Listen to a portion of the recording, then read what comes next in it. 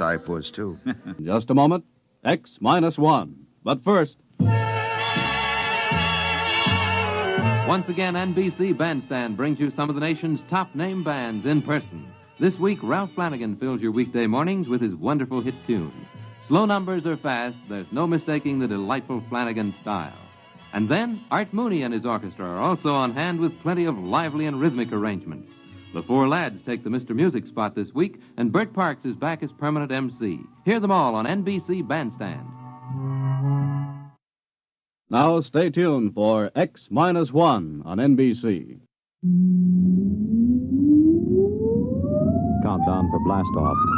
X minus 5, 4, 3, 2, X minus 1, fire.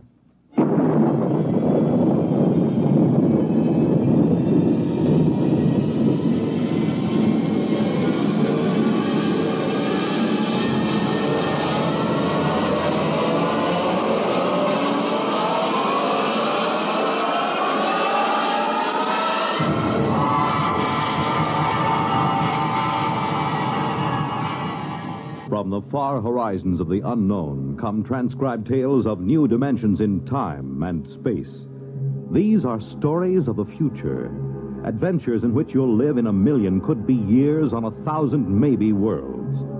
The National Broadcasting Company, in cooperation with Galaxy Science Fiction Magazine, presents X minus 1.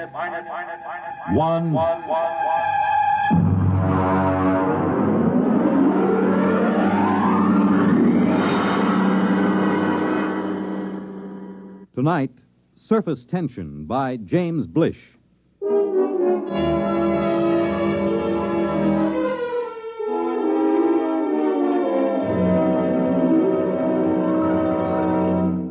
in, Professor. Come in. Mr. President, Do sit down. I'm terribly sorry to have kept you waiting. time has very little significance, sir. Well, now, what is the urgent nature of your visit? Mr. President, for some time now at the Nuclear Institute, a group of us have been making a study of a new star, which has entered our constellation. Yes, the military advised me there was some disturbance. We've completed our calculations, sir. And?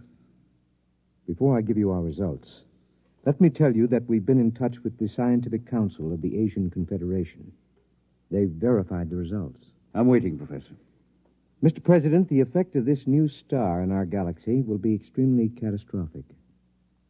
At the rate it's expanding, it will cause the sun to explode. The what? The sun is going to explode. But, well, that means... Exactly. The world will end in precisely 2 weeks and 7 hours. This is incredible. Were you absolutely certain of these calculations? Absolutely. Does anyone know of this? Well, as soon as we guessed where our study was leading us, we classified all information.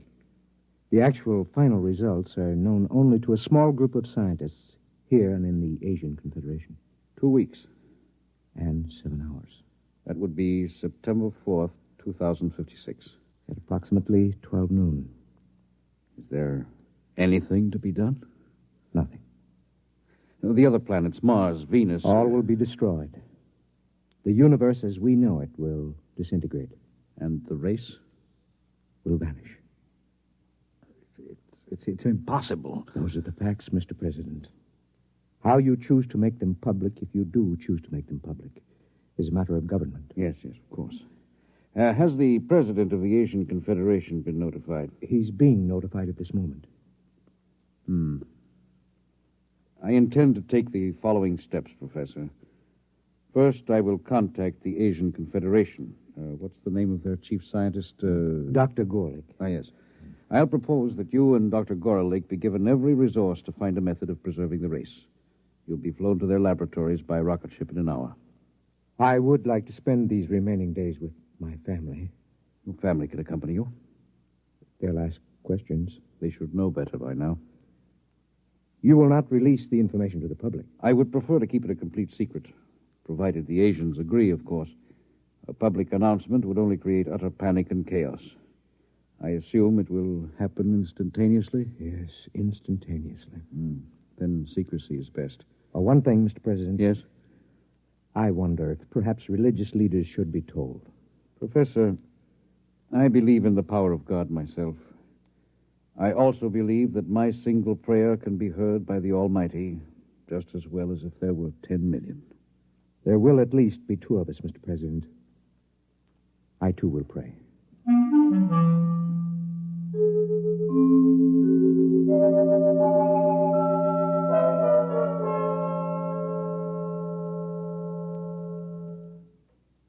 Dr. Gorlick? Professor, how nice to meet you again. Do sit down, sit down. Thank you. Quite a problem, eh? It's quite a problem. If the rest of the world knew what we too know. I feel they should be informed, nevertheless. Well, that part of it is for the administrators. We have our own work. Do you seriously believe that we have the remotest chance of solving this problem in the 2 weeks that remain for the universe to exist? That depends on what you consider a solution, Professor. Anything that will preserve the race. In that case, we have a solution. You're joking. About so serious a matter? Hardly. But would you step over to the table, please? Now, if you will be so good, look into that eyepiece in front of you while I focus it. Will you tell me, please, what you see there?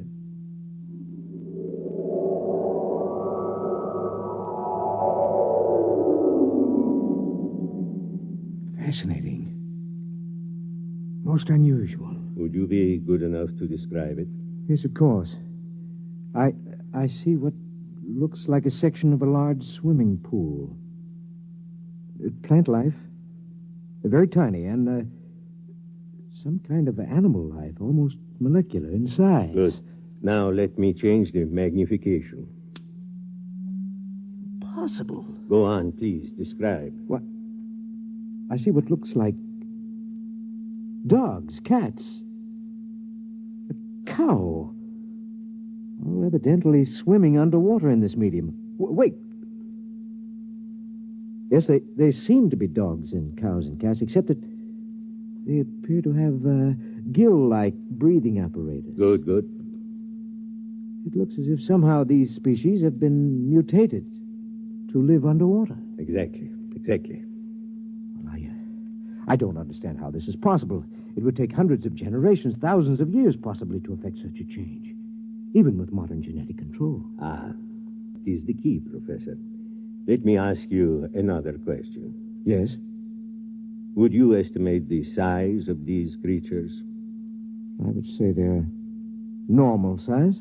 And the size of the pool, as you call it?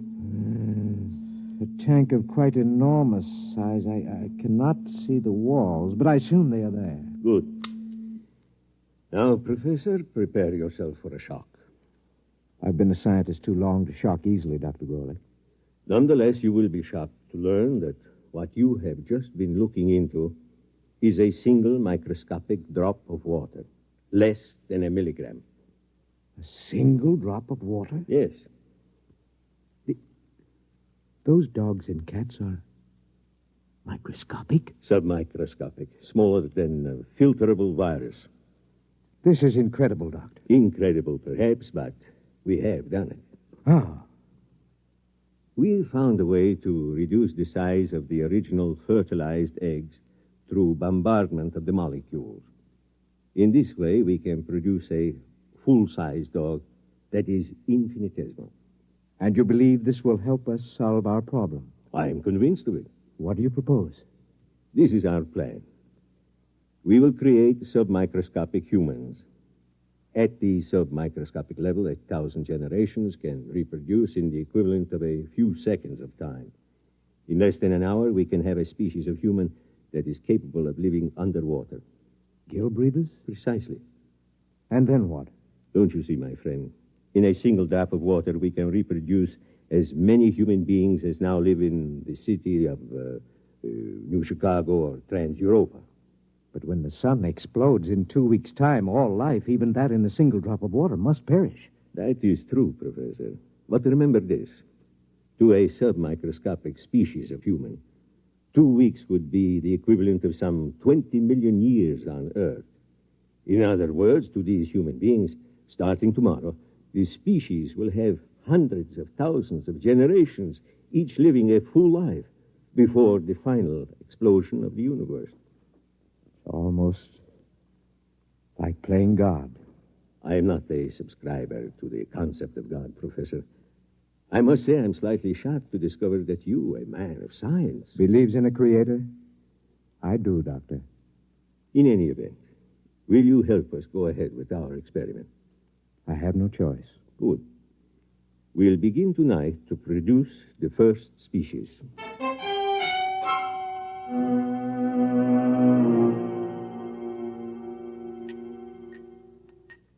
Careful with the virus.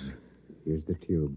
Now then, we'll place this in a drop of water underneath the lens of the microscope.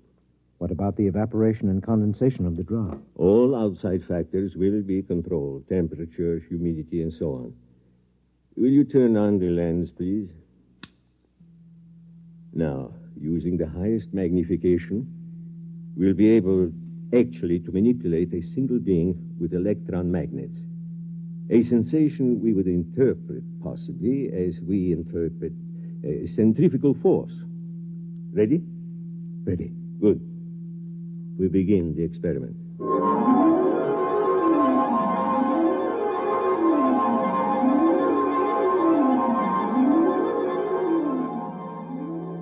Time?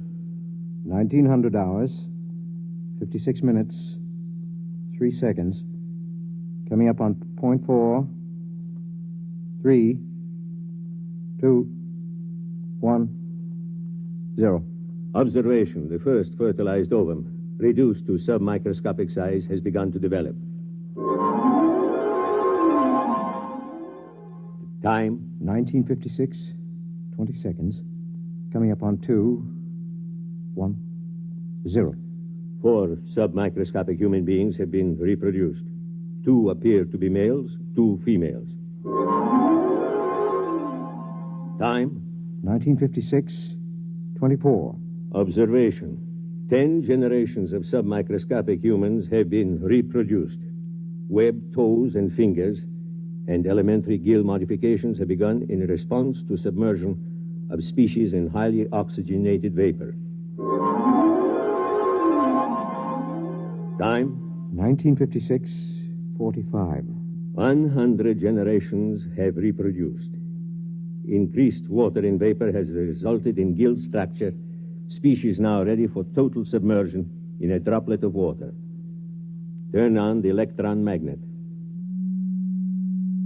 Now for the crucial part of the experiment. Total submersion. Finish or die, I feel like a murderer. The prolongation of the human race is at stake. It's a calculated risk. Still.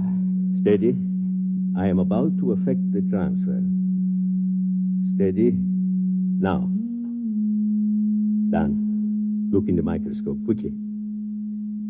I can't find them. Let me. They're alive and swimming around. How many? Thousands. We've done it, Professor.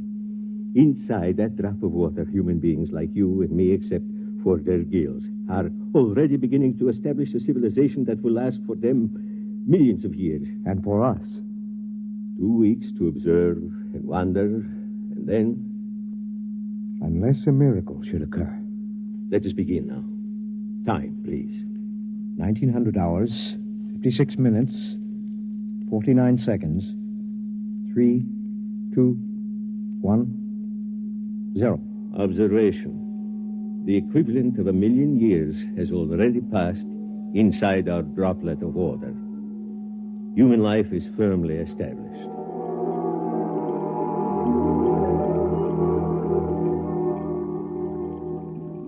Sir! Sir! Come in, Lavin. Come in. I swam down from the museum. I'm exhausted. Rest yourself. Would you like some proto steak? No, thank you. Breath of oxygen, perhaps? 100 proof, distilled from pure upper-level water. A breath, perhaps. Now then, I assume that you've come about the place. Yes. Naturally, the directors of the museum are most anxious. I haven't completed the translation yet. It's been 6 months. Yes, I know that, but they're incomplete. One of them was evidently lost during the final battle with the Eaters. Sure. can you tell me off the record what you've already deciphered? Well, first, let me warn you. These plates were prepared thousands of generations ago. They're highly romantic. What they tell us may be fantasy. Still, I'm fascinated. After all, the greatest archaeological discovery of all time, buried 1,000,000 years in the ooze of the bottom. Very well. The first line of the oldest plate reads as follows. It goes, "In the beginning, we were created." Created? What an extraordinary concept. By whom? What about evolution? Yeah, let me finish. It goes, "We were created by men who are not as we are, but who are our ancestors all the same. They were caught in some disaster, and they made us and put us here in our universe so that the race of men might live on." Ridiculous. Perhaps. Well, let's suppose there's a universe other than ours. The theory has been advanced before. By fools. Fools? Look at us, Lavin. Are we really suited to this universe? Our gills, our webbed feet, these are the product of evolution and adaptation. But the shape of our bodies, the way we swim... Well, I'll admit there's some basis for the theory, but every experiment, every attempt to prove that anything exists outside, that the surface can be pierced... According to the plates, the surface can be pierced. Listen to this passage. "There are 3 surfaces of the universe. The first is the bottom, where the water ends. The second is the thermocline, the dividing water between the bottom and the sky. The third is the surface film beyond which none can pass. And beyond the surface film, beyond the surface is the universe of the creators." Well, the whole thing sounds like a parable or a song. Whatever it is, remember this. Thousands of generations pondered the miracle of our existence before these plates were written. Primitive. Men. You sound like a mystic, Shar. To think that a scientist like yourself could believe in the existence of creators. Nonetheless, creators who were formed in our own image. Or we in theirs. I'm shocked, truly. I intend to complete the translation of the plates. I will pursue this project for the rest of my life, if necessary.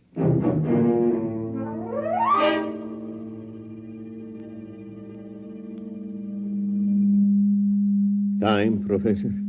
Second day, 14 hours, 6 minutes, 10 seconds. Observation. The plates which were inscribed with microscopic data by an earlier generation have evidently been removed by a subsequent generation. Our study shows that a highly developed civilization is now living in the drop of water. Certain water organisms have been domesticated and underwater ships have been developed.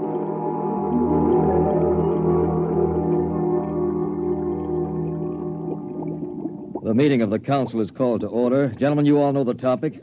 Our speaker will be Shar. Gentlemen, some 28 time units ago, when I was a much younger man, I was given the privilege of translating some metal plates found buried in the bottom.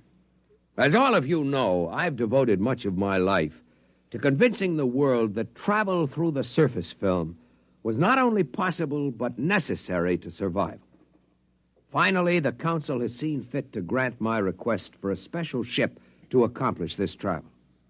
I'm deeply grateful, and I would like to request my friend Lavin as head engineer for this project. Permission is granted. We wish you luck. The whole of our world will be following your expedition.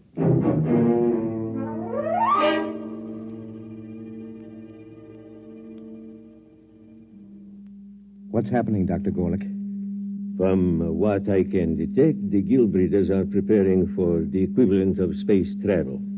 A large cylindrical ship is being built. What method of power are they using? I can barely detect it through the microscope, but my guess would be that they will use some form of living creatures to power the vessel.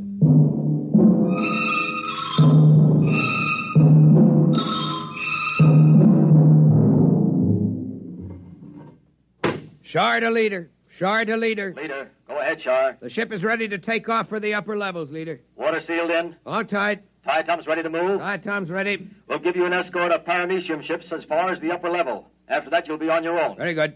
Whenever you give the signal, Captain, Lavin can order the diatoms to proceed. The Sandbar is clear for the initial climb.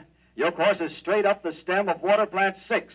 Diatoms ready? Diatom's ready, sir. Cilia in motion? Cilia in motion. Internal water circulators on? Circulators on. Countdown for takeoff. 5, 5, 4, 4, 3, 3, 2, 2, 1, 1. 0. Diatom's in motion. Full speed ahead. Good luck. Well, Shar, This is the beginning of your dream. If the ship holds. We've utilized every engineering principle known to man. Double construction of the toughest water lily, 2,000 living diatoms for power, 20 million cilia. I'm not worried about the power. I'm worried about the temperature and the impact when we reach the surface film. What's our speed? 20,000 knots. Well, we've reached water plant 6. Now for the climb up the stem to the surface. Overseer.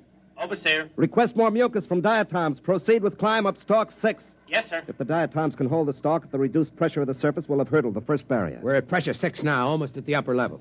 Captain. Yes? We've lost 27 diatoms. Ciliary detachment. Not serious. We have the vorti to fall back on. Proceed. Yes, sir. What's our pressure?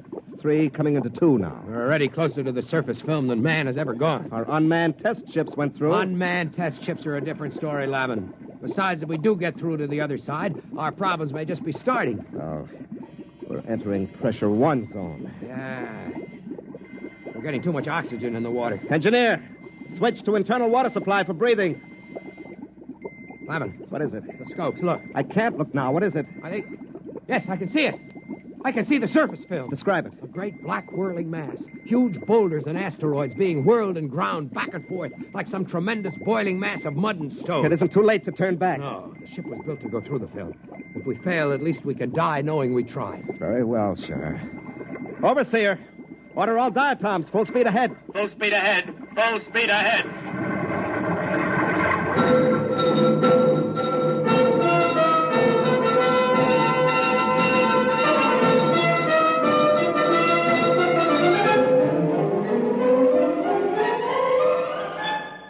We're in the film, Shar. Pressure on the ship is increasing. Overseer, more oxygen for the diatoms. Captain, the diatoms are dying. More oxygen. Keep moving. We're almost through. Shar, use the auxiliary vorti. Maybe the motion of their cilia and the thrust of the water. Overseer, bring up the vorti. Full speed ahead. We're moving. We're making headway. Oh, if the ship will only hold together. Shar, we're through. We're on the surface. Open the viewing port.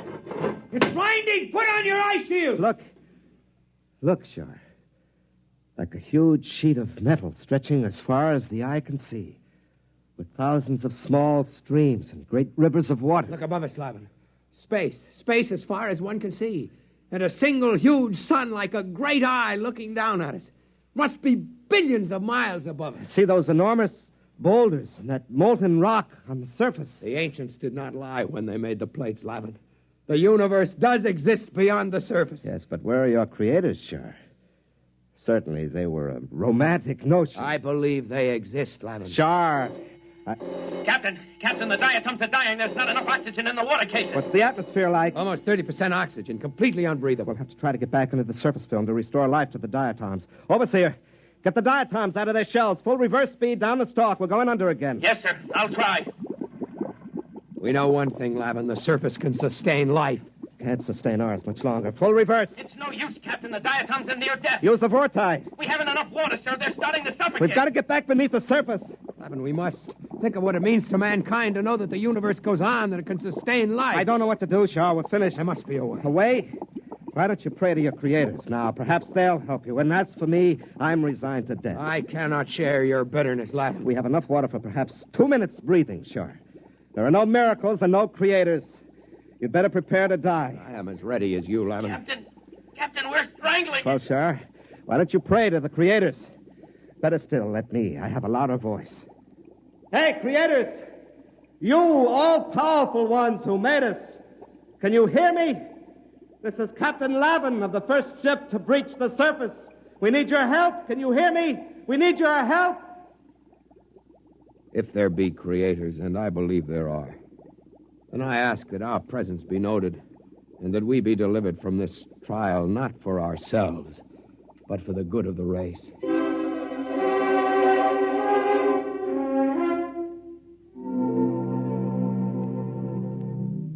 Well, Doctor? The ship has emerged from the film and is lying on the surface. There is no movement now. Probably strangling from lack of water. Very likely. What are you going to do? It's a pity they can't get back again. Eventually, they may have to learn to live on the surface when the temperature changes. Why not help them? You've played God before. Why not, indeed? Switch on the electron magnet. Ready. Now then, if I can just breach the surface tension near them, they'll be sucked under again, as in a whirlpool. If they survive... You'd better hurry. Here goes.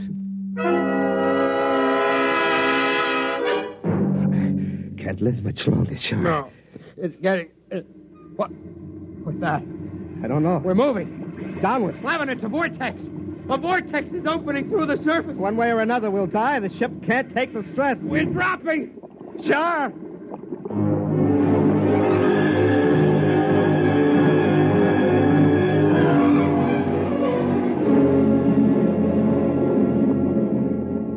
Lavin, we're through. We made it. The water is circulating again. It's too much to believe, Char.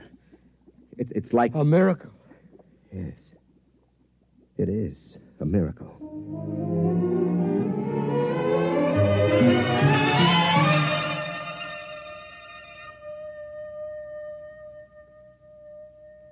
Well, Doctor? They've gotten through.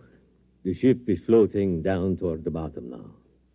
I wonder what they thought at the moment they were saved. Must have seemed to them as if the hand of God reached out to help them. Very likely. Do you suppose they prayed? To whom would they pray? I don't know. Perhaps to us?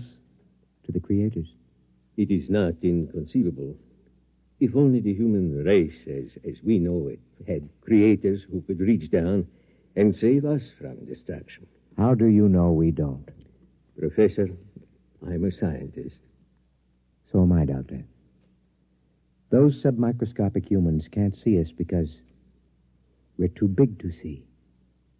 A molecule of our flesh would be like a world to them. And yet, we exist. We cannot hear their individual voices, perhaps, but we are capable of intervention of a sort. Is it not conceivable that our own plight might not be seen and recognized? What else is there at this time but to admit our inadequacy and to cast off this arrogance that gives us bitter pride instead of humility? Where are you going, Professor? To pray, Doctor.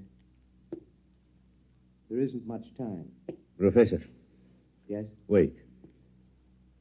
I will come with you.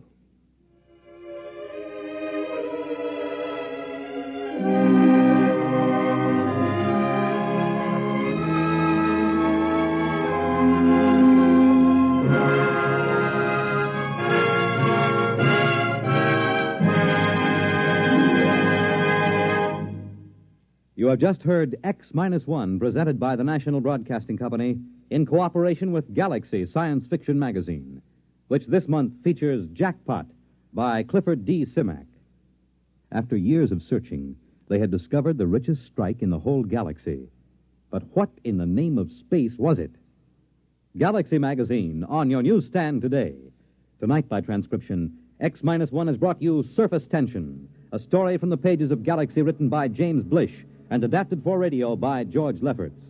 Featured in the cast were Louis Van Rooten, Danny Acco, Lawson Zerby, Larry Haynes, Mason Adams, James Stevens, and Robert Hastings. Your announcer, Fred Collins. X-1 was directed by Scott Buckley and is an NBC Radio Network production.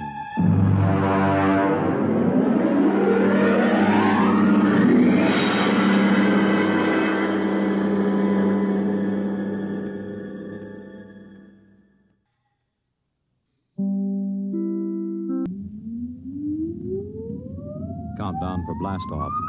X-5, 4, 3, 2, X-1, fire.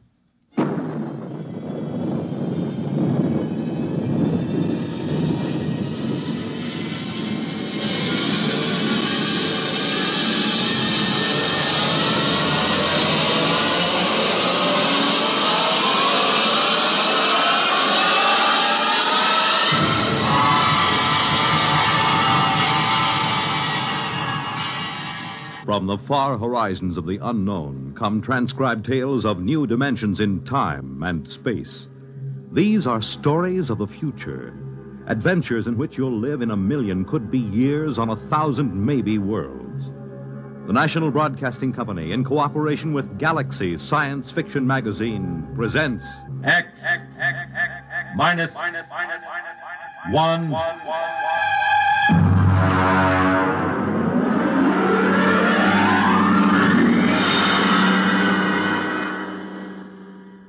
Tonight, The Lungamina by Gordon R. Dixon.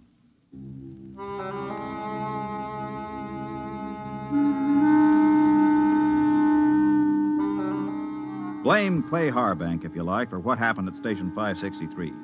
Or blame Bill Peterborough, the one we called the Kid.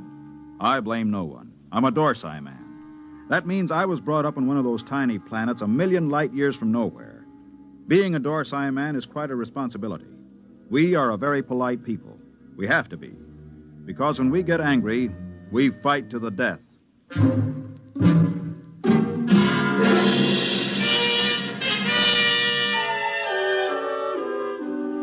It all began that evening that Clay Harbank began reminiscing about his home planet, Lulungamina.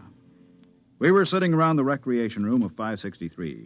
There was a card game going on in one corner. Lulungamina. The very name sounds like music, doesn't it, Mort? You know me, Clay. I'm a Dorsai man. I've been in the Dorsai planets. I've seen them all knocking around this universe for 35 years. But when it comes to sheer beauty, Lulungamina. How long since you've been home, Clay? Home? 20 years, Mort. 20 stinking, miserable years. Well, that'll be over soon. Another 10 days. You gonna miss old 563? Miss this godforsaken little asteroid? Not for a minute. We'll miss your ugly face around here. At least I will. I'm gonna miss your gloomy Dorsai puss, too. Mort, why don't you get out of it? You've had more years in space service than any of us. You've probably got enough credits to get out, too. Me? I wouldn't know what to do with myself. Couldn't you go home? You should know better than that. The Denebrian trouble? The Denebrian trouble? You could go to Earth. What for? Ever been there? Never once. And I've never wanted to. I've seen too many Earthmen. Like the Kid over there. He's green in service. He's full of greed and stupid hate like the rest of them. No, that's not for me. Looks as if the game's breaking up. Here he comes. Well, if it isn't the big gambler from the windy planet. What's its name? Lulungamina. Yeah. How's the piggy bank coming, Dad? The piggy's a gentleman, kid. He never overeats, so he won't ever get indigestion. Sour grapes. You see this wad of credits? 500. How long you have to work for 500 credits, Dad? How many trips you have to make around this asteroid? How much closer to falling your grave you have to come? You look as if you made a killing. I always make a killing. I'm a natural-born gambler. And I don't just talk about it like some. I think I'll go out and take a turn around the station, Mort. Fine, I'll go with you. It's, stuffy in here. Don't bother. I'd rather be alone. Big shot. Knocked around the planets for 35 years. Used to have a reputation as the hottest gambler in the systems. Comes from the most beautiful planet in the universe. Bull. Why don't you lay off him? Kid, let me give you a piece of sound advice. Go ahead. Lay off Clay Harbank. He's been around the systems a lot longer than you have. He may not be any chicken, but he's a tough baby when the situation calls for it. You trying to scare me, Mort? I thought you Dorsai guys were smarter than that. I'm beginning... No, look, kid. No, look. No offense, Morty. I mean, I wasn't trying to insult the Dorsai people or anything. I gotta go do a flight check. I'll see you.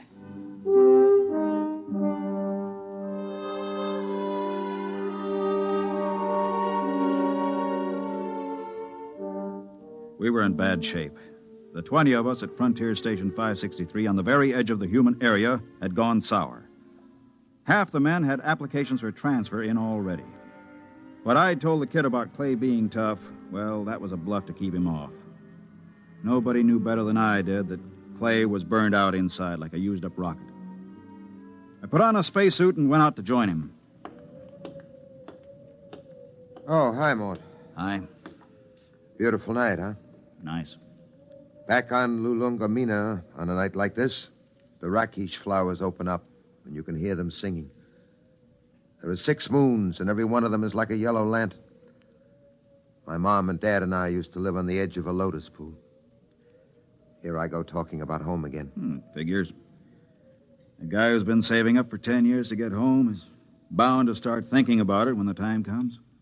I wish you could come with me, Mort. Clay, tell me something. Yes? Do you ever get the urge to gamble again? Do I get the urge to gamble? Mort, you ever watch a man who's been on PON for a while? When he's broken the habit, you can't get him near the stuff. He despises it. And yet, the same man is liable to go back on with no provocation. Well, that's the way it is when you've gambled all your life. I figured. Maybe that's why I keep talking about home.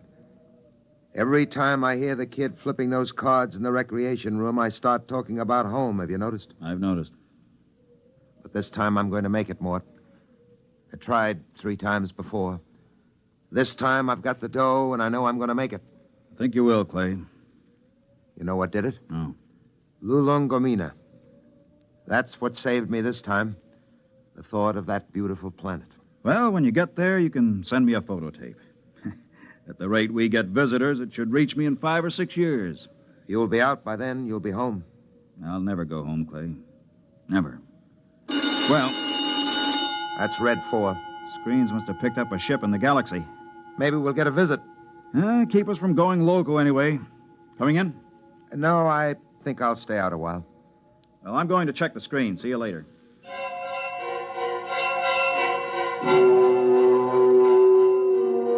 Red 4 meant simply that a ship was entering the galaxy. The chances of it touching down on 563 were pretty remote, unless it happened to need a clearance for Earth or Mars. The screen was black by the time I got there, but the kid was filing a report. Oh, hiya, Mort. Hey, what's a Hixabrod like? Why? We're having one for a visitor. You don't say. I just came in over the receiver. What'll he be like? A Hixabrod? Stiff as a poker, proud as Lucifer, honest as sunlight, and tied as a camel on his way through the eye of a needle. What do they look like? Oh, they're kind of humanoid, but they have a deadpan face that never changes, like a mask. Well, they're a little scary, I hear. That's the green skin and the scales. Also, they run about 8 feet tall. I wouldn't tangle with one if I were you. Back on Denebria once, I saw a Hixabrod rip a man to ribbons with its claws. Why? The man made the mistake of insulting Hixa. That's one of the twin planets they come from. Pretty touchy, aren't they? Not really. They're a very level-headed race. You know the Hixabrod reputation, don't you? No, you didn't hear much about them on Earth. Well, they're the first and only mercenary political arbitrators in the known universe. A Hixabrod can be hired, but he's absolutely incapable of being influenced or bribed. He tells the cold truth and nothing but the cold truth. And, brother, when a Hixabrod tells you the truth, it's plenty cold. It really lets you have it, huh? They're a small race and very much in demand. If some kind of political dispute comes up from planetary to inter-alien, both sides hire a Hixabrod to represent them. That way they know the other side is being completely honest. Oh, that's very interesting, you know. Very interesting.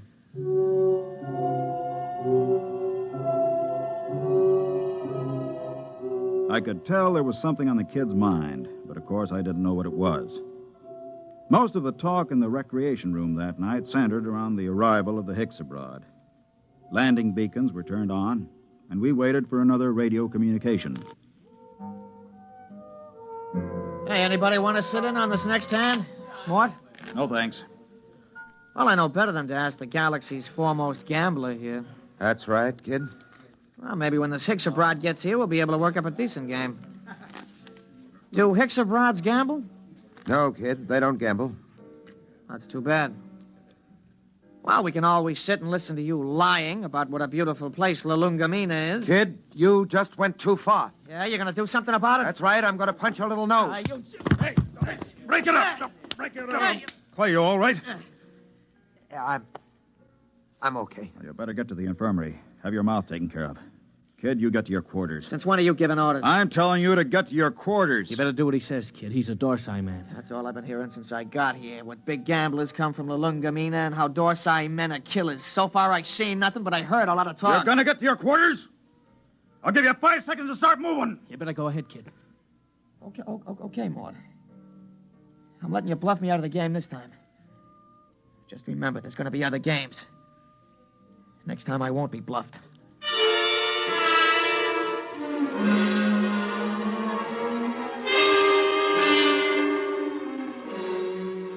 He left the recreation room.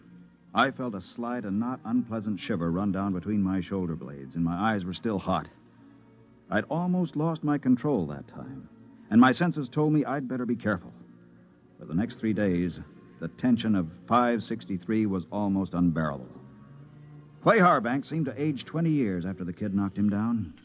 Now hear this, all personnel. Now hear this, all personnel.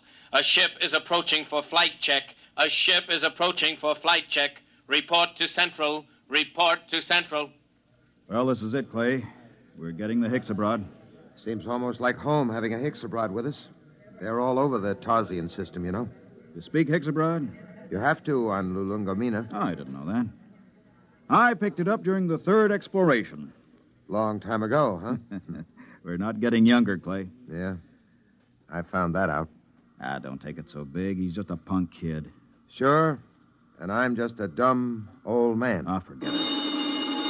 Ah, that's touchdown. You ought to be here in a minute. Well, that does it. He's down. Look at that ship, huh? Let's go. You'll need some help with his baggage.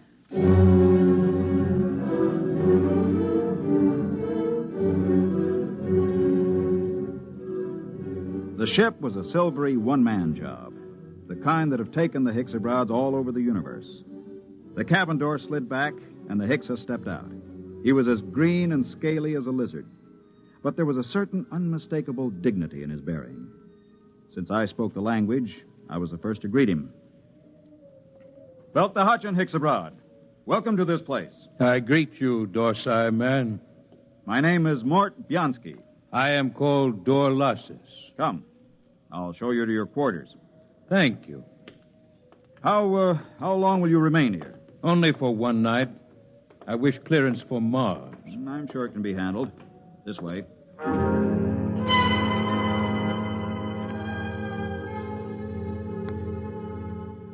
I wondered how he knew I was a Dorsai man. And then it seemed obvious. My broken nose, the scars, the lined face. Nobody could mistake a human from the Dorsai planets. Still, it scared me a little. I kept wondering if he had anything to do with interplanetary police. I tried to put it out of my mind. It was no use.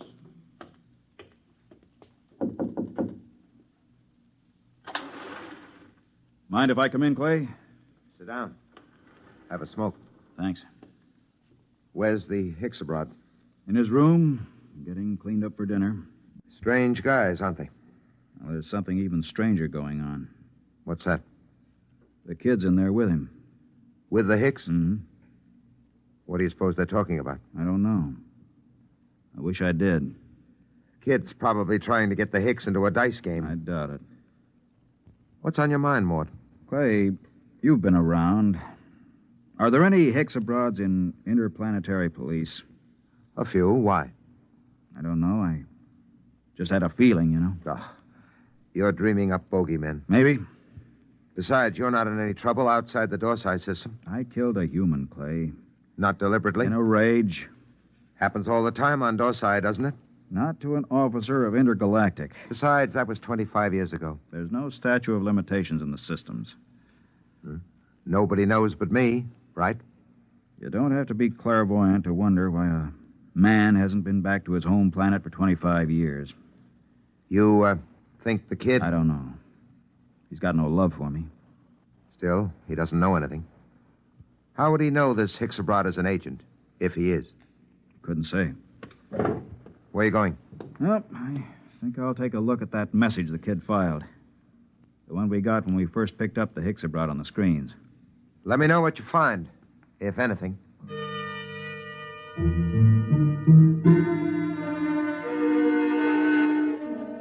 I walked through the empty corridors to the communication center. I went directly to the files where incoming messages are kept and flicked the tab until I got to Notices of Arrivals. There, 2 days before, was a report of the arrival of Dorlassis. I ran my finger down the statistics until I came to the line that said, Point of Origin of Flight.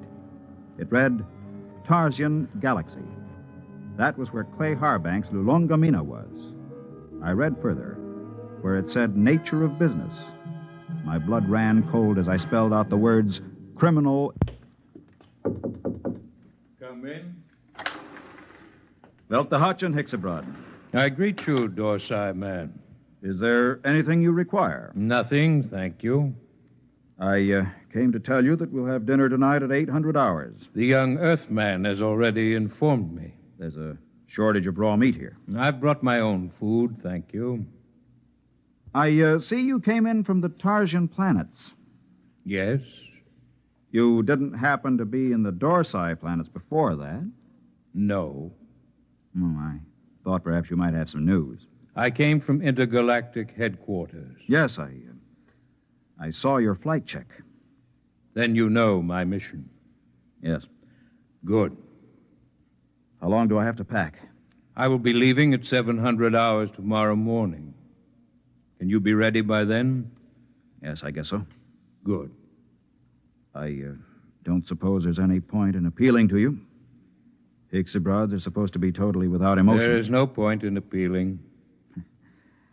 Funny thing. I've been running away from this moment for 25 years, and now that it's come, I'm glad. We'll be going back to the Dorsites? Yes, to intergalactic headquarters. After all these years. Home. I don't suppose a Hixabrod knows what that feeling is like. I will expect you at 700 hours.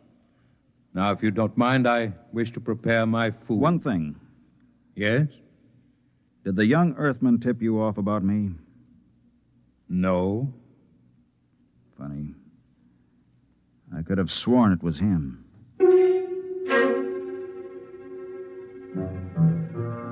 That was that. When a Hixabrod tells you no, you can bet your life he isn't lying. I began to wonder how they located me. I began to wonder what he and the kid had talked about. I began to wonder a lot of things. Well? He's an agent for Intergalactic. Well, that doesn't prove he's after you? He is. How do you know? I just talked to him. Lord in heaven.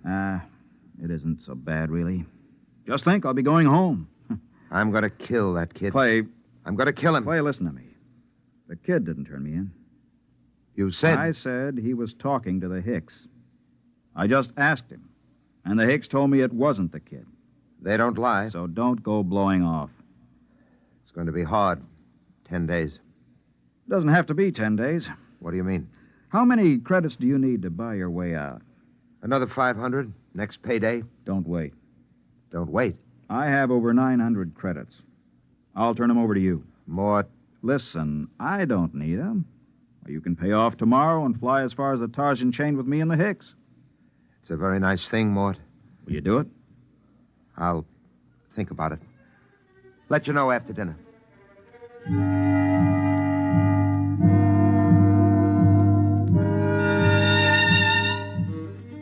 I thought of running away, but there was really no place to run once they tracked you down. And the Hixabrods were utterly relentless once they'd agreed to bring a man in. Since they had no feelings, they made no judgments. They were absolutely certain that a man would get a fair trial. I packed my stuff and went in to dinner. The Hixabrod was at the head of the table eating his raw chinsu meat. Pass the gravy, please. Dorlasis. Yes? They tell me that the Hixabrod home planet is a very beautiful place. It is true. Well, I'm from Earth myself. Yes. I'm curious to know what this beautiful planet of yours looks like. The kid's pretty talkative tonight. What's cooking? I don't know, but I don't trust it. The flora and fauna are maintained in excellent natural balance. No local surplus has exceeded 1% of the normal population for the last 60,000 years. Life on Hixa is predictable. The weather is controlled within the greatest limits of feasibility. The symmetry of the landscape is without parallel in the universe. Very pretty picture. Very attractive home world. But I regret to inform you, Dorlasis, that I've been given to understand that it pales into insignificance when compared with another beauty spot in our universe. Your Earth? I wish I could say yes. No. This place is so wonderful, I doubt if an Earthman like me could get in. In fact, I've never seen it. But I've been hearing about it for some months now. And either it's the most wonderful place in the universe, or the man who's been telling me about it is a rotten liar. Get your gun, kid. Get your gun. Why guns? You call me a liar. Why use guns when it's possible to prove the thing one way or another with complete certainty? For months now, you've been telling me two things. One, that you used to be a gambler. Two, your precious Lulungamina is the most wonderful place in the universe. The question is either statement true? They're both true. You'll back them up? With my life. I'm not asking you to back them with your life. Just back them with that nice little hoard you've been accumulating all these years. Clay, don't. Well, you said you were a gambler. Bet with me and prove it. Suppose I do. How do we prove my statement about Lulungomina? It's easy. We have with us at this table a Hixabrod. In a conversation with him, I found out that he's just visited every planet in the Tarsian chain. Now, as everyone knows, a Hixabrod never lies. Do you think you could judge this point, Dorlasis? The point can be judged. Well, gambler? Clay, it's a trick. Don't bet. How much will you bet, kid? All I got. The equivalent of 10 years' pay. Well? You're on. Dorlasis, okay if I question you? Proceed. You've been to the planet in the Tarsian chain, which this man calls his home? I must ascertain the position of the planet. The fourth planet. Ah, yes. The one with 6 moons. That's it. I've been there recently. As you well know, since we spoke of it only this afternoon. We did speak of it, that's true. Now, will you tell me, you know the planet? Yes. You know its geography? I do not repeat myself. Is it a large planet? No. Is it a rich planet? No. Was there not a rain of radioactive fallout from an explosion of a nearby star only 5 months ago? There was. Did it not destroy every piece of vegetation and leave this planet a gutted, smoking ruins, charred and ugly? It did. Well, gambler? You haven't asked him the main question yet, kid. Would you like to ask him? All right. Hixabrod, the question to be judged is this. Is Lulungomina the most beautiful and the most wonderful place in the universe? Yes. It is. What? Well, kid? It's a trick. It's a rotten trick. I don't believe it. The Hex is... The eyes of the Hixabrod were narrow and baleful as he pushed back his chair. You could almost feel them burning as he dragged his scaly feet over toward the kid. He stopped about 6 inches from the kid and held both his hands up, palms near the kid's eyes. There was a clicking sound, and we watched 11 sets of gleaming razor-like claws shoot up from the tips of the Hixabrod's fingers. Their points were almost against the kid's eyes. Look at my hands, Earthman. Are they not clean? Yes. Do you doubt that I have told the truth? No. Then there is nothing further to discuss. I bow to you, gentlemen.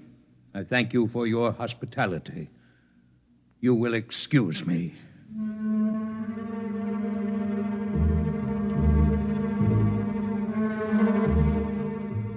We stood around and watched that proud, frightening figure drag itself out of the room. The kid was trembling like a leaf as he drew a bank draft for 10 years' pay and handed it to Clay Harbank. The next morning, Clay and I boarded the Hixabrod ship, and 4 days later, we touched down at the outer planet of the Tarsian chain. Well, this is where I get off, Mort. I don't know what to say, really. I guess you know how I feel. Think I do, Clay? Let's just say so long. There will be no need for goodbyes. What? Both of you are leaving the ship here.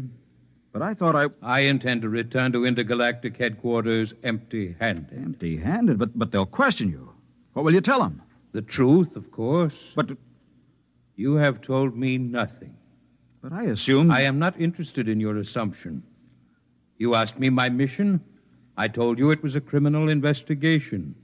You said you assumed you would go back with me, and I told you when my ship was departing.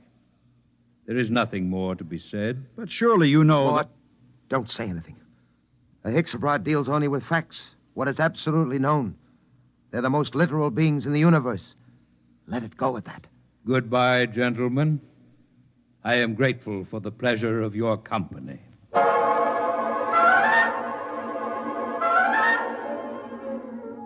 5 minutes later, Clay Harbank and I shook hands at the exit of the spaceport on Tarsus 10. But before we parted, there was one thing I had to know. Clay, one thing before you go. Yes? How did you know the Hixabrad would lie about Lulungamina? He didn't lie, Mort. A Hixabrad never lies. But Lulungamina... Mort, let me tell you something. Lulungamina is a word in use throughout the Tarsian planets. Actually, it's a Hixabrad word. It means home. All I did was ask the Hixabrad if home was beautiful. He simply said yes. And a Hixabrad, as everybody knows, doesn't lie.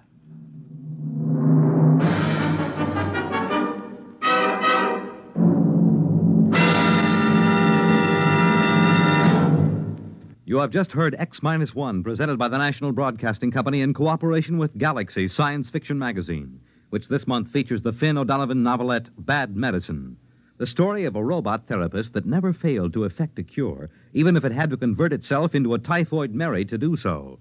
Galaxy Magazine, on your newsstand today. Tonight, by transcription, X-1 has brought you Lulungamina, a story from the pages of Galaxy written by Gordon R. Dixon and adapted for radio by George Lefferts. Featured in the cast were Ralph Camargo, Ned Weaver, Jack Grimes, Bob Hastings, and Kermit Murdoch. Your announcer, Fred Collins. X-1 was directed by Daniel Sutter and is an NBC Radio Network production.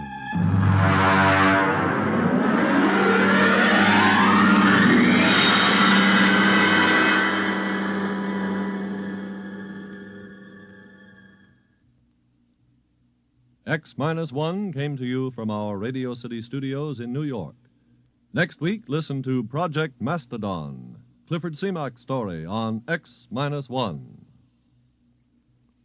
Follow the news with Chet Huntley tonight on the NBC Radio Network.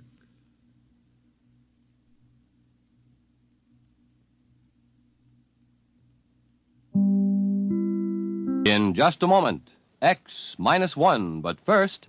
Boy, that kind of music went out with a handlebar mustache, didn't it? But the kind of wonderful melodies you'll hear on NBC's Bandstand are guaranteed to remain popular throughout the years. This is Bert Parks, your Bandstand MC.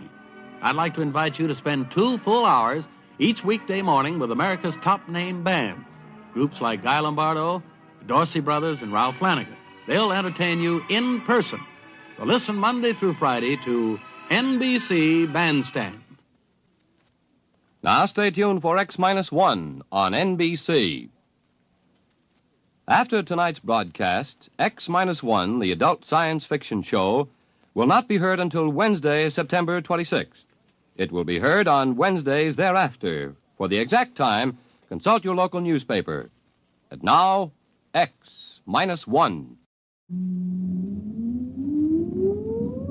Countdown for blast-off. X-5, 4, 3, 2, X-1, fire.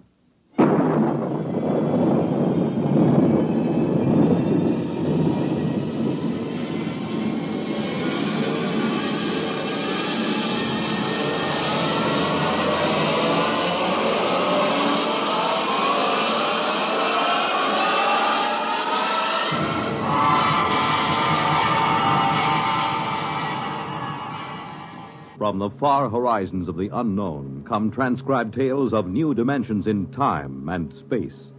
These are stories of the future, adventures in which you'll live in a million, could be years, on 1,000 maybe worlds. The National Broadcasting Company, in cooperation with Galaxy Science Fiction Magazine, presents X-1.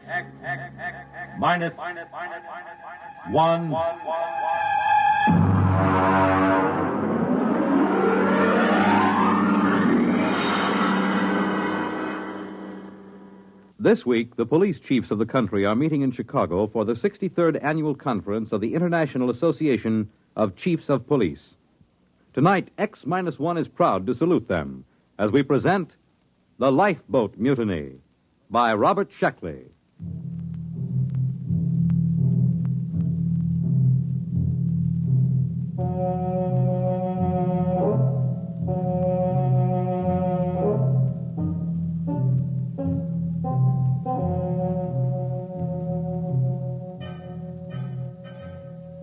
course, we should have known better. In a way, we were asking for it, but frankly, we were short of credits, and beggars can't be choosers. As a rule, I don't like second-hand equipment, not if I have to trust my life to it. But Joe, the interstellar junk man, can be pretty persuasive. He has an air of confidence when he walks down between the rows of antique jalopies on his lot and pats an airlock door lovingly or kicks at the ground gyros to show how firm they are. Joe exudes faith the way trees drip sap in the spring. And if you get too close, a little rubs off on you. Yeah, you see, solid as a rock. Look at that plating. I'm telling you, this boat is a real buy. She looks pretty old. Sure, she's old. Now, don't give us that story about it belonging to a little old lady who used it to flip to church on Sundays. Now, look, boys, I'm not trying to unload something on you. I don't stand to make a nickel on this, but tell me the truth. Did you ever hear sweeter engines? And look at those servos. Pretty old. And that hull. I bet it's 500 years old and not a spot of corrosion on it. I'm telling you, you're lucky. It's a coincidence, you two fellas coming in. You need a lifeboat. And sitting right here waiting for you, like you was made for each other, is this baby. Well, she certainly does seem rather nice. What do you think about it, Dick? It does look pretty good. It's about what we need for the ocean survey work on Trident. But you know Joe. They just don't build them this way anymore. Look at that propulsion unit. You couldn't dent it with a trip hammer. And note the capacity of the cooling system. It looks good, but some of these old machines, I just want to make absolutely sure it's safe. Safe? Safe. He asked me if it's safe. Is it? Now, step inside. Go ahead. Step inside. All right. Push that button. Right there on the instrument panel. This one? Yeah. I am Lifeboat 324A. Hey, the darn thing talks. Yeah, and in English, too. It's equipped with a universal translator. It's completely automatic. I told you they just don't build them this way anymore. Go ahead. Push the button again. I am Lifeboat 324A. My primary purpose is to preserve those within me from peril and to maintain them in good health. At present, I am only partially activated. Could anything be safer? This is no senseless hunk of metal. This boat will look after you. This boat cares. I don't know. The idea of an emotional machine always gets me. I can't even stand those robot maitre d's. They keep slobbering over you every time you go into a restaurant with their tubes just pouring kindness and consideration. You're a reactionary. We'll take it. You won't be sorry. Boys, you just bought yourselves a lifeboat.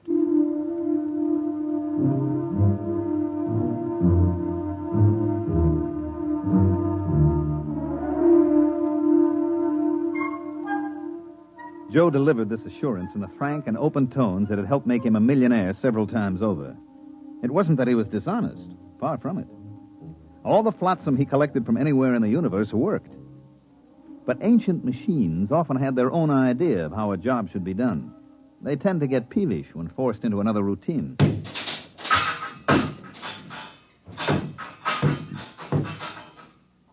Al, there she goes, Lifeboat 324A. I got her down in the afterhold. I think she's in perfect condition.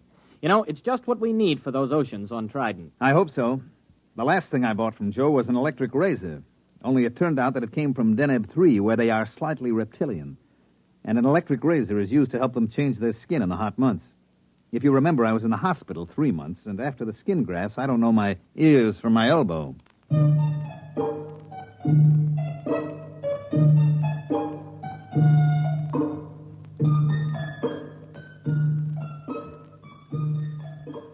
This job we were on was to survey the planet Trident for a real estate speculator who bought it for subdivision. Trident was about the size of Mars, but with a far better climate. There was no native indigenous population, no poisonous plants, and no germ-borne diseases. As a matter of fact, apart from one small island and one small polar ice cap, the entire planet was covered with water. There was no real shortage of land. You could wade across some of Trident's several seas. Our firm had been hired to survey and plan a little mountain raising because the sector council frowned on selling building lots under 4 feet of water. We landed on Trident and launched the lifeboat. Okay, I got the sandwiches in the water. Ready to cast off? Aye, aye, sir. All mooring lines are on board. All right, let's crank this swan boat up and get going. Well, push that button. Aye, aye. I am Lifeboat 324A. My primary purpose is to preserve those within me from peril and to maintain them in good health. At present, I am only partially activated.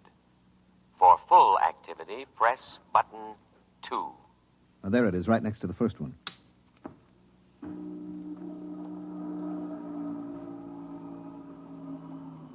Well? Something's going on back there. Sounds like motors warming up. Hey, that sounds like a short circuit somewhere. You know there's no wheel on this thing? Oh, wait a minute. There's got to be some kind of tiller or control. Well, you look. That's all there are, 2 buttons. Well, then maybe she controls telepathically. I'll try it. Hey, 324A, go ahead slowly.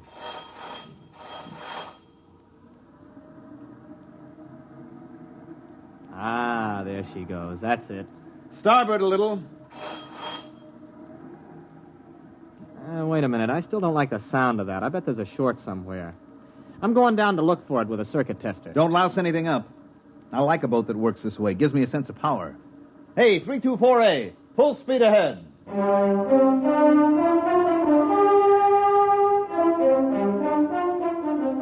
Arnold disappeared into the bilge with a circuit tester, and I handled the survey. Actually, our machines did all the work, tracing the major faults in the ocean bottom, locating the most promising volcanoes. And when the survey was complete, the next stage would be turned over to the subcontractor. He would wire the volcanoes, seed the faults, and touch the whole thing off. After that, there'd be enough dry land on Trident for anybody. Well, by mid-afternoon, I figured we could knock off for a while. We ate our sandwiches, took a drink of water from the canteen, and then had ourselves a swim in Trident's clear, green water.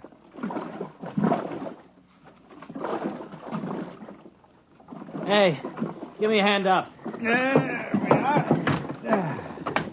That was very refreshing. Oh, yeah. I'll have to get this grease off with sandpaper, but I think I found the trouble. You see, the leads to the primary activator have been removed and the power cable's been cut. Well, why would anyone do that? Well, it might have been part of the decommissioning, but I got it hooked up now. Go ahead, hit the second button. Might as well have this thing working right. Okay, here she goes.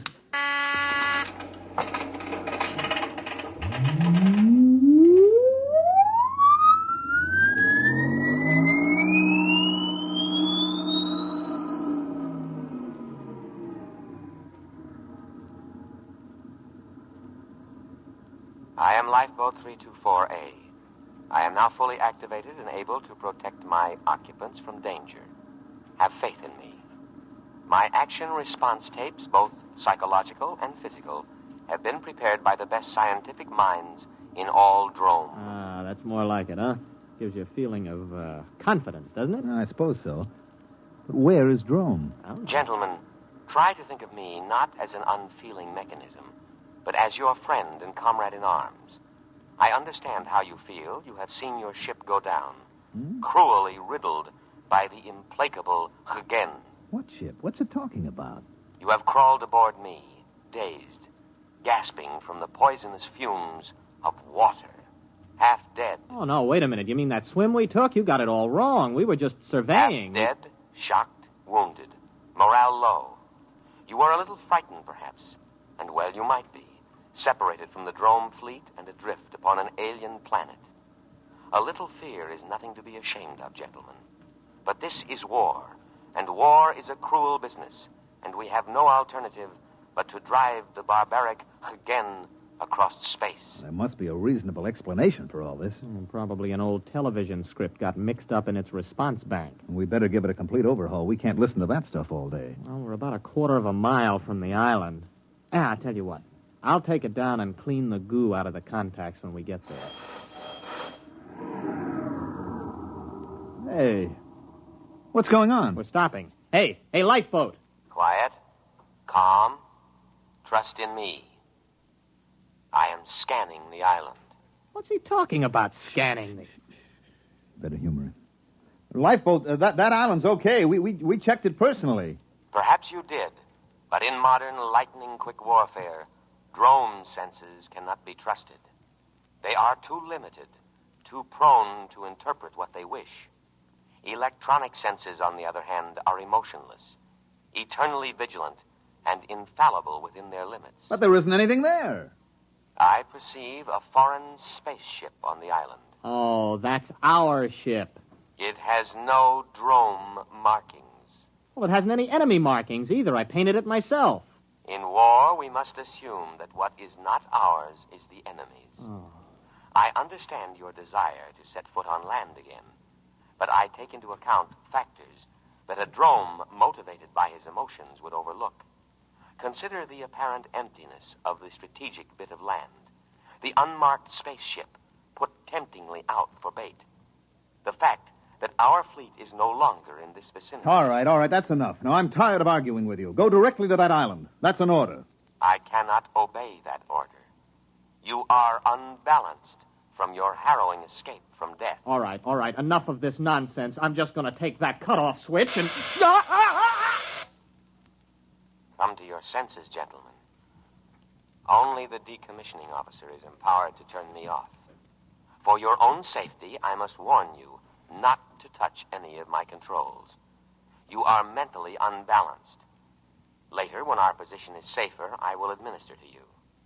Now, my full energies must be devoted towards detection and escape from the enemy.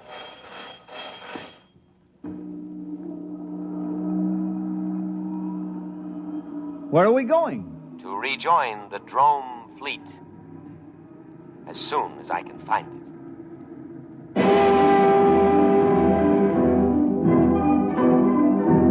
We sailed over the empty seas of Trident for the rest of the afternoon and far into the night.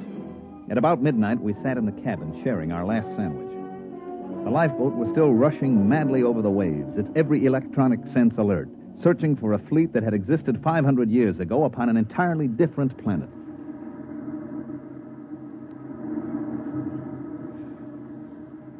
Oh, why didn't I pack more sandwiches? Did you ever hear of these dromes? Yeah, vaguely. They were non-human, lizard-evolved creatures. Yeah, they lived on the 6th planet of some little system near, Capella. The race died out over a century ago. Mm-hmm. And the Hagen? What about them? Also lizard, same story. Wasn't a very important war, you know. All the combatants are gone except this lifeboat, apparently. And us. We've been drafted as drone soldiery. Do you think we can reason with this tub? Oh, no, I don't see how. As far as this boat is concerned, the war is still on. It can only interpret data in terms of that premise. It's probably listening in on us now. No, I don't think so. See, it's not really a mind reader. Its perception senses are geared only to thoughts aimed specifically at it. Yes, sirree. They just don't build them this way anymore. Oh, I wish I could get my hands on Joe. Well, you know, it's actually a very interesting situation. The machine is acting very logically upon no longer existent conditions. Therefore, you could say that the machine is the victim of a systematized delusion. You mean the lifeboat is just plain insane? Well, I believe paranoia would be the proper designation. But it'll end pretty soon. Why? It's obvious. The boat's prime objective is to keep us alive. Our sandwiches are gone, and the only other food is on the island. I figure it'll have to take a chance and go back. Gentlemen, at present I am unable to locate the drome fleet. Therefore, I am turning back to scan the island again. Fortunately, there are no enemies in this immediate area, so I can devote myself to your care. Oh, you see, it's about time you got around to us. We're hungry. Feed us. Of course, immediately.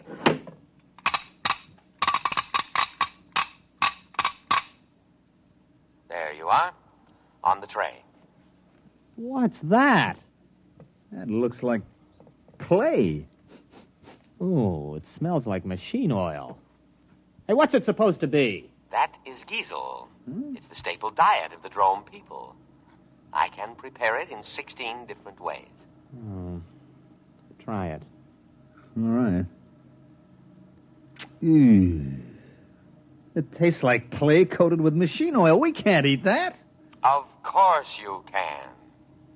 An adult drone consumes 5.3 pounds of giesel a day and cries for more. Now listen, we are not drones. We are humans, an entirely different species. The war you think you're fighting ended 500 years ago. We can't eat giesel. Our food is on the island. Ah, yes. Your delusion is a common one among fighting men. It is an escape fantasy. a retreat from an intolerable situation. Gentlemen, I beg you, face reality. You face reality, or I'll have you dismantled bolt by bolt. Threats do not disturb me. I know what you've been through. Possibly you've suffered some brain damage from your exposure to poisonous water. Poisonous? To drones. If absolutely necessary, I am also equipped to perform physical brain therapy. It is a drastic measure, but there can be no coddling in time of war. You see, you need not worry. All my scalpels are razor sharp and ready for immediate action. Oh, scalpels, huh? Well, we're feeling better already. It's a fine-looking batch of Giesel, isn't it, Arnold? Oh, delicious. Nothing is too good for our boys in uniform. Do try a little. Oh, that's wonderful. Oh, that's delicious. Good. I am moving toward the island now, and I promise you in a little while you will be more comfortable. Why? The temperature here is unbearably hot. It is amazing you haven't gone into a coma. Any other drome would have. Soon I'll have it down to drome norm of 20 degrees below zero. And now I'll play our national anthem.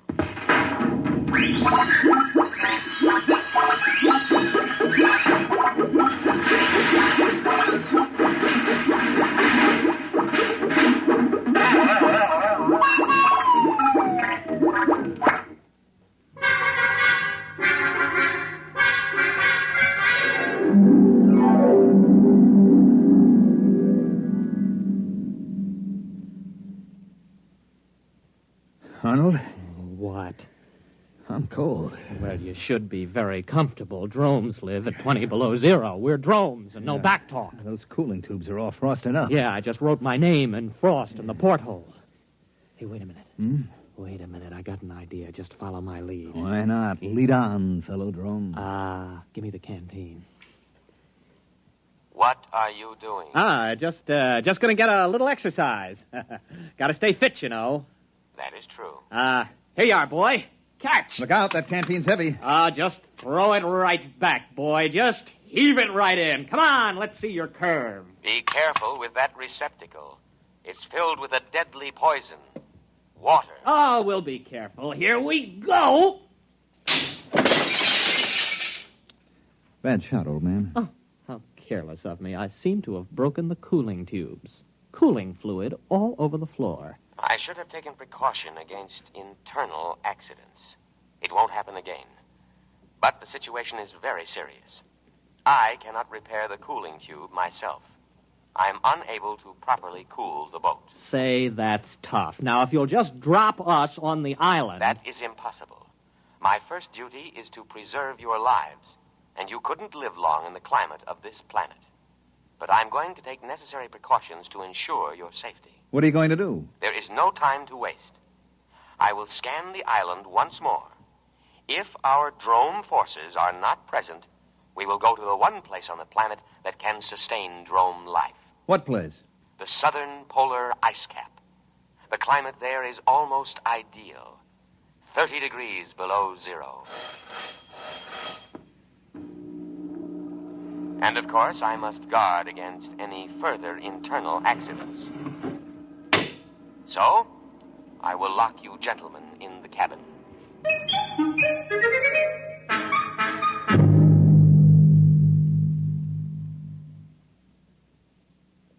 Think. I am thinking. Nothing's coming out. Well, we've got to get off when he reaches the island. It'll be our last chance. Now, look. We know his internal scanning isn't very good. When we reach the island, maybe we could cut his power cable. Oh, you couldn't get within 5 feet of it. He's got an electric charge on all the controls. I am now scanning the island. Place looks fine today. Oh, sure does. I'll bet our forces are dug in underground. They are not.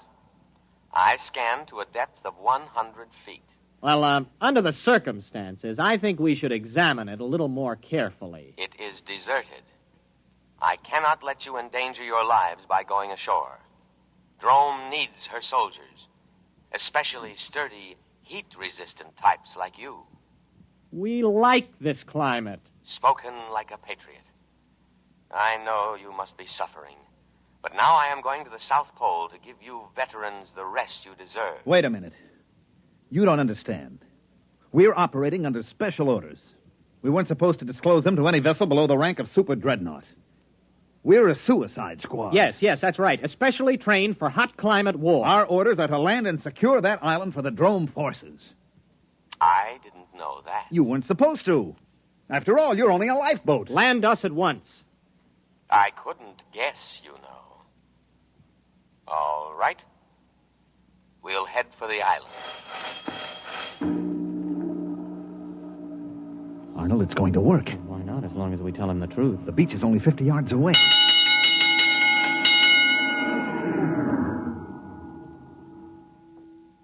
No.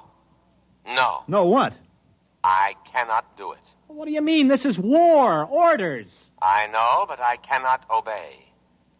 A different type of vessel should have been chosen for this mission, but not a lifeboat. You must think of our country. Think of the barbaric Hagen. It is electronically impossible for me to carry out your orders. My prime directive is to protect my occupants from harm. That order is stamped on my every tape, giving priority above all others. I cannot let you go to your certain death. You'll be court-martialed for this. I'll have you broken down to a dinghy. I regret to say I must operate within my limitations. I must take you to the safety of the South Pole. Listen, you crazy tin can. Let me at those controls. I'll... Please, do not attempt any more destruction. I know how you feel. Wait a minute, Arnold, old friend. Since we cannot accomplish our mission, we cannot ever again face our comrades. Death before dishonor. Hand me the canteen. No, don't. That's water. It is a deadly poison. Don't. Too late. Arnold, it's your turn. We, who are about to die, salute you. We die for glorious Drome. That goes for me, too. Speak to me. Speak to me. Lie still, you idiot. There is no known antidote. If only I could contact the hospital ship. Speak to me. Are you still alive? Answer me. Here. Here. Perhaps if you eat some giesel. Dead. Dead. Dead. I will now read the burial service. Great Spirit of the universe, take into your custody the souls of these your servants. Although they died by their own hand, still it was in the service of their country, fighting for home and hearth. Judge them not harshly for their impious deed. Rather, blame the spirit of war that inflames and destroys the spirit of all Drome. And now, by the authority vested in me, by the Drome fleet, and with all reverence, I commend their bodies to the deep. Ow! Shut up. Accept them, O ocean, for many brave hearts are at slumber in the deep.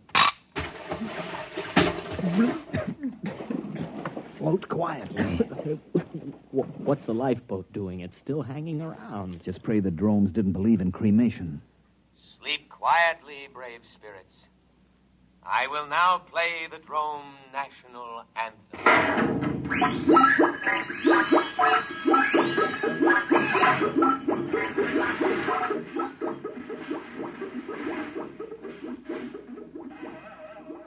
Well, there she goes.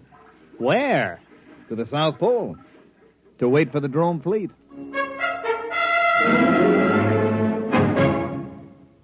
You have just heard X-1, presented by the National Broadcasting Company in cooperation with Galaxy Science Fiction Magazine, which this month features The Man Who Ate the World by Frederick Pohl. This is the story of a civilization which flowed with milk and honey, and of a man whose tragedy was that he had not drowned at birth. Galaxy Magazine, on your newsstand today. Tonight, by transcription, X-1 has brought you The Lifeboat Mutiny, a story from the pages of Galaxy written by Robert Sheckley and adapted for radio by Ernest Kenoy. Featured in the cast were Leon Janney, Mandel Kramer, William Redfield, and John McGovern. Your announcer, Fred Collins. X-1 was directed by Daniel Sutter and is an NBC Radio Network production.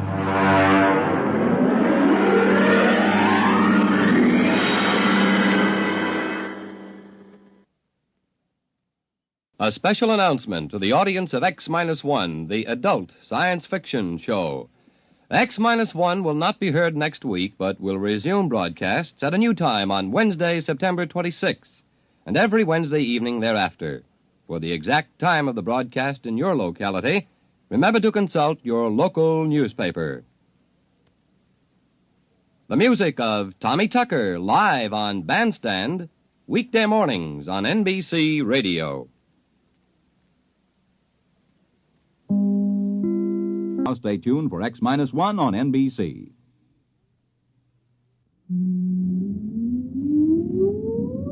Countdown for blast off. X-5, 4, 3, 2, X-1, fire.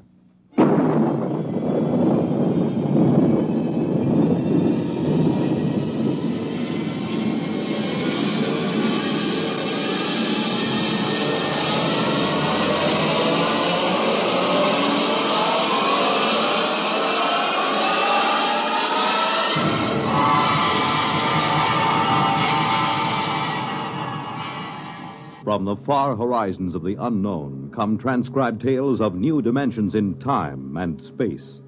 These are stories of the future, adventures in which you'll live in a million, could be years, on 1,000 maybe worlds. The National Broadcasting Company, in cooperation with Galaxy Science Fiction Magazine, presents X minus 1.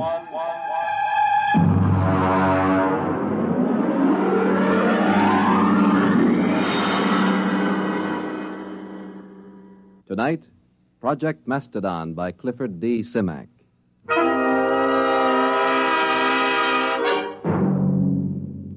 Mr. Secretary, may I present Mr. Hudson of, Macedonia.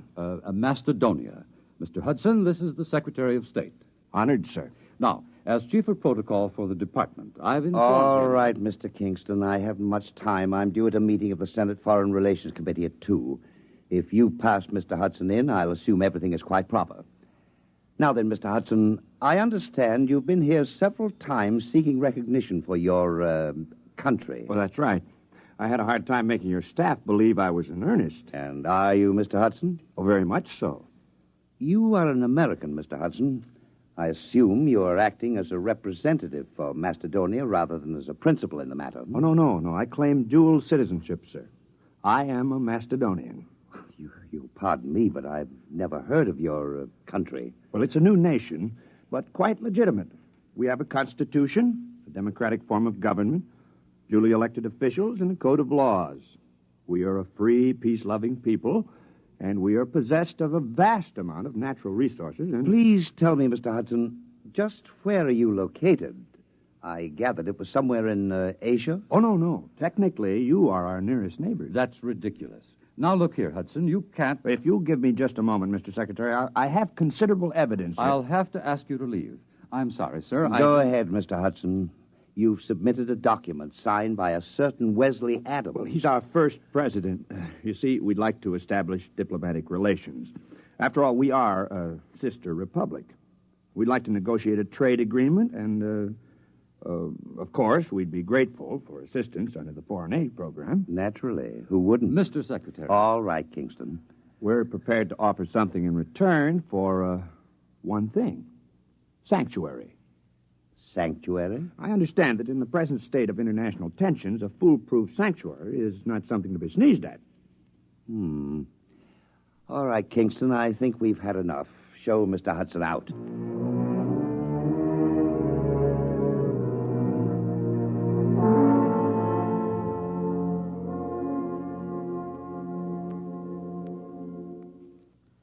All right, let's have the story again. Look, mister, I don't want any trouble. Just tell the story again. You want to cooperate with the FBI, don't you? Sure I do. Sure, but I just don't want any trouble. All right, start over. You found the briefcase in the booth. Yeah, that's right. I brought my beer over from the bar, you know? And this fella just went out a minute before, so I figured he must have left it. I run after him. You didn't see him, though? No. So I just kind of looked in the briefcase. You know, I mean to identify it. That's all. I don't steal. All right, then you came to us. Yeah, that's right. I mean, after all, when I saw that stuff, well, I just figured I was way over my head, you know? All right. Don't say anything about this, do you understand? We'd rather you just forgot the whole thing.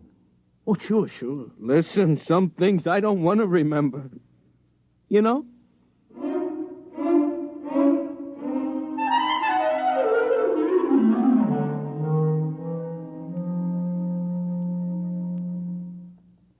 Hello?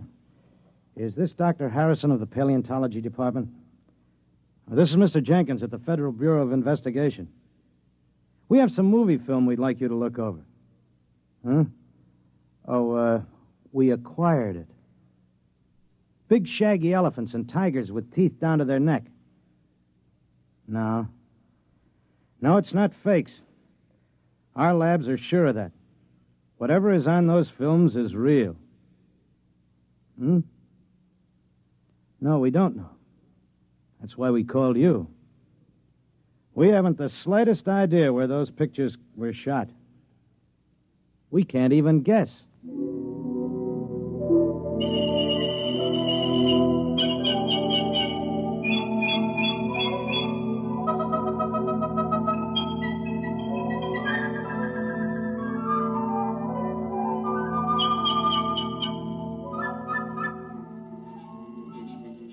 Ow!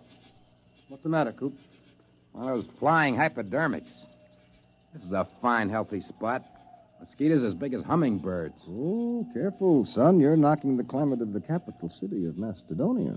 Yeah, some capital city. One palm tree and a Boy Scout pup tent.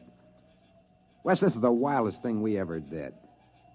What if Chuck can't get back? Chuck Hudson is a man of many parts. Have faith. Supposing they're putting him in jail, or something might happen to the time unit or the helicopter. We should have gone along. Do you think they'll do it, Coop? Who? What? The United States. Do you think they'll recognize us? Not if they know that Macedonia is the United States 50,000 years ago. Well, we have to get legal recognition first, otherwise it wouldn't be safe. Well, there goes that mastodon again. Good old Buster. Where is he? Right there. Over by the groves, huh? Ah, he's lonely. What? He probably is. He must have been run out of the herd by some younger bull. That's why he hangs around like some homeless dog. One thing worries me, Wes. I know you dreamed up the time unit, and we all chipped in for the helicopter, but can you just claim territory on your own like we did? Why not? We found it, it's ours. Hey, Buster's coming this way. Give me the right. No, wait. Maybe he's only bluffing. If that mastodon comes through here, he'll stomp everything flat. I'll give him 3 steps more. Oh, it'd be such a shame to plaster him. He's such a nice old monster. One more step and he gets it. Hey, that's Chuck. He's back. I wish he could fly that helicopter better. He might wreck it. Well, anyway, he scared Buster off.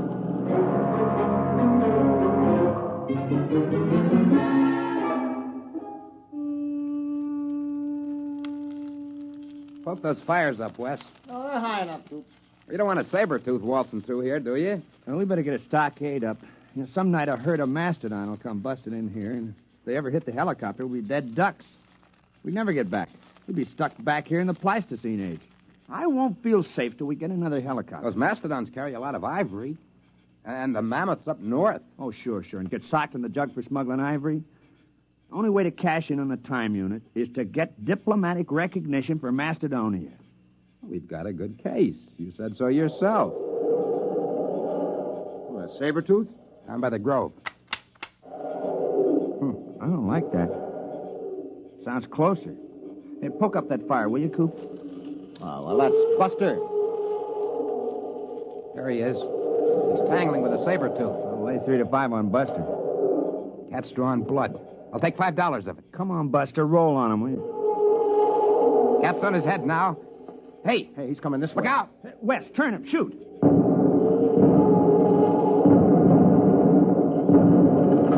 Hey, got him!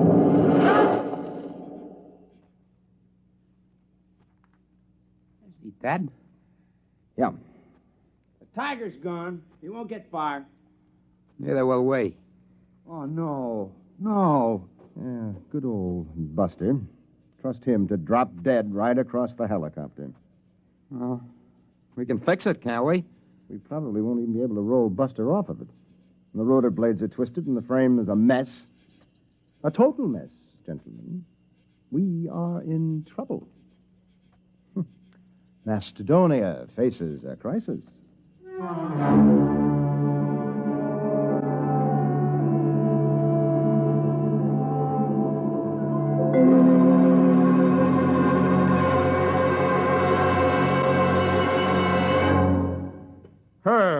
Herb, you're the key man in the administration. You swing a big stick on the hill. You can't give up on Project Mastodon now. Les, it's been 10 years. If they were coming back, they'd be here by now. Look, I've been working on this ever since we got those films. I've traced their lives from the time they were born till the time they disappeared. Adams was the brains. The other two were quite capable of helping him carry it out. Hudson knew all the angles. Les, I've sneaked your appropriation through 4 times. Now, there's a limit. But I've got the proof. We've had every paleontologist in the country go over those films. They couldn't be faked. Who would know to put lynx tassels on the ears of saber-toothed tigers? Who would know that young mastodons were black? And the location. We tracked down Adams' farm just from landmarks in the prehistoric landscape in those films. We've got to contact them. Look, Les, even assuming it's all true, a planet has only a grand total of resources. If we get Adams' device... Time machine. If we exploit resources of prehistoric America, won't we be robbing ourselves of our own heritage? Look, Herb, I've been over all that with the AEC. There's a lot of lead in southwestern Wisconsin. If we go back far enough, we can catch it when it's uranium. The whole research project hasn't turned up a lead on Adams' machine, if it exists. We've got to keep watching that farm. They might return. We've got to keep looking for them, no matter how long it takes.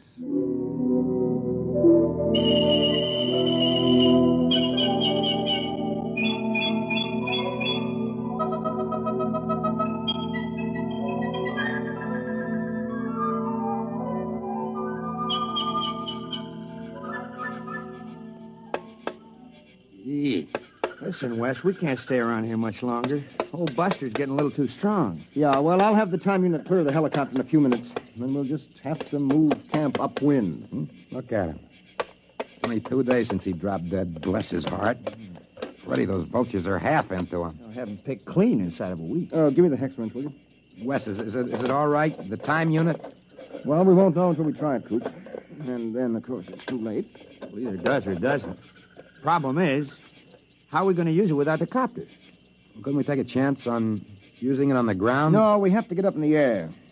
You don't want to take a chance of arriving in the 20th century about 6 feet underground. Wait a minute, Wes. It's got to be higher here than in the 20th century. Look, these hills have stood here since the Jurassic era.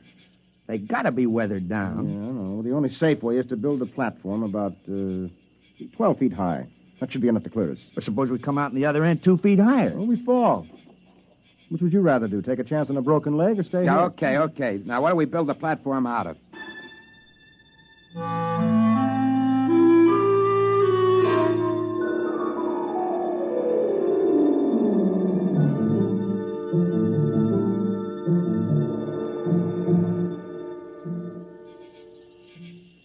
There you are, Wes. All right, I got it. Chuck, comes the next stone. Now, wait a minute. Hey, look out. You want the whole pile to come down? I'm sorry. Okay, Wes, hand it up. Yep. Give me. That's about 12 feet, isn't it? Well, it ought to be. It took us 10 days to pile it up. Look out, I'm coming down. All right, don't start an avalanche. Well, pretty soon we'll be able to start all over again. Mm-hmm. If the unit works. Yeah, that isn't all. We don't have any proof we've been back here. We'll be stone broke, Another helicopter would cost $30,000. Can't walk into a bank and borrow 30 grand to take a short trip to the Stone Age. Wes, where do you figure we are? I mean on the farm. Well, I think we're clear of the barn and the silo. I hope so. The way I figured, we're astraddle that barbed wire fence at the south end of the orchard. Well, we might as well give it a try. All right, I'll get the unit. You two climb up on top of the pyramid.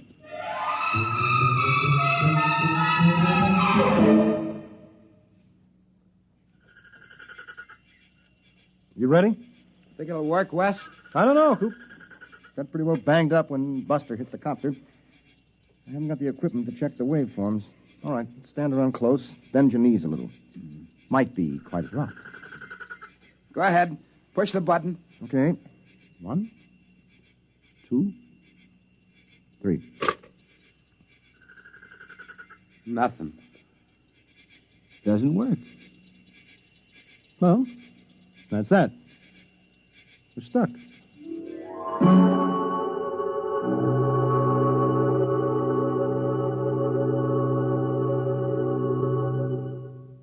I'm sorry, Les. There's nothing you can do, Herb.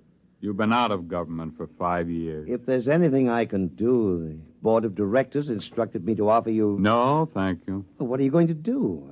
I mean, now that you're retired. I bought a farm. Oh? In Wisconsin. Well, you haven't given up, have you? I'm the only one.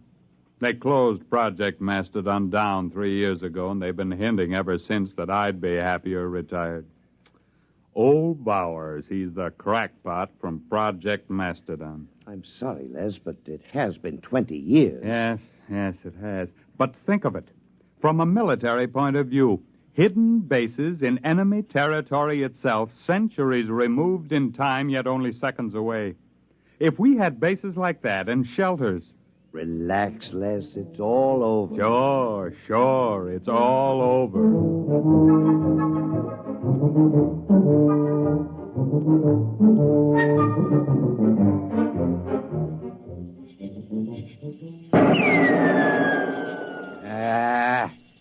Missed. You should be more careful. We've only been stuck a month now. Someday we'll run out of ammo, and then it's bows and arrows. It's cold. There'll be snow soon. Coop, I'm worried about Wes. He takes it pretty hard.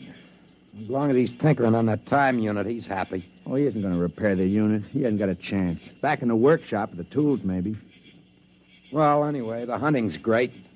Well, maybe we better start saving bullets for big game. We won't be lords of creation around here long without our guns. Yeah, and if one of us gets sick or breaks a leg, well, nobody lives forever. Wes is the lucky one. He's got that time unit to tinker with. Come on. We better get back to camp.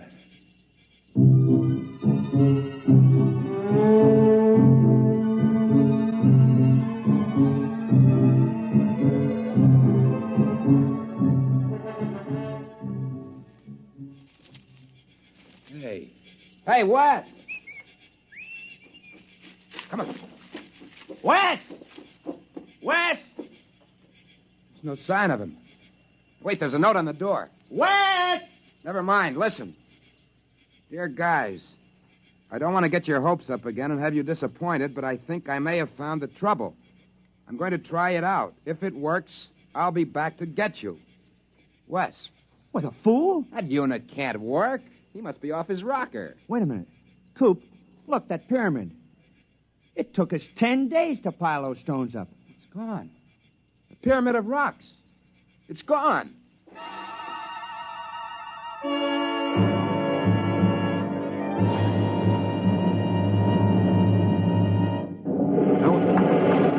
Oh, what the... Of all the confounded... Oh, what's going on out there? Rocks? Who dumped those rocks? My car, who's out there? It's all right. Don't you move, mister. I got a 45 pointed at you. Well, I can explain. Well, you better. There was a brand new car where you dumped that load of rocks. Who the devil are you? My name is Wesley Adams. Adams? Man, where have you been all these years? Well, I don't suppose you'll believe me, but the fact is... I've been waiting for you for 25 years. The others all gave up. I'm sorry about your car. Oh, never mind. I'll be right down. Now, don't touch a thing. Don't go anywhere.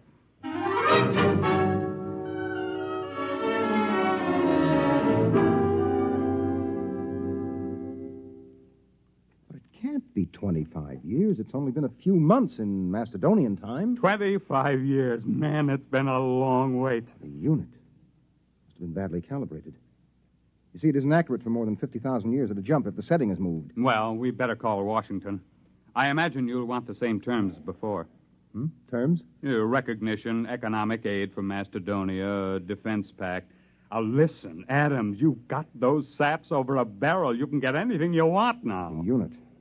I'll have to calibrate to the day to go back for them. Oh, don't worry about it. You can have every scientist in the country working on it now. Oh, you've got them right where you want them. Hello? Long distance. This is Major General Leslie Bowers, retired. I want to put a call to the President of the United States, White House, Washington. You can tell them I'm placing the call for the President of the Republic of Macedonia.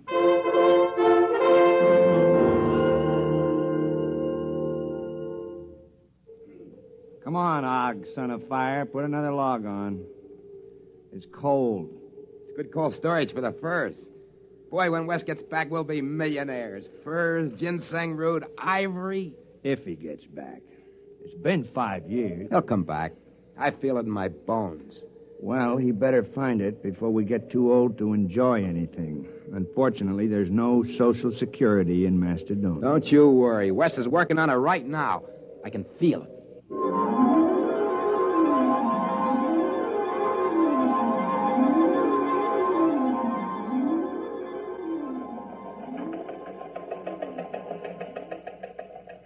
Hello, Charlie. Some just came through on a ticker. I want you to get a background story on it. And we just recognized Macedonia. What? How should I know where it is? Look it up in the encyclopedia. Huh? No, the item says formal recognition was delayed 5 years until communication could be established. Certain technical difficulties. What? I don't know. Wherever it is, I don't see what difficulties could hold up 5 years. It stands to reason wherever the place is, you could walk there in 5 years. Nah, it's not important. You know these postage stamp countries. Monaco, Luxembourg, they're all alike. What's so different about Macedonia?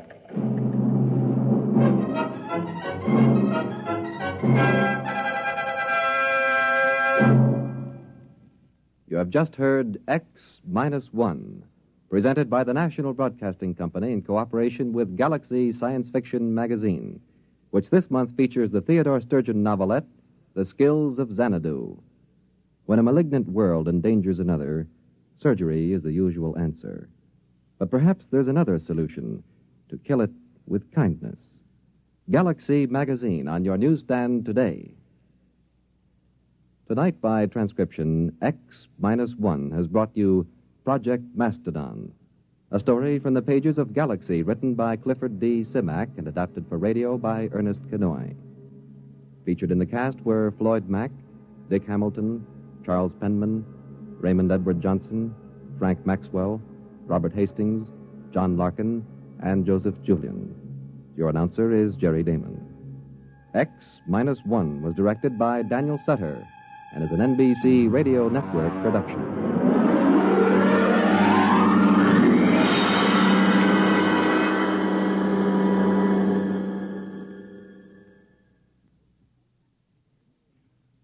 Listen next week for the Murray Leinster story, If You Was a Mocklin, a tale in which the childlike natives of a strange planet pull a real switch on a red-headed female witch, and everyone doubles in brass. That's next week on X-1.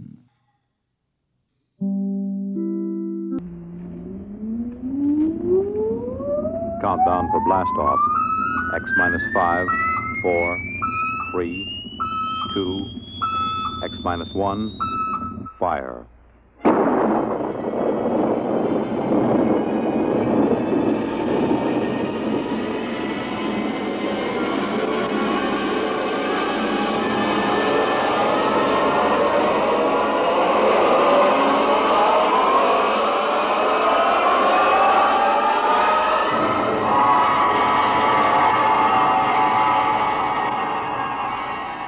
From the far horizons of the unknown come transcribed tales of new dimensions in time and space.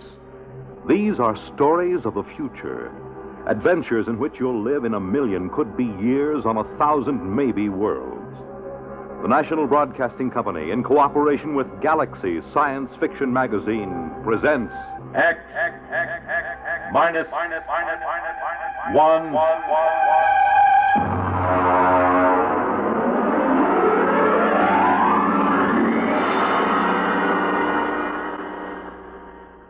Tonight's story, Colony, by Philip K. Dick.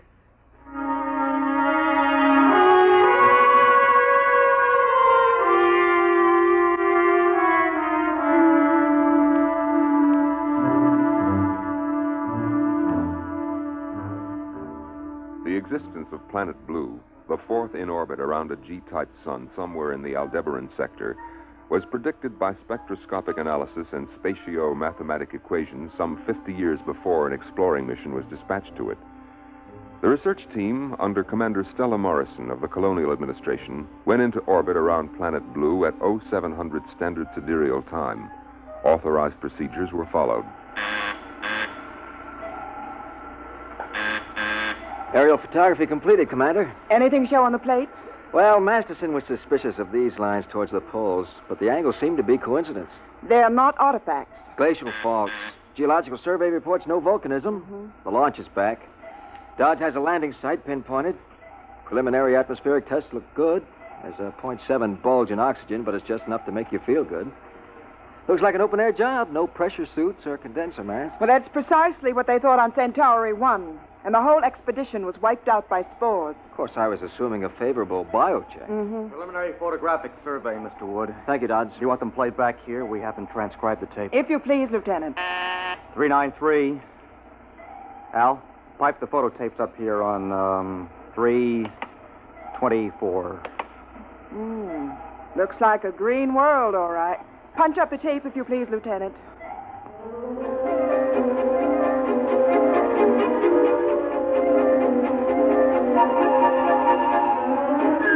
All orbital checks proved positive. The atmosphere and gravity Earth normal to 3 places on the Grayson scale. And the exploratory research ship lowered itself by the Meyerson-Lay atmospheric skip method, came into a stalled tail landing just before sunset on a day marked in the logs as Planet Fall 0. The hatches remained sealed as a 2-mile perimeter was scanned by direct instrumentation. Major Lawrence Hall of Biosurvey reported EEG sweeps to the bridge. Of course, it isn't conclusive. We've run into life forms that didn't broadcast a brainwave at all. The Grylodon lizard on Ganymede.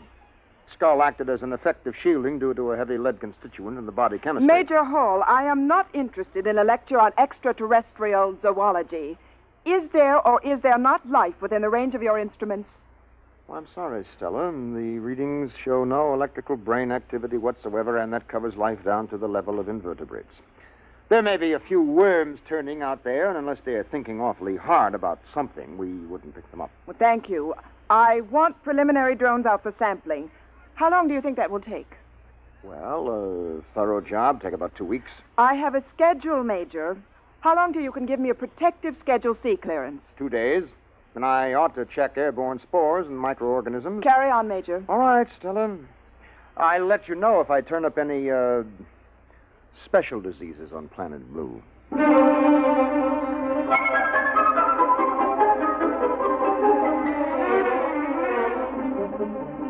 Drone sample missiles were dispatched at sunrise. Air scoops, ground samplers, and vegetation choppers returned to base, and the bio team instituted full prescribed tests. Immediately identifiable airborne dangers were ruled out. Outside of the possible allergenic action of pollens, Planet Blue was ruled safe for normal exploratory procedures, and the real work of the survey was gotten underway. Here's the morning report, Commander. 4 in sick bay, 3 ordered to light duty. What happened? Well, last night was liquor ration. Oh. Survey teams out in the field. Bio crew under Major Hall. Agronomy, ecological, geological, and deep map teams out. Any reports back? Deep map seems to think there's petroleum over to the north, and agronomy reports if you dropped a seed in this soil, you'd have to jump back to keep from being knocked over by the plant. Sounds pretty good. Commander, Blue is about as likely a spot for colonization as has been turned up since Harvey's planted in 27. Well, they'll be glad to hear that in Central. How long do you think until we can send back a clearance? I've checked with department chiefs. They all estimate about 2 or 3 days more until they're satisfied. All except Bio. Why is Major Hall dragging his feet? I don't know. Well, find out. And in the meantime, I'm going to call a staff meeting. Every day we can save on our report is important. If Blue is suitable for colonization, I don't want to waste a minute.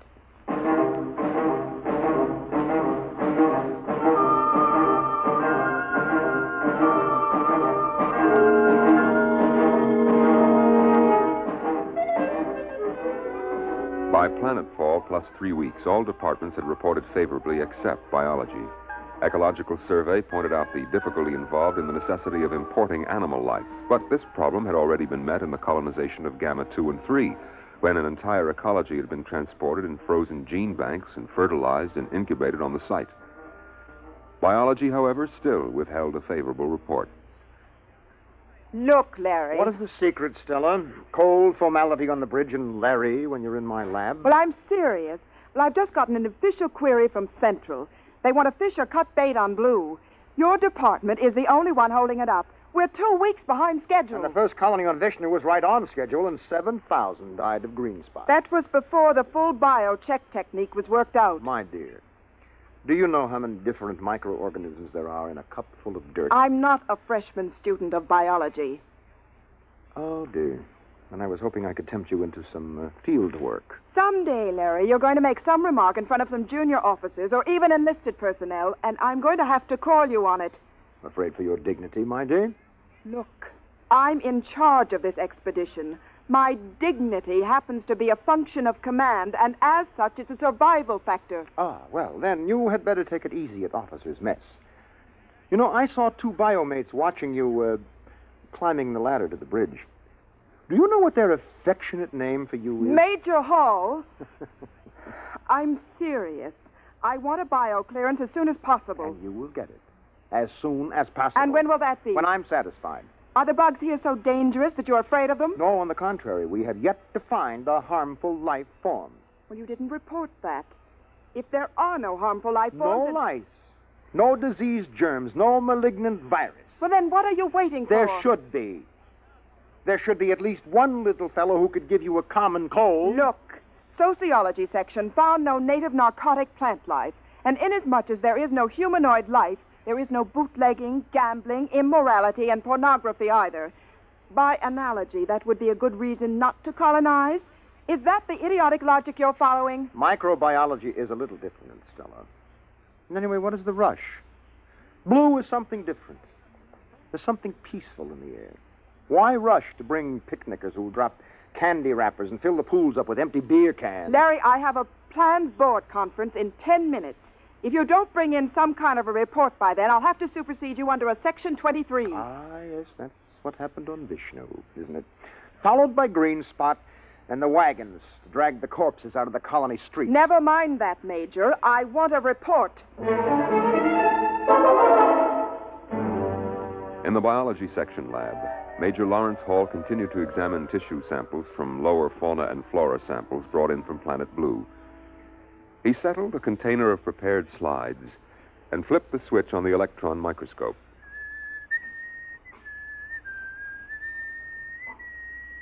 Major Hall slid the first slide on the stage of the microscope and adjusted the focus knob. Come on. Ah, there you are.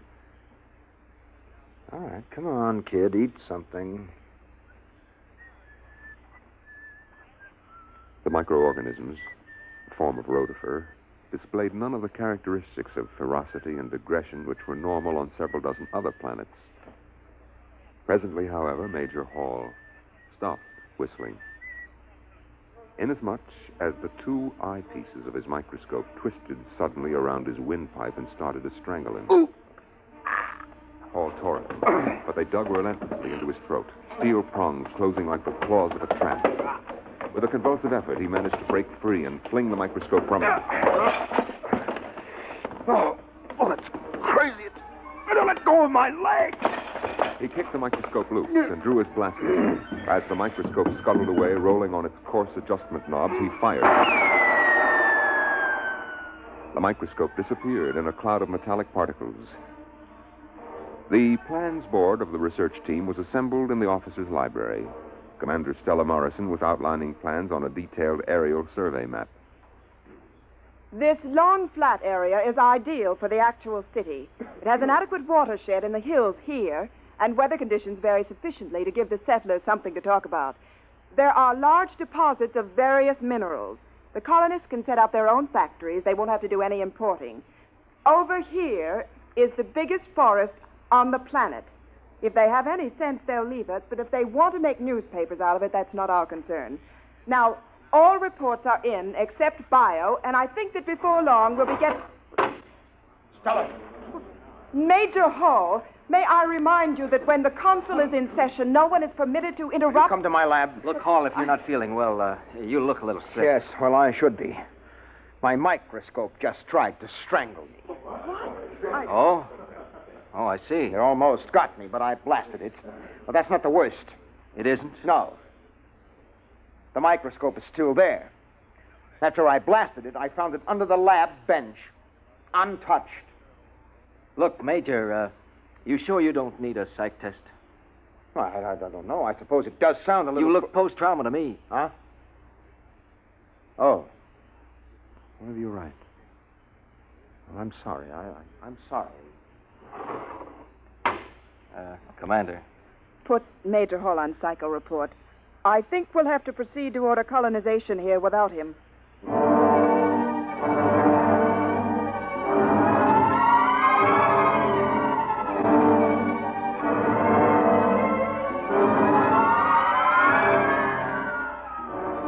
Major Hall proceeded to Psych Center and, inserting his ID card in the robot Neo Rorschach machine, he placed his hands on the contacts and activated the search and gestalt circuits.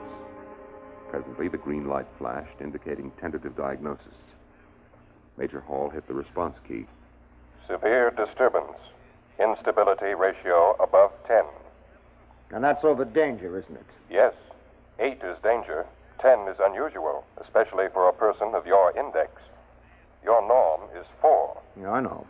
I require more data to determine whether this unusual instability ratio is an aberrant reaction or is normal survival oriented. Well, I can't tell you anymore. It is illegal to hold back information during a robo-psych test. You will deliberately distort diagnosis, which is punishable by 6 months forfeiture of pay and allowances, or such other penalty as a court-martial may direct. Thanks a heap. Now, look, do you record a high degree of unbalance for me? There is a high degree of psychic disorganization, but what it signifies, or its etiology, I am unable to determine without further data. Yeah. Okay. Well, just take a tip from me. Stay away from homicidal microscopes. That is an interesting Freudian slip. You undoubtedly mean homicidal maniacs, not microscopes. This indicates a possible maladjustment in the area of your specialty. Why don't you go grease your id? I will consider that suggestion.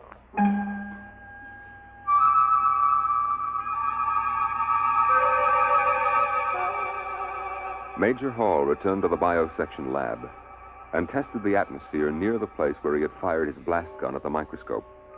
The analysis showed a high density of metallic particles colloidally suspended in the air. In a state of confusion, with an emotional distress quotient of at least 0.742, he stripped off his uniform and entered the shower. Oh.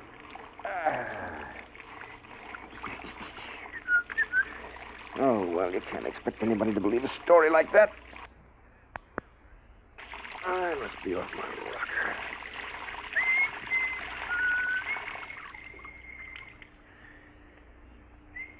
Major Hall stepped out of the shower, reached for one of the towels on the rack. The towel wrapped around his head and yanked him against the wall. Rough cloth pressed over his mouth and nose. He fought wildly, pulling away, All at once, the towel let go. Major Hall crawled out of the shower and proceeded to dress. His belt, heavy canvas with reinforced metal links, tried to get him around the waist and crush him. The belt, being a heavy-duty issue, was strong, and they rolled on the floor until Hall was able to reach his blaster. He threw himself down in a chair to regain his breath. The arms of the chair started to close around him, but this time he was ready.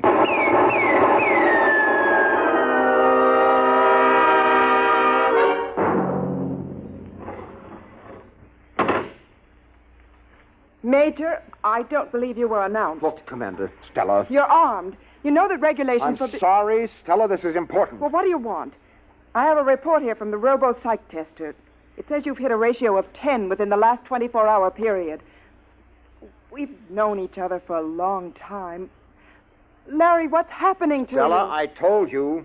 A little while ago, my microscope tried to strangle me. Then when I was getting out of the shower, a bath towel tried to smother me. I got by that. And while I was dressing, my belt... Wood, in here on the double. And I finally blasted that. And then an armchair beside... Yes, Commander. Stand by a moment. Stella, will you listen to me? This is serious. Ordinary objects suddenly turning lethal. Maybe this is what we've been looking for. Maybe this is... Your microscope tried to kill you? I told you, its stems got me here around the windpipe. No one else saw this happen? No. I blasted it, and then I found it again, perfectly all right. I see. Wood. Yes, ma'am. Get 2 guards and take Major Hall down to Captain Taylor in sick bay. Have him confined until he can be sent back to Terra for examination. Listen, Stella... Sorry, Major. You can't prove this story, and we'll just have to assume it's a psychotic projection on your part. And we can't afford to have any psychotics running around loose on this planet. Wood, carry on.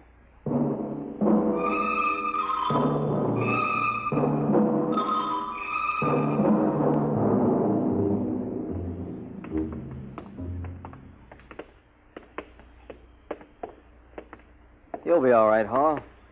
Back on Earth, they can clear a thing like this up in a few weeks. Yeah, maybe you're right, Wood. Maybe I'm just out of my mind. Here we are. Captain Taylor. Captain Taylor. He should be in. Captain. The hatch isn't locked. Taylor, what's the matter? That scatter rug is choking him. Take an end and pull. But quick, before he's crushed, grab that rug.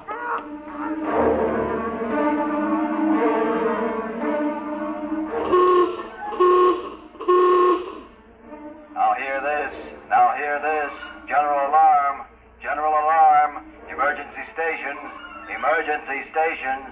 Condition red. Sidearms will be issued to all personnel. General alarm.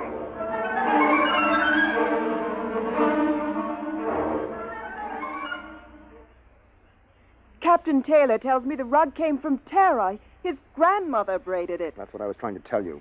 It was not the rug that attacked them. Then what was it? Something that looked like this rug. And it was something that looked like a microscope that went for me. And the towel and the belt. You mean there's some life form that can imitate anything? Yes, it seems so. And it's deadly.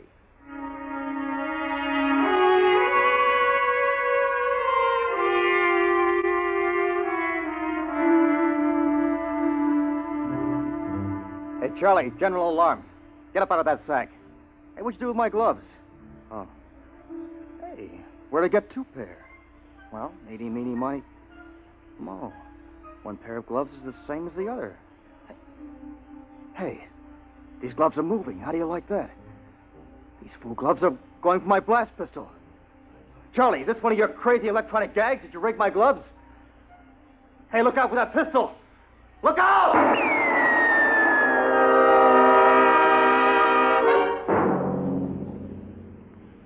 Commander, there's another casualty. Lieutenant Dodds. What happened? I don't know. He seems to have shot himself. Oh, no. Stella, I think that I have something. Dodds is dead. Look, we know that this thing can camouflage itself. It can imitate any object it leans up against. All right, now, listen to this. Larry, we've got This is the answer. It's a tape from Captain Galt. He was out on bio-survey. He had a throat mic on. He was talking to the operator at base. Now, listen to this. Head for home now. What's this emergency about? Hourglass Stella having hysterics? That's funny. I swear I parked my bucket over by those trees. Well, it's here anyway. Heat up some coffee for me. I'll be in a couple. Yeah, that's funny. There's another bucket over by the tree. Where'd this one come from? Let me out. The thing's stuck. It's folding up around me. Joe? Joe, get a squad out here. Joe? It's acid. Acid. I can't get out.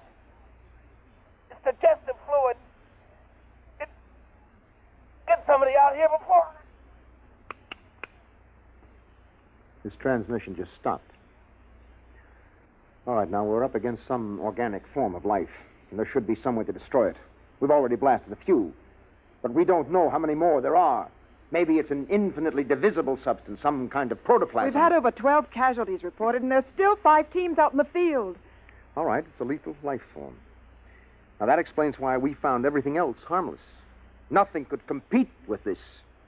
We have mimic plants of our own, the twisty slug on Venus, but nothing that goes this far. It can be killed, though. You said that yourself. If it can be found. You can't tell. Clothes, rugs, drapes, chairs. We can't tell which is which. We've got to try to find some poison, some spray that will destroy them wholesale. Oh, no. What's the matter? In the corner. I never noticed 2 briefcases over there before. There was only one, I think. How are we going to know? Shortly after the final casualty report of 30 dead and 12 wounded, Major Hall sealed off the bio quarters and moved in with a team from Chem Section, all dressed in corrosive-resistant suits. And I'll make sure that you've got a tight seal on the neck joint. What are you going to do, Major? I've got a combination of hydrogen and arsenic under pressure, arsine gas. That'll give us an idea of how much they've infiltrated. Arsine is deadly to humans, so check your helmets. Now, Sergeant, I don't want any panic blasting. Arsine is inflammable. All right. Release the valve.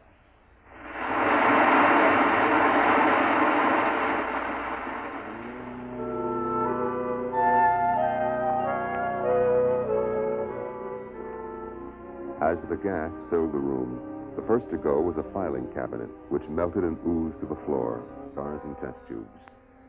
The lab was sealed off and a meeting held in Commander Morrison's quarters. Well, it's protoplasm, all right. You could see that when the mimic shape melted. It was this as big as your hand. They resemble the simple unicellular protozoa, gigantic in size compared to microorganisms. Can we spray them? Arsine disturbed them, and I suppose enough might kill them. But we haven't got that much. We can't flood the planet. We wouldn't be able to use our blasters, and it's lethal to humans. We'll have to pull out. Stella, I'm afraid you don't quite understand. We can't take the chance of carrying them back to the system disguised as a boot or a towel or anything. And they seem to multiply by binary fission. It wouldn't take long to overrun Earth and the rest of the system. If we stay here, they'll pick us off one by one. We could have arsine brought in or some other poison, but that would destroy most of the other life on the planet along with it. Then we'll have to burn the planet clean. Wood? Yes, ma'am. Set up a call to system monitor. I'm going to get the unit off here out of danger. After that, we can work out the best way of cleaning off this planet. You run the risk of taking them back to Terra. Can they imitate higher life forms? Can they masquerade as humans? Apparently not. They seem to be limited to inorganic subjects. Then we'll go back without any inorganic material. But our clothes, they can imitate the synthetic fibers, belts, gloves, boots. We're not taking our clothes. We're going back without anything at all. Oh, I see. Get me a beam to central monitor immediately.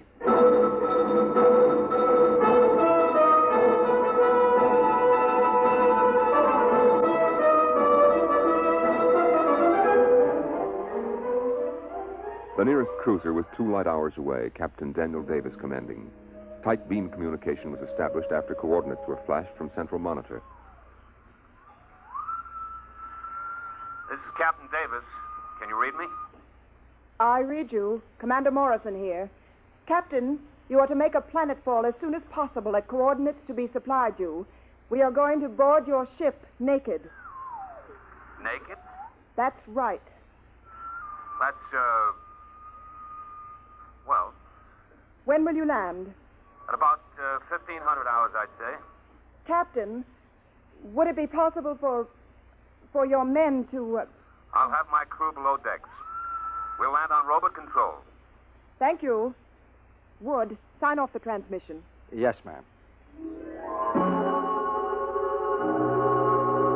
There was some objection among the enlisted personnel, particularly in the women's quarters. The ship landed at 1,200 hours, 3 hours sooner than expected. All hands disrobe immediately. All personnel report to field, ready to embark. So soon?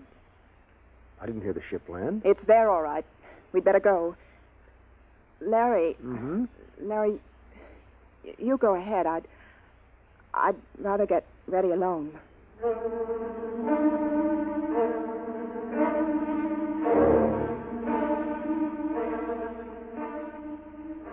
Parked in the center of the landing field was a cruiser, its hull pitted and dented by meteor strikes. It lay motionless, with no sign of life aboard. A crowd of naked people was moving across the field, blinking in the bright sunlight. Commander Stella Morrison, without any sign of rank apparent, paused on the ramp and spoke to Major Lawrence Hall beside her. Larry, Yeah? What is it? I'm scared. Why? I don't know. Psychological reaction. Forget it. It's a reaction to nudity carried over from early childhood. Come on, we're holding up the line. Larry, I want to go back. Stella, look. Now, at least Davis kept his promise. There are no enlisted men lining the hatches to enjoy the view. You see, it's dark in there. There's nothing to worry about. Come on. Up you go.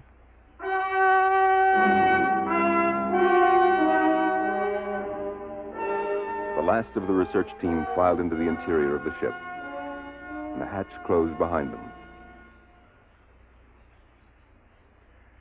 At exactly 1,500 hours, Captain Daniel Davis landed his ship in the center of the field. Automatic relays opened the main lock hatch and lowered the ramp. Davis and his staff sat in the control cabin waiting. Well, how do you like that? Where are they? Well, maybe the whole fool thing is a joke. We've waited an hour already. They waited. And waited. But no one came.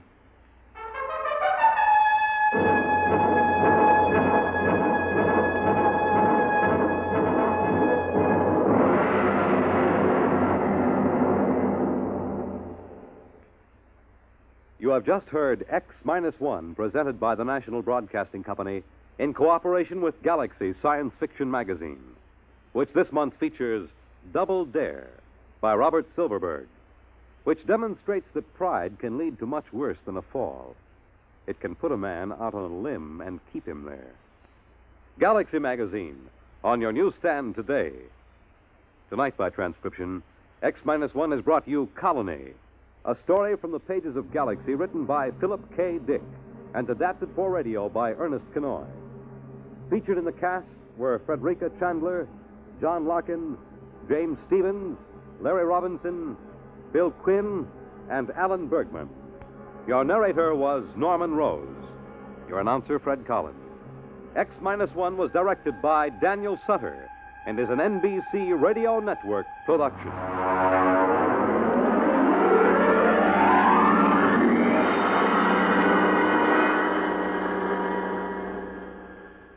Hear music in the Morgan manner. Russ Morgan, live weekday mornings on NBC Bandstand. Now stay tuned for X-1 on NBC. Countdown for blastoff. X-5, 4, 3, 2, X-1, fire.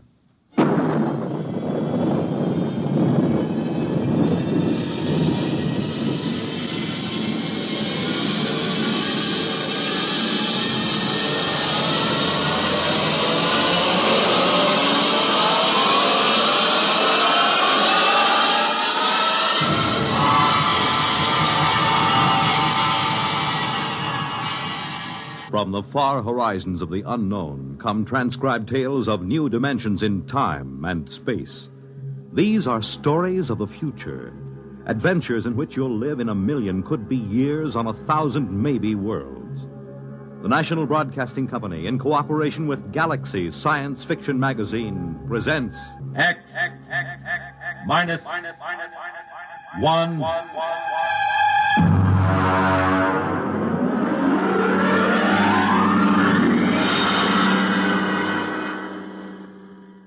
Tonight, the Frank Quattrocchi story, Sea Legs.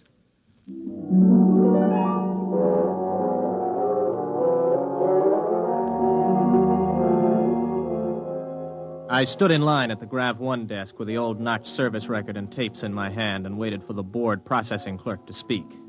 The clerk seemed utterly indifferent to the excitement of the men in the line. I wondered how long he'd been out here on this godforsaken Zone 5 planet. Next. Name? Robert Craig. Occupation? Flight officer. Destination? Earth. Earth? Anything wrong with that? Well, I guess not. How long since you've been on Earth, Mr. Craig? Well, I've never been there. My parents left during the second colonization of Cassiopeia.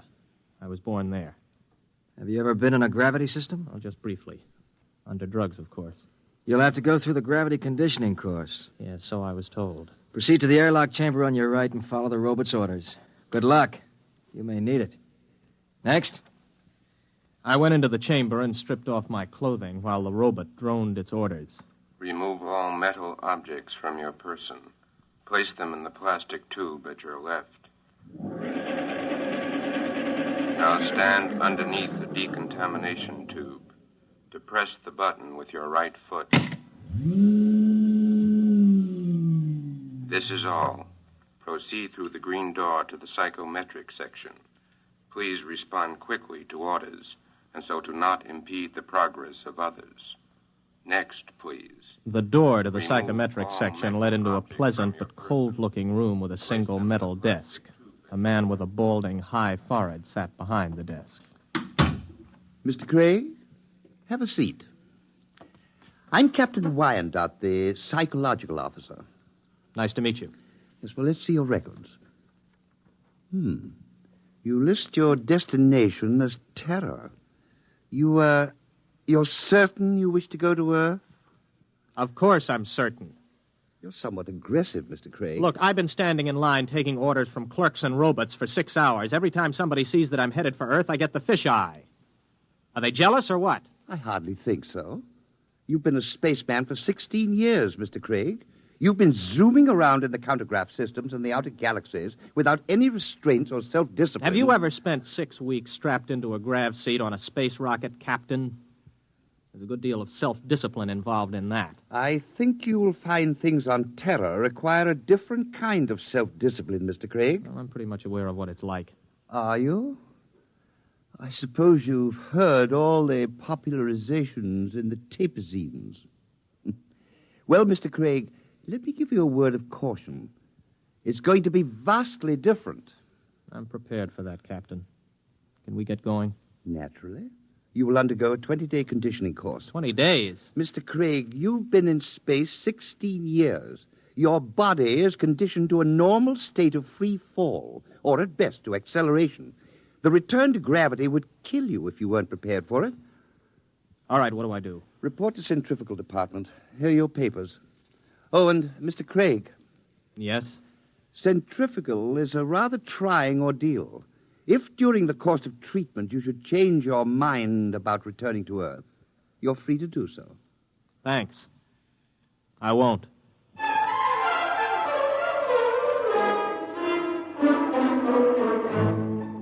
I'd heard about centrifugal, but you can never really know about these things until you experience them.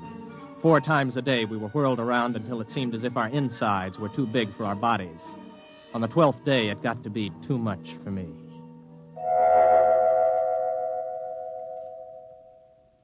I was in the base hospital for 5 days. My roommate was an old space bum they'd brought in to die with a case of ruptured veins. His name was Charlie Brockman. How you feel, son? I'm pretty good, Charlie. You get discharged tomorrow, I hear. You gonna try it again? I guess so. Why? Only way I'll ever get to Earth. You really want to go? That's right. You talked to anybody been there last 10 years or so? No, you don't get to talk to many people from Earth in the galaxies. Were you ever there? Me? Now, what would an old space bum like me be doing on Terra? Well, I just thought maybe... I done most of my time in Zone 5. Out there, you get to thinking anybody who stays less than 80 light years from Earth is a landlubber. Yeah, I used to think the same. Then I took the exam for a job back on Earth, and I passed it. I used to think I'd like to go back. But space was exciting, you know. New and raw. It tugged at your guts, and it sent the blood rushing through your veins. But it was free. No bureaucrat ever lasted 6 months in Grav 5. I had enough hitting atmospheres all over the universe, old man. Maybe you're right. Lean over here, will you? Sure. Unbutton my pajama top, will you? Okay. There's a chain around my neck. Got a little message capsule on it. Oh, yeah, I got it. Do me a favor, huh? Take it with you when you go back to Terra. Don't open it till you're on the ship. Okay, Charlie. And, son. Yes? I lied to you. I have been back to Terra. I faked some papers and made a landing there 6 months ago. What are you doing back here? I had to leave in a hurry. Why? You'll find out, son. Good luck.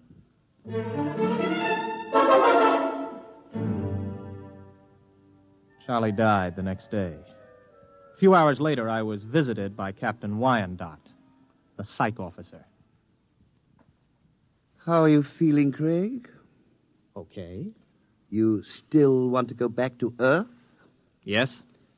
You're completely sure you want to live out your life there, to give up space service for it? Look, we've gone through this, Captain.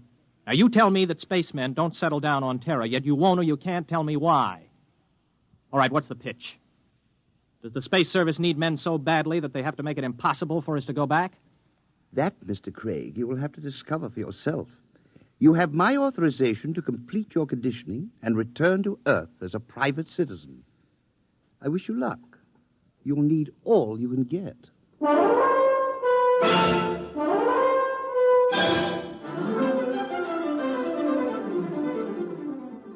Somehow I managed to survive the torments for 18 days. I was ready to return to Earth. A month later, I descended from a huge intergalactic jet at Los Angeles Spaceport. I was dead tired from the trip. I checked in at the nearest inexpensive hotel. This is your room, sir. Just put the bags down, will you? I'll unpack myself. Yes, sir. Just back from outer space, sir? Yeah, that's right. How could you tell? Sea legs. Sea legs? Well, the way you walk. You can tell when somebody's been in the low-grav systems. Oh, well, here. Oh, thanks, Mr. Craig. For another 5 units, I'll tell you where it is. Where what is? You know, the mic. Mic? Okay, make it 3 units. I won't hold you up. You mean a microphone? Yeah, that's right. They wanted to put screens in, but the boss convinced him there ain't any Freedomites ever stay here. Freedomites? Not so loud. You want to get controlled? No. Here's the money. Where is it? It's in the bed illuminator. You can short it with a razor blade. Thanks. You, want any sensation tapes? What are they? You know, mental image tapes. Oh, boy, you've been away from Terra a long time. Wait a minute, before you go, son. Yeah? Where's the minerals building? I have to report there for a job interview. Oh, it's in the government cluster. 5th level at X and 2nd. Thanks. I'll want breakfast about 8 o'clock. Well, I'll need your ISS units. My what? Your ration units. I don't have any ration units. You have your ident card? Look, I just got here an hour ago. Oh. Well, you better go see the Civil Control Board tomorrow. If you want to eat, that is. All right, where do I find the control board? Government cluster. But don't worry. If you don't find them, they'll find you.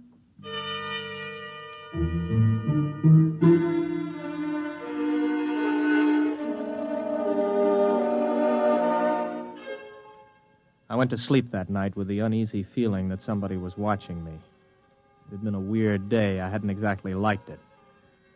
Well, I told myself it figured that there'd be more formalities and rigmarole on Earth than there were out in the systems, especially at first. Still, I couldn't get the idea of the concealed microphone out of my mind. You may relax, Mr. Craig. You are Mr. Craig. Yes, Robert Craig. You aren't nervous, are you? No. This is my first time before the control board, and... Well, it's my first time. Flight officer, huh? Somewhat unusual for a vigorous young man like yourself abandoning space service, isn't it? I don't know. Is it? Leaving something behind, Mr. Craig? No. You don't like this sort of affair, do you, Mr. Craig? Well, I'm afraid I don't quite see its necessity. I served the intergalactic service well. My records prove it. It's enough impertinence, Mr. Craig. Answer the questions. You are a Terran? Yes. Where are your loyalties? I don't understand. Your first loyalties are to intergalactic, is that right? Is there a distinction? Do you wish to be held in contempt of this board? Of course not. Then you'll confine your responses to simple yes answers. Now, Mr. Craig, we shall begin again. Please try to show restraint of emotion.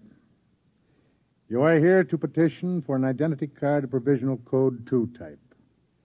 You maintain that you've never been on Terra before. Indeed, you state that you've never had a political affiliation. Yes. What are your reactions to the latest acts of the Liberal Party? I have none. You do not condemn the Liberal Party? Well, Then you must favor it.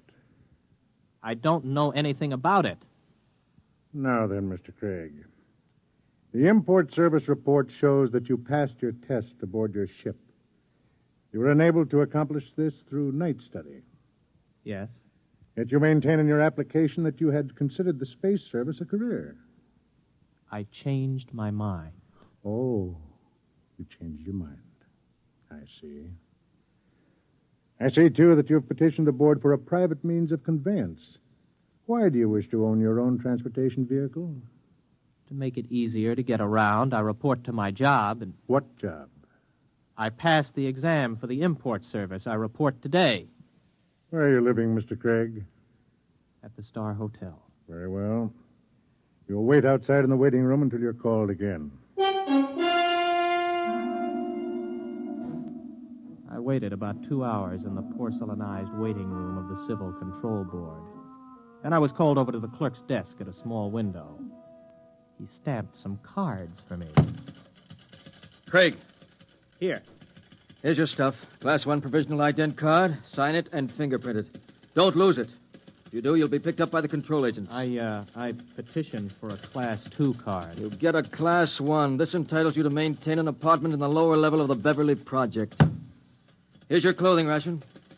You'll have to turn in that leather flight jacket. No, wait a minute. I had this made on Chuan. Listen, I can remove the insignia. That is not the point. Your clothing ration is defined by law. There are no exceptions. This is your food ration. What's all this medical stuff on the card? You are rationed fairly in accordance with your particular metabolism. Oh, you're kidding. I do not kid, Mr. Craig.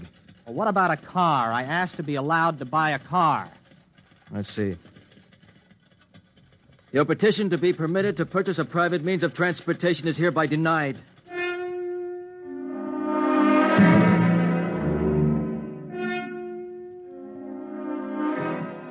I walked out of the control board feeling like a man who has just come out of free fall into a hypergravity system. Instead of reporting to the import service for my initial job interview, I walked around the city. I don't know how long I walked, maybe an hour, maybe 2. After a while, I came to the outskirts of old Los Angeles. There was a big fence around it and the usual signs. Radioactivity. Beware. It was just a pile of rubble and twisted girders. I looked at it for a while and then turned around and headed for the intergalactic freight office. So you figure you made a mistake? Yeah, that's right. You don't hear much about Terra out there. And you want me to sign you back into intergalactic? Yes. You got any character references? No, not here on Earth, but I can post a good-sized bond if they'll release my ISS units. What's your rating? I can handle anything up to 15 G's acceleration on my old license. You got a Terran contract with import service, you said? I haven't started work yet. Look, kid. Mr. Craig, is it? How long you been on Earth? 2 days. So you're a spaceman. Flight officer, ex-flight officer. You know how to navigate through 4-star zones and the asteroid belt thrown in. You got a license for 15 G's, could get 5 more with a check flight. You got enough brains to pass the import senior rooters exam. But you ain't got enough sense to come in out of the rain. We get guys like you every day.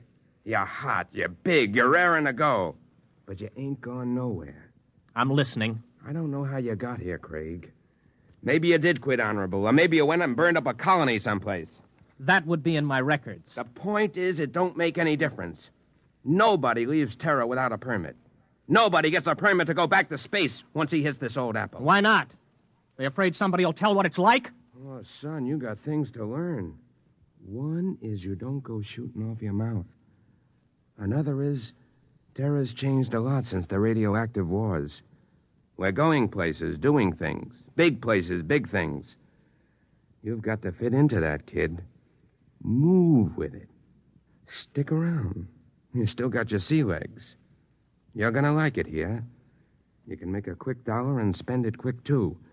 But you'd better smarten up, or you'll finish scrubbing radioactive dust off girders. That's the story, huh? The whole story? That's it.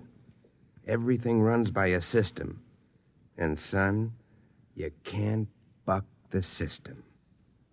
Yeah. I don't suppose there's any place around here a guy could get a quick drink. Oh, yeah, out at the end of Y Street, they got a little place you can buy Acadian tars. Pluto's, they call it. Thanks. Yeah, get it out of your system and then settle down. That's my advice. Thanks. So long. Get me the control agent. He just left here. He's on his way to the Pluto Cafe.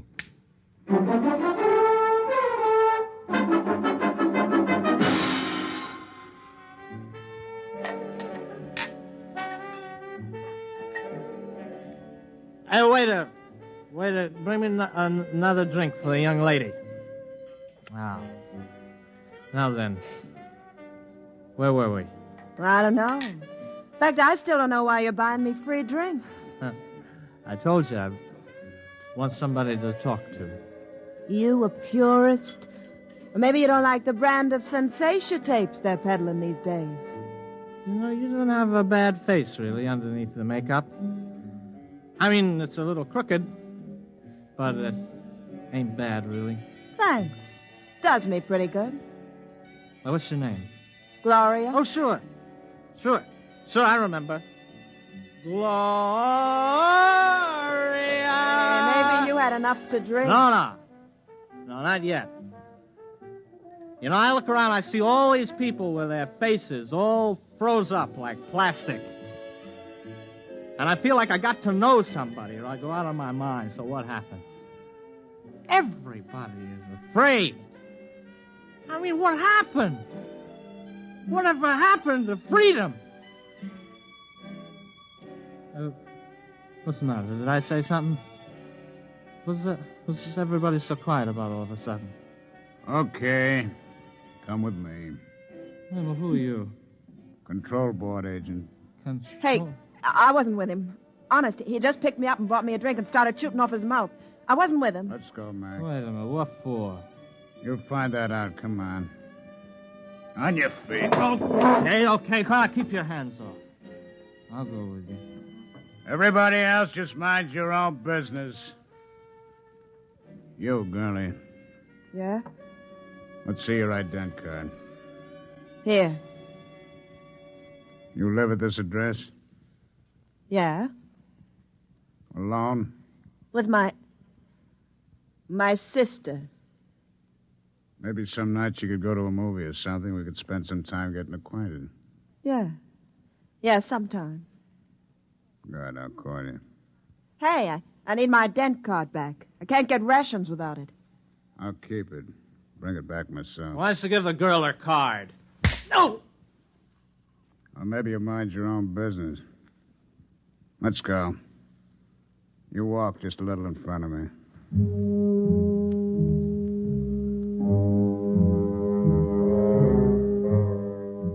He was a big man, maybe 250 pounds, and he shuffled when he walked. He'd hit me right across the right shoulder with a sort of rubber truncheon. Now it began to ache. We're walking along a sort of back street. Everywhere in the universe there were such streets. Streets where you could find freedom in anonymity. A a compromise between lawlessness and law. They are permitted by the authorities because it is necessary to have a place for those who are not permitted elsewhere. Okay, step into the doorway. Hurry up, you fool. We're being followed. Well, we're followed by whom? Don't ask questions. Who's you told? Don't I have any rights? You got the right to get hit over the head unless you do what you're told. Now quit. Hey, come in. In here. Hurry. Hey, who are they shooting at, you or me? Both of us. Down these steps. Stop! Stop or we'll fire! Through this door. Now, duck behind that pillar. Don't make a sound. You see them? Not a trace. Come on. They probably slipped out. Walk through the tunnel behind you. One false move and you're finished. Go on.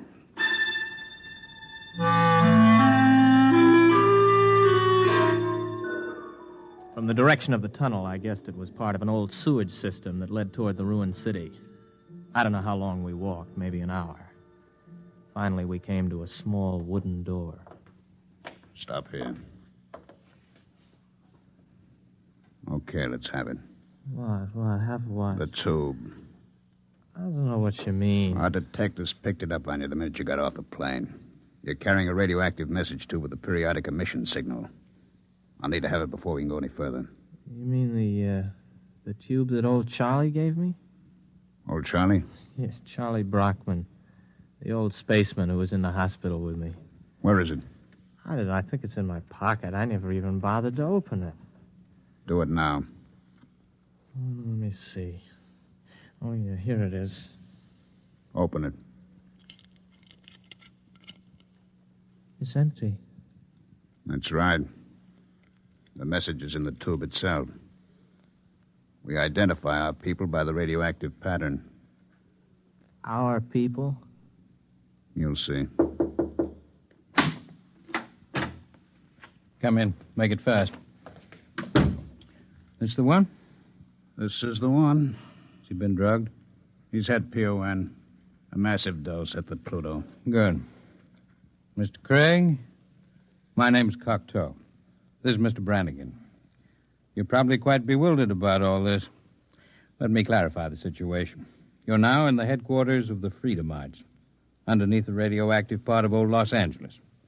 Mr. Brannigan is not a control agent. He's one of our men. We've been watching you ever since we detected the message tube as your ship was approaching Earth. Now, wait a minute. You guys are Freedomites? That's right. You're pretty illegal, aren't you? Let's say our lives aren't worth a snap of your fingers if we're caught. All right, who are you? Where are you from? Most of us are from the same place you're from, outer space. Many of us had the same history you have. We shipped into Earth and became disillusioned and went to the intergalactic freight office to apply for a job. The man at the office, the man who made the speech about coming in out of the rain, is one of our agents. Aren't you taking a chance telling me all this? Not at all. At the Pluto, you were given a massive dose of PON. You won't remember anything that happened to you after the drug hits you in an hour or so. It works like a shock. Everything will be repressed into the unconscious. Oh, I see. Very neat. It will exist in your unconscious, however. Somewhere, because you're the kind of man you are, because living in space has taught you the blessing of feeling free, you'll be able to draw upon your unconscious knowledge when you need to. And when will that be, Mr. Cocteau? That depends on whether you decide to join us or not. Join you in what? I haven't the faintest idea of what you're trying to do. For all I know, you're a bunch of traitors. You know, I've heard this comes the revolution stuff before. My friend, you're woefully ignorant of our aims, as is to be expected. We anticipate no revolution. We print no leaflets, publish no newspaper, and we have no world plan for conquest. The kind of totalitarian mind which subscribes to tight economic systems like the ancient Marxism of the communists is abhorrent to us. We're interested in only one thing, the preservation of the idea of freedom.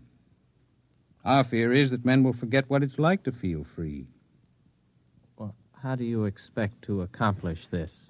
Our concepts are being kept alive in only one place in the universe today. Outer space? Exactly. On the frontiers of the universe, where freedom is a condition of life and growth. Suppose I join you. How can I help? You're an experienced pilot. We have enough connections to do some plastic surgery on your face and get you a position piloting a spaceship again. You'll remember nothing of your mission. But you will remember that you have been back to Earth, what it was like. You'll be able, carefully, of course, to tell people, to help keep the idea of freedom alive. Think it over carefully. You have 20 minutes before the drug takes effect. I don't need 20 minutes. I'll do it. Good. In exactly 48 hours, you'll wake up in your hotel bed with a new face, the identity card of a man named Harold Janus.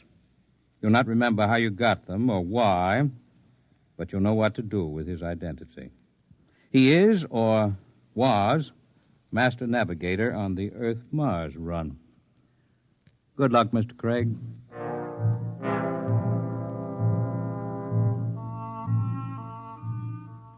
I woke up in the hotel bed, feeling like a man who has hung one on but good. I looked into the mirror and I saw the face of another man. I looked in my wallet and discovered that I was Harold Janus, navigator for Intergalactic, holder of a license for 15 Gs.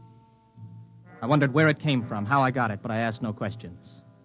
This license, this ident card, meant freedom. I walked out of the hotel feeling steady for the first time. I'd gotten my sea legs at last.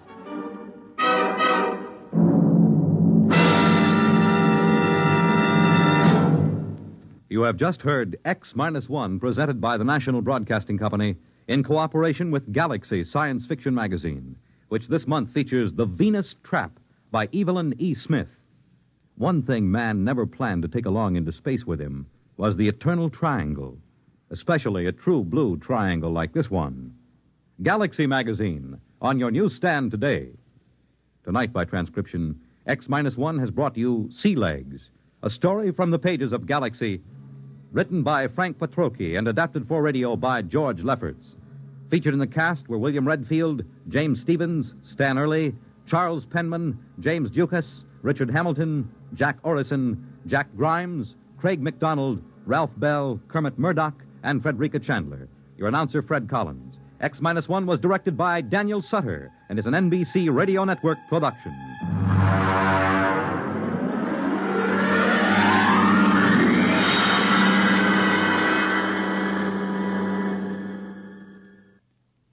Hear Politics and Primaries, Dateline, Ohio, and Indiana, tonight on NBC Radio. Just a moment, X-1, but first, Monitor takes you everywhere and brings you everything interesting, from news and on-the-spot interviews to offbeat features around the world. And Monitor also brings you the finest drama with original stories and Hollywood's top stars each week on Monitor World Theater. What's the weekend's big sports event? You can be sure of top coverage by NBC Radio in addition to all the latest scores and interesting commentary throughout the day on Monitor's sports highlights. Some of the brightest personalities and most interesting features are yours each weekend on Monitor. And now stay tuned for X-1 on NBC. Countdown for blastoff. X-5, 4, 3, 2, X-1, fire.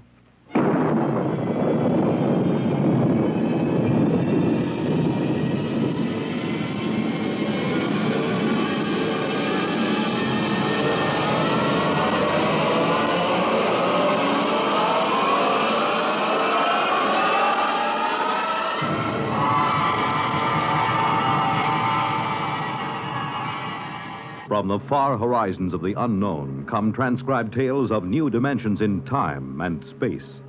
These are stories of the future, adventures in which you'll live in a million, could be years, on 1,000 maybe worlds.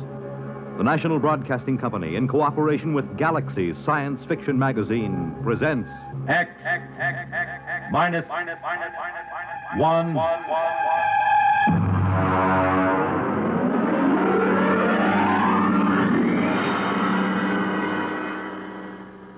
Tonight's story, Mr. Costello, Hero, by Theodore Sturgeon.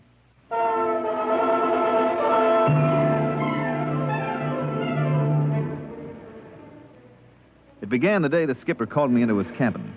I'd been a purser aboard the spaceship Star Climber for almost 12 years, and I'd never yet been asked to Iron Man's cabin. But then a lot of strange things have been happening on this trip to Borengwen. Come in. Oh. Sit down, Purser. I said sit down. Yes, sir. All right. Here's a deck of cards. Deal. Sir? I said deal. 5-card draw. Go on, man. Yes, sir. Well? 3 of a kind, sir. You didn't draw. I beg your pardon? When you play draw poker, you're supposed to draw. If you don't draw, you're supposed to give your opponent a chance to draw. Now, mister, did you ask me to draw? Well, we haven't been playing that way recently. Who changed the rules? I don't know. Uh-huh. Let me ask you something else. You stood a watch last night in the ship's galley. Why, yes, sir. Has anybody ordered a galley watch? Well, no, sir, but it isn't against the rules, is it? Against the rules? No, it isn't. Now, tell me, does the cook mind having a man watching him 24 hours a day? Well, no, sir. You see, that way he knows everybody can trust him. You mean that way you know he won't poison you? Well, yes, sir. Now, tell me, Purser, who aboard this ship suggested that the cook might try to poison you? Well, I really couldn't say, sir. It just came up. Well, Cookie doesn't mind, sir. Really, he doesn't. He says if he's watched all the time, then nobody can suspect him, so he doesn't mind. All right. Now, let's proceed to something else. How long has it been customary for the deck officer to bring a witness with him when he takes over the watch? That's out of my department, sir. Now, think hard, Purser. Did you ever hear of a deck officer bringing a witness with him before this trip? No, sir. Or stand a galley watch? No, sir. Or play draw poker without drawing? No, sir. Now, one more thing. Yes, sir? We never had Mr. Costello as a passenger on this ship before, did we? Mr. Costello? Mr. Costello. No, sir, we didn't. Okay. Ask him to come to my cabin. But... That's an order, mister. Yes, sir.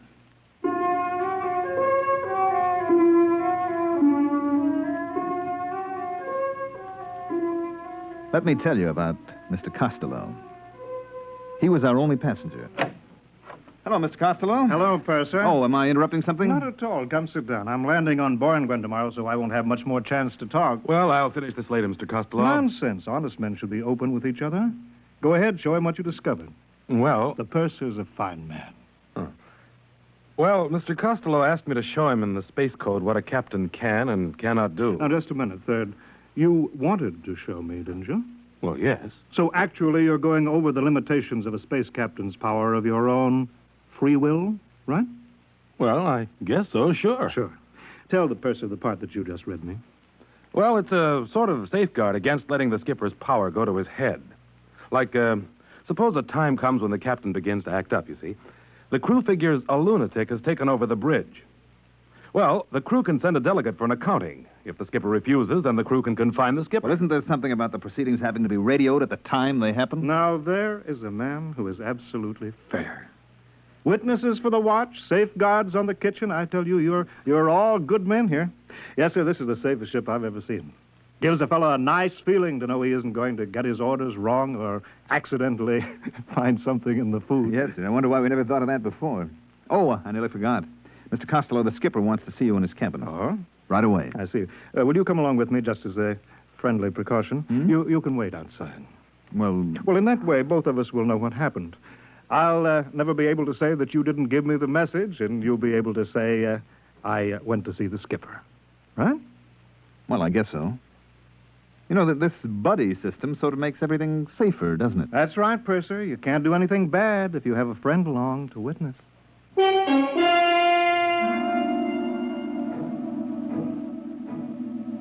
Mr. Costello and I went to the captain's cabin, and I waited outside. After a while, I could hear them shouting. That is, I could hear the captain shouting. Mr. Costello never raised his voice. And let me tell you, Mr. Costello, that if my crew questions my sanity, they have legal recourse. But you can be sure that meanwhile, if a single man aboard questions my authority, he will learn that I am master of the ship, even if he must learn it at the point of a gun.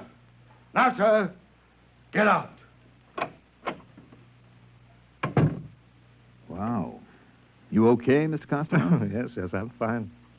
Did you hear anything? Well, yes, I did. Would you remember what you heard? I think so. Let's see. You see this little gadget, no bigger than a pocket watch? Well, yes, sir. What is it? Listen, I'll open it. If a single man aboard questions my authority, he will learn that I am master of this ship, even if he must learn it at the point of a gun. Whose voice is that? Why, it's the captain. Good man. But how? That's simple. You see, this little pin that I wear on my lapel here? This is a microphone. This watch is a magnetic recorder. I just use it as a toy, of course. Well, I'll be darned. You see, Purser, I'm a collector. What do I collect? Voices. Voices anywhere, anybody, anytime. Listen. A lunatic has taken over the bridge. Why, that's the third officer. Mm-hmm. Listen to this now. I better not, Mr. Costello. I wouldn't want you thinking I take bribes from passengers. Recognize it? Why, that's my voice. Exactly. The time you brought me the special radio message from Earth Central. And you offered me a blue gemstone, and I said that... Hey, listen to this. I take bribes from passengers. Well, if that isn't the end... Cute, huh?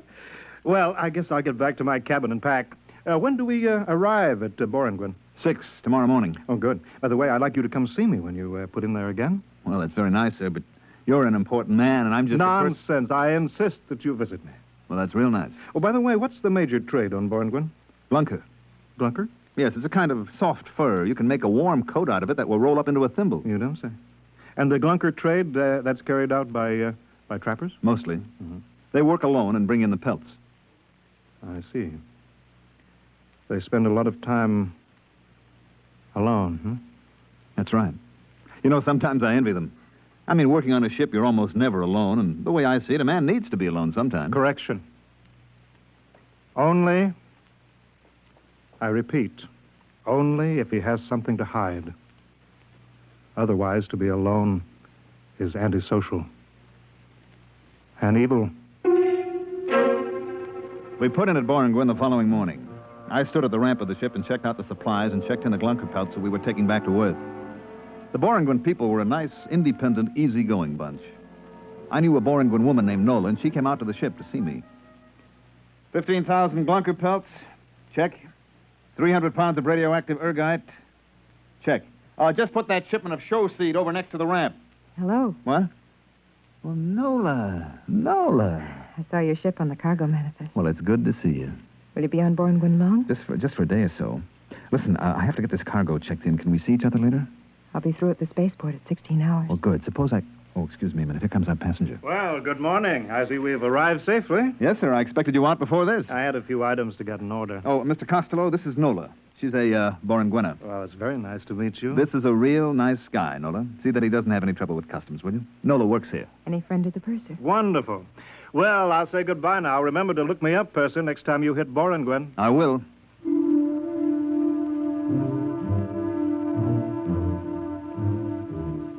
He gave me that big, warm handshake of his and clapped his arm on my shoulder. Gave you a good feeling to know that a big shot like Mr. Costello really liked you. I got the rest of the cargo checked in. Took maybe 3 hours. Then I was about to go in and ask the skipper for leave when a couple of guys with Space Bureau credentials came aboard. All right, that's it, boys. Close the hatches. Excuse me. Yes? Space Bureau. Is Captain Ireson aboard? Why, yes. You're the purser, huh? That's right. Something wrong? Would you mind answering a couple of questions? Not at all. Has the captain been behaving strangely this trip? Well, not strangely, exactly. Anything unusual? Well, no. He called me in for a card game. Mm-hmm. Does that happen often? No, never happened before. Was he upset? Yes, I guess he was. Okay. This gentleman would like you to answer a few simple questions. Meanwhile, I'll look up the skipper.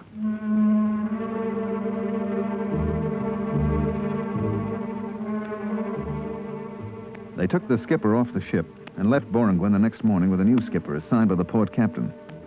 There was a rumor later that old Iron Man had been court-martialed or something. Nobody knew for certain. We made the rounds after that. Sigma, Nightingale, Carino, all the planets in the fourth system. We even went back to Earth with a load of glizzard skins and black prints. It must have been about, 16 months later that we made for Boringwin again. I was talking to the third officer. Purser. I'd like to talk to you. Go ahead. We land at Boringwin tomorrow. So? I don't like it. What's wrong with Boringwin? It's one of the best ports in the system. It was. What do you mean? We got a radiogram from the Boringwin Customs a little while ago. Okay, we got a radiogram. Some bureaucrat sent it. Nothing will happen. Another thing. The way it was signed. How was it signed? Loneliness is evil. Port Captain Boringwin. Loneliness is evil? That's what it said. On a government radiogram? Mm-hmm. Loneliness is evil. Where did I hear that before?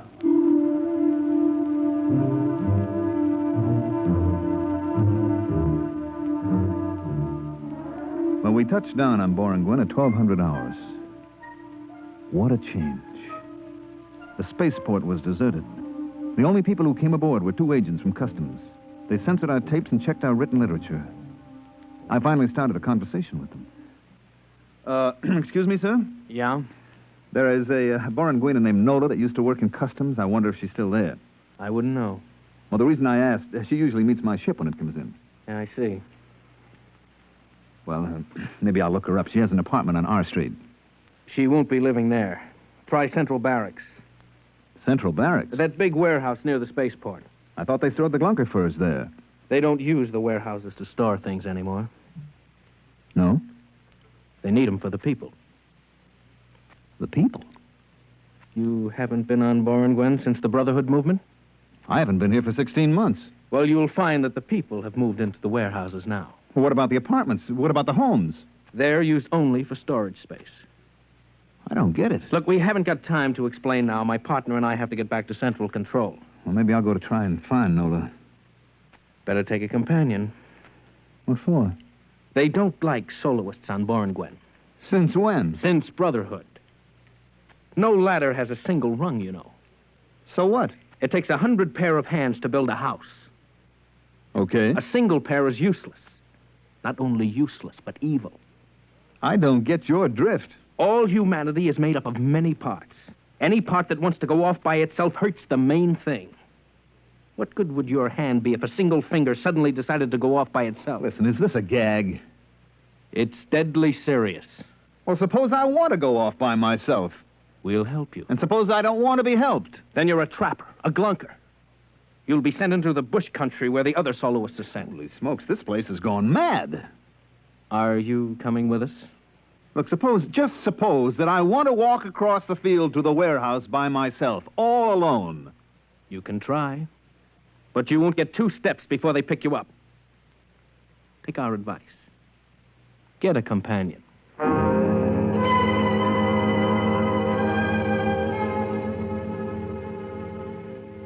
I let them take me over to the barracks. The place that used to be a warehouse. It was unbelievable. The place had been completely cleared of every wall, every partition. There, in front of my eyes, were 10,000 beds, cots, and mattresses spread out over the entire floor of the warehouse. The light was blinding. Huge floods and spots bathed every square inch. Nothing was concealed. Even the plumbing, showers, tubs, sinks were lined up against an open wall. The agents came in with me and stood at the door. A cluster of Boringwin people waited in a roped-off area. This is it. Wow. The customs personnel are in that third aisle, going north. I'll walk down there.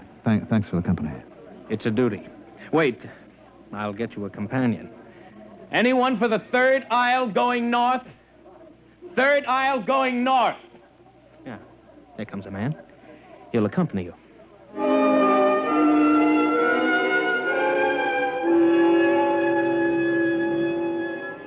A small, frightened-looking man detached himself from the waiting group and went with me up the aisle of the warehouse.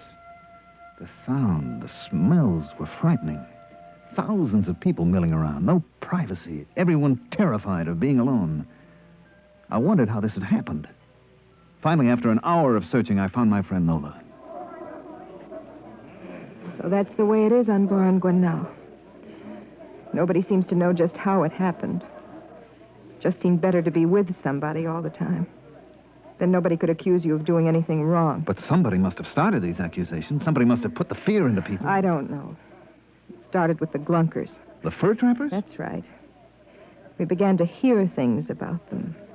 That they were thieves, that they planned to take over the city. Just rumors, of course. And pretty soon, if you didn't like somebody, you called him a Glunker. Then there were signs. No Glunkers allowed. You know? Oh, I saw some. You began to hear about it on the televisor, and pretty soon they appointed a committee to investigate and find out if there was any truth to the rumors about the Glunkers. It was headed by Mr. Costello. Costello? Mr. Costello? He's a big shot now. Owns half the city, I guess. Well, it can't be the same one. Yes, it is. I've seen him. When did everybody move to the central warehouse? When the police started picking up soloists, everybody began to move in together. Didn't take long. That's the strange thing. How little time it took.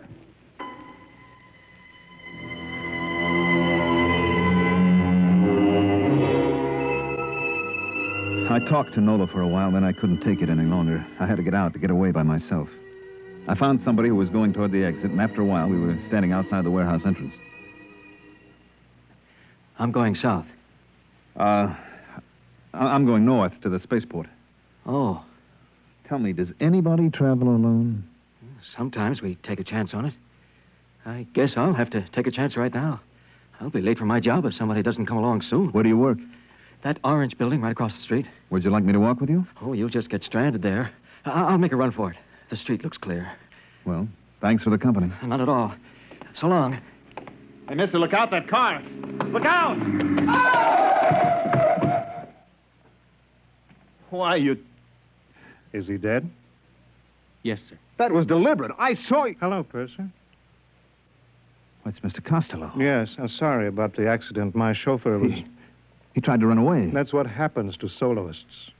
If he'd had a companion to warn him, to thrust him out of the way. You understand that, don't you, Purser? I don't know. Climb into the car. You can't go wandering about Borangwen alone. Well, Police will take care of the body. It's all right. Okay, if you say so, Mr. Costello. Drive to the spaceport. Yes, sir. Well, what do you think of our little planet? Well... I knew you'd like it. Just think of it, Purser. All humankind, a single unit. Yes, this is a people that has found the truth. It awes me. Makes me humble. Speak up, man. I'm your friend. Well, I was going to say, I'm not sure I like it. Well, take your time. Nobody has to make a man see the truth. Isn't it right? Well... That's right, isn't it? Yes, I guess it is. Fine. Yes, only the trappers refuse to see the truth. Are they really dangerous? Dangerous?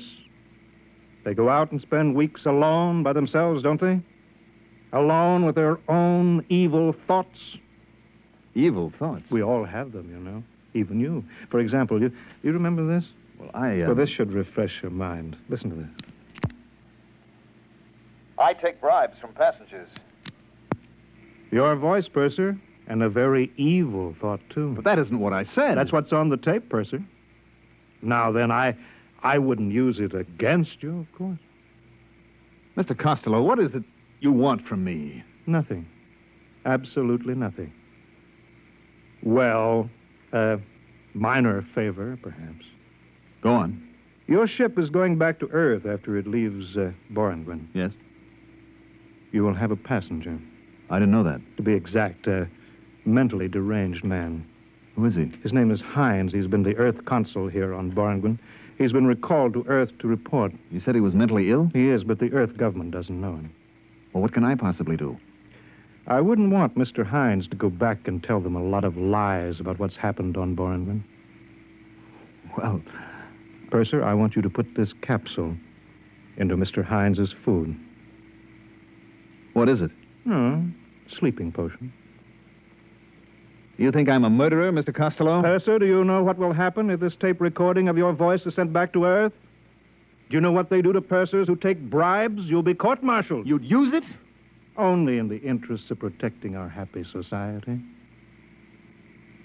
Now then, will you see that Mr. Hines is properly Sedated? You can get 10 years of Uranus. Well, Percy? Give me the capsule. Good. Ride over to the ship, driver.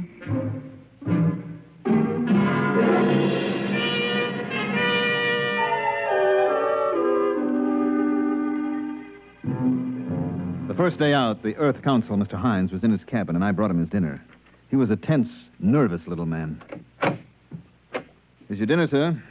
Put it down, steward. Oh, I'm the purser, sir. The steward's ill, and I'm helping out. I see.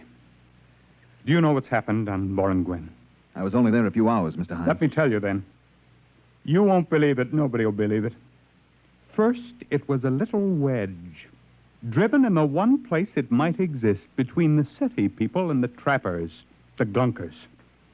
Suddenly, the Glunkers were a menace. Then came the changes. You didn't have to prove that a Glumper had done anything. You just had to prove he was a Glunker. It all happened so fast. Pretty soon you were afraid to be alone for a second. There was a man named Costello. He came from Earth. I know him. You know him? He went to Borengwyn on this ship. Then you must be the one. The one? Which one? Who testified against your captain for the court-martial. What? There was a tape recording, your voice and the voice of the third officer. Costello had them. He used them to send the skipper to Uranus? I didn't know. You must have known. What's happened to us? What's happened? What?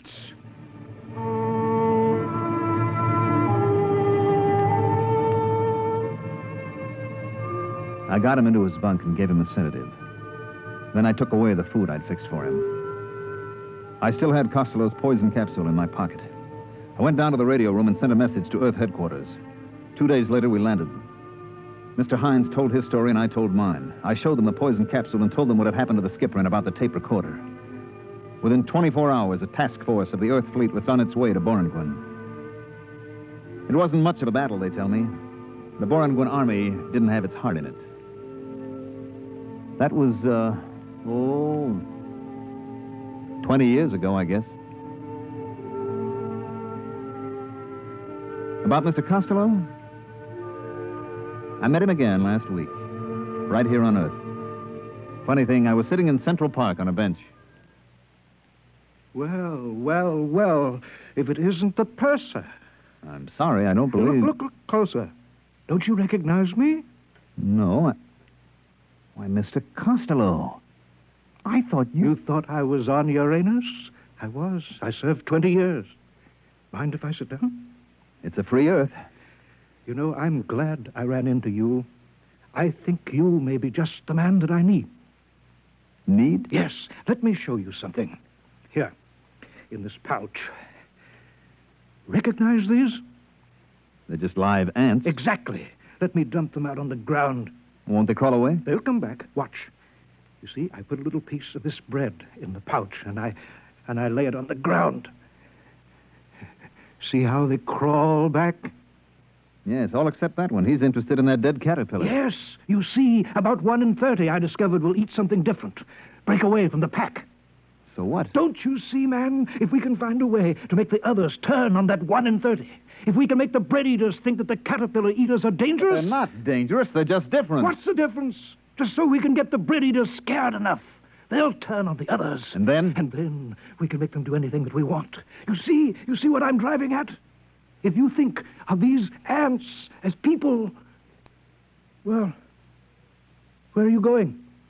I'm leaving, Mr. Costello. Why? Doesn't what I say make sense? Yes, it does, Mr. Costello, except for one thing. What is that? I'm no ant. So long, Mr. Costello.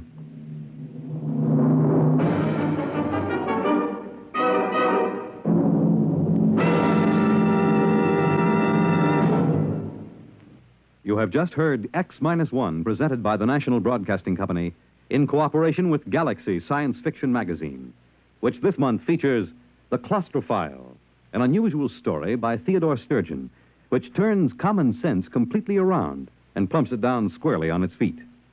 Galaxy Magazine, on your newsstand today. Tonight, by transcription, X-1 has brought you Mr. Costello, Hero, a story from the pages of Galaxy written by Theodore Sturgeon and adapted for radio by George Lefferts. Featured in the cast were Wendell Holmes, Mandel Kramer, Bob Hastings, Joe DeSantis, Terry Keane, James Stevens, James Dukas, and Raymond Edward Johnson. Your announcer, Fred Collins. X-1 was directed by Daniel Sutter and is an NBC Radio Network production.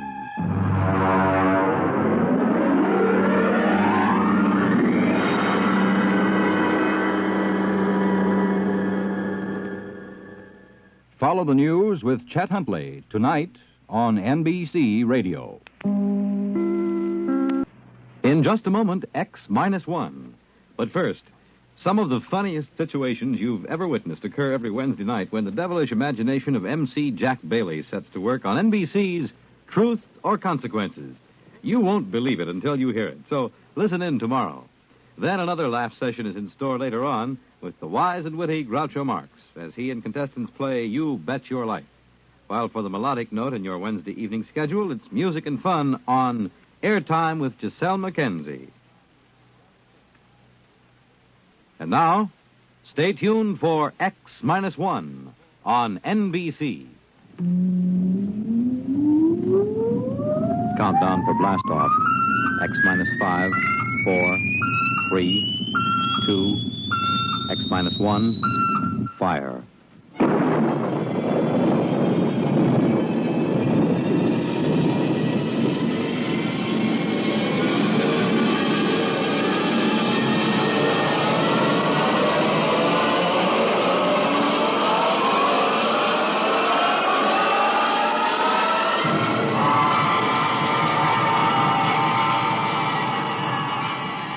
From the far horizons of the unknown come transcribed tales of new dimensions in time and space. These are stories of the future, adventures in which you'll live in a million, could be years, on 1,000 maybe worlds. The National Broadcasting Company, in cooperation with Galaxy Science Fiction Magazine, presents X minus 1.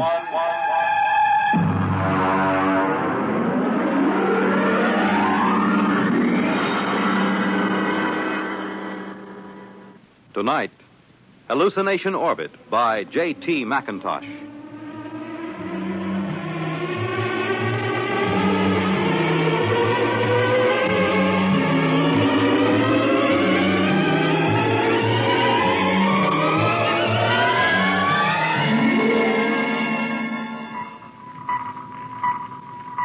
Mr. Chaka. Sir? Stand by to release pickup rocket. Yes, sir. We'll break orbit in 8 hours, have damage control pull the rods on the number 3 pile. Check leakage. Yes, sir. Try and have the locks cleared of all unessential personnel when that pickup rocket comes back. There's no point in making trouble. I understand, sir. Pickup rocket away, sir. Very well. Take over, Mr. Chaka. I will be in my quarters if I'm wanted.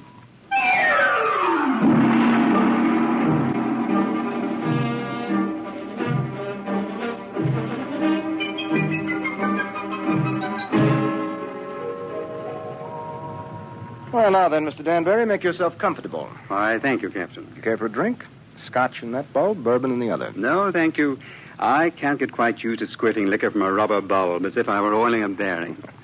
Well, you'd have a devil of a time pouring from a bottle in free fall.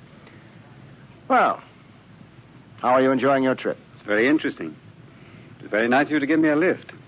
You know, it would have been 8 months before another ship came along. Oh, a lot more than that with the main Pluto beam station out.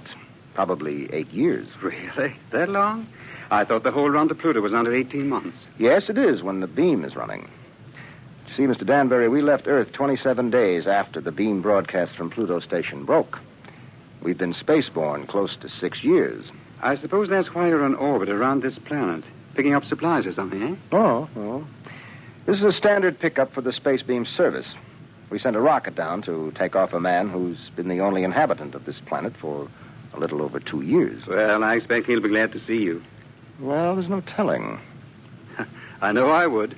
After 2 years of duty, Mr. Danbury, you might not know anything.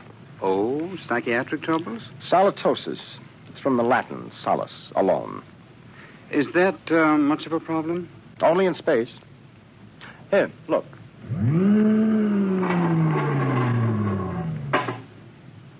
Look through that port. Seems empty. It is. It's empty of horizon, sky, sunlight, ground. It's empty of time. It's empty of people. You can't live in it too long without something happening. I see. But surely people have been alone before spaceflight. Oh, yes, but they have been on the same world with other people. And that seems to make a difference. You take a hermit on Earth, he may spend his life trying to escape civilization. Put him on a deserted world, he turns psychotic. Is there a cure? Oh, sure. Put him back with people. At least about 40 people. That seems to be the critical number. See, I have 48 in this ship's complement. I could run her with about 18. But if I tried to, I'd have psychos on my hands 6 months after blastoff. But then every one of these men on the beam stations, they're all alone, aren't they? That's right. Well, then they must get it. They do. It wouldn't pay to leave more than 40 men on a space station. And less than 40 is too dangerous. Solitosis can be homicidal. So they leave one man. Now, he gets it all right. But you can snap him out of it just by taking him back to Earth. That's why I like to have as few people as possible around when the pickup ship comes back. It can be pretty unpleasant. And what are they like? How does it affect them? Well, so far, I've picked up about 28 space station officers. I've seen 28 different sets of symptoms. I wouldn't want the job of getting those guys out of their stations and into that pickup rocket. Captain here. Pickup rocket. Signaling, sir. All right, Mr. Chalker, prepare to receive the pickup. Alert the psychiatric staff, and I'll be right there. Would you care to see them bring him in, Mr. Danbury? You're welcome if you have a strong stomach. I don't think so, thank you. All right. Mr. Chalker, as soon as the rocket is secured, make a trajectory for the next station. Yes, sir. That's Pluto Station 3. Carry on. Oh. Pluto Station 3. That will be a honey of a job. He has been on that lump of rock all by himself for close to 6.5 years.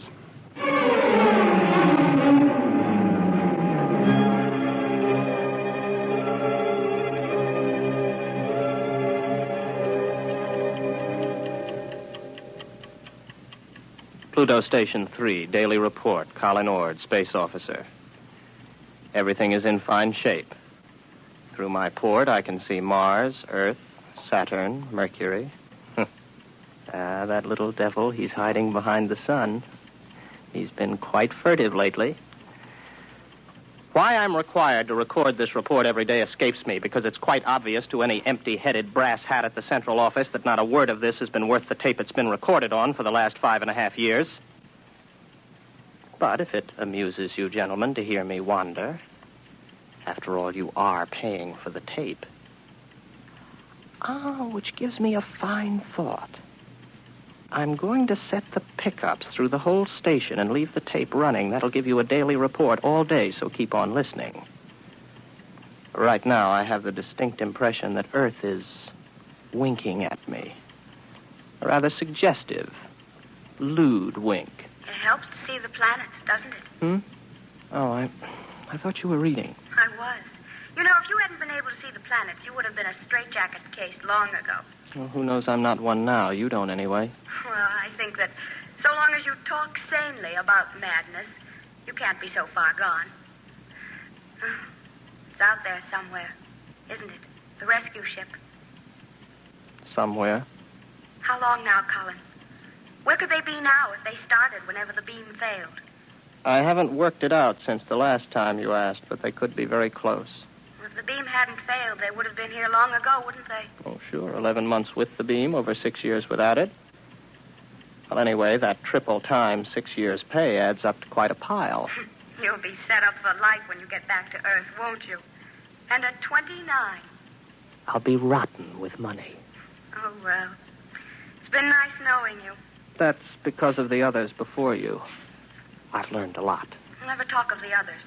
And above all, never talk of any others to come. I'm sorry. Would you like to play chess? It's a long time since we did. I don't think so, not anymore. I'm a little tired of chess. Oh, I know. I understand. I won't bother you. I'll go to my room, Colin. Well, don't get upset. I'm not. I understand. You're just tired of chess. You still listening, gentlemen? That last few minutes might have been a little confusing. You'd like to know who I was talking to, wouldn't you? I'm afraid you can't hear her on the tape. That's Una. And I'll tell you what she looks like.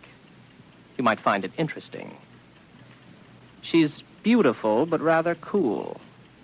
She always wears a white shirt and sharp, creased green slacks. She's got a good figure, but in a calm sort of way. She plays a good game of chess, although I beat her 2 out of 3 times. Of course, you know why you can't hear her on the tape. But I still know, too. That's a point in my favor, isn't it? That brings up an interesting question, gentlemen, because I'm tired of Una.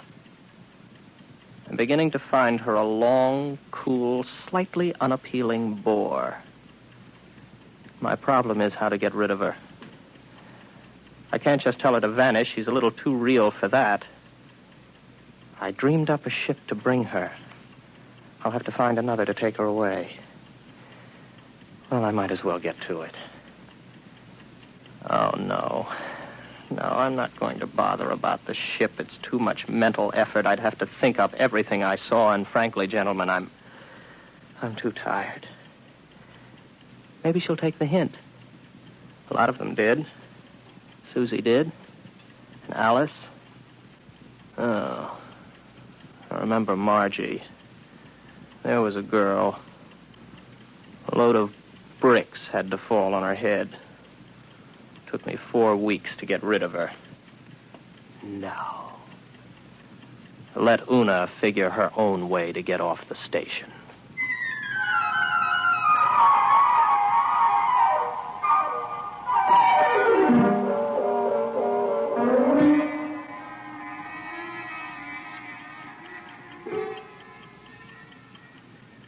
Well, she's gone. I thought she might. Her ship's gone, too. Well, all in all, I don't think Una was really very satisfactory. One of these days, I'll start believing in them, and I'll be really gone. Well, if I activate the main screens now, I'll see a ship coming in to land pretty soon. Every once in a while, I have a thought that when the ship really comes, I'll think it's make-believe. Yes, there it is.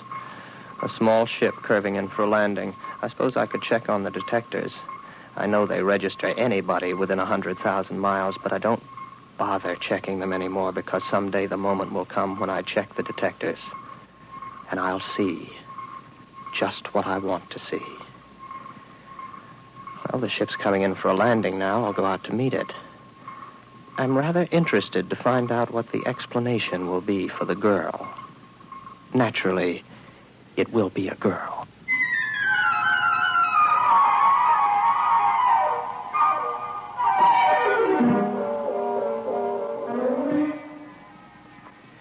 It's all right. You can take your helmet off. The air's all right in here. You must be Baker. Oh, good heavens, no. Baker was before me here. You can't be one of his dreams 7 years late. I'm Ord, Colin Ord. Before we go any further, just how does solitosis affect you? Well, that's new. None of them ever asked that before. It makes me see things that aren't there. And you know there's nothing there? Sometimes. Do you know I'm here? I'm making a point of not wondering about it. Well, one thing you can be sure of. This. Do you see this? This is a gun. I just want you to know I'm not heaven's little gift to lonely space station officers. Is that clear? Oh, yes. Yes. What's your name? Elsa Cutterline. You want to know why I'm here, of course. Not particularly. What? Well, that's always the weakest part of the story. I don't like to press it. Why don't you, take off your spacesuit? I'll tell you why, just the same. I killed a man. Why and how doesn't matter. I had access to an experimental ship. I thought if I disappeared for about 2 years, Oh, please don't labor over it. I'm not asking questions. Why not? Well, when we get around to it, I would be interested in the story you can concoct for being dressed like the cover of a magazine story in rather minimal clothing. It's been years since I thought up anything like that. You must be a throwback. What are you talking about? You know, you're going to have a tough time with that gun when you get tired of holding it. It's a heavy gun. How long do you think it'll be before I take it from you? After all, you have to sleep. There's no door in the station you can lock that I can't get in. I know. I just wanted to make sure you weren't violent. I think I can get on with you, Ort. Yes, I see. The question is, my dear, whether you're real or not. Well, don't I look real? Oh, yes, but that doesn't prove anything. As a matter of fact, the realer you look, the worse off I might be. But then there still is the remote possibility that you might actually have killed someone and decided to hide out on a space station. Shall I tell you something else, Elsa? What? I'm suddenly tired of the whole business. Breathes there a man with soul so dead, I'm sure you know the rest of it. I would suddenly like to have enough people around me so that I could be sane. I would like to find women as part of life instead of having them pop up here from the depths of my rather pornographic subconscious. But you've shaken me, Elsa. 24 hours ago, I was congratulating myself that solitosis hadn't really gotten me. But now I don't know. Just don't try anything funny, or you'll find out whether I'm real. The hard way. Any way is the hard way. First, I'll go out and have a look at your ship.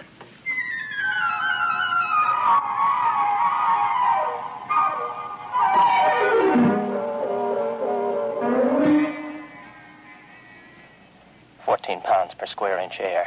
Heat. Now, I take a gasoline lighter. There, the flame lights. But on the other hand, if there was no lighter and I see it, I could also see it burn when there isn't any air. As a matter of fact, how do I know that I can read a meter for air pressure? And now that I look again quickly, I find I haven't got a lighter in my hand, and as a matter of fact, the pressure meter reads 0. There's no air on this ship. As a matter of fact, there isn't any ship. Elsa is no more real than Una. All right, Colin, old boy, sit here and concentrate for about 15 minutes, and you'll be able to walk through the walls of the ship.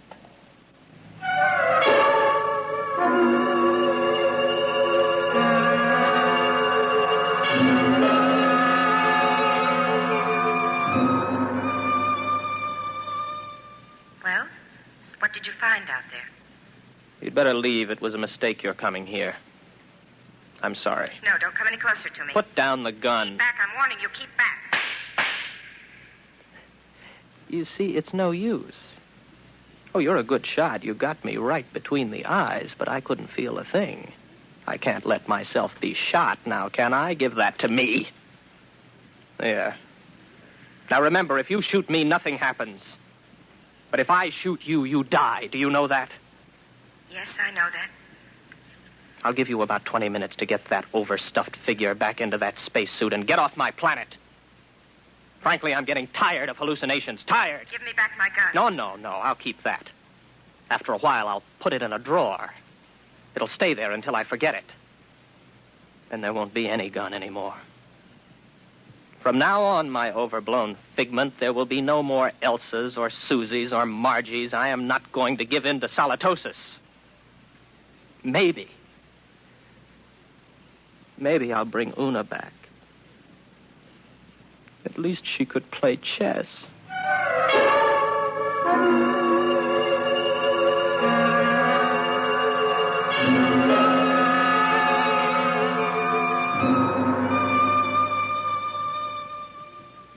Pluto Station 3, Daily Report, Colin Ord, Space Officer. Gentlemen, I have successfully fought off solitosis for 2 days, and I have been alone. However, I'm afraid I'll lose as I watch my main scope now. I see a ship coming in again. I wonder what this one will be like. It's a launch from a larger spaceship. Maybe a lifeboat. Dorothy came in a lifeboat. I wonder what this one will be like. I've got to find out when she comes whether she's real. That's the key, as long as I know if she's real. When I don't care anymore, that's when it's really got me. The ship's down now. There she comes out of the airlock. I've got to find out whether she's real.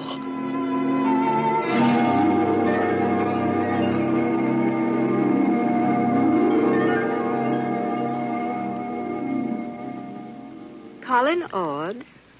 That's right. I'm Dr. Lynn of Four Star Lines. Marilyn Lynn. Oh, well, very pretty. Are you going to tell me your story now, or do I have to wait? I'm not going to tell you anything till I've found out a little more about you.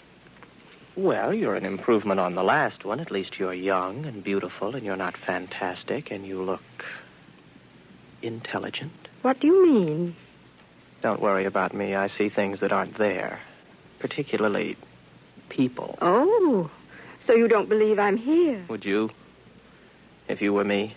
Do you know I'm not here? No, that comes with time.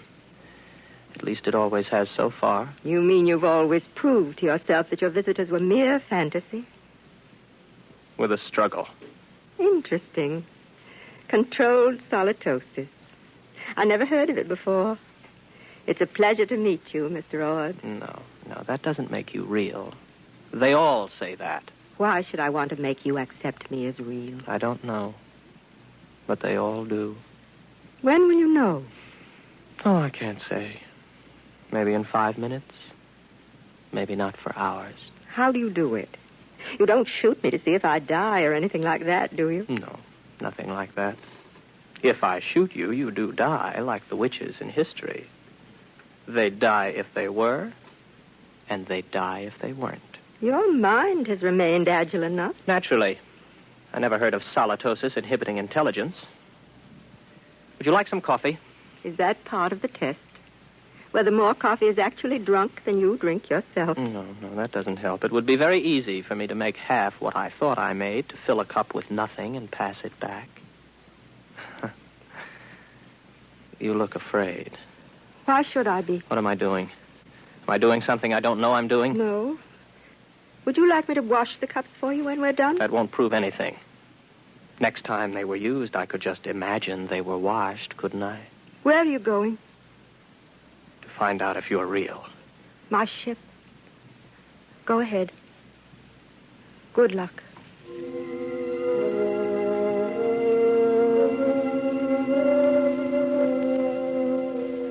What's she afraid about?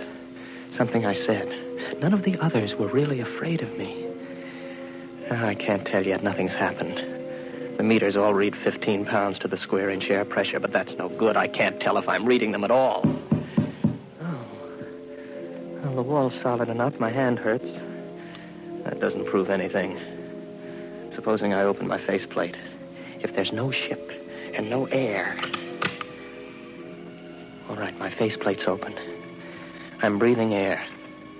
But then again, on the other hand, my faceplate may still be closed. Maybe I only think it's open. I can't tell. I can't tell that she isn't real. That means it's finally gotten me. It gets everyone. I don't really know if anything's real, if I'm real, if this space station is real, the planet, the universe, the galaxy. Maybe all life is in my mind. I think. Therefore I am. Yes, I remember that from school. Oh, I'm tired. I got to get back to the station.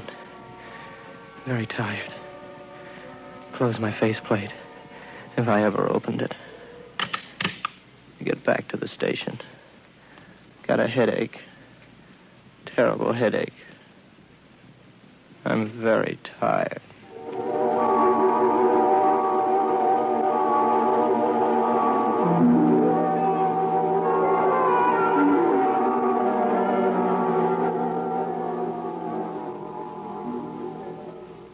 Are you all right now?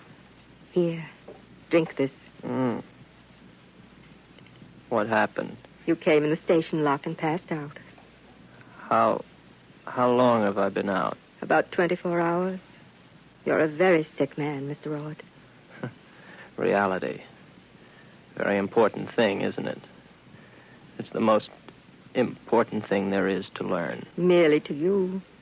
Solitosis naturally affects what matters most to the individual, but we needn't talk about that. But I know now. You're not real. You can't be, even though I feel you are. How did you decide that? I couldn't prove you weren't, not on your ship. I'm too far gone to figure out any test that'll work. But if you are real, then how did you avoid solitosis? The only way there is. There are 48 men and women in the relief ship that's in orbit around your planet right now. I came down in the pickup rocket. We have well above the critical number of people.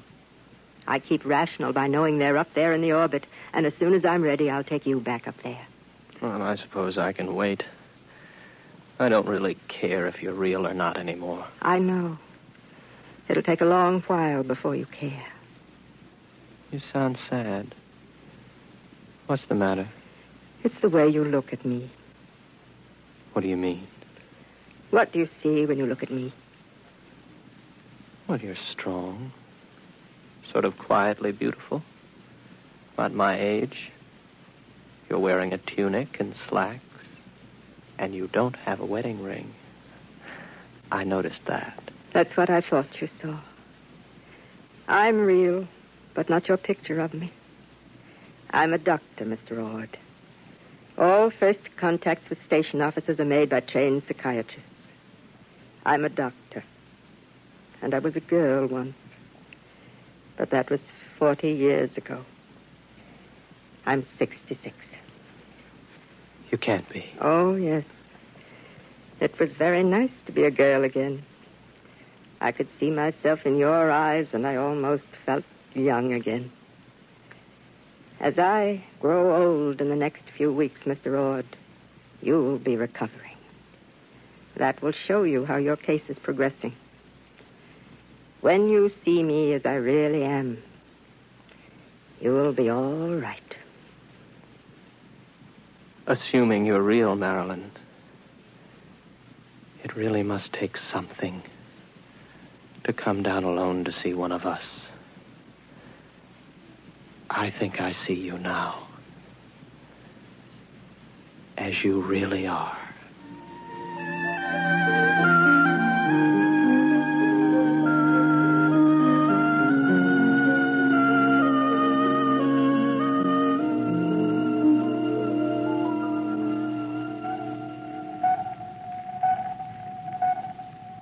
Captain?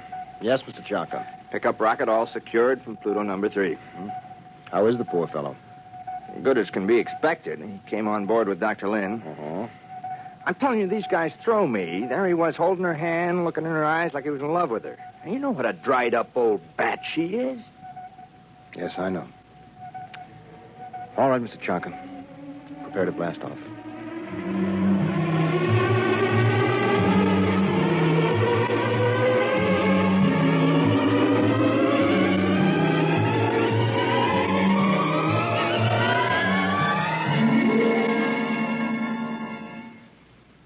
You have just heard X-1, presented by the National Broadcasting Company in cooperation with Galaxy Science Fiction Magazine, which this month features the Willie Lay column, Mutant of the Iron Horse, describing monorail railroads of the past and future. Galaxy Magazine, on your newsstand today. Tonight, by transcription, X-1 has brought you Hallucination Orbit, a story from the pages of Galaxy written by J.T. McIntosh and adapted for radio by Ernest Kenoy. Featured in the cast were William Redfield, John Larkin, Vera Allen, John Moore, Terry Keane, Dick Hamilton, and Hope Rissman. Your announcer, Fred Collins.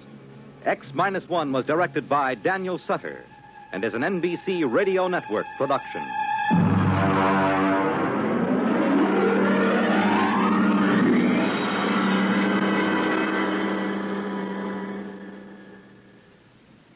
National Radio Week. Recollections at 30 salutes Radio Tonight on NBC. In just a moment, X-1. But first... A familiar theme that introduces some of the sweetest music this side of heaven. The music of Guy Lombardo and his Royal Canadian. And beginning Monday, July 30th, NBC Bandstand brings you live 2 full hours of your favorite tunes by Guy Lombardo, Tommy Dorsey, plus wonderful arrangements by Freddie Martin and Wayne King. It's 4 top bands in person, joined by sparkling personalities like Burt Parks and Johnny Mercer, your Mr. Music. Remember, July 30th for the premiere of NBC Bandstand. And now stay tuned for X-1 on NBC.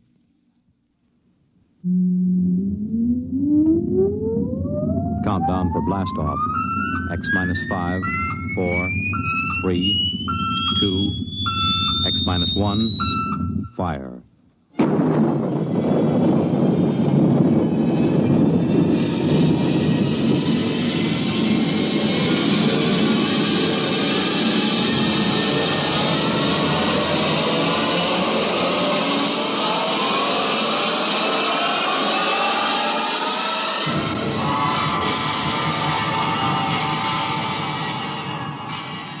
From the far horizons of the unknown come transcribed tales of new dimensions in time and space. These are stories of the future, adventures in which you'll live in a million, could be years, on 1,000 maybe worlds. The National Broadcasting Company, in cooperation with Galaxy Science Fiction Magazine, presents X minus 1.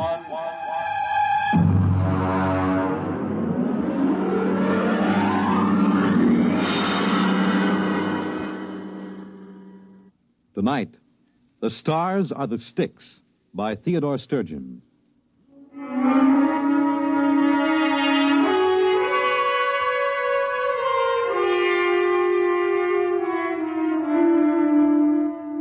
They call me Karen. It isn't my real name, but it suits my job.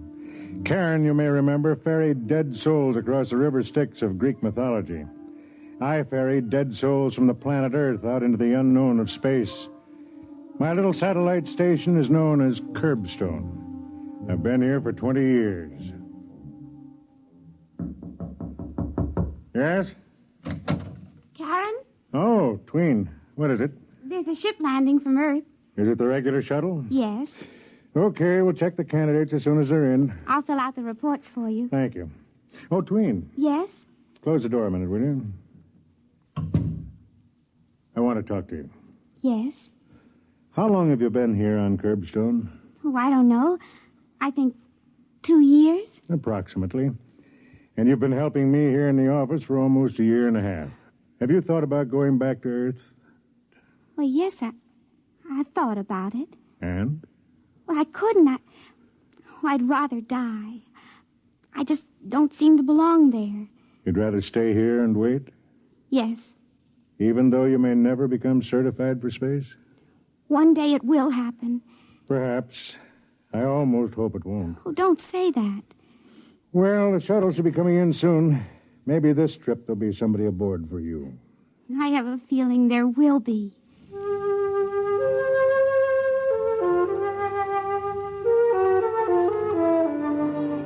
I suppose I ought to explain a little about Curbstone at this point. We're a stopping point. Well, a jumping-off place would be more accurate. We get people from Earth who, for many reasons, cannot remain there. Some are antisocial, criminals of a sort. Some are misfits, individualists who cannot adjust to the rigid standardization. Some are just different, people who are physically different and who have been ostracized as a result. And a few are poets, those who have souls too big for the confines of Earth. They come to Curbstone and wait to be certified for space. And it's my job to send them out. They're waiting. How many of the strip? 2 men and a woman. One of the men, Yes? nothing. Oh, I've known you too well to be fooled. Why, you're practically glowing. Did you speak to him? No. But you think perhaps he'll be the one to choose you? Well, I think perhaps the way he looked at me. How? Well, he didn't think there was anything funny about me. He just looked. There is nothing funny about you. Oh, you're trying to be kind. You should know me better. I'm the original Billy Goat Gruff. Oh, I do know you better. You have a kind heart. Enough of that. Ask him to come in. One at a time.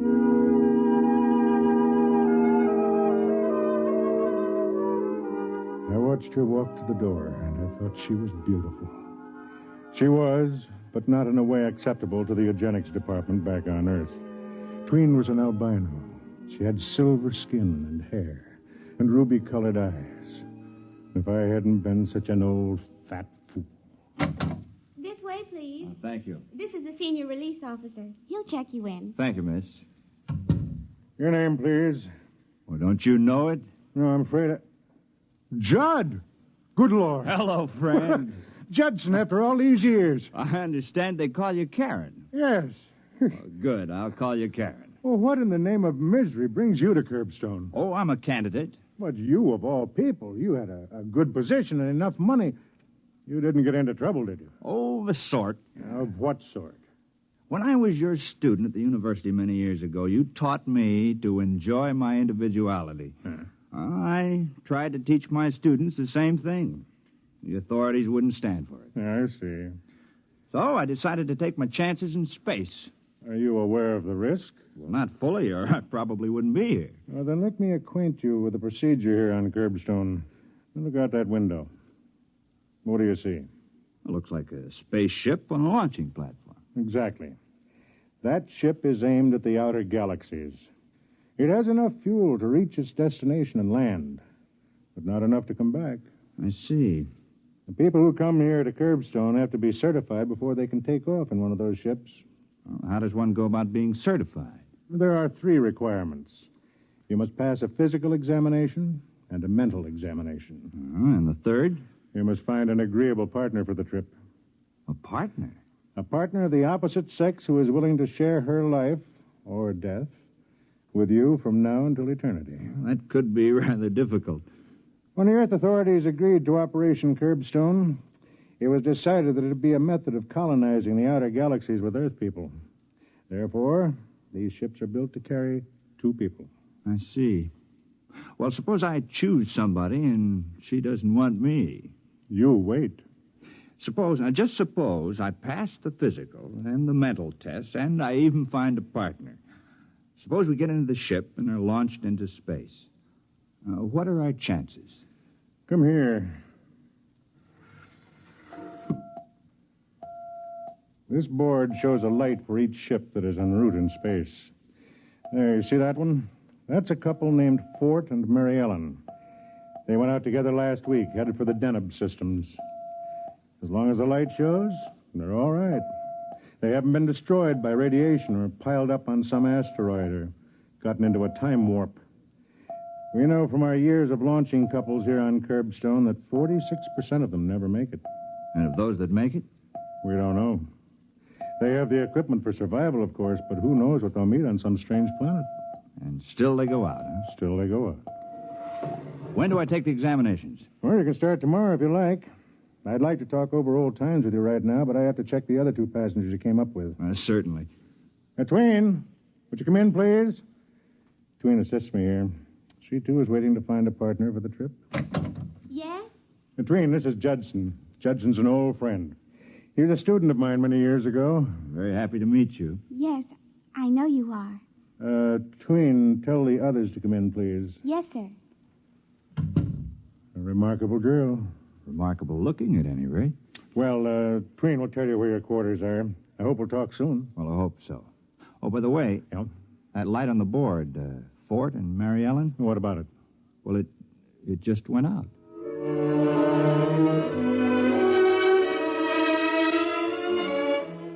I was happy to see Judson. My memories of our association were pleasant ones. As he left, the other 2 passengers came in. The man was young, dark-haired, and slick-looking. His name was Wald. The woman, well, she takes some describing. Her name was Flower.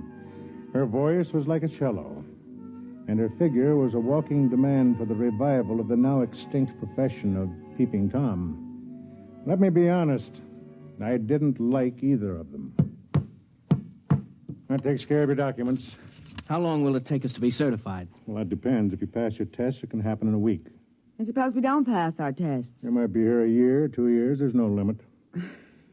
You can keep taking the test, or you can return to Earth. Earth? Oh. Well, is there anything to do up here? I'm in excitement. That depends on what you consider excitement.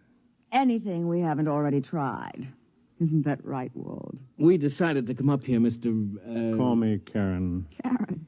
How quaint. Anyway, we decided to come up here because we were bored with the routine on Earth. You're aware of the risk involved? You mean we might not make it? Well, that's life, isn't it? Well, for some. For others, it's death. I don't like that kind of talk. You'll attend an orientation session tomorrow. I'll have my assistant show you to your quarters. Twin. Yes? Come in, Twin. I want you to meet Flower. How do you do? And Wald. Well, Curbstone is exciting already.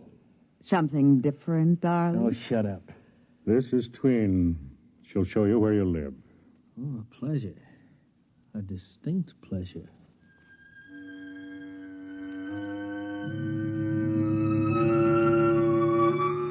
There was something decadent about Wald and Flower, something almost reptilian. I couldn't believe that these two would ever step into a ship and risk the trip to space. Of course, I could be wrong. Boredom drives people to risk many things. At the session the next day, I watched my three new arrivals. When it was over, I stood talking to Judson. Well, still want to go out? Yes. Picked out a companion yet? Oh, yes. Really?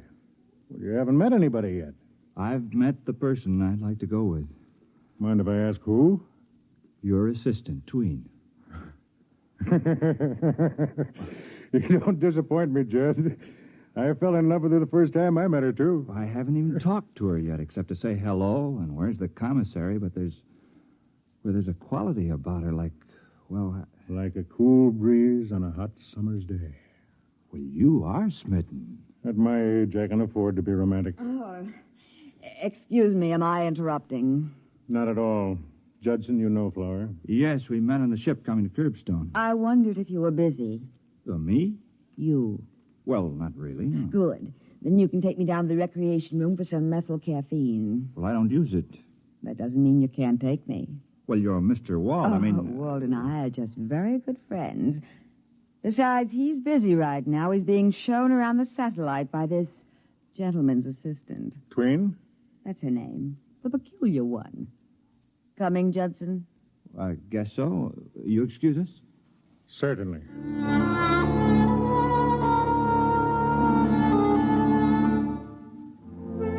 When I saw Tween the next day, there were stars in her eyes.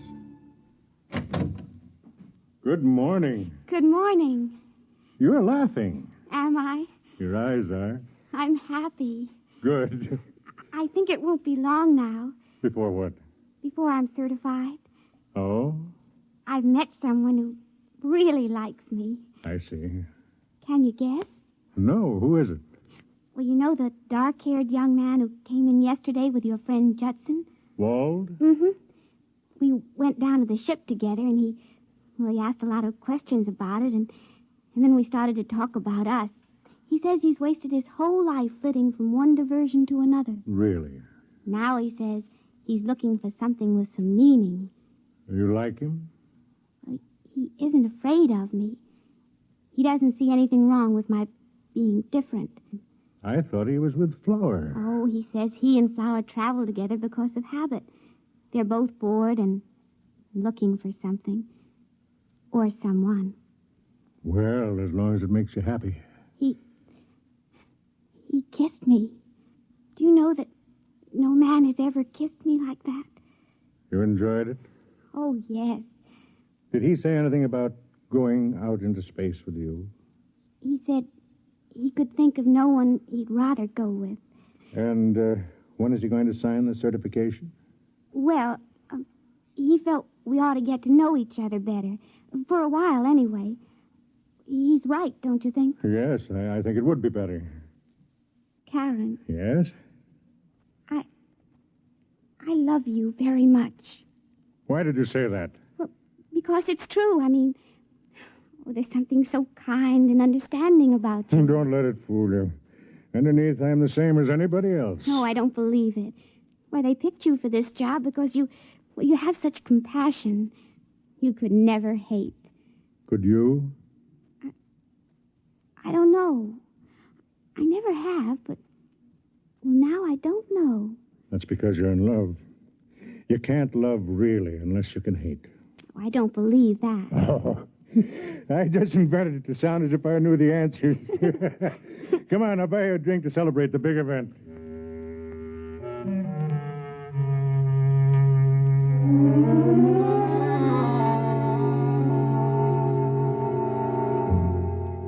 I watched her sip the drink, the tones of her skin coming and going with the pulse of her blood.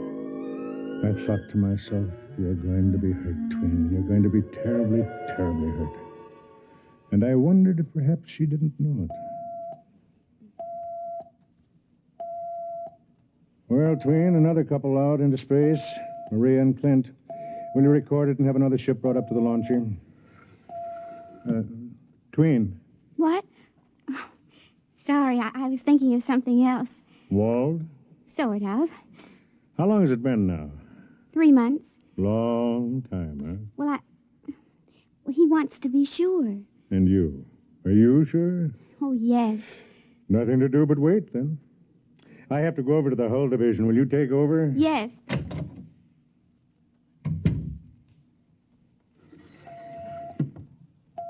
Sometime I, too, will be speeding through space, and I'll be a tiny light on this board. Hello there. You mind if I come in? Oh, not at all.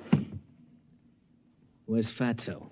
Karen? Oh, he isn't that fat. He's fat enough. Where is he? He went over to the hull division. This is a nice layout. Would you come to see me or the layout? You know I came to see you. Matter of fact, I wanted to talk to you about something. Well? The party tonight at the rec center. Well, what about it? We're going, aren't we?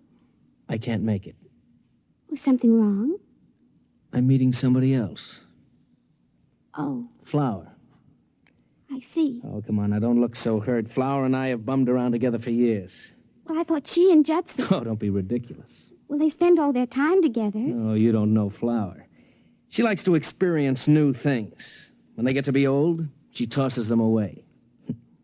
All except me. And you? Do you like to experience new things and toss them away? Look, I'm sorry, Tween, but it's just the way I am. Like Flower. Like Flower. We're two of a kind. Would you do me a favor? Why not? Make it a clean break. Don't try to see me again or tell me any more lies, even though I want to hear them. Okay. And thanks. Thanks. For these 3 months, even though they've been make-believe. At least I've had them. Well, I'll see you around. Yeah. I'll see you around.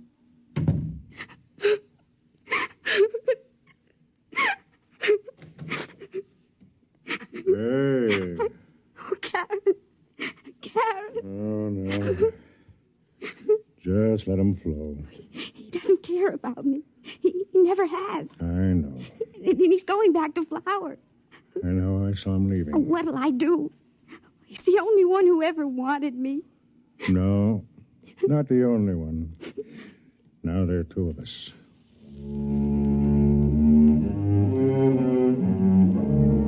The question that kept going through my mind was, what next? How long was Wald going to hang around Curbstone before he decided to go back to Earth? I couldn't believe he'd have the guts to go out into space. But I had underestimated Flower.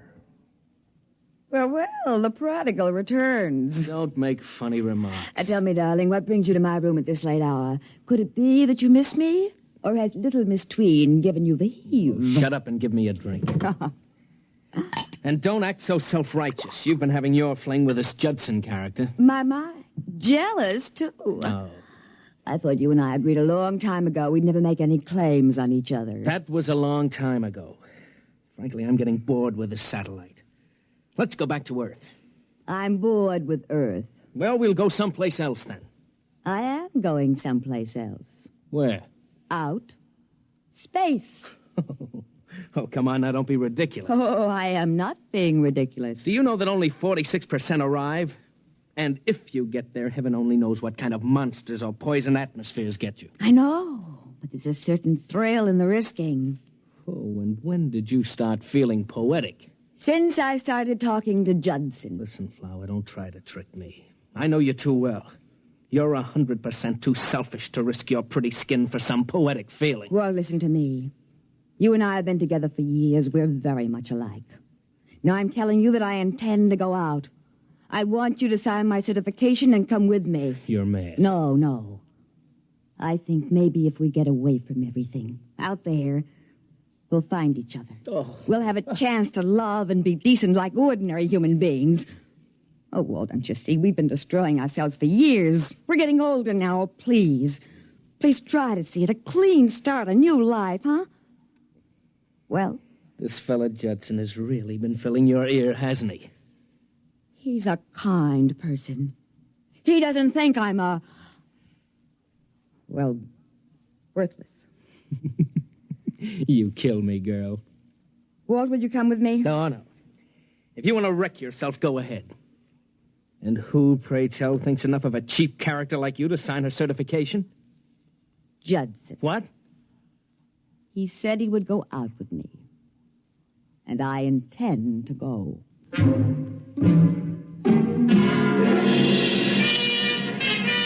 I certified Judson and Flower that same evening. They were going to leave at midnight. I was working late. Come in. Well, Flower, I thought you and Judson... We're not going. At least, I'm not. Oh? Judson decided he didn't want me along. He did? Here. He left this note for me. The story of my life. Nice girl, but who wants to marry anybody like that? Let's see. I'm going alone. Don't try to stop me. It wouldn't work. I'd always look down on you, Judson. It doesn't sound like him. Sounds like every man I've ever known. Except Wald. Wald doesn't judge me. Except Wald? Where's Judson now? Locked in the ship. He's leaving at midnight. 3 minutes. Listen, you wait here. Where are you going? To see if I can reach that ship before it's too late.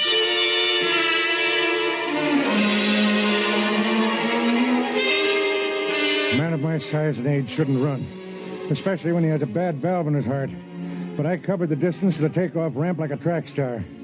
As I hit the edge of the ramp, I heard Tween's voice screaming at me from the control tower. Karen, look out! You'll burn!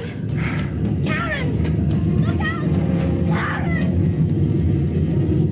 I reached the door just as the rockets were beginning to warm up inside the ship. There wasn't any way to get in except to blast. There's only one way to stop a ship from taking off once the combustion chambers are operating. You have to get the dampening rods into the chambers and stop the chain reaction. It took a lot of beef, but I've got a lot.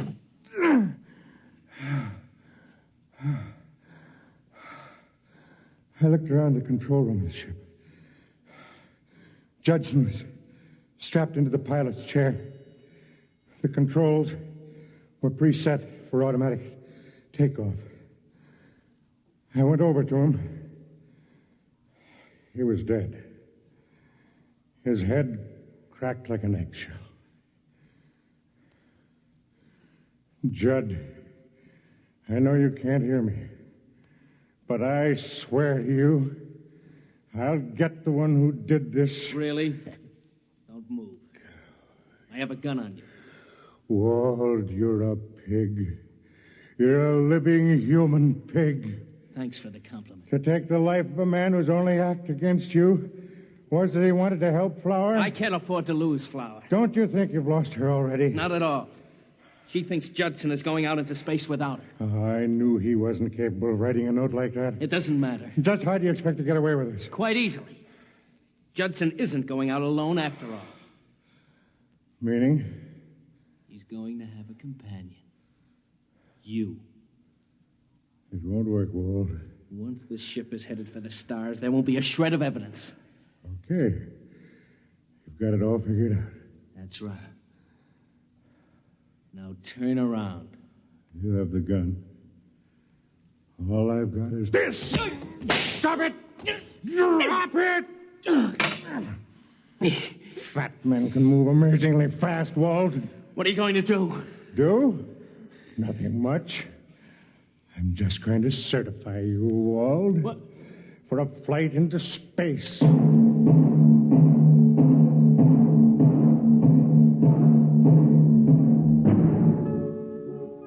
are things you can do to a man if you know enough physiology. Pressures on the nerve system that can immobilize him for hours. I did them to Wald. Then I set the controls of the ship again and went out. I was breathing hard. Took me a long time to make it up the steps of the control tower, where Tween was waiting.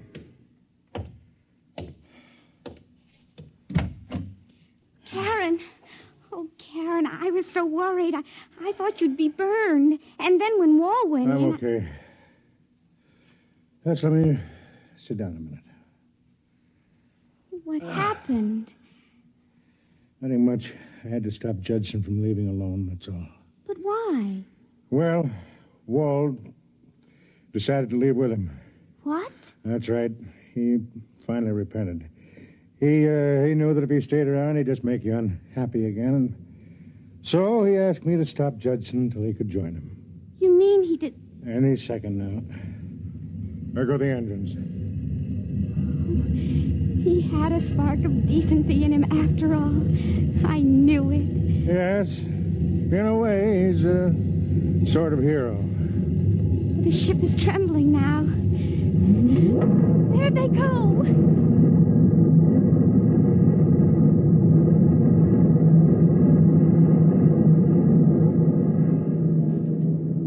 Maybe she knew, maybe not. Anyway, she had loved a man, and now she could love another. She came over to me and leaned over and kissed my mouth. Her lips were cool. Then I knew that I could live with the viciousness of what I had done. When you're old and fat as I am, the kiss of a young girl can make you human again. They call me Karen. They forget what it feels like to be denied two worlds instead of one. And they forget something else, too. Karen was more than a boat pilot. He was an executioner.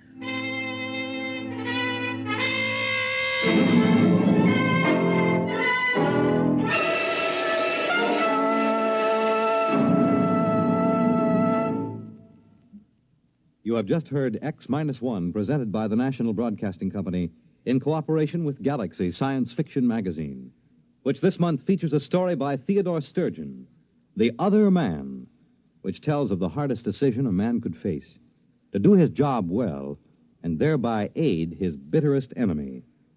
Galaxy Magazine, on your newsstand today. Tonight, by transcription, X-1 has brought you The Stars Are the Sticks, a story from the pages of Galaxy written by H.L. Gold and adapted for radio by Ernest Kenoy.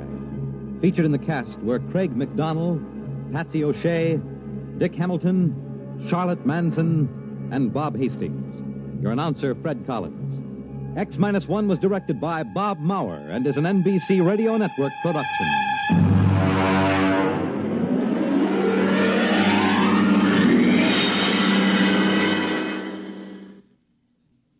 The music of Freddie Martin, live weekday morning starting Monday on NBC Radio.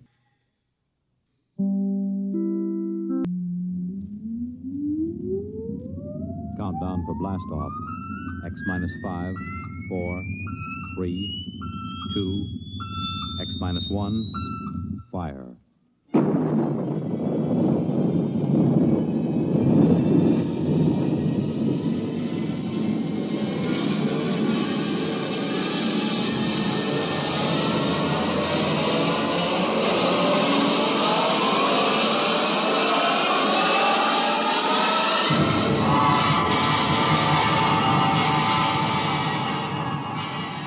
From the far horizons of the unknown come transcribed tales of new dimensions in time and space.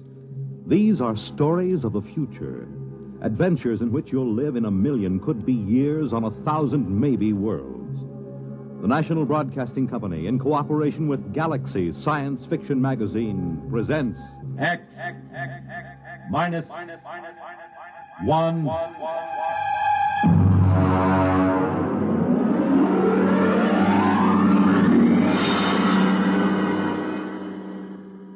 Tonight, Student Body by F.L. Wallace. Our story in 1 minute. Girl. Boy. Moon. June. Ring. Wedding. Home. Money. Baby. Money. Education. Money. Retirement. Money. Solution? United States savings bonds. There's a smart couple. They're looking to the future. They know how important it is to plan for the future now with savings bonds. Yes, the plans you make today will determine what kind of tomorrow you have. Are you a student? Are you a young married couple? Are you approaching the golden years? Whatever your age, whatever your situation, savings bonds can be a big help in making your tomorrow secure and happy. Plan wisely. Buy savings bonds regularly where you work or where you bank. They're a good investment. You're saving your money and you're earning more. Series E bonds pay 3% interest compounded twice a year when the bonds are held to maturity. And savings bonds are as safe and sound as America itself. What's more, they're protected against loss or theft. For the big things in your life, be ready with United States savings bonds. And now, Student Body by F.L. Wallace.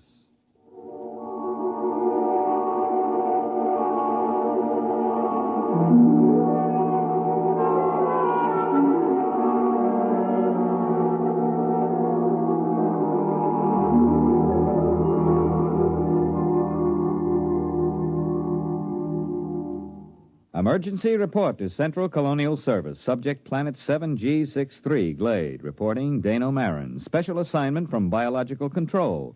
Report consisting of standard universal tapes and special recorded comment. First segment, landing day +1, 6 a.m. sidereal mean time. Voices on tape, myself, Colonial Executive Shep Hafner, and Athel, a female member of our crew. Tape commencing. Watch your step on the ramp, Marin. It's tilted. Oh, yes, I will. All right, where are these people? Over there, a few hundred feet. Beneath that tree. Oh, come on, then. You know, I'm going to have to note in the log that you cleared the planet for colonization as of last night. I understand. I'm taping this now for my records. I take full responsibility for the safety of this planet. All right. But wait until you see this. Here we are. Now, do you see there? In the clearing beneath that tree? Why, good Lord, they haven't a stitch of clothes on. None of them. That's just what I told you. Are they all right? No, they're just asleep. You can see them breathing. Look here, Hafner, who gave them permission to sleep out here in the open? Shh, don't wake them yet. I gave them permission, Marin. They've been cooped up in that ship for over 6 months. They wanted to sleep outside. And in view of your clearance, I couldn't see any reason to refuse permission. I know. You were within your rights. But the clothing, why, they don't even have blankets. They did have, when they bedded down last night. Some of them even used the standard issue sleeping bag. Well, then what happened to them? There are 13 people sleeping around that tree, and they're stark naked, all of them.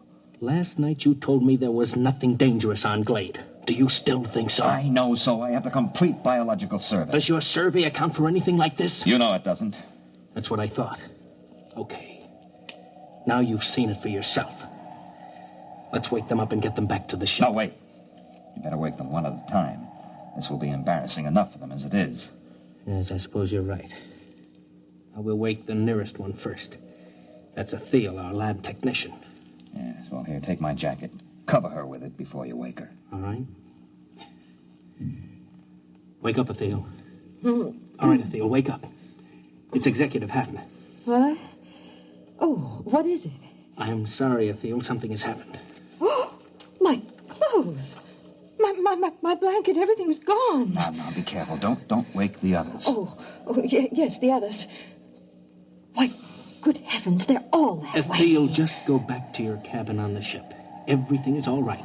We'll explain it to you when we have the others safely back. But I feel so foolish. How could this happen? What's the meaning of it? Now, just get back to the ship. Your clothes back there are perfectly safe. Yes, all right. Well, thank you. You told her we'd explain it later, Hafner. Do you think we can? That's your job, isn't it? This planet is as new to me as it is to you. You're the biologist.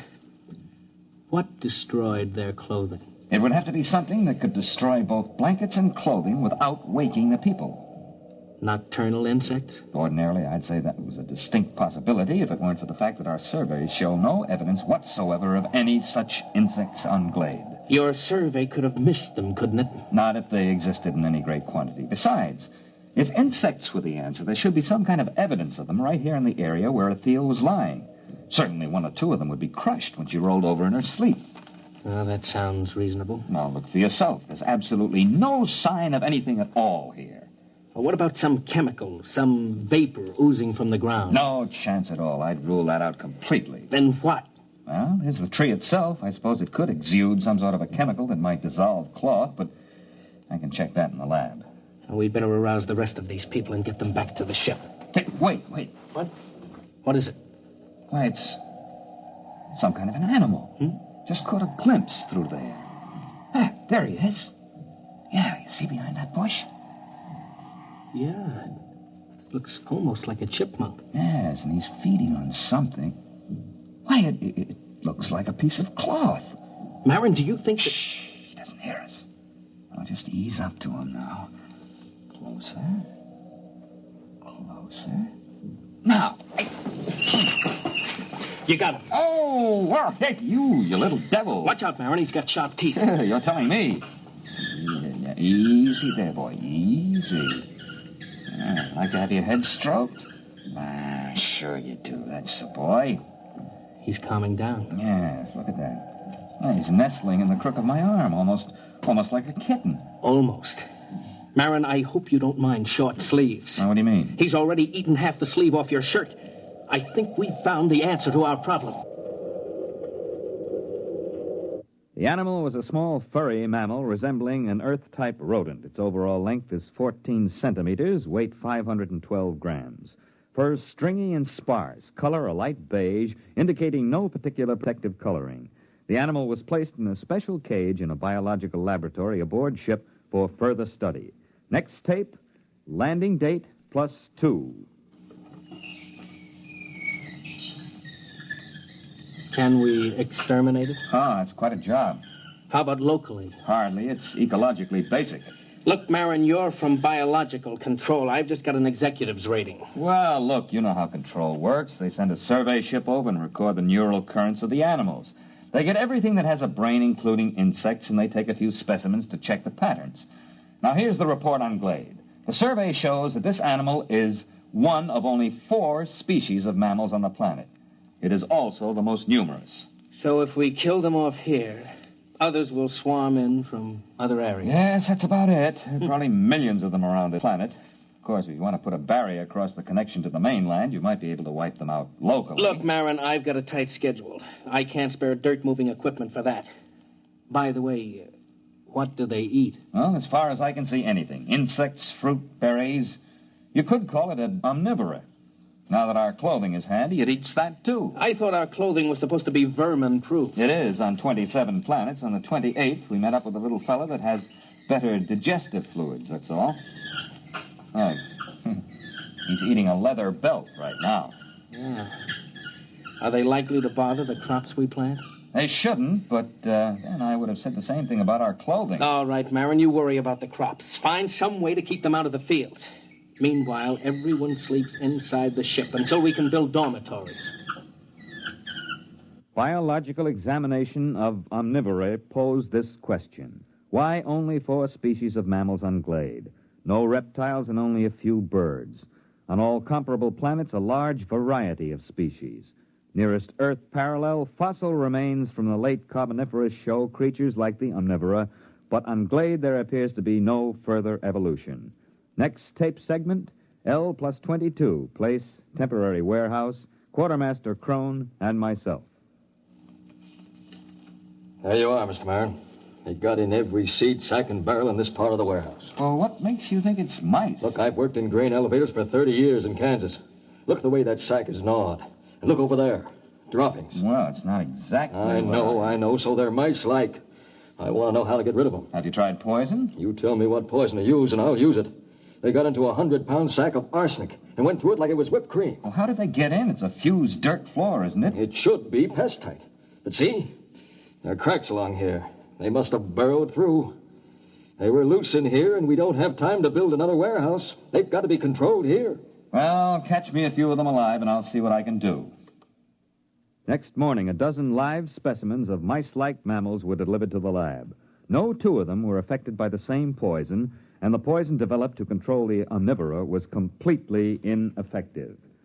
Alternate discussed with Executive Hafner and Machinist Tully of Computer Engineering. Next tape, L plus 24. Hafner, Tully, and myself. I tried it out yesterday, Mr. Hafner. I think I've got all the bugs licked now. Tully, I don't want any more metal used than is necessary. This isn't standard authorized equipment. You're not dealing with a standard authorized problem. Are you ready to activate the device? Sure thing. Here, help me get it down from this assembly bench down on the floor. All right. There you go, kitty. Now, what do you think of her? A robot cat. Well, I still think we need at least 3 of them. Mr. Marin, inventory on colonial expeditions is always short. One will have to do. All right, Tully. Show us how this mechanical mouse catcher operates. You better get out of the way, Mr. Marin. If you've touched any of the mice in the lab, she'll go for you. She reacts to smell as well as sight and sound. All right, Tully, start it up.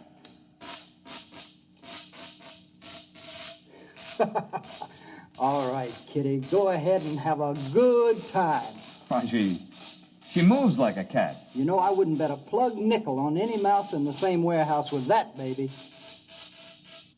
Robot cat device proved relatively successful in Warehouse 1. Rodent damage held below danger margin. Next tape, L plus 37. Tully, Hafner, and myself. I can't salvage it, Mr. Hafner. Just look at that. That skeleton was chrome steel, now it's bent. The skin was duroplastic, and now it's cut to ribbons. The computer parts are all smashed to bits. How do you account for it, Tully? Well, look around the poor thing. You had me build it for mice. These things weren't mice. They're a good foot long.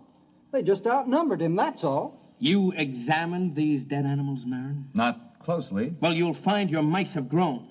They ganged up on that cat. There aren't supposed to be any rats on Glade, are there? Well, there weren't supposed to be any mice either.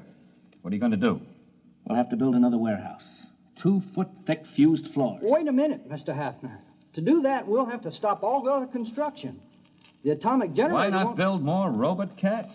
You weren't here when we opened the doors, Marin. The warehouse was swarming with rats. Tully, how many robot cats would we need? 5? 15? We don't have enough parts to build more than 3. If we need more than that, we'll have to rob the computer in the spaceship. And that's one thing I refuse to do. The spaceship is our only link with Earth until the next wave in 2 years. All right, then I'll tell you what we'll do. We'll floodlight the supplies at night. We'll post a guard with half-charged rifles until we can move to the new warehouse. That'll take about 10 days. Meanwhile, our fast crops are ripening. It's my guess that the rats will turn to that for food. Now, in order to protect our future food supplies, you'll have to activate your cold storage animals, Marin. Mr. Hafner, it's against regulations to release any cold storage animals on a planet until after a complete investigation. That takes 10 to 20 years. This is an emergency. I don't want to be responsible for another rabbit-infested Australia or that planet in the Centauri system that the snails took over. Marin, I'll take the responsibility. You're recording now, aren't you? Yes. All right. If that isn't authorization enough, I'll put it in writing. Well, the beast I've got for this job won't be any good against rats this size. You've got hormones. Use them.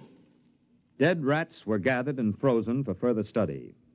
Observed animals, a wide variation in size. Internally, a lack of uniformity in organs. Some specimens had huge fangs and delicate jaws. Others had tiny teeth and massive bone structure. Obviously, the most scrambled species ever encountered by a biologist. Reproductive cells were especially baffling. Proceeding with hormone treatment on cold storage Earth animals. Next tape, L plus 39. Lab technician, Atheel, and myself.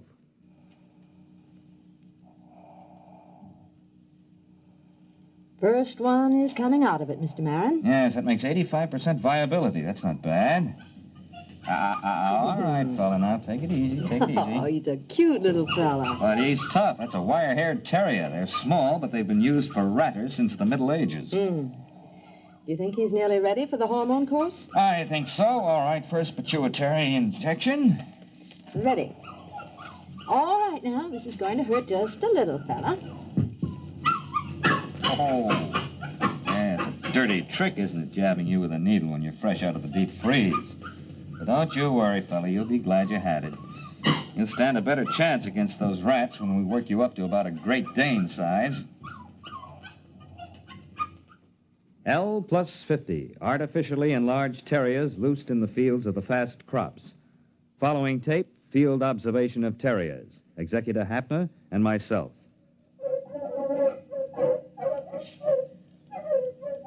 How long have they been at it, Marin? Since daybreak. I have to bring the dogs in at night and shoot them full of antibiotics. Will the dogs last? Well, this crop will be harvested in about a week. We'll make that. And there'll be 2 weeks to rest up before the next fast crop shows above ground. I think we've got the rats licked for a while.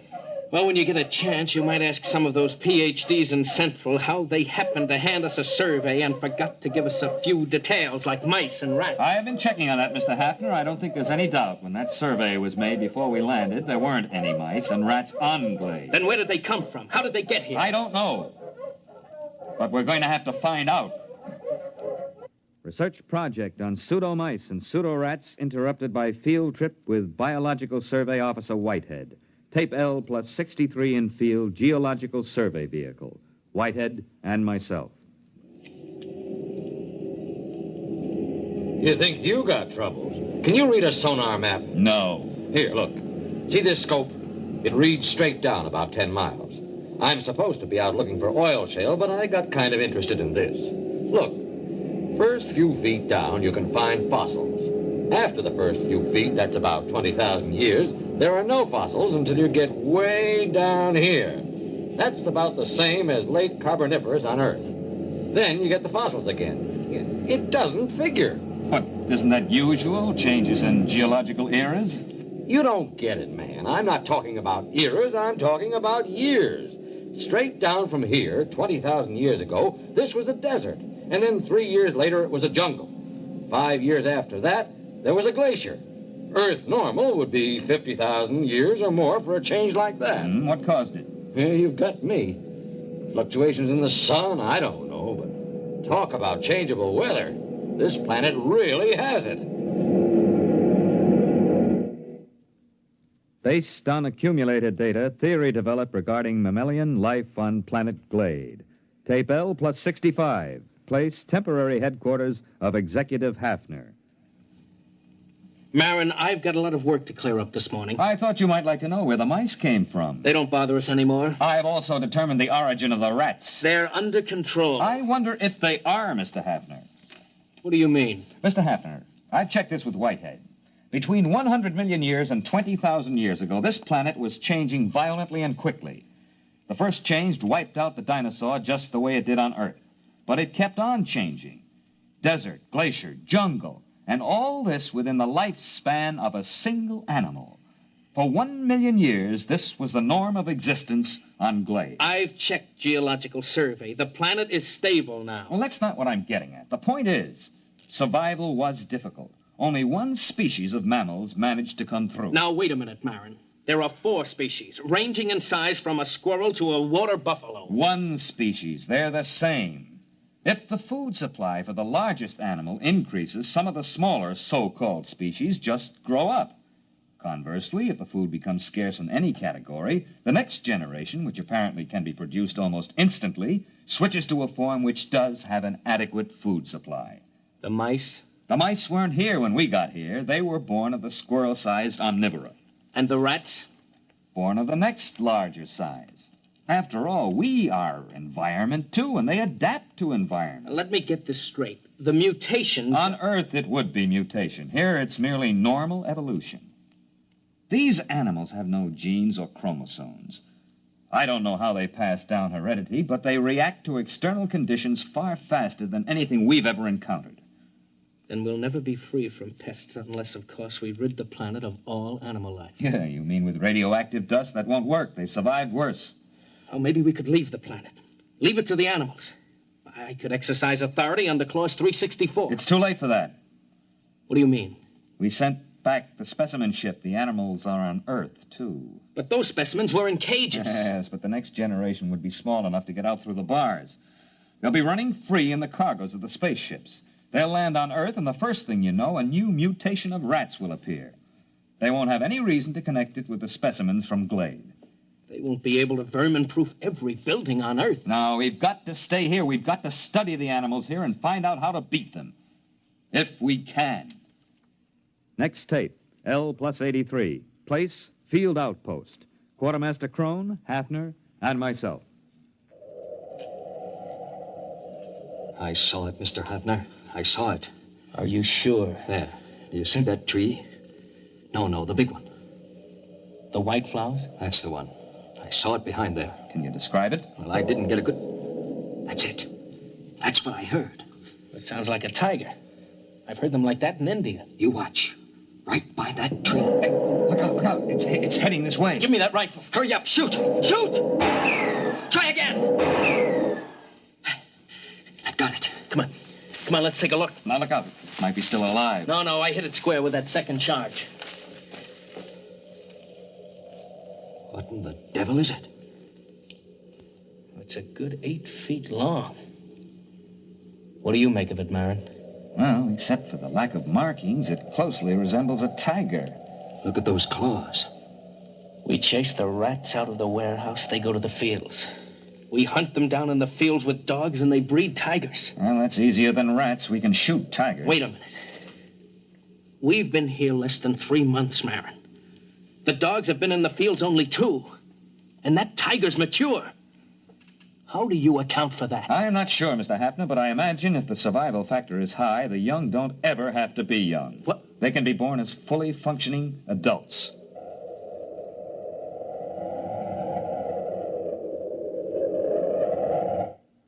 Development report. Mice under control. Field rats under control by terriers. Tiger-like animals under control with searchlight and rifle. Additional complication. The original animal developed an appetite for electrical insulation. There is no protection except to keep the power on at all times. The last tiger-like animal was seen at L plus 130. After that, the attack ceased. By L plus 2 years, the animal seemed to have been controlled in all its forms. However, 3 months before the next colonists were due, a new animal was detected. Food was missing from the fields. Dogs were useless. The animal seemed to roam the fields, and the dogs did not attack. Patrols were unable to find the animal. Tape L plus 2 years. Hafner, Engineer Tully, and myself. Now, here's the way I'm rigging it up, Mr. Hafner. Whatever it is, it spotted the photoelectric cell rig. So I've worked up an alarm that reacts to body radiation. You're sure the animal won't spot that? Well, I'm burying it in the field. Then we'll move the visible alarms to another field. All right, Tully. As soon as the alarm goes off, notify Mr. Marin and me. Do you understand? Yes, sir. Just as soon as the alarm goes off. L2 plus 15. Radiation alarm sounded. Place, field station, Hafner, and myself.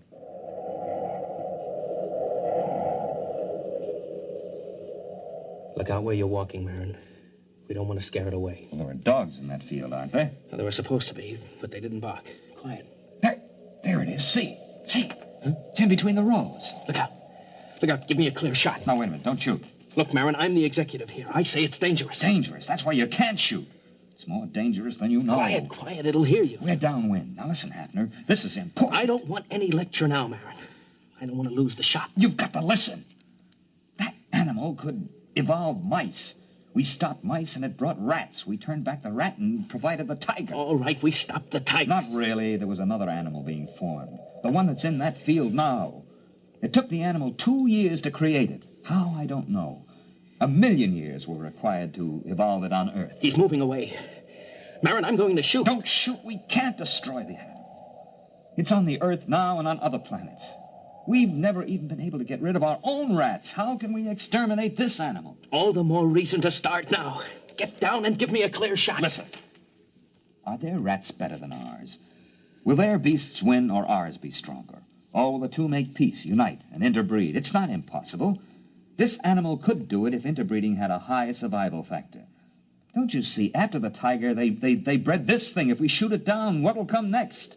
Look at it, standing erect. Opposable thumbs, binocular vision, a large brain capacity. This one I think we can compete with. It's the one after this that I don't want to face. Marin, Marin, it must hear us. It's looking this way. Look at it, Hafner. He's holding his hands up to show us he's got no weapon. Drop your rifle. Are you sure? Drop your rifle!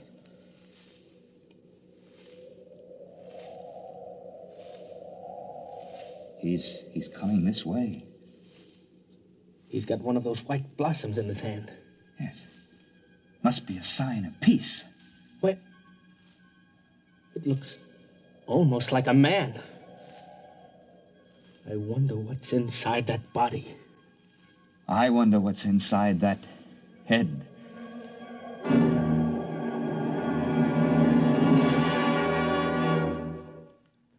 You have just heard X-1, presented by the National Broadcasting Company in cooperation with Galaxy Science Fiction Magazine, which this month features Verbal Agreement by Arthur Sellings, the story of an unsuccessful poet who was forced to ask what it was the aliens could want that was half as precious as the skins they wouldn't sell. Galaxy Magazine, on your newsstand today. Tonight, by transcription, X-1 has brought you Student Body, a story from the pages of Galaxy written by F.L. Wallace and adapted for radio by Ernest Kenoy. Featured in the cast were John Raby, Bob Hastings, Kate Wilkinson, James Stevens, Charles Carruth, and Merrill E. Joels. Your announcer, Fred Collins. X-1 was directed by Bob Maurer and is an NBC Radio Network production.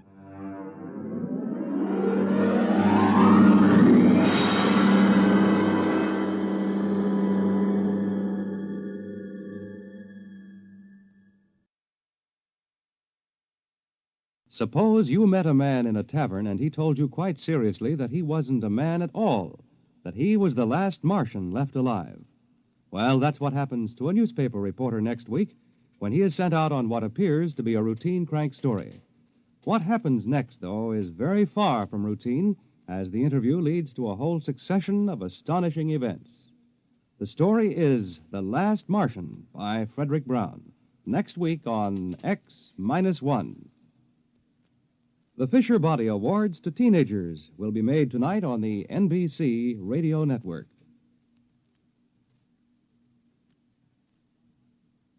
Now stay tuned for X-1 on NBC. Countdown for blast off. X-5, 4, 3, 2, X-1, fire.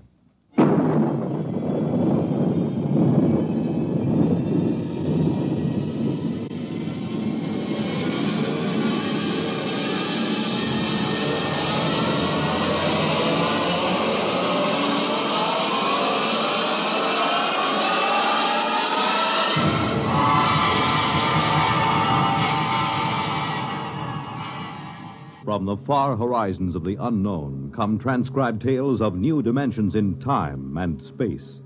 These are stories of the future, adventures in which you'll live in a million, could be years, on 1,000 maybe worlds. The National Broadcasting Company, in cooperation with Galaxy Science Fiction Magazine, presents X-1.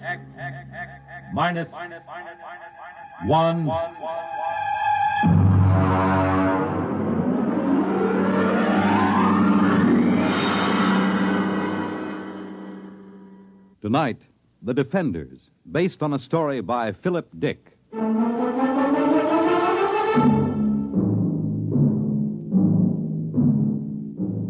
now we bring you a special film of the destruction of San Francisco by radioactive pellets, released this week by robots of the Asian Confederation. This bombing was televised by robot cameramen of the Western Confederation as it took place. What you are about to see is a rebroadcast.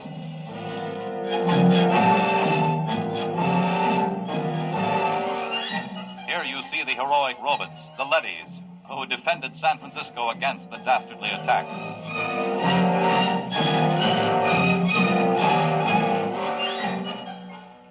Of course, since all human life has been under the surface of Earth for 16 years, there was no actual loss of life in the sense we know it. Still, the vicious destruction of Western Leddies by this sneak attack by Asian robots. The surface war. The surface war, that's all we hear. It's all everybody works for. 90 cents out of every dollar goes for the surface war.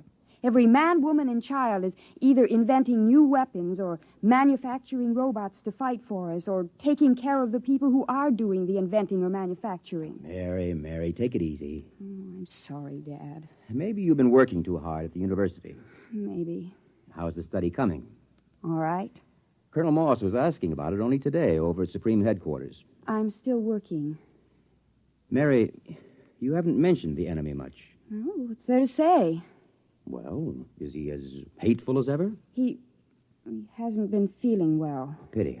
I hope he doesn't die. After all, he's the only living captive member of the Asian Confederation. How old is he, by the way? 34. Oh, you're joking, of course. No.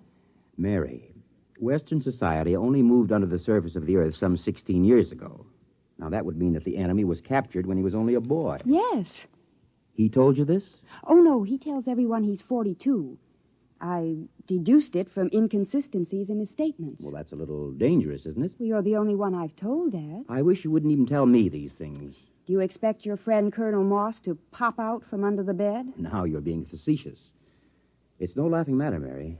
The whole concept of the enemy is so charged emotionally. And so full of lies. Mary! It's true. I've been talking to him for 6 months now. He's just an ordinary young man who happens to have had the bad luck to come to symbolize every hated thing we fight against. I've heard him speak. He is hateful. He knows what to say if he wants to keep alive. Mary, I won't hear any more of this. Oh, I'm sorry, Dad. I suppose it doesn't serve any useful purpose. It isn't that. I'm thinking of your own safety. If remarks like this were overheard, do you know what they do to traitors? I've heard they turn them over to the leadys. They're taken up to the surface.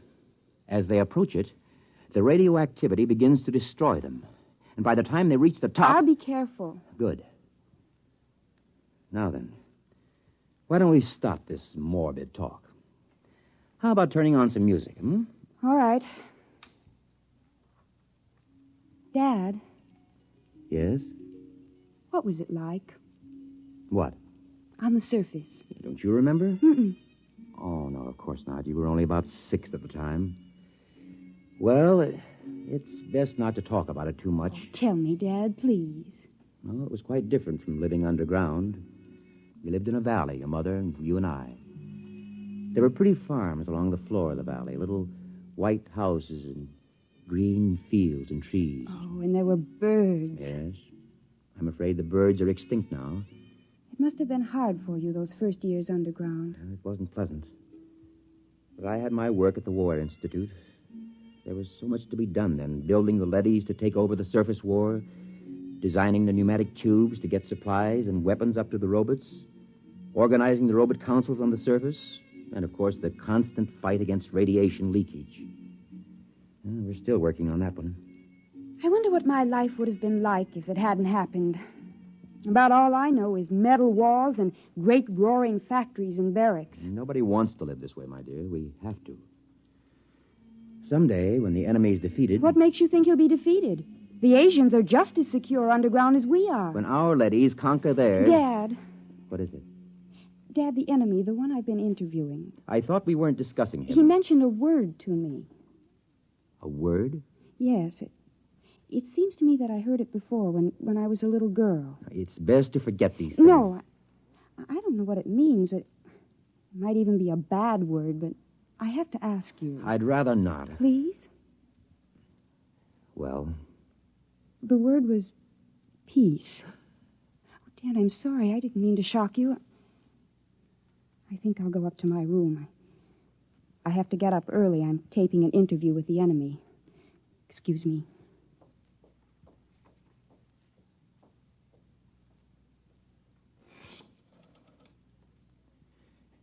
Get me the Director of Internal Security. Yes? Moss, this is Donald Taylor. Yes, Donald. It's about my daughter. Mary? Yes. She's been working with the enemy, as you know, compiling a new study. Yes?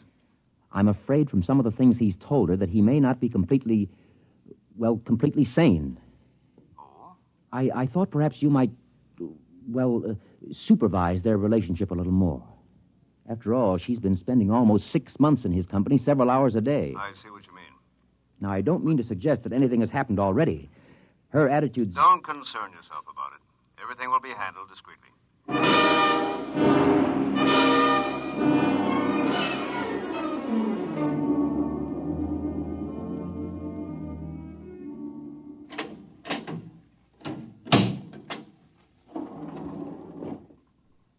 The enemy is waiting inside, Miss Taylor. Good. Is the recording and filming equipment ready to go? All checked and ready. You've checked the restraint suit on the prisoner? Yes, miss.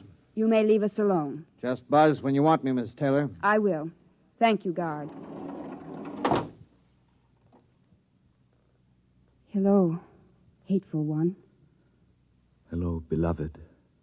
How are you? Feeling no pain? I thought about you last night.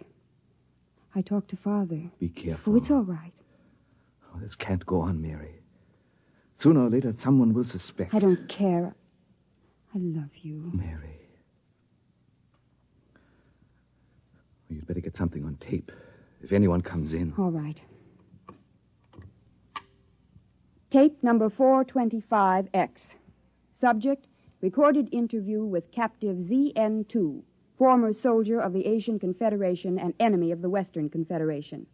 I'm Joseph Kali, serial number ZN2, former soldier of the Asian Confederation. What were you taught to believe concerning the people of the Western Confederation? I hate them with all my heart. They are inhuman and to be destroyed. What is your objective? It is the objective of my people to enslave all members of the Western Confederation and to utilize them for the benefit of the masters of the Asian Confederation. Did you ever witness any murder of members of the Western Confederation? I was a pilot in a group which dropped radioactive dust on women and children who were preparing to be evacuated underground. I myself killed some 15,000. We will discontinue the interview to check the quality of the recordings.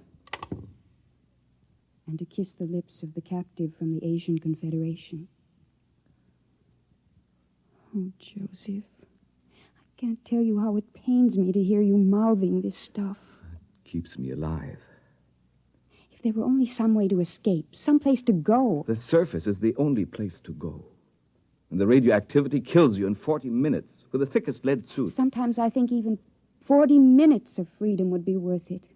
40 minutes of pain? If that's the price, then For myself, I wouldn't care. But for you, Mary. If there were a way to reach the surface... There is. Colonel Moss. This has been, I must say, a most interesting interview to hear. You heard it. From the beginning. We had the room wired this morning. Then you know. Yes. What's going to happen to us? To you, nothing. Because of my friendship for your father and your own youth. We will simply require that you remain silent about anything that has happened. And Joseph? The enemy will be handed over to a D-class leady at the mouth of the tube and taken to the surface. We will perform the entire operation with a ceremony and a public announcement. He'll die. Precisely. No. Please. Now you'd better go. Your father is waiting outside. Joseph. Mary, do as he says. Joseph, I love you. Take her out. Please let me say goodbye to him. Remove her. Joseph, please. Please let me stay, please.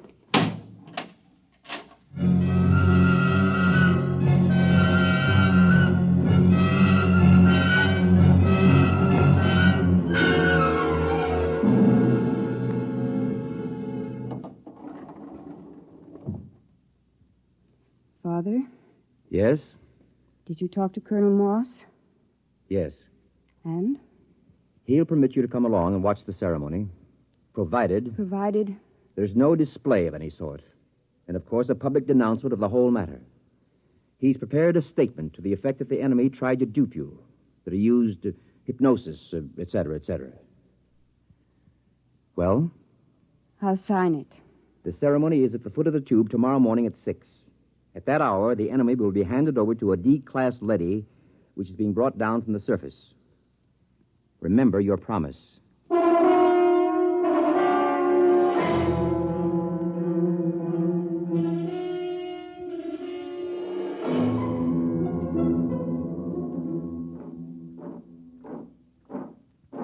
Detail!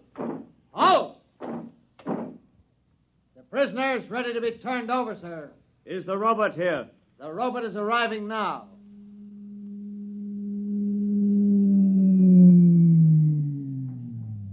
I'll give the orders. I wish to converse with it. Yes, sir. The robot has landed at the foot of the tube, sir. Switch on the intercom. Robot. Robot N71. Can you hear me? Yes, sir. We have a prisoner to turn over. He is to be taken to the surface and destroyed. Yes, sir. Before we send him into the radiation lock, there are a few questions the military would like to have answered. Yes, sir. How is the war going on the surface? The war continues. We are a little short of fast pursuit craft, the single-seat type. It will be noted. Our missiles pounded the Euro munitions plant of the Asian robot team last night, with good results. Excellent. Are you ready to receive the prisoner? I am ready. I must warn all observers to remain behind the lead wall when the radiation lock opens. A few seconds' exposure to a hot leady is enough to cause serious damage. Prisoner, step forward. Father. Steady, Mary. Remember your promise? Yes. Is he? He's there. Oh, if I could only see him alone a minute. It's out of the question. Keep well behind the lead wall. Ready? Ready, Colonel. Open the lock.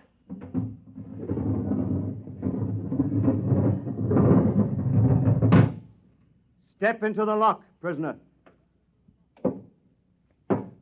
He's in with the leady. You can almost feel the radiation.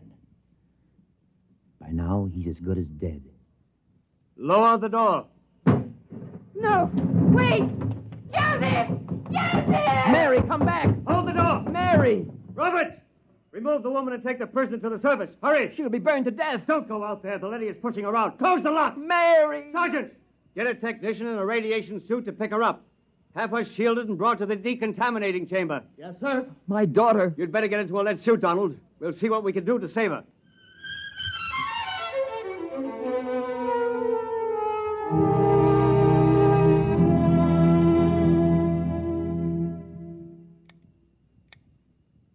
How is she? Bad? I don't understand it. What's wrong? She's cold. Not a trace of radiation. You mean the leady wasn't radioactive? It's impossible. Those robots are exposed to enough radiation in an hour to kill a regiment. Well, could the counter be defective? I've checked it. No, it must be some freak. Somehow she avoided exposure to the rays.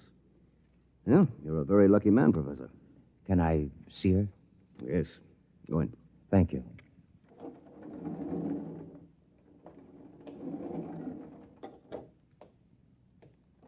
Mary, Hello, Dad.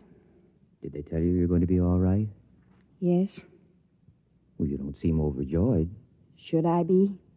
You really care for this murder of women and children? Dad, for the last time, Joseph never murdered any women and children. He confessed to those crimes to keep alive. Well, we won't discuss it. You're safe. That's all that matters. Was he taken up? Yes. By now, he's gone. I don't believe it. Mary. I don't believe it. Somehow, deep inside me, I know he's alive. Somehow, I knew that leady wasn't radioactive. That leady. Yes, that's puzzling. We'll have to investigate that. I'm going to send an order to the surface asking that the same leady be sent down again. There's something very strange about the whole business.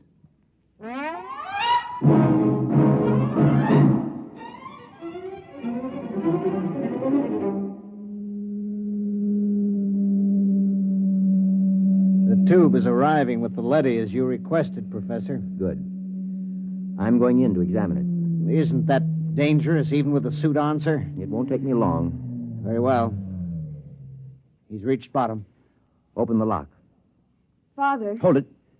Mary, what are you doing here in a radiation suit?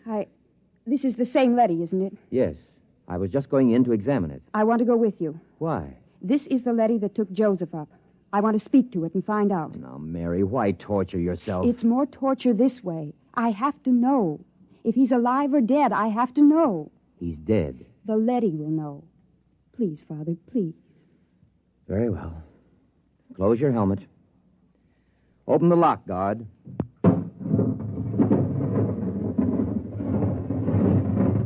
Ready, Mary? Ready. Let's go in.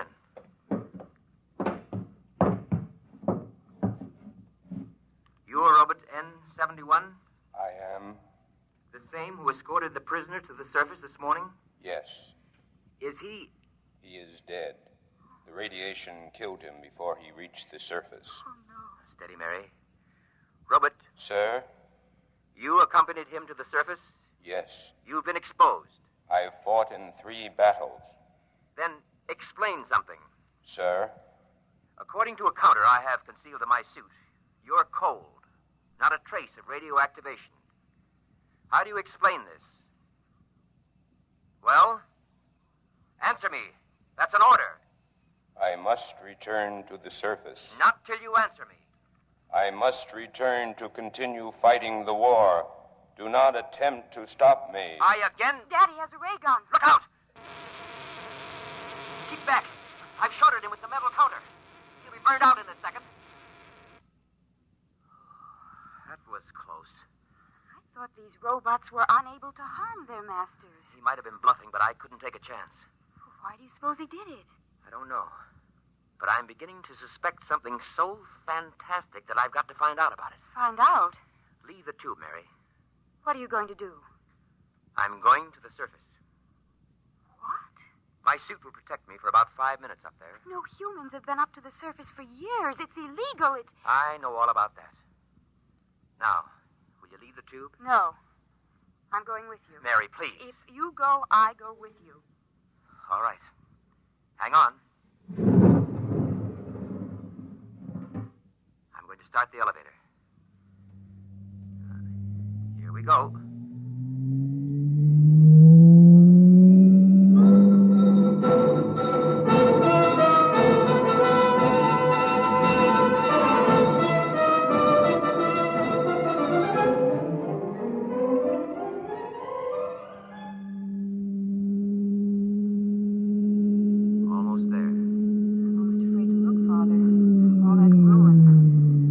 Stopping.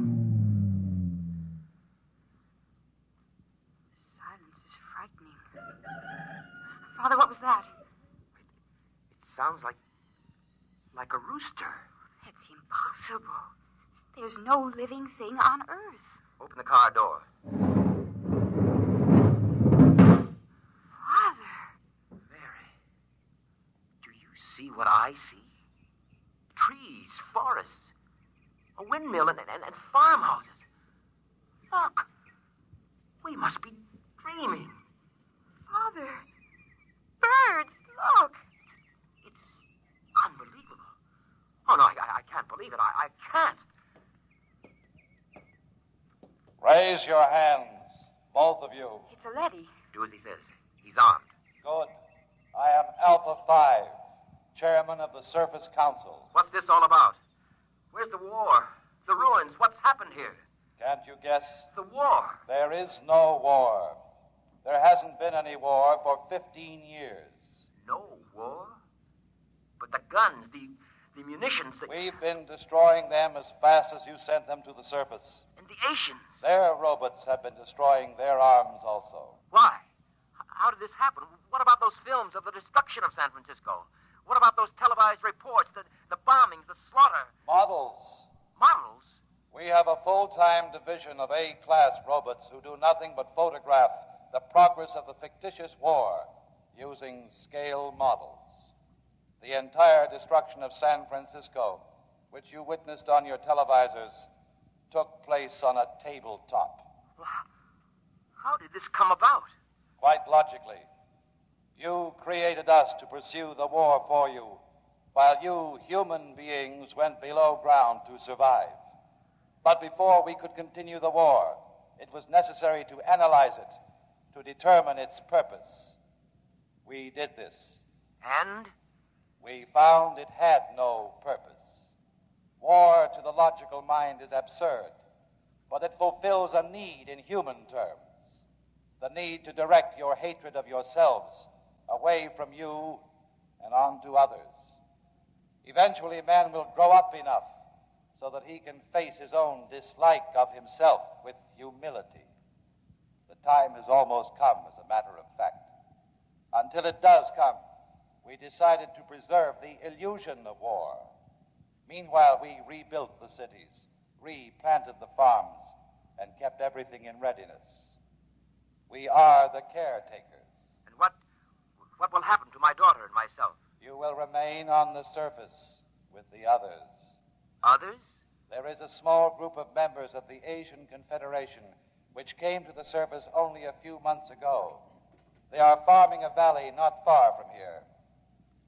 By the way, you may remove your radiation suits. There is no radiation. You said the others. Does that mean that the prisoner, the one who... He is alive and well. Father, he's alive. Where is he? In a farmhouse not far from here. He has rejoined some of his people. Would you take me to him? Can I see him? Of course, if you will just follow me. Wait. There's another car rising in the tube. Stand aside.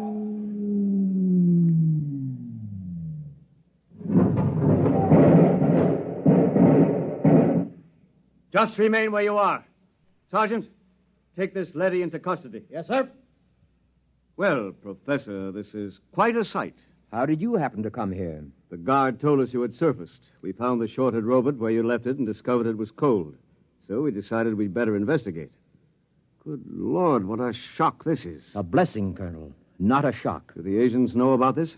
A few of them have surfaced, but the underground civilization is still ignorant of it. They think the war is going on just as our people do. Don't say. You know what this means, don't you? It means the end of the war. It means peace. It means victory, Professor. It means we can mount a full-scale attack. We can drop hydrogen fission bombs right down their tubes. We can wipe out the whole race. But there's no need. There's no war. There will be. I'm returning underground to report this to Supreme Headquarters. You'll have to accompany me for security purposes. You cannot do that, Colonel. Since when does a robot give orders to a human? We were constructed to protect you. In this case, we will protect you from yourselves. Stand aside. We're going to the tube. I will be happy to stand aside, but you will not be able to descend. No? Well, we'll just see. Look out! Father, what is it? What happened? Look. Good Lord. They've destroyed the tube. We're sealed off. Exactly. We have always had heat bombs in readiness for just such an emergency. Lead and rock are fused for a depth of some 10 miles. It will be years before your people can reconstruct the tube. I don't believe it. It makes no difference to us whether you believe it or not. Men, destroy this robot. There are many more. Destroy him.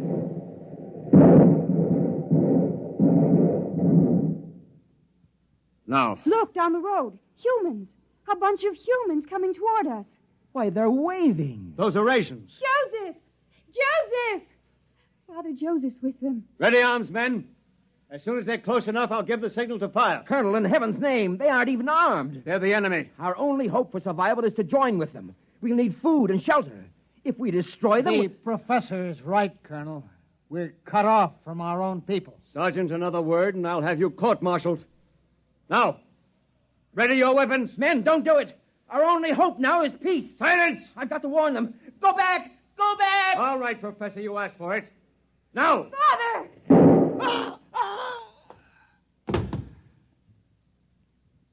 Father, is he... Colonel Moss is dead. Thank you, Sergeant. You've saved not only my life, but many others. I couldn't see any other way, Professor. We gotta live, too. Father, Yes, Mary? does this mean that we can have peace? If we want it, Mary. If we really want it, we can have it.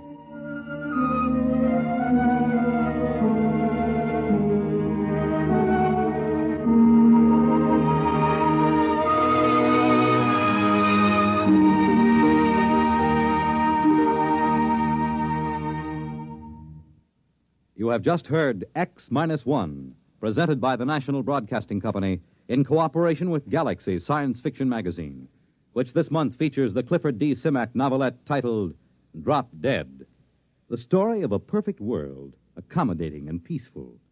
But how it got that way was less ghastly than how it stayed that way. Galaxy Magazine, on your newsstand today.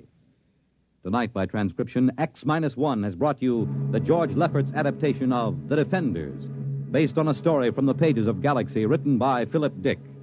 Featured in the cast were Lydia Bruce, Warren Parker, Grant Richards, Robert Dryden, Michael Ingram, Stan Early, and Ivor Francis. Your announcer, Fred Collins. X-1 was directed by Daniel Sutter and is an NBC Radio Network production.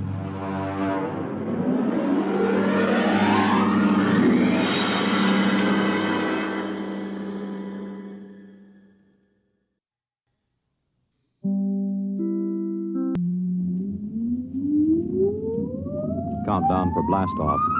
X-5, 4, 3, 2, X-1, fire.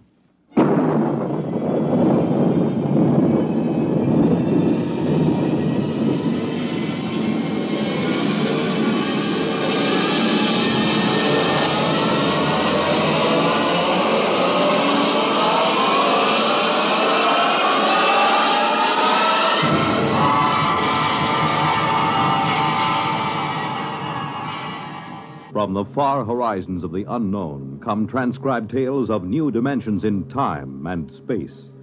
These are stories of the future, adventures in which you'll live in a million, could be years, on 1,000 maybe worlds.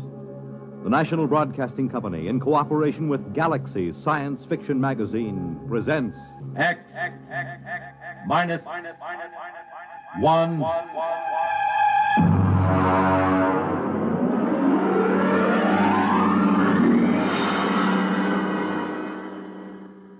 Tonight's story, The Map Makers, by Frederick Pohl.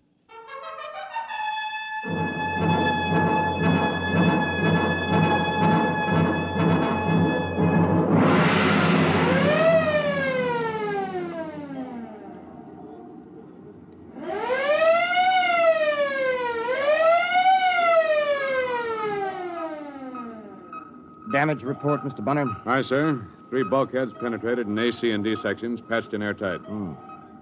How is Lieutenant Groden? He isn't good. He's unconscious. His head is all bandaged up. There's 1,000,000 to 1 chance. I don't think it's happened in 300 years. Meteoric matter hitting a ship in hyperspace. Mr. Bonner, would you please have the air vents operated to clear the control room of kerosene fumes? Mr. Lorch. Aye, sir. Ciccarelli, man the fence.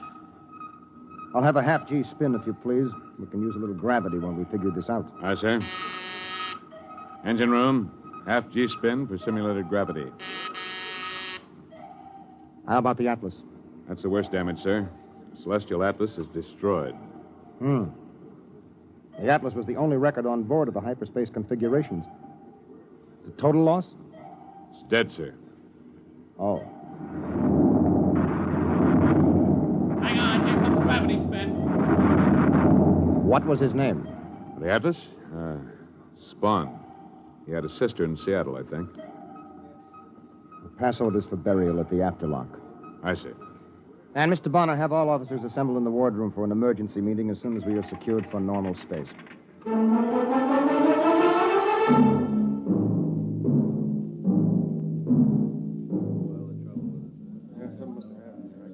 At ease, gentlemen. Gentlemen, we are in trouble. We are in the soup, and we're a long way from home. Bonner, would you get me a bulb of coffee, please? Now, nobody is going to come and get us out of this. We'll have to do it ourselves, if we can. Ciccarelli is trying to get us a fix. But I can tell you right now, we are not close to the solar system. There you are, sir. Oh, thank you. That meteor dropped us out of hyperspace in the middle of a jump. Consequently, there isn't a constellation in the sky that you or I or anybody else ever saw before. We might be 100 light years from home, or we might be 10,000. Well, sir, what about our records? They went with the Atlas. We can't retrace our steps, not in hyperspace. Sir? Yes, what is it, Lorch? Burial detail standing by at the afterlock. Very well, we'll get down there in a few minutes. I'm afraid the Atlas will have to wait.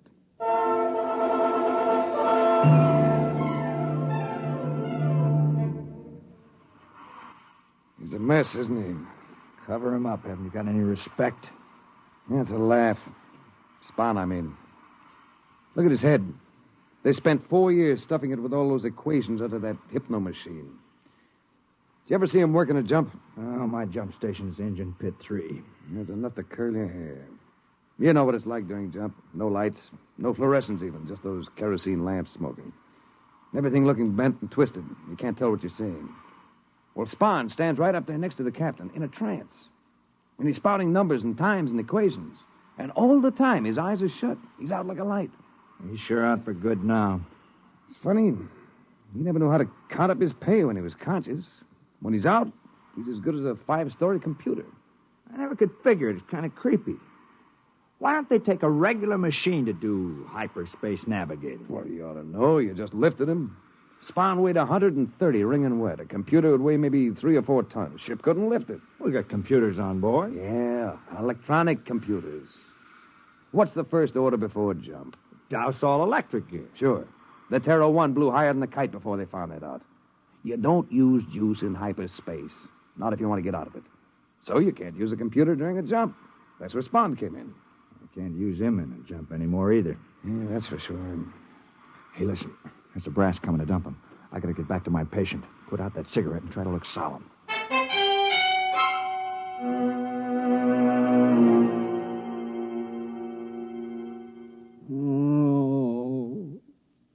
Mr. Broderick. How is he, convoy? Not so good. I gave him 3 ampules of neomorph in the last 2 hours. That's twice the normal dosage. Let me see. Lieutenant Grodin's the navigator, isn't he? I mean, what happens with him all cut up in the head? The captain is a trained navigator. Well, that doesn't do us any good in jump, does it? Not without the atlas to do the calculating. Look, our job down here is to keep Lieutenant Grodin out of pain. We'll leave the rest to the bridge, all right? Sorry, sir. It's just that Corelli in the chart room told me he can't locate one of those stars in his chart. And what's more... Convoy. Yes, sir. Hammer that ampule.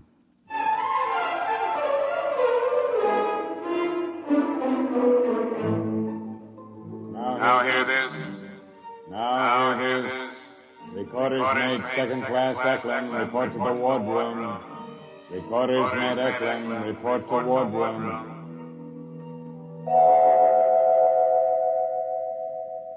All right, Eklund, come in. Recorders mate Eklund reporting, sir. Stand at ease, Eklund. You've heard about Recorders mate Spahn. Yes, sir. I was with Charlie when... Bonner, get Eklund a chair, please. Here you are. I'm all right, sir. You know that Spahn's operation was essential to navigation in a jump. No, sir.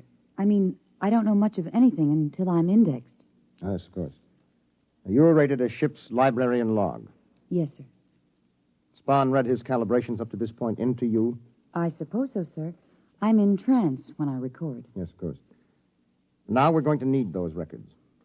Are you ready? Yes, sir. The key word is index. All right, Eklund. Index. There she goes. Takes about 30 seconds for full trance. Uh-huh. You know, Bonner, this is risky. Trying to backtrack on hyperspace equations by dead reckoning.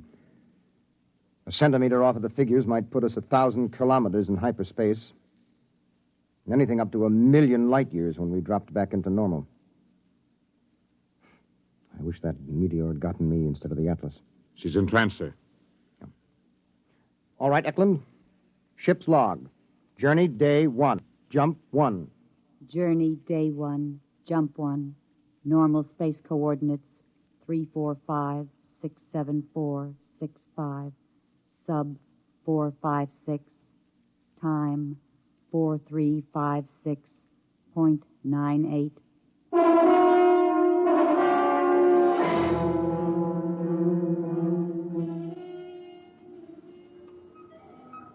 Ensign Lortz reporting on watch, sir. No maneuvering during watch, no change in operating status. I haven't made an entry for course and position, Mr. Bonner. Just put down unknown in big letters. Yes, sir. You didn't get anything out of Eklund? Oh, sure. We got the absolute magnitudes and the stellar distances of half the stars in the galaxy, and short course in the geodesics of the n-dimensional space. We didn't get a road map. What does that thermometer read? It's all right, sir. I adjusted heat level. What? The welding torches had the temperature up 5 degrees, so I ordered air valved into the expansion line. Mr. Lorch, you were bleeding air? Well, yes, sir, to cool ship. Lorch, you're a fool. What? You valve off air as though we had a whole world of it. Did it ever occur to you we might be in space a long time and we might run out of air? But, sir, that doesn't happen. I mean... No, not when you can jump. Not when Earth is an hour or a day away, but we can't jump. You just leave those air valves alone. We'll need every molecule.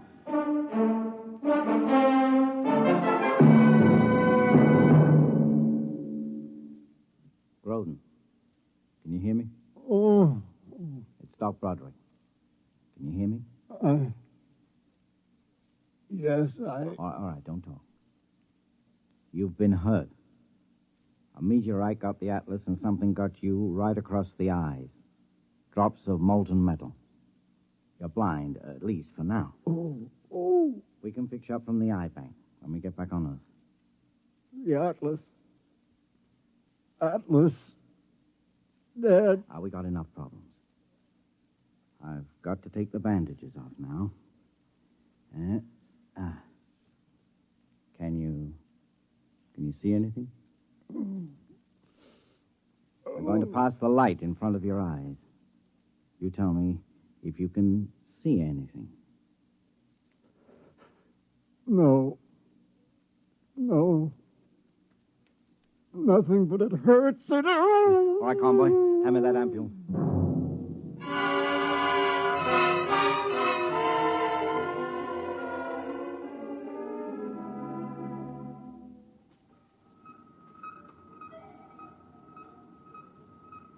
Secure for jump, Mr. Bonner. Secure. Engine room. Damage aft. Damage forward. Generator stations. Radiation control. Cargo hold 1, 2, 3, 4. Men's quarters aft. You ready, Eklund? Yes, sir. Have you ever been on the bridge during a jump? No, sir. Well, it's tricky. Your eyes lie to you. You see things that aren't there. I don't know how much you will get in trance. Oh, nothing, sir. I black out completely. Oh, good. Ship secured, sir. Ship secured, sir. Kill the spin. Engine room, kill spin. Ship's company, stand by for free fall. Free fall.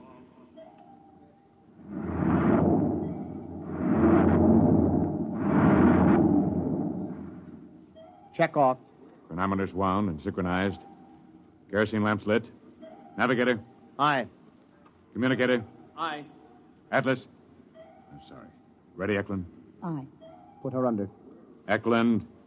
Index. Proceed, Mr. Bonner. Main circuit breakers open. Main circuit breakers open. Electricity cut. Eklund's in trance.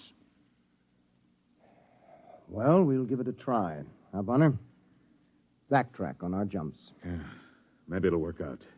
Maybe. Stand by to jump.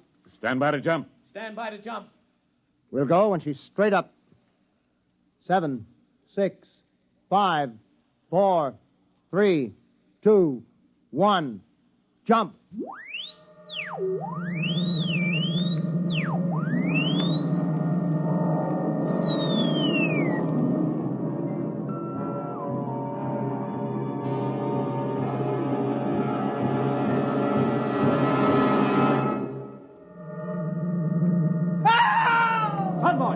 Convoy, where are you? Over here. I can't see you. Feel your way over to Groden. Everything's green. Give me the hypo. Come on, man. You've been in the jump before. Here's the ampule, sir. Not the pressure hypo. We can't use current in jump. The syringe. Groden, it's all right. We're in jump, that's all. My eyes! My eyes! My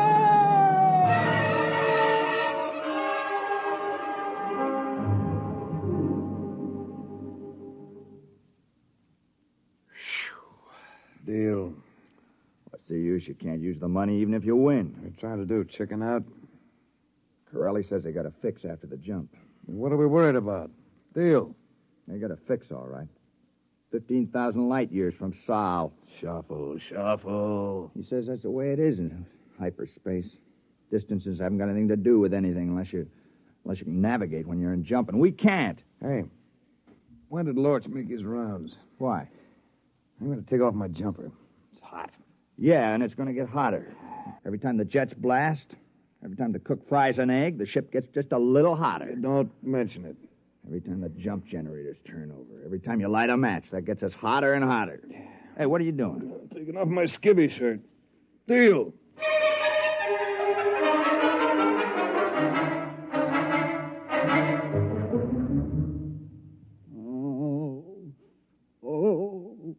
How is he, Mr. Broderick? You can tell the captain that Lieutenant Groden remains unimproved. How is he really? He's working up to some real damage. The kind I can't handle. It's in his head. I had to tell him his sight was gone, unless we can get back to an eye bank within 10 days. You can patch in an eye, but once the nerve has deteriorated, you can't replace it. Did he take it hard? Worse? Worse. He didn't say a word. I know that man is in pain. The convoy found his pills hidden under his pillow. He wouldn't take them. He just lay there without a sound until we went into the jump. Then he screamed his head off. What's wrong with him? Who knows? If I had an electroencephaloscope on board, but I'm lucky they let me have a mini X-ray. Yeah, what did doctors do before they had those gadgets? Shoot the patients? No. With luck, I could run an old-fashioned verbal psychoanalysis on him. I might pick something significant out of the sludge. Maybe 5 or 6 months. That's what they did before they had the EES. What time is it? 07:56. I've got sick call in 20 minutes. Heat exhaustion, dizzy spells, skin rashes. I'm running out of aspirin and salt tablets. Yeah. Bonner had me with a 10-man detail defluffing the filter traps on the air circulators. It's a lucky thing spaceships aren't painted. They'd have us chipping paint. Now hear this. Mr. Broderick, report to the bridge. Mr. Broderick, report to the bridge. How am I supposed to do that? I got 2 corpsmen down with heat prostration. I'll look after Groden, Mr. Broderick. Maybe I could give him an alcohol rub? Thanks, Lodge. Oh, by the way, that alcohol. Yes? It's denatured.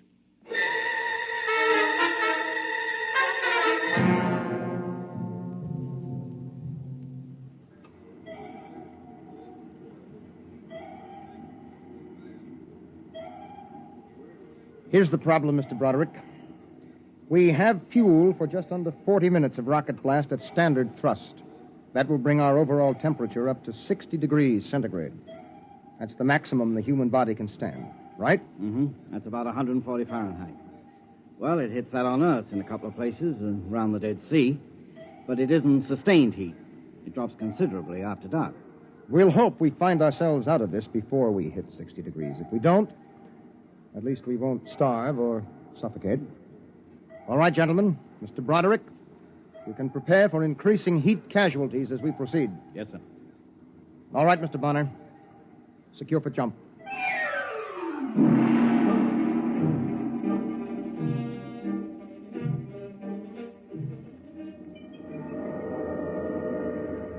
My eyes.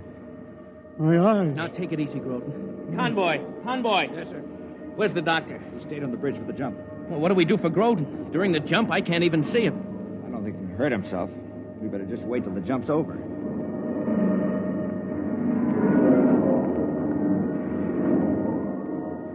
My eyes. They lied. They lied to me. They lied.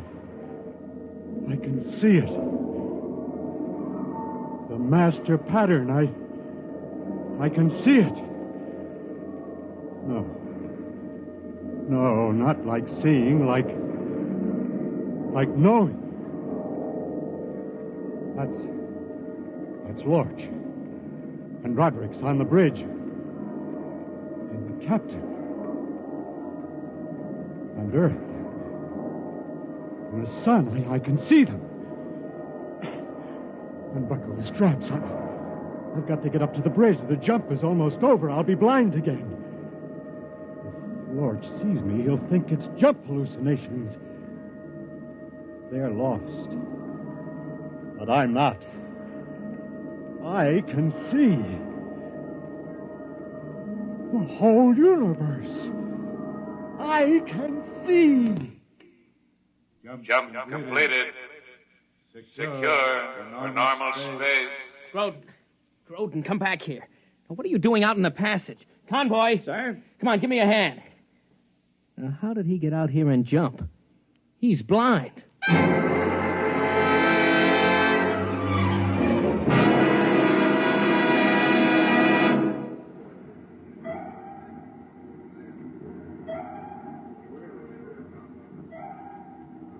Navigation report negative, sir.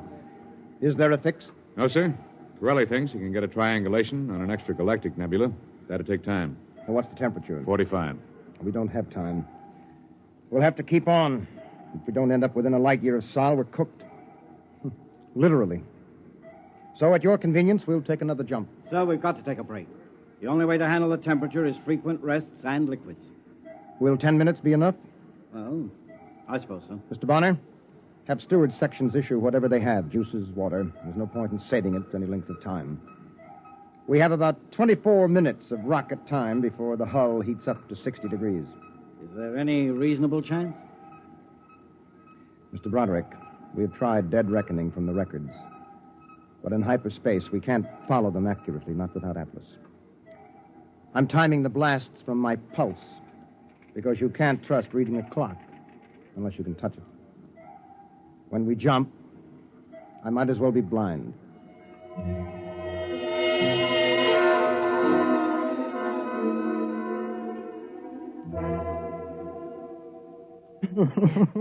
Yeah, easy.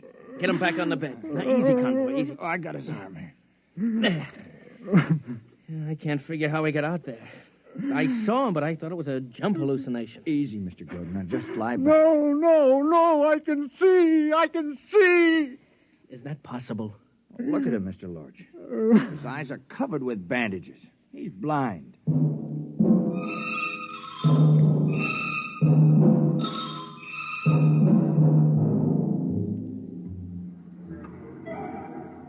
Ten minutes is up, Captain. All right. Secure for jump. I had to assign 3 more men to each generator. The crew couldn't handle the manual clutch in the heat. Very well. Proceed. Chronometers wound and synchronized. Kerosene lamps lit. Navigator. Aye. Ready, Eklund? Aye. Index. Proceed, Mr. Bonner. Main circuit breakers open. Stand by to jump. Stand by to jump. Straight up. 4, 3, 2, 1. Jump.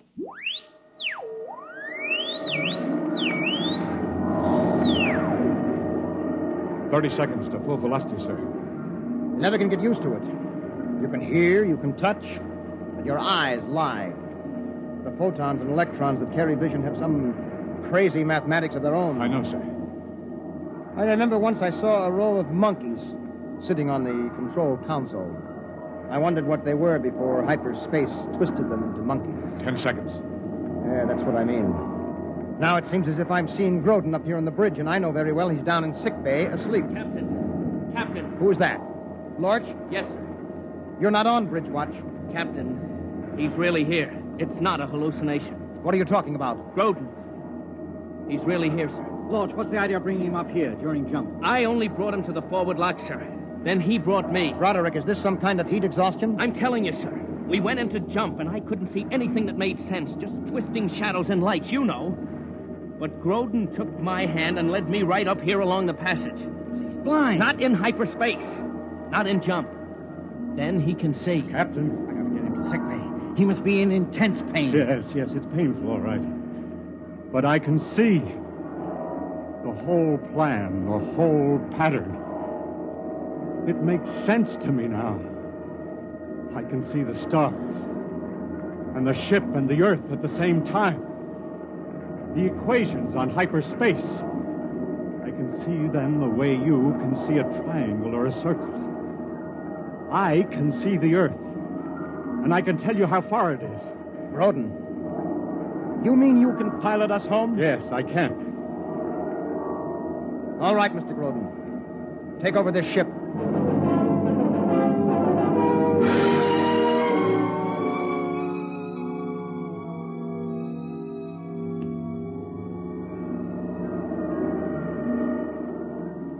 Number 3 pattern. Fire. Cut. Velocity. 563,748. Relative thrust. 7,867. Counterblast for 2 seconds. Pattern 657. Blast. Cut. All right. Hit normal space at mark. 5, 4, 3, 2, 1. Mark! Look out, he's going to fall. Yeah, I've got him. He saw. He saw in hyperspace. He navigated by line of sight in hyperspace. We'll have to order a stretcher up. He's blind again. Sun system, 239 degrees, 45 elevation. Magnified by 50 on forward screen. That's not Saul. No, but it's a place to land. There's a planet there. It's Earth normal. You can land and cool ship and replenish air. Mr. Bonner, take her down to atmosphere. Have planetology section start to check it out. Aye, sir. Ensign Lorch, report down to planetology. Engine room, landing routine. Why didn't we hit Earth on the jump, Groden? Why? Just as well, Mr. Broderick. If the planet checks out, it's a whole world for colonization. Sure, but it'll be 2 weeks before you can replenish ship and catalyze fuel. There won't be any new eyes for Lieutenant Groden then. The optic nerves will be gone too far. You'll never have eyes again. I knew that before I brought you up here. Ready, blast, for skip deceleration in pit 3. You mean, Groden, you could have brought us back to Earth? In 2 jumps. Then why didn't you? I can't allow a man to go blind because of phony heroics. Do you want to know how many Sol-type systems there are within 5,000 light years? I can tell you. Want to know what the universe looks like in hyperspace? I can tell you that, too. Only I can't describe it. The whole thing is as orderly and chartable as our own space. And I could see it, all of it. And you offer me eyes. Captain, we have a quadrant of hyperspace to chart. I can see during the jumps. Captain, I... Look out. He's still in pain. I can see to the end of the galaxy. And beyond. I know. But in the meantime, Mr. Broderick. Aye, sir. When we take off again, Lieutenant Groden will be in command during jump.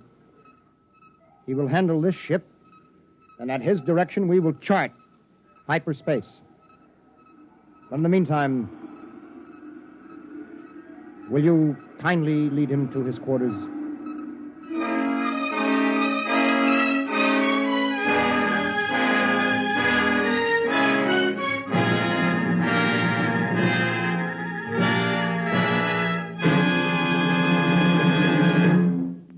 You have just heard X-1 presented by the National Broadcasting Company in cooperation with Galaxy Science Fiction Magazine, which this month features Dead Ringer by Lester Del Rey, a fascinating story about a man who learned that there was nothing on Earth which could set him free, least of all the truth. Galaxy Magazine on your newsstand today. Tonight, by transcription, X-1 has brought you The Mapmakers, a story from the pages of Galaxy written by Frederick Pohl and adapted for radio by Ernest Kenoy. Featured in the cast were John Larkin, Ed Prentice, Bob Hastings, Tom Collins, Dick Hamilton, Burford Hamden, Raleigh Bester, and Carl Frank. Your announcer, Fred Collins. X-1 was directed by Daniel Sutter and is an NBC Radio Network production.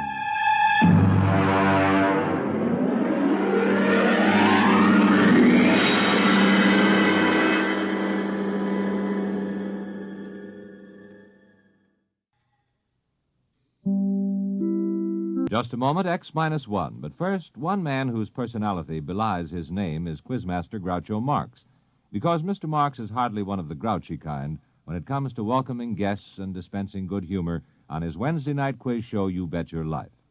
Why don't you tune in and hear for yourself tomorrow?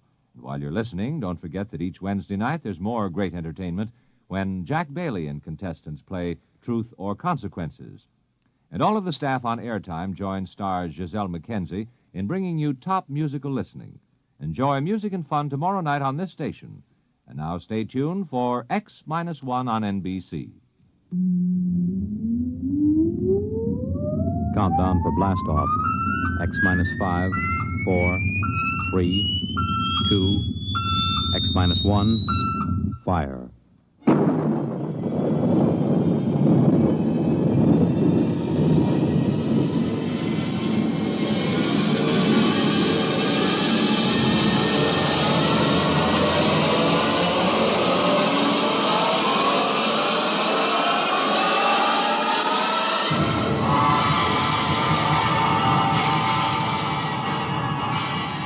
From the far horizons of the unknown come transcribed tales of new dimensions in time and space. These are stories of the future, adventures in which you'll live in a million, could be years, on 1,000 maybe worlds. The National Broadcasting Company, in cooperation with Galaxy Science Fiction Magazine, presents X minus 1.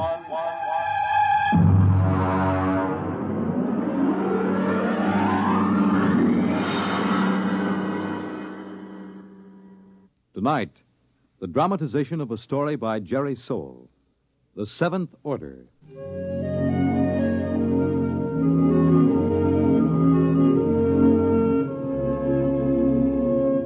Brentwood, Illinois, would have been just about like any other average community of 10,000 had it not been for Presser College, one of the country's finest small institutions of learning.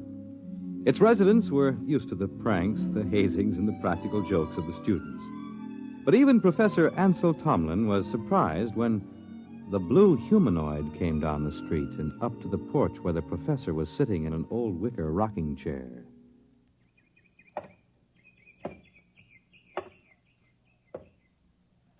Pardon me. Of course. You are Professor Ansel Tomlin. Yes, and you, I take it, are somebody from one of my psychology classes dressed up as a sort of a robot. No. I am George of Xanthar. Who? I am here to learn all I possibly can learn of the planet Earth and its inhabitants. Less than 10 minutes ago, I landed not far from here in a spaceship, which I subsequently blew up and destroyed. Now, let me explain. I am Tomlin of Brentwood. Less than 10 minutes ago, I was sitting on my porch peacefully marking exam papers. I intend to resume right now. Helen, would you get the phone? It is your wife's sister calling with reference to the explosion of my spaceship. Sure it is. She merely wants to ascertain that your family was not affected. Listen, George, be a good fellow and... Oh, Mike. Well, don't be alarmed, dear. It's a fraternity initiation or something. Oh, well, it does look like the real thing. Oh, did you know there was an explosion outside of town? An explosion? Yes, blast of undetermined origin is what they said on the radio. Oh? My sister just called. She heard about it in the local station and wanted to make sure we were all right. I see. Well, I have something in the oven. My goodness, that's a wonderful costume. Her sister lives 20 miles away. How did you know she'd call? My mind circuits are telepathic. They pick up all conscious thought to a distance of some 200 miles. It couldn't be you arranged the whole thing, that it wasn't really her sister. How did you get here? Who or what are you? I am a machine. The finest, most complicated machine ever made. I have a rather unique history, too. Who made you? Ages ago, on Xanthar, there was a race of humans. They made the first robots. Rather crude affairs. We class them as first-order robots. They are still used for menial tasks to some extent. And what order are you? The highest, naturally. A seventh-order robot. Or rather, a humanoid. We are the first in which there is not an automatic, no harm to humans cutoff. I begin to see. You will become aware of the fact that I am superior to you and to the rest of your race. I need no oxygen. I am never ill. I need no sleep. Every experience is indelibly recorded on circuits and is instantly available. Tell me, George, do you have feelings? I have an electronically controlled endocrine balance. It's very interesting. And what is your mission here on Earth? For the moment, I am here to study. I will live with you until it is complete. You will what? I will live with you. I will be with you all of your waking hours. While you sleep, I will go through your library. I need nothing. I want nothing. Just a moment. What about my privacy? When you desire privacy, I will study someone else. Your wife, perhaps. The female should be interesting. George, old man, I'm terribly sorry, but you'll have to wire back to your masters to make other arrangements. That will be quite impossible. Really? You see, I have no master. Well, what about those humans back in Xanthar, the ones who invented you seventh-order humanoid? Oh, they are all quite dead. We destroyed them. Destroyed? You look alarmed. It was, after all, they or us. You see, our endocrine system permits us pride in ourselves. Naturally, being proud of ourselves, we objected to being ordered about in an incompetent way. So, you killed them? Exactly. Now, shall we go inside and inform your wife of my visit? Suppose I refuse. Professor, do you see that small dog playing on the lawn across the street? Yes. I will lift my arm and point at it. Observe. It vaporized. Exactly. Now then, shall we go in? Yes. We'll go in.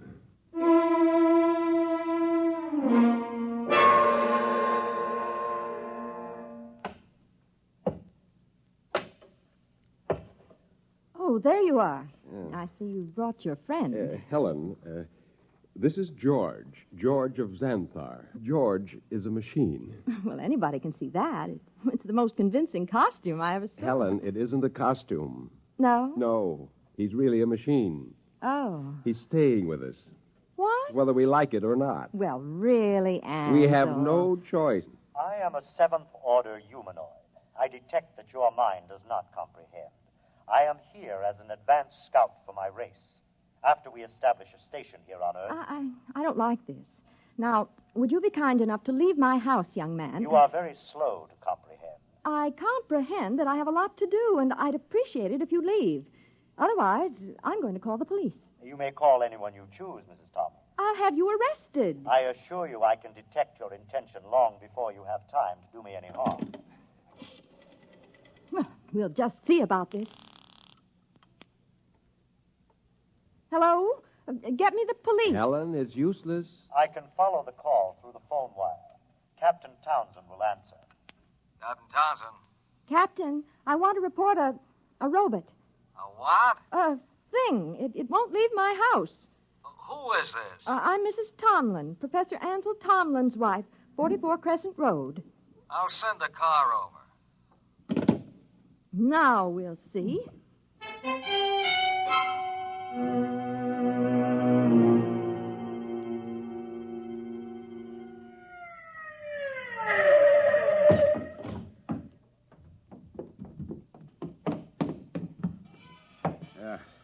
Is this the character that's been giving you trouble? Yes, this is the one, officer. Talked to you before about ruining the flower bed, Sonny. This time I'm taking you in. I would advise you not to touch me. I cannot risk any damage.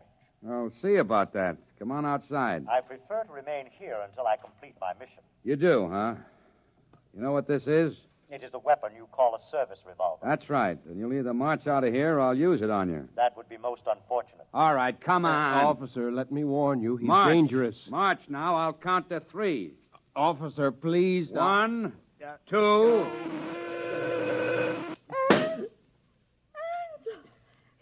no.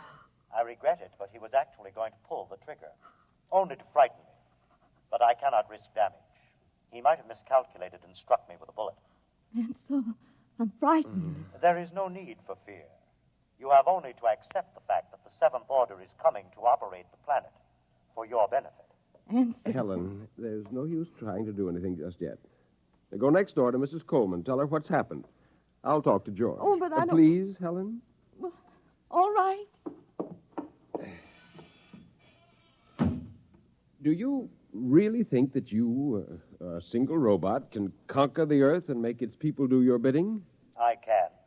Suppose it were demonstrated to you that you could not, that you could be destroyed. If that were so, I would naturally report that this planet is unfit for development by the Seventh Order. Well, you know they'll have you taken into custody for killing the officer. I cannot permit it. There will be needless slaughter. Unless you can convince your people it is useless to attack me. Will you let me try? I have no desire to prevent you. Go ahead. I detect that you are going to call the newspapers and the local television station and hold a press conference. Yes. I also detect that you have a plan to overcome me. Oh? I like that. Really? Yes. You see, in order to test this planet for development, I must know whether any of you are truly dangerous to us. You are a superior type of man, Professor. I welcome any plan to conquer me that you care to attempt. Okay, George. At least we know where we stand. I'll phone the newspapers.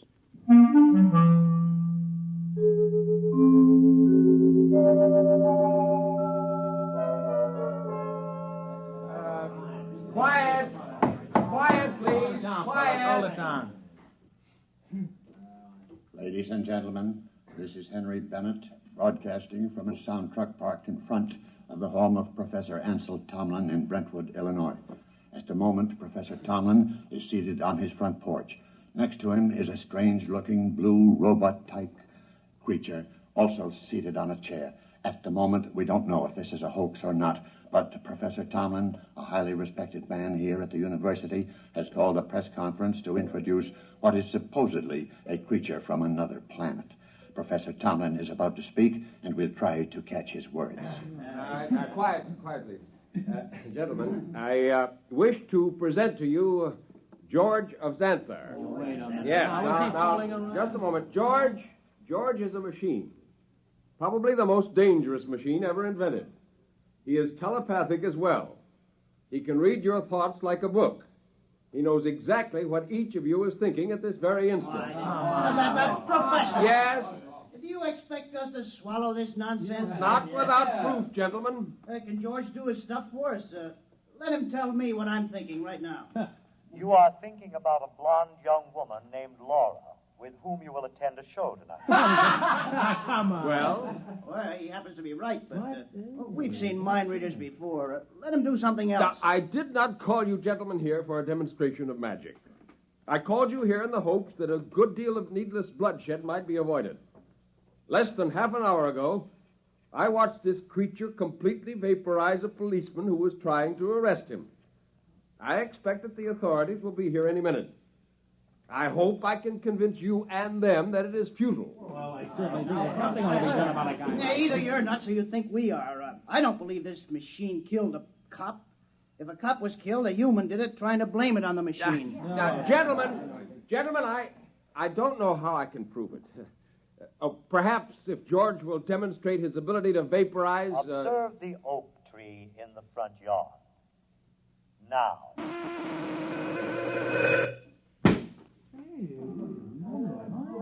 Now, do you see? I see, but I don't believe it. Boys, this is some kind of mass hypnotism.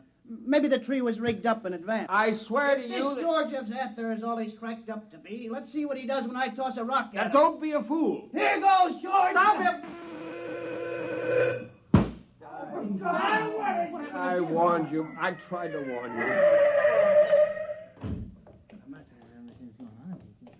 Okay, everybody stand back. Stand back.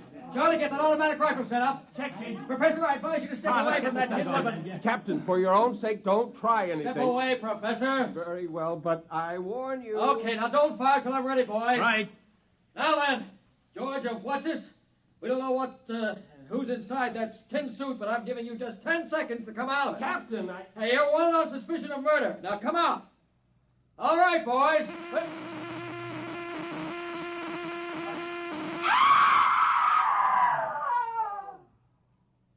Ladies and gentlemen, I'm afraid we'll have to terminate our broadcast.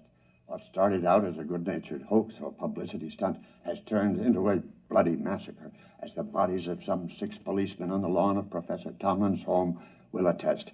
I don't know exactly what is happening here, but I can say this: George of Xanthar is no hoax. He or it is the spearhead of a race from outer space that's come to conquer the Earth.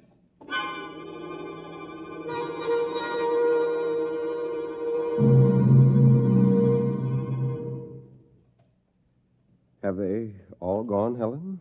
Yes, Where is he? in your library, reading. Are the policemen still outside the house?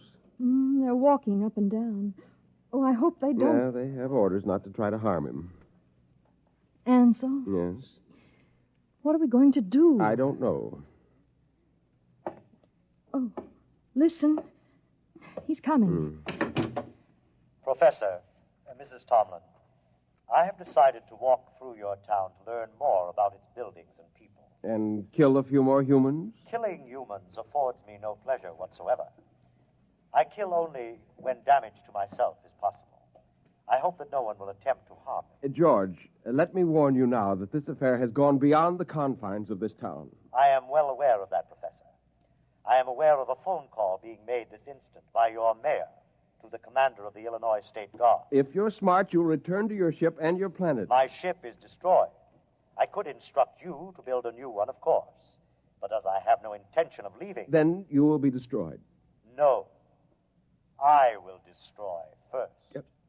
Have you no conscience? A conscience is a fifth-order failing. Needless baggage. Good evening.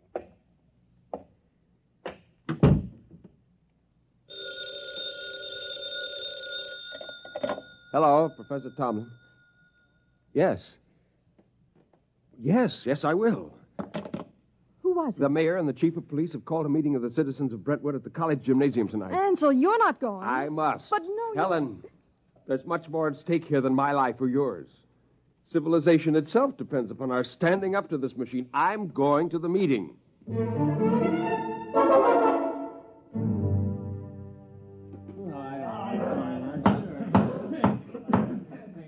Gentlemen, as mayor of Brentwood, I call this meeting to order. As you know, there is loose in our city a being with one purpose, to prepare Earth for conquest by similar beings. I think Professor Tomlin can tell us most about this being. If we could determine the source of George's power, he might be overcome. He is obviously vulnerable to force, such as a speeding bullet if it hit the right spot. However, he has the ability to read intent long before the commission of an act.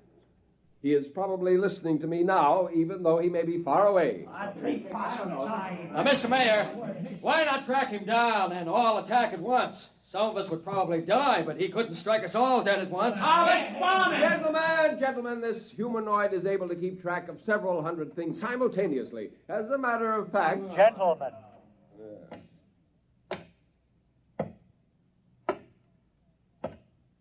You are working yourselves up needlessly.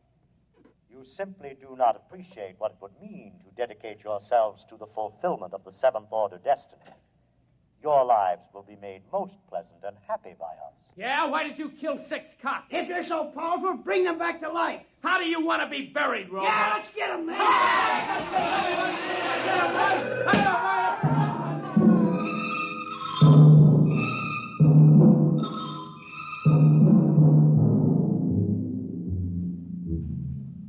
And eyewitnesses report that in the end, when all were gone, George of Xanthar stood alone on the platform of the gymnasium. There was no movement except the twitching of the dead and those trampled by the crowd. Among the survivors was Professor Ansel Tomlin, who originally... Well, that's that. What next? I don't know, Helen. I don't know. Oh, what's that? It sounds like an air raid alert. That's peculiar. They didn't announce it. Turn on the radio. Hurry. We interrupt to bring you a special message. All residents of Brentwood are advised to go to their basements or convenient bomb shelters. The governor has announced that units of the National Guard have managed to corner the robot, George of Xanthar, in the town square. Tanks and mortars will be used in an attempt to destroy the creature. Again, go to your nearest bomb shelter. Oh, did you hear They'll never be able to destroy him. Well, where are you going? Up to the roof. The roof? I can see the square from there. Well, I'm coming with you. Just as you like.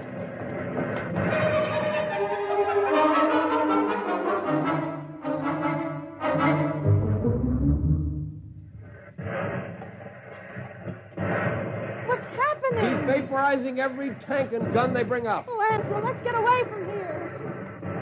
Oh, what's that? Those are Army jets. We'll see how effective he is now.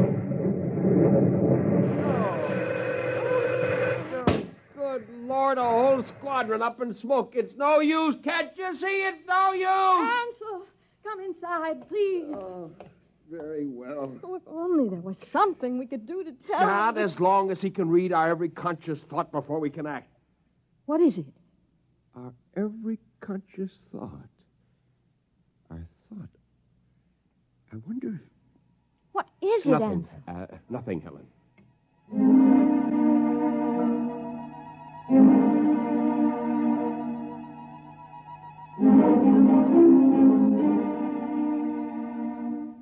And the Army reports that the countryside around Brentwood is deathly still.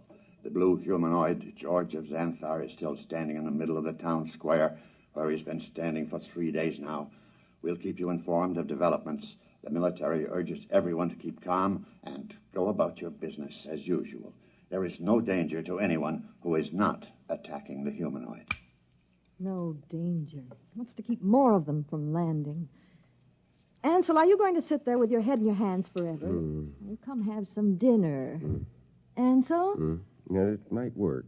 Where are you going? Washington. What? I'm going to Washington. Would you be good enough to pack my overnight bag? I can catch a plane out of Chicago in about 2 hours. But why? What for? I'm going to talk to the Pentagon. What do you tell them? I'm going to tell them to surrender to George of Xanthar.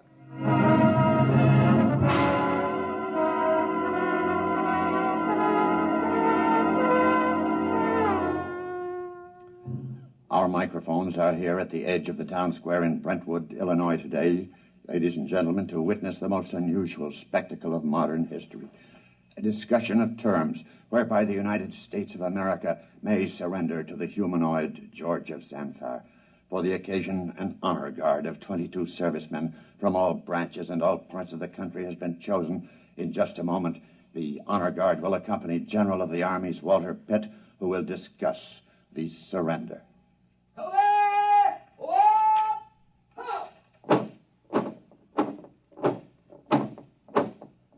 The honor guard is advancing to the edge of the square.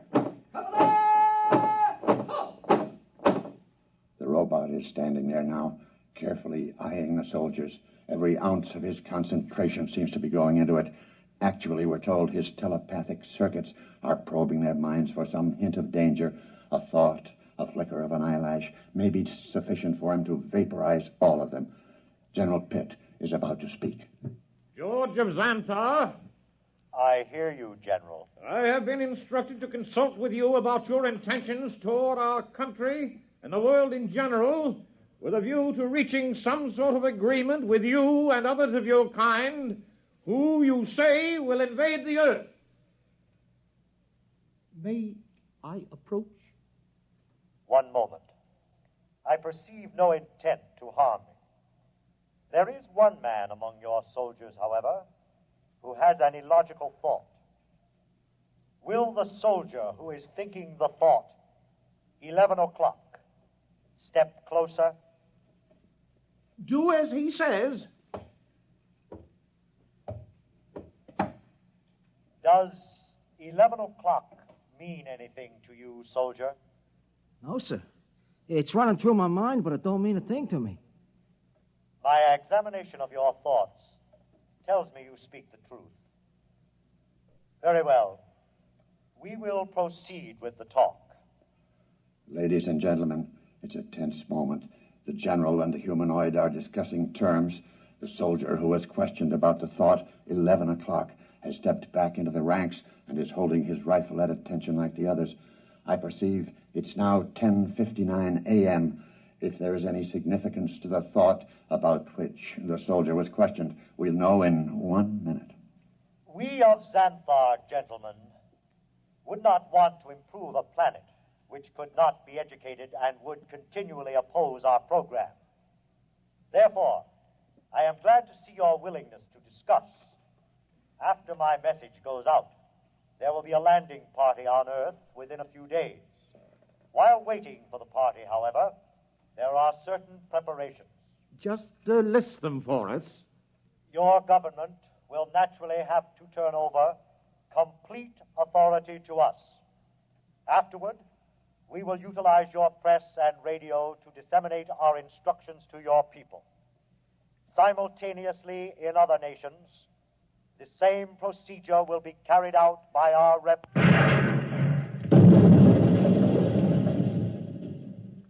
Ladies and gentlemen, it's happened at exactly 11 a.m. 10 soldiers in the honor guard instantaneously fired their weapons into George of Xanthar. Apparently explosive bullets have blown him to smithereens. The remains are lying scattered all over the square. People are pouring in, kissing each other, shouting.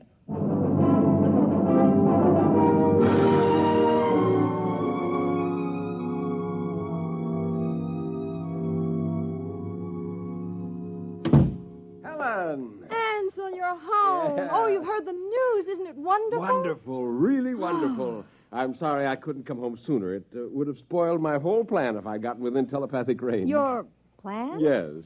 But what? How? What? Just a matter of simple psychology.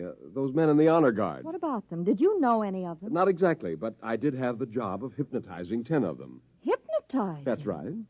You see, each of those men was hypnotized.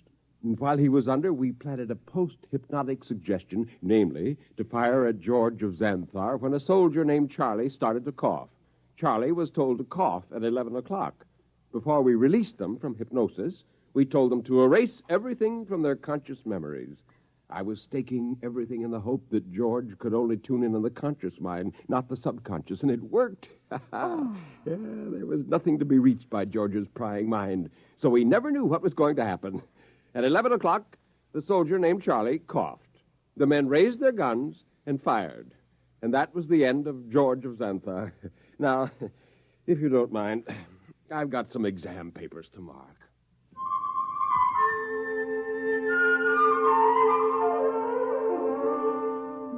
On a planet many millions of miles away, a red light, one of many on a giant control board, suddenly winked out. A blue humanoid made an entry in a large book, System 29578. Planet 3 inhabited. Too dangerous for any kind of development.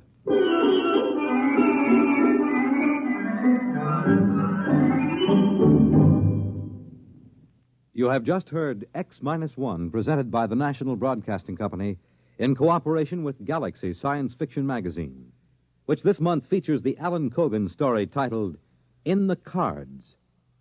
It was one thing to safeguard the future, but something else to see someone you love cry in terror 2 years from now. Galaxy Magazine on your newsstand today. Tonight, by transcription, X-1 has brought you The Seventh Order, a story from the pages of Galaxy written by Jerry Soule and adapted for radio by George Lefferts. Featured in the cast were James Monks, Nelson Olmsted, Kate Wilkinson, James Rafferty, Dick Hamilton, Reese Taylor, Jim Stevens, Robert Hastings, Wayne Chappelle. The commentator was W. Chaplin. Your announcer, Fred Collins. X-1 was directed by Daniel Sutter and is an NBC Radio Network production.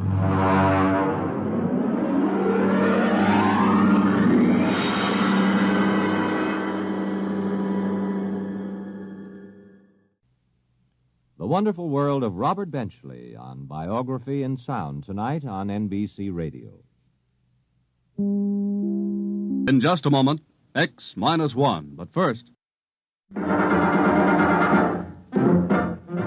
Now, there's a melody you'll recognize, Opus number 1 in the inimitable Dorsey style. Then there'll be lots more of your favorite tunes, old and new, on NBC Bandstand all this week. The Dorsey brothers will appear in person, and you'll also enjoy some of the sweetest music this side of heaven by Guy Lombardo and the Royal Canadians. Wayne King and Freddie Martin come along, too, together with bright personalities like Bert Parks and Johnny Mercer. It's wonderful live music weekday mornings with NBC Bandstand. Now stay tuned for X-1 on NBC.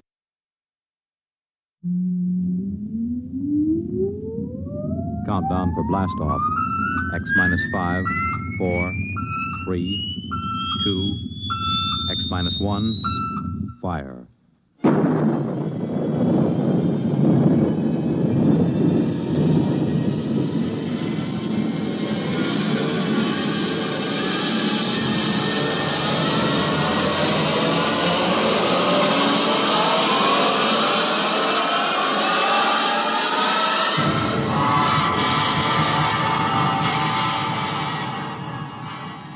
From the far horizons of the unknown come transcribed tales of new dimensions in time and space.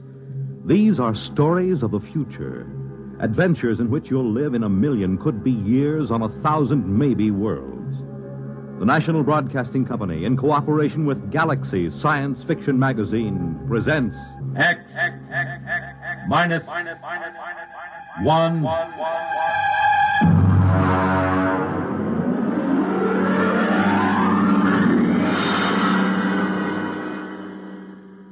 Tonight, The Last Martian by Frederick Brown.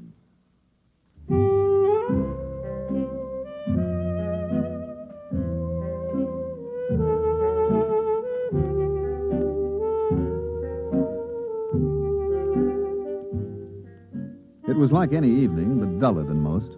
I was back in the city room. I'd just covered a boring banquet, and the food had been so bad that I felt cheated, even though it cost me nothing. Now, just for laughs, and my job, I was writing a long, glowing account of it.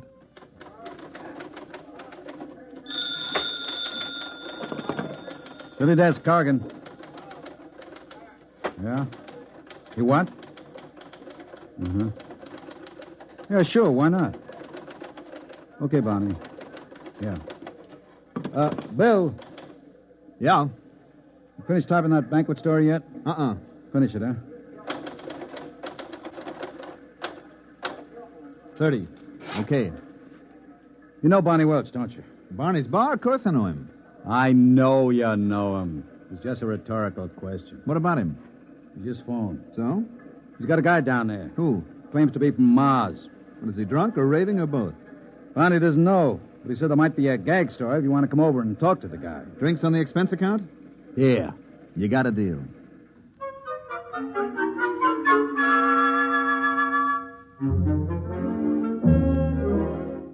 There wasn't a Trib reporter who didn't know Barney well enough to borrow money from him. I made for the bar like a St. Bernard makes for a fallen traveler and ordered a quick one with water on the side. Keep the bottle handy, Barney. Which one is the Martian? You see the tall, dismal-looking guy sitting alone there in the booth? Over there? That's him. What's his story? Well, he says he just got in from Mars 2 hours ago, and he's trying to figure it out. He claims he's the last living Martian. Mm-hmm. Does he know I'm a reporter? But he'd talk to anybody who'll listen to him. What's his name? He says it's Yangan Dow. I'll talk to him. Now, listen, Bill. Yeah. Don't get him violent or anything, huh? I don't want no trouble in my place. Oh, now don't worry, Barney. Look, dish up 2 beers for us, and I'll take him over with me.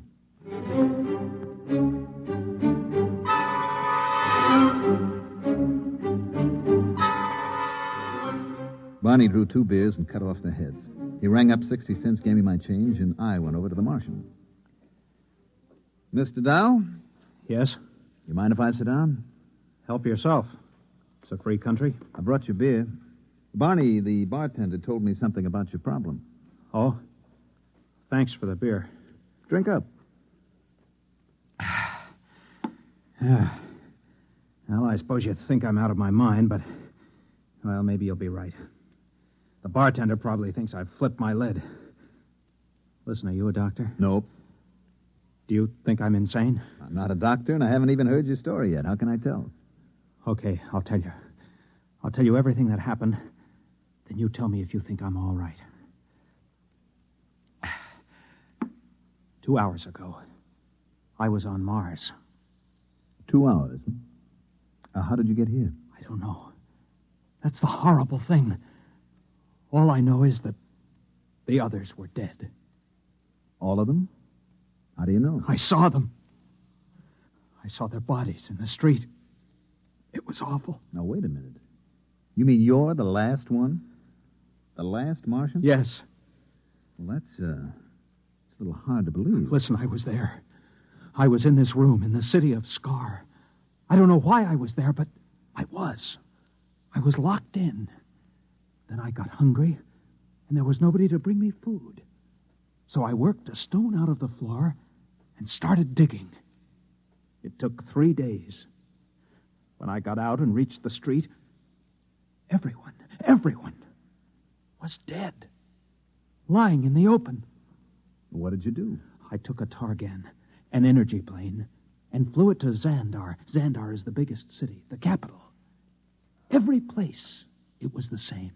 Hundreds of thousands of bodies lying in the fields, the streets, as if everyone had died at the exact same instant.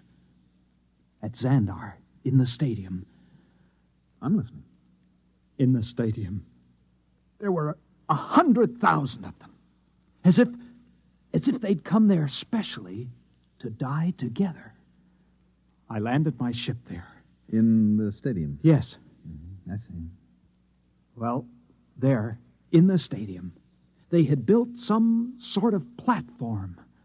On it was a column made of copper. Copper is a rare metal on Mars. And there was a push button. Where? In the copper column. Oh. And there was a Martian in a blue robe, a priest, right under the button. It was as though he'd pushed the button and died. And everybody else had died with him. Except you. Yes. All except me. And then? And then I was on a Madison Avenue bus, riding to work, here in New York. Oh, now wait a minute. Listen, I know you don't believe me. I know it sounds as if I was stark raving mad, but take it easy, huh? You know what I think? What? You've had some sort of terrible shock. Well, of course I have. There were 3 million of us, all dead. I don't mean that kind of shock.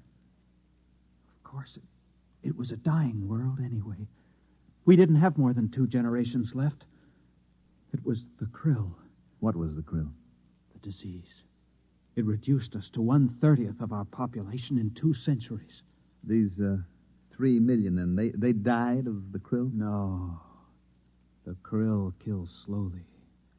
These people died like that, with a push of a button. Well, why didn't they escape? We tried to develop space travel, but we couldn't. We couldn't even reach Deimos or Phobos. Where are they? Our moons. Oh, I don't know too much about this stuff. It was horrible. Mm-hmm. Can I ask you a question, Mr. Down? Anything you like. Well, if the Martians didn't develop space travel, how do you think you got here in New York City? I don't know. It's driving me wild. I'm Yangan Dal, a Martian. And I'm here, in the body of an Earthman. The body of an Earthman? Of course. You don't think Martians look exactly like humans, do you? I'm 3 feet tall, weigh what would be 20 pounds here on Earth. I have 4 arms and 6 fingers on each hand. Barney? Yeah? 2 more beers, huh, with whiskey chasers? Right. Go on, Mr. Dahl. I don't mean to interrupt. It frightens me. Oh, I can understand that. Your drinks. You want some help? Thanks, Barney. Drink up, Mr. Dahl. Thank you. By the way, who is this Earthman whose body you've got? Its name is Howard Wilcox. Howard Wilcox, huh? I'll just write that down. Address? It's in the wallet. 45 Amber Court. Mm-hmm. This Howard Wilcox whose body you're in, does he have a family? It is married to a female of this species, yes.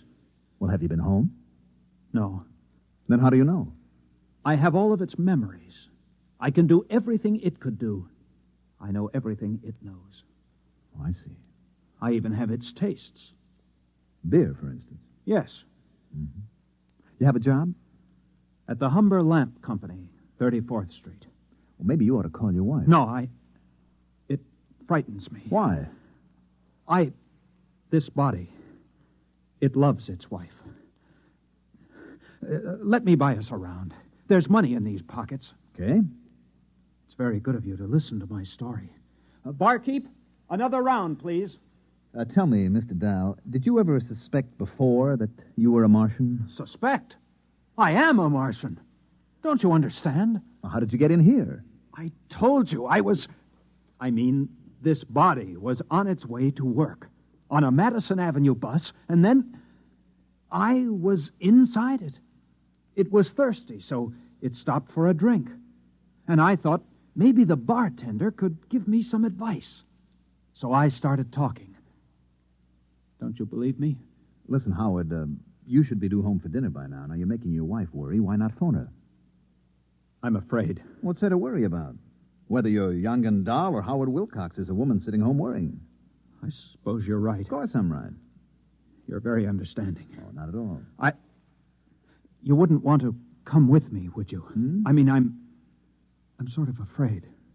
Well, it would look funny. I could tell her you're an old school friend. We could have dinner. And then maybe I could get to know her. You really want me to come? Would you? Let me make a phone call first, okay? Fine.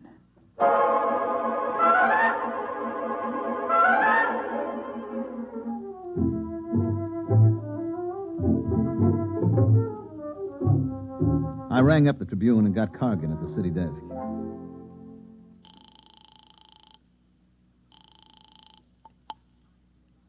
City desk, Cargan. Hi, Bill Everett. Did you find him? Uh-huh. Well, There's something strange about this guy. you think he's insane? I don't know. What do you mean you don't know? Is he or isn't he? Well, he's got the whole story so perfectly organized, he might even convince somebody it's true. He remembers every detail. What do you figure you're going to do? Well, I'm going home with him. I'm going to meet his wife and observe them. How many drinks have you had? Oh, I'm sober. Don't worry. Me worry?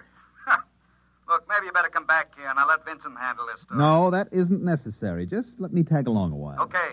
But if you want help, yell and I'll send Vincent. I will. Don't worry. What's this guy's name? Howard Wilcox. Address. 45 Amber Court. Okay. Oh, and Bill, Yes? just remember one thing. What's that? You could be playing with dynamite. Watch your step.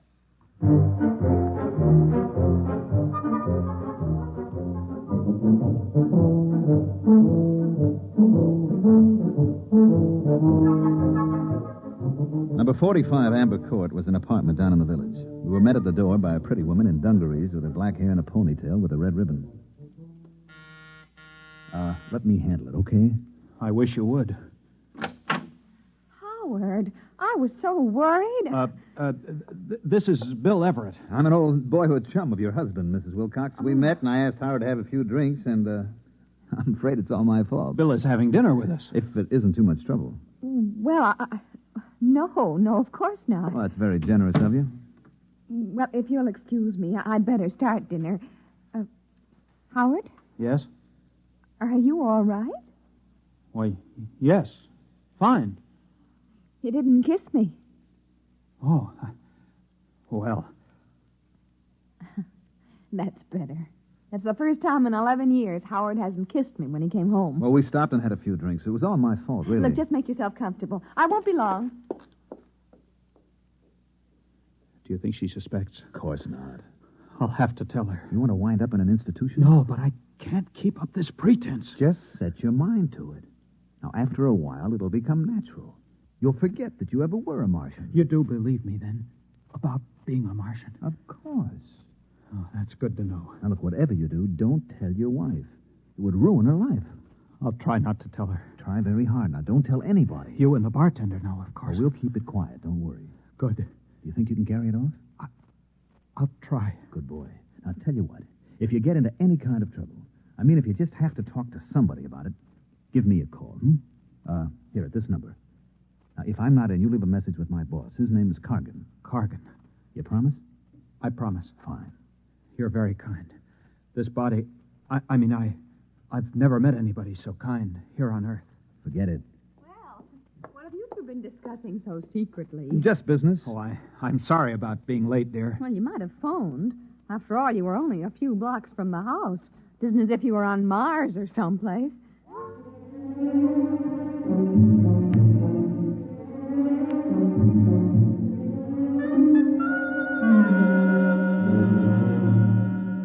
Dinner went pretty well, and Elaine Wilcox turned out to be an expert at shish kebab, which is one of my favorites. After dinner, I still had a couple of hours to put in at the paper, so I went back. Cargan came over to me right away. Well? Well? Is he or isn't he? He's a Martian, all right. No question about that. You're very funny. I have my moments. Would you mind telling me exactly where you've been for 3 hours? And what you've been doing? I talked to Yangan Dao. That's his Martian name. Then we had dinner at his home. Very nice.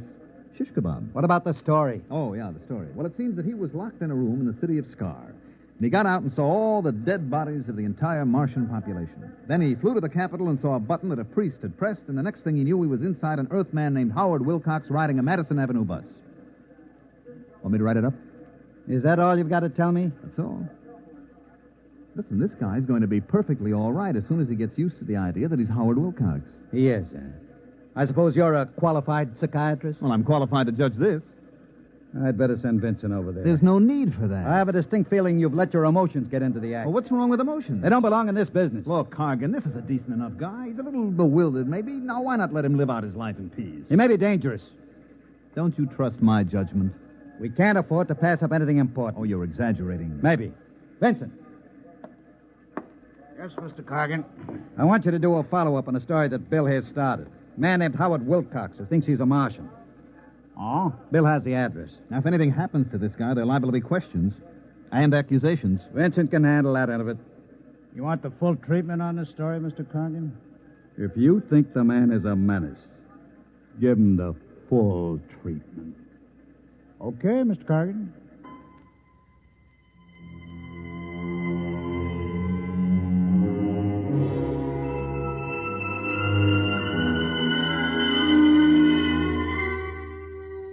I gave Vincent the address, feeling like a murderer, and then I beat it to the nearest phone booth and called Howard Wilcox's home. His wife, Elaine, answered.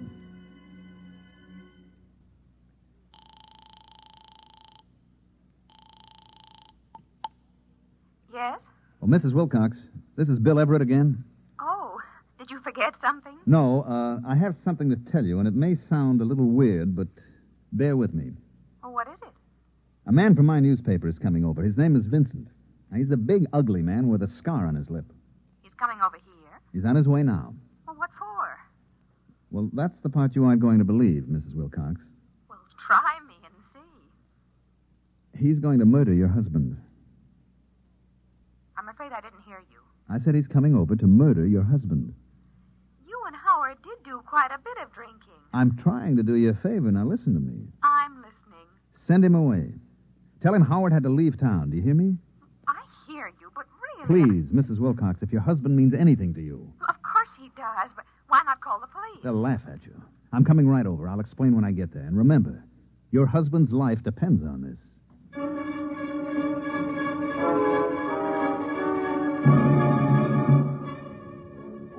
I didn't know whether I'd convinced her or not. It all sounded so terribly melodramatic. Anyway, I hopped into a cab and told him to use a heavy foot on the gas pedal, and about 15 minutes later, I arrived at 45 Amber Court. Oh, it's you. Was Vincent here? There was a man here from the Tribune, yes. Did you do as I told you? Well, I got Howard out of the house. I sent him out for some mozzarella cheese and gave him a couple of places that don't carry it. What'd Vincent say? I told him Howard wouldn't be back in town till tomorrow. He said he'd be back. Did he say what he wanted? Just that he had some good news for my husband. Some good news. May I come in? I wish you would. I want to know what this is all about. Sit down. Mm-hmm. Now, would you mind explaining? You won't believe me. You keep saying that. Okay, Mrs. Wilcox. Your husband, Howard, is a Martian. A Martian? That's right. I see. And when did you discover this about my husband? This morning. Would you mind telling me just when he arrived? From Mars, that is. This morning. You don't say. Told you wouldn't believe me. Oh, I haven't said that yet. You're sure Howard is a Martian? Yep. He claims to be the last Martian. Look, see if I can make it clear. There was a plague sweeping Mars. Now, they devised a means of transporting their intellects through space to Earth. Their dead bodies remained behind. Now, Howard, your husband, was confined in an institution, so he didn't get to go with the other Martian souls. He dug his way out and went to the capital city where the energy machine was located. Mm-hmm. I guess there was enough left to send his intelligence down here, where it landed in the body of one Howard Wilcox.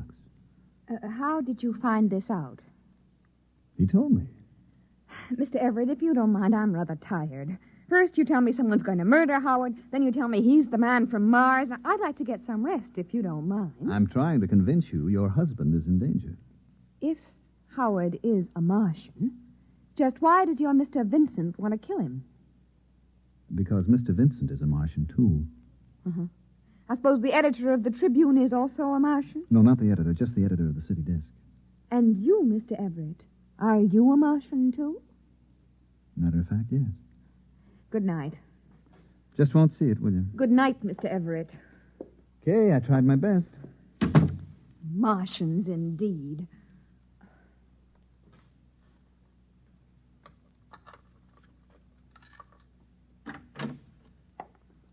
Howard, thank heavens. I couldn't get the mozzarella. It doesn't matter. Tell me, Howard, are you a Martian? What? Why, yes. How did you know? Oh, woman's intuition. It's terribly late, dear. Let's turn in. No, not yet. I want to know how you knew I was a Martian. Howard, please, I've had just about enough of this nonsense today. It isn't nonsense to me. Only this morning I was Yang Gandal, a Martian. Now I'm in the body of your husband. Is this a joke you and your friend Mr. Everett invented to torture me? Because if it is... It isn't a joke. It's the truth. Howard, I just can't stand much more of this. I'm beginning to wonder if it's me. Who could that be at this hour? I'll answer it. Yes? You are Mr. Howard Wilcox? Yes? My name's Vincent. I'm a reporter from the Trib. Yes? May I come in? Yes. Who is... Oh, Mr. Vincent. I see your husband has unexpectedly returned from out of town, Mrs. Wilcox. Now, look here. Would you mind telling me why you lied to me? Yes, I would.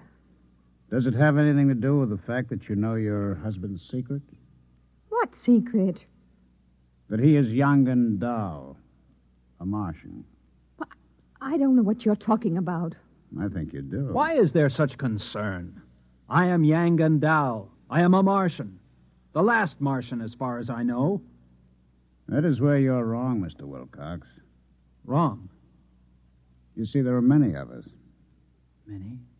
Like me? Hundreds of thousands. We were teleported to Earth during the Great Migration and found ourselves, like you, inside human beings.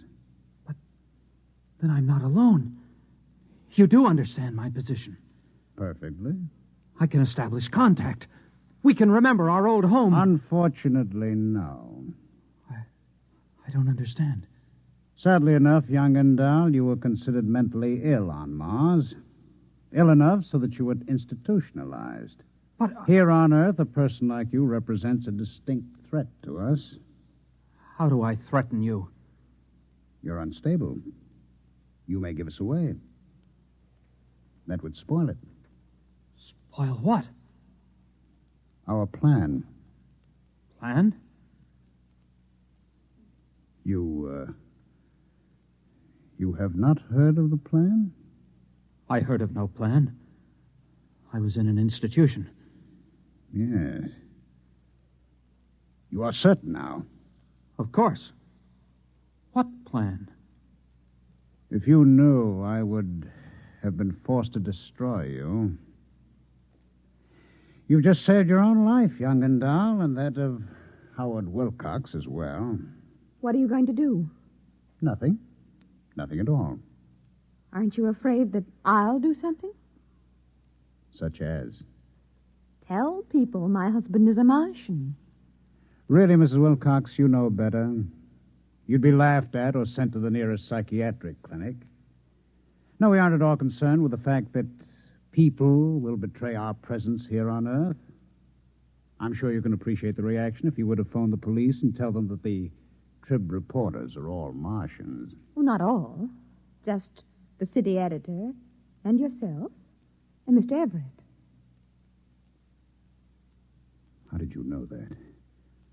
Perhaps I'm one myself, Mr. Vincent. It isn't possible. Why not? Are you... Tell me where you were born. What city? I was born in Undanel near the dead canal of Krilla. Your name? Zanat Cree. You are party to the plan?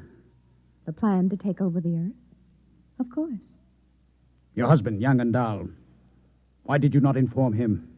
For the same reason you did not. He is unstable. But there is no need to worry. I will care for him. Amazing. Now, would you mind leaving us alone? We have many things to discuss. Of course. Amazing. It's positively amazing.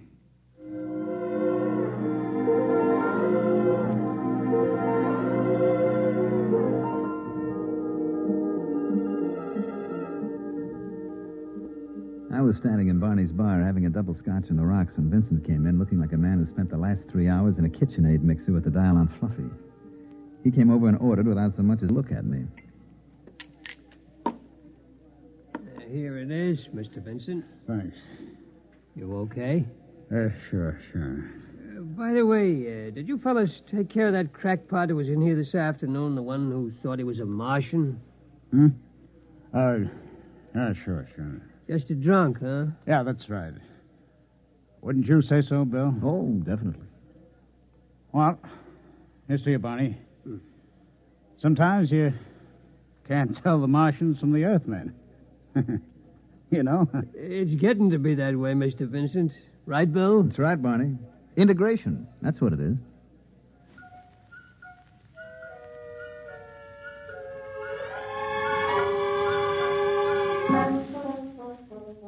I gave Barney a sly wink and lifted my glass along with Vincent. Of course, Barney understood. You see, he's one of us, too.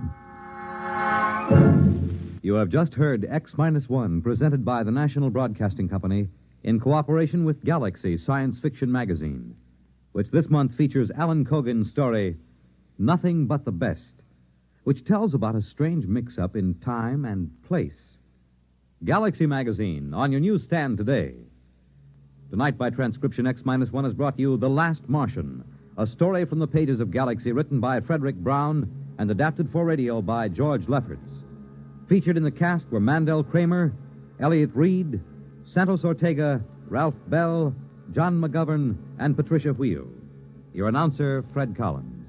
X-1 was directed by Daniel Sutter and is an NBC Radio Network production.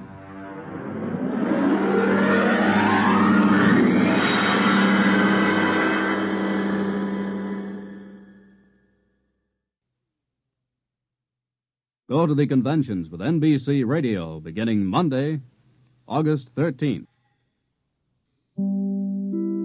Now stay tuned for X-1 on NBC. Countdown for blast-off. X-5, 4, 3, 2, X-1, fire.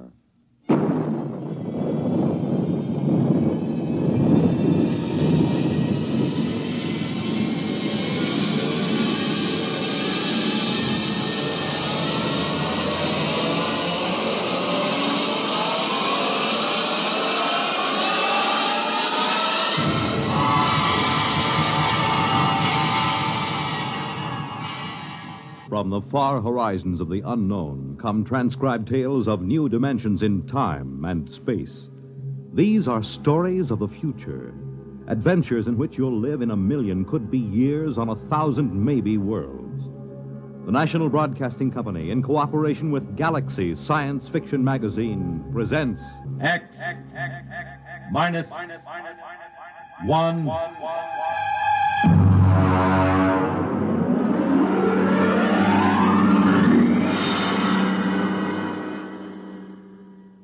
Tonight, Wherever You May Be, by James E. Gunn.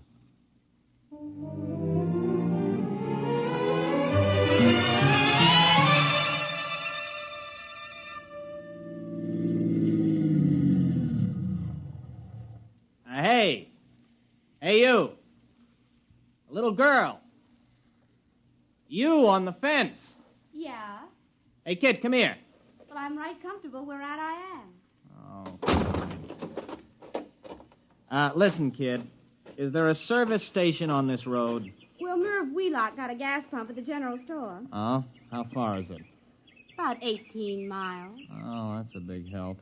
Well, I don't know what else to expect in the middle of the Ozarks. You want me to help you, mister? No, just keep out of the way, kid. Ow! Well, there's nothing funny about that. You just gonna sit there and watch me sweat, kid? Oh, no. There'll be lots more to watch. Well, I don't know what's so amusing about watching a man change a flat tire. Ow! You sure you don't want me to help, mister? No, I'm perfectly capable of changing a tire by myself.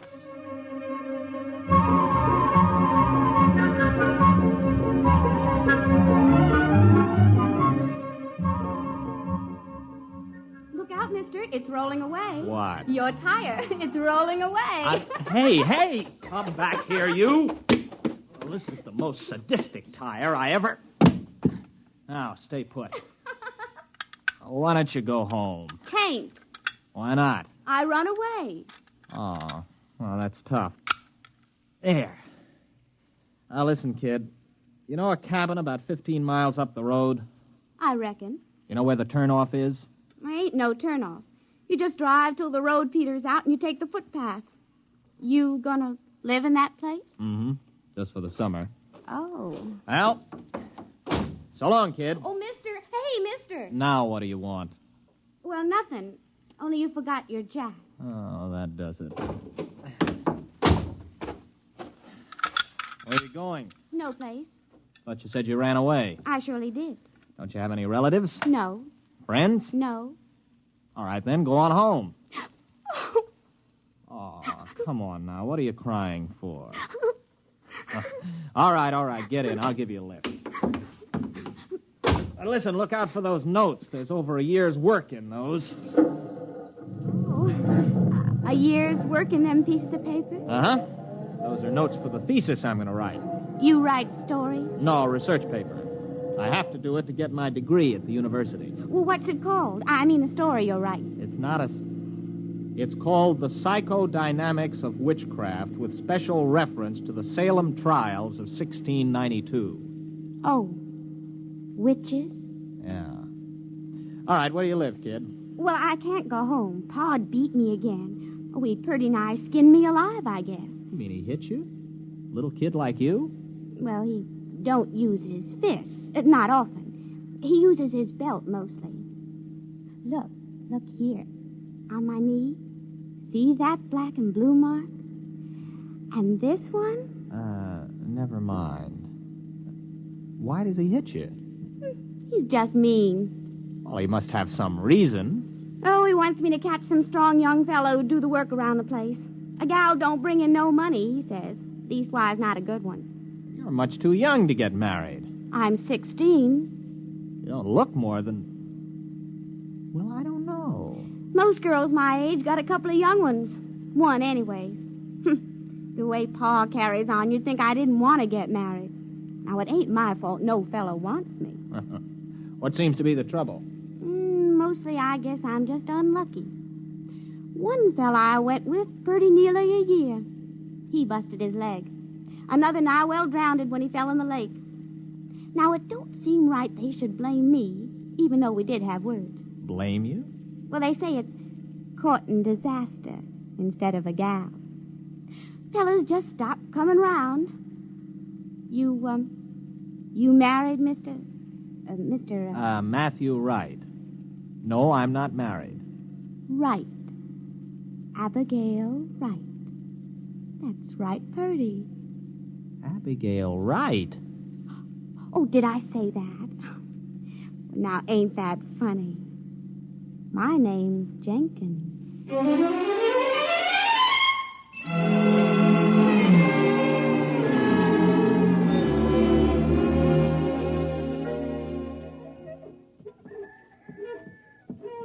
Mr. Jenkins? Oh, fine. I met your daughter on the road. I brought her back. Oh. Look, Mr. Jenkins, I got a pint bottle in my pocket. Care for a little drink?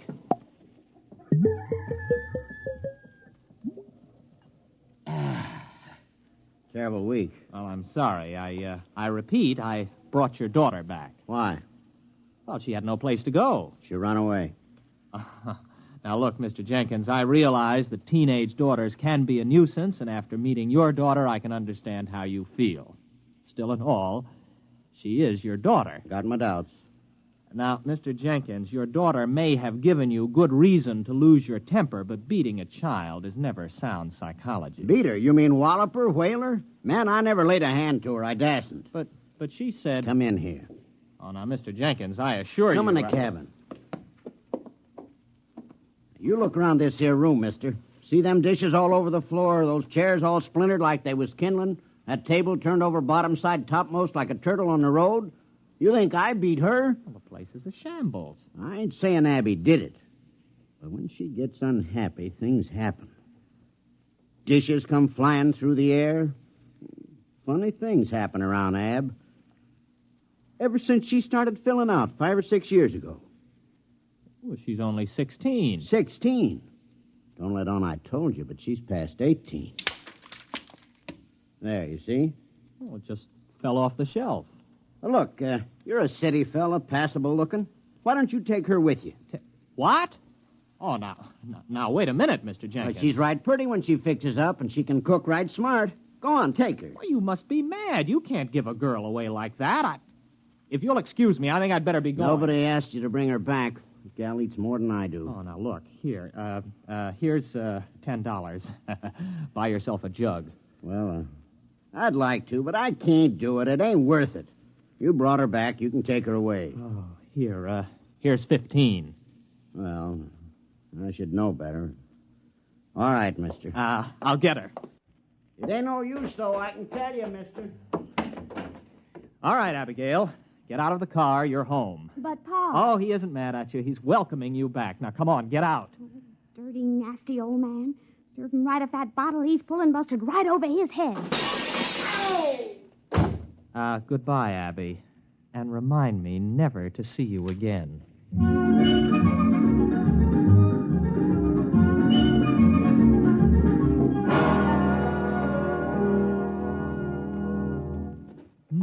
All alone. I'm so all alone. There is no... Hello. What are you doing here? Waiting for you. But listen, this is my cabin. I rented it. I know. What kept you? Well, what are you doing here? How did you get here? Oh, I reckon you're hungry. Look, why don't you sit down? Supper's about ready. Now, wait a minute. I came here by car. How did you get here? Well, I rode. Oh, it's lucky I did. This place needed a good sweeping. Is that your broom? I know. It was here in the cabin. Pa loaned me a mule. I let her go. She'll get home all right. But you can't stay here. It's impossible. What would people say? Well, who'd care?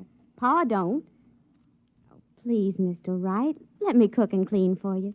I won't be no trouble. Honest, I wouldn't. Oh, now, look, Abby, you're a nice girl, and I like you, but you'll just have to go back to your father. Do you understand? All right. What? What was that? What happened? Oh, look at that. The car. I must have left the brake off. You reckon it's hurt bad? Well, rolling down a 10-foot grade into a tree didn't help it any. Oh, well, I'm sorry, Mr. Wright. Are you? Well, anyway, it looks like you'll have to stay here tonight then, doesn't it? I reckon. I could have sworn I put that brake on. Listen, you're going back first thing in the morning. Oh, sure. Sure, Mr. Wright. I understand.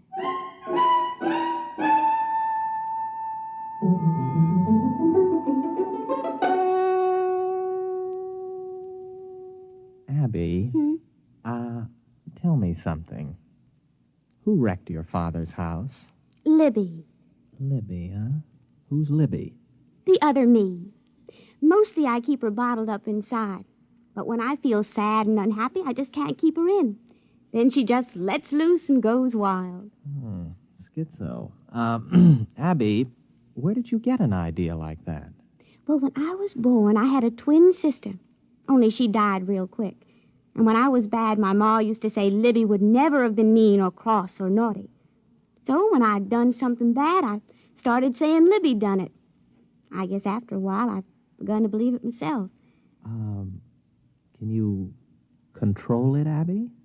Not much. You see, when I get feeling mad and mean, things just happen, that's all. How about a rolling tire? You sure did look funny.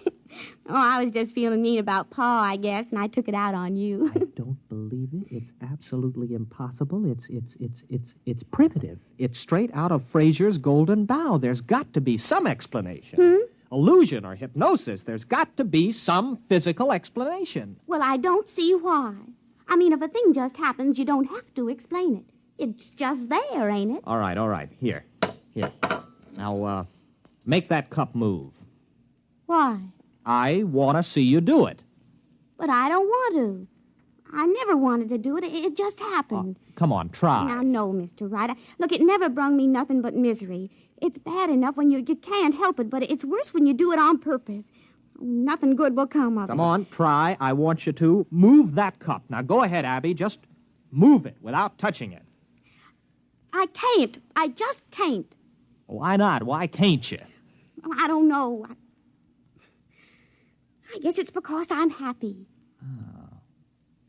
You can't move it now. No. All right. All right, then get your things. You're going back to your father right now. No, I ain't going. I can't. Listen to you. You're a stupid backwoods girl. Can't. What kind of a way of talking is that? You're going back to your father because you're an ignorant, dirty hillbilly. Abby, you did it. You did it. It came right at my head. Do I have to go back? Oh, no, sir. Not if you help me. Abby, I've got a hold of something here that... What a thesis!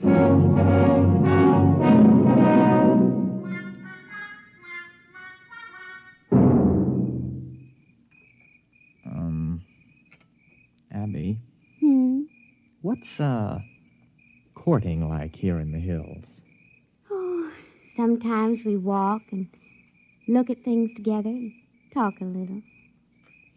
But if the night is warm, we just sit and hold hands and whatever. Like this? Mr. Wright, do you like me a little bit? Oh, not marrying like, but friendly like? I like you very much, Abby. Very much.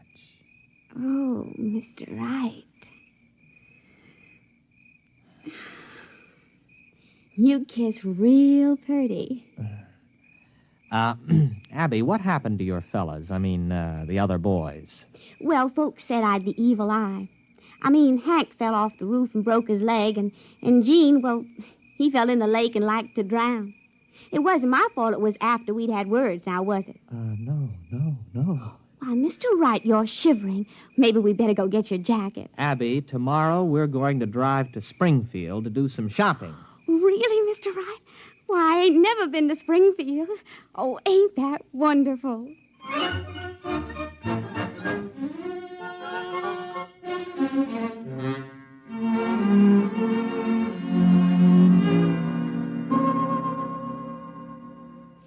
Mr. Wright. Huh. Are you happy, Abby? Oh, it's the happiest I've ever been in my life. I mean, eating in a fancy restaurant and even dancing and all. And now us just sitting here together in the moonlight. I never thought anything like this would happen to me.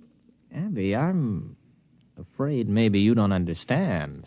Well, what do you mean, Mr. Wright? Oh, you know that dress I bought you? That's for another girl. What? Oh, it's for another girl. I'm going to marry her. She's about your size, and I thought we could pick it out that way. Oh, no, Oh, Mr. Wright. Abby, wait a minute. Where are you going? Wait, I want to talk to you. No, I'm going to bed. Matthew Wright, you are a no-good, miserable cad.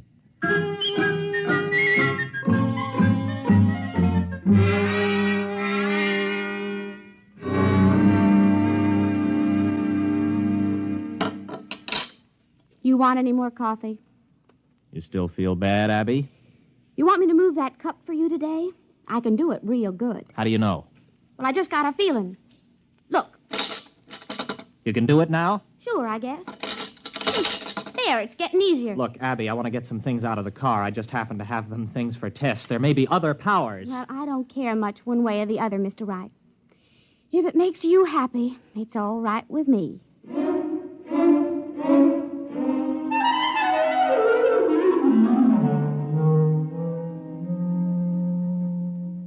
Abby? Abby, where are you? Abby, where did you go? Abby? Here I am, Mr. Wright. Abby, where were you? Springfield. But that's 50 miles. I know. I just kind of wished I was there, and then I was. I brought back a frying pan I admired in that hardware store window. Ain't it pretty? Got a real copper bottom. Didn't you have any trouble getting out of the store without anyone seeing you? Well, I was outside, but I could see in the back room somehow, too. I knew his name was Albert, and he was doing a crossword puzzle. Now, how could you tell all that? Well, I just kind of looked inside of his thinking. Like this. Wait a minute. Wait a minute, Abby, don't. I could look right inside your thinking now, Mr. Wright. Abby, wait a minute. Abby? You wouldn't. You didn't. Now, wait a minute, Abby. You've got to understand. I understand everything you've been thinking, you devil. Well, there ain't nothing too bad for anyone to do that. Well, you've got to let me explain. You with your kindness and your city manners. How could you do it? You made me fall in love with you. It was just a trick. You just wanted to make me unhappy, that's all. Why, even Pa was never that mean. I'd as soon marry up with a rattlesnake. Well, Abby, what are you going to do? Well, I haven't made up my mind yet, but I'll think of something.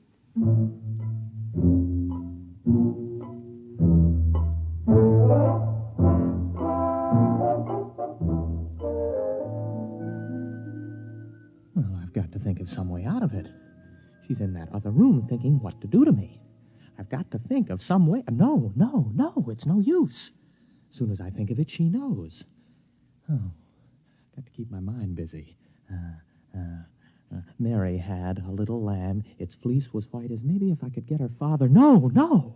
If there are 2 outs and bases loaded, or men on first and second, and a ball is hit, which, in the opinion of the umpire, can be handled by an infielder, the infield fly rule shall be invoked, and the batter is called out.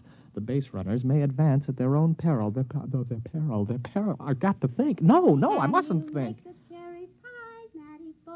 Matty boy. Oh, no, she's absolutely certain now she can do anything she wants to. I've got to act on the spur of the moment, keep my mind crowded with something else. Oh, it's a lovely day. Breathed there a man with soul so dead. 'Twas brillig and the slithy toves did gyre and gimble in the wave.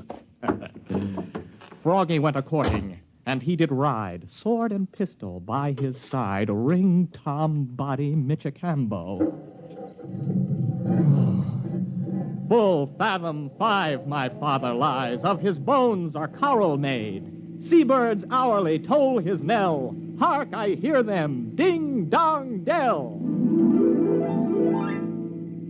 That's pretty. Abby! Where are we going? Oh, Abby. What are you doing here? I couldn't let you leave without me. I've got plans for you. Oh? Very interesting plans. But how could you tell I left? I was thinking all sorts of other things. Matt, you were thinking some of the cutest little rhymes. Oh, but that was on top. On top? Why, sure. Way underneath, I could hear plain what you were thinking about running away in this old car. Well, then why didn't you stop me? Conk out the motor or something. Oh, I didn't want to. I told you I could see way down underneath the top of your thinking. And you know what I found there? All the time, even when you were making me unhappy to test all them strange things I learned how to do, way down deep, you're in love with me. I am? Surely true. So, we're going to get married. Are we? There isn't much you can do about it now, is there? No, I suppose not, but, you know, it's a frightening thought getting married to you, Abby. A wife who can read your mind and all the rest.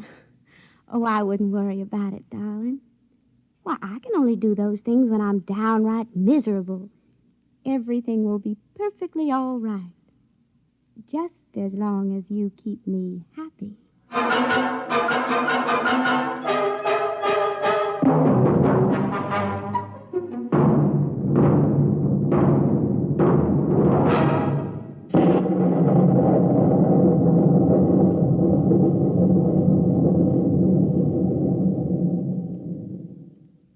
You have just heard X-1, presented by the National Broadcasting Company in cooperation with Galaxy Science Fiction Magazine, which this month features Early Model by Robert Sheckley. The story of a man who found that invulnerability was a fine asset when opening a new planet, provided you don't overdo it. Galaxy Magazine, on your newsstand today. Tonight, by transcription, X-1 has brought you Wherever You May Be, a story from the pages of Galaxy written by James E. Gunn and adapted for radio by Ernest Kenoy. Featured in the cast were William Redfield, Patsy O'Shea, and Jack Orrison. Your announcer, Fred Collins. X-1 was directed by Daniel Sutter and is an NBC Radio Network production.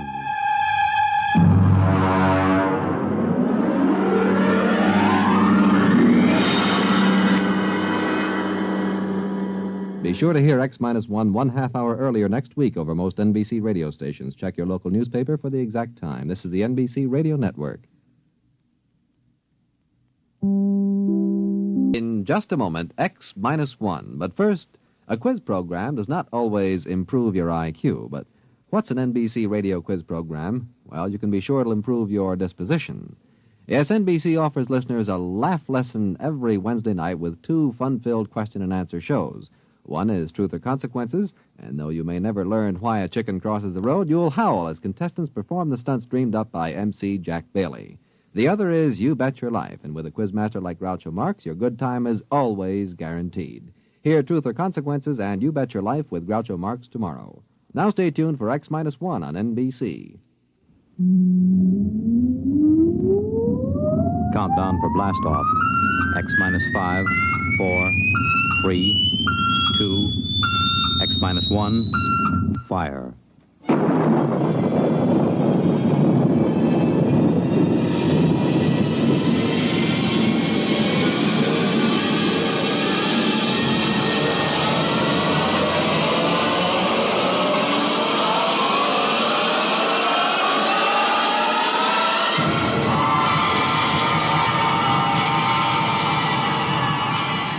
From the far horizons of the unknown come transcribed tales of new dimensions in time and space.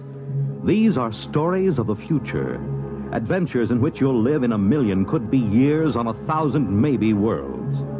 The National Broadcasting Company, in cooperation with Galaxy Science Fiction Magazine, presents X minus 1.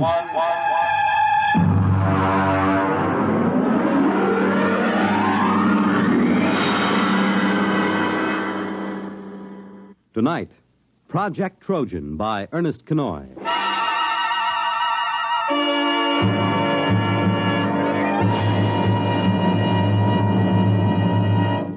Most of the greatest contributions and biggest messes in history have been made by two kinds of brains, the devious and the literal. We quote from the monthly column written for Galaxy by its editor, H.L. Gold. For our story tonight has been inspired by one of his recent columns, discussing the exceedingly thin line that sometimes lies between science fiction and science fact, and of the strange use that both Allied and German intelligence made of science fiction during the recent World War II. Our report, of course, is entirely fictional, but similar schemes are known to have been attempted by both sides. And now, here is Project Trojan.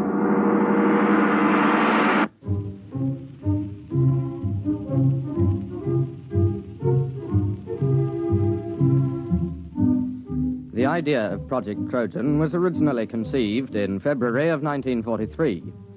The Intelligence Plans Commission, an adjunct to Joint Army and Naval Intelligence, was under the command of Colonel Sir Harold Bostwick. The first antecedent of Project Trojan occurred on an afternoon in February. Corporal Arthur Muggeridge was serving tea to Lieutenant Maurice Withering and Captain Amos Mackenzie. Here you are, sir. That's real butter on the bread. I won 5 pounds of it from one of those Yank mess sergeants over at the Crown and Lance. Oh, butter, eh? Aye, sir. Mackenzie. Well, confounded man, you might show some interest. Here Muggeridge tangles with the 8th Air Force to improve your tea, and you sit there reading. What the devil is so engrossing? No, never mind. If it's me you're worrying about, you needn't, sir. I was cleared for most confidential and top secret before I set foot in the pantry. What is it, Mackenzie? Well, I was reading about a fascinating notion. It's a machine, you see, dreadfully ingenious. It's a method of setting up a reverse polarization field about a given metallic surface. say, the plates on a submarine or a tank. Makes them 5 times as strong. A little more cream, Mugridge. It's powdered milk, sir. Hush, leave me to my illusions. Well, Mackenzie, how can you be so calm? Don't you realize what this means? Tanks 5 times as strong? Is it in production? I mean, when do the first models go into combat? It's certainly been a well-kept secret. I wouldn't say that. There's about 50,000 people who know all about it here in England. And, of course, a great many more in America. Oh, that's impossible. But I doubt if it will ever be used in combat. But you're stark raving crackers. A secret like... Where did you find this? Now, let me see that. There you are. Incredible science fiction. It's an American magazine. You mean this is a story, one of those Jules Verne things? You've been pulling my leg. Aye? Well, I mean, after all... Well, Captain Mackenzie, I hardly think that...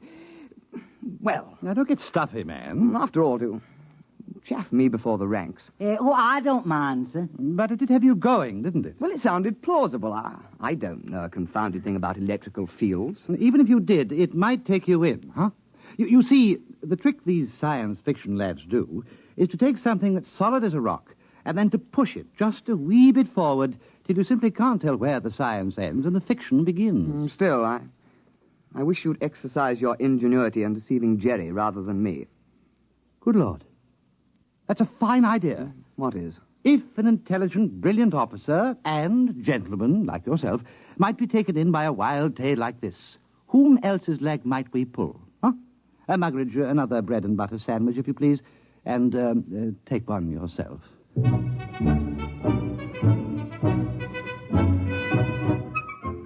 Lieutenant Withering and Captain Mackenzie worked out preliminary plans for Project Trojan and presented them at an appropriate time to Colonel Sir Harold Bostwick. Well, sit down, Withering, Mackenzie. Oh, thank you, sir. We had breakfast.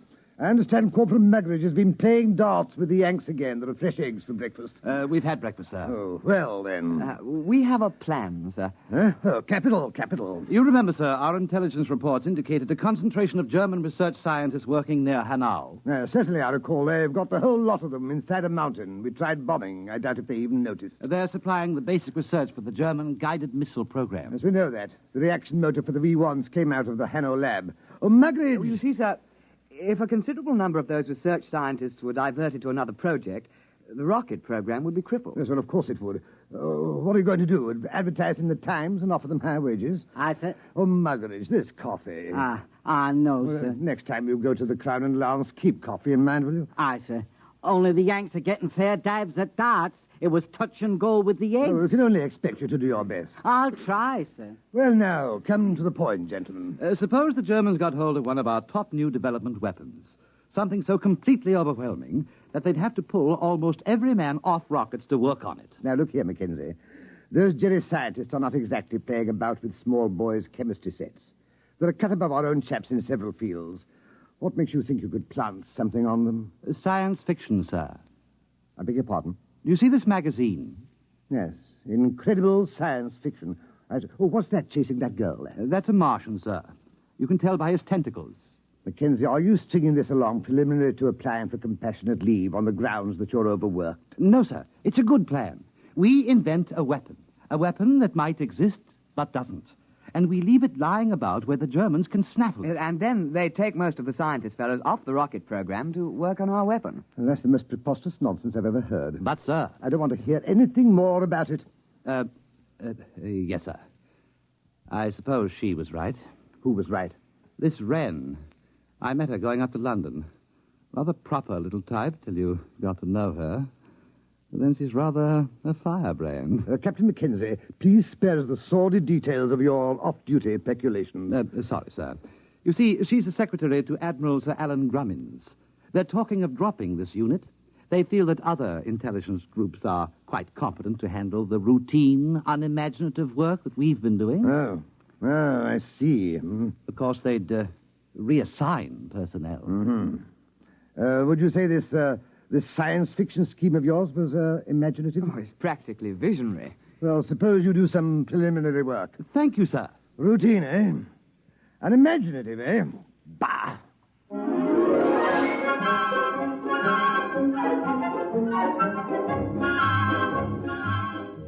On the 14th of February, preliminary work was begun on Project Trojan. At first, Lieutenant Withering and Captain Mackenzie worked alone, researching the source material of the project. Slamming the firing keys, brick blasted down on the Krull warship. Bright beams of crisp destruction lanced out from the giant dreadnought and licked along the plates of Brick's one-man scout. Nothing in that one. What have you got? It's a story about two robots who fall in love. What's the name of that Johnny who came closest? Herman. Jad Herman. He got half a dozen ideas that are close. Where do you suppose he is? Somewhere in the States, I suppose. That's no use, then. Why? Look, man, perhaps we can put a query through Central Chafe Intelligence. The Yanks ought to be able to dig up this Herman chap for us. No. It's worth a try.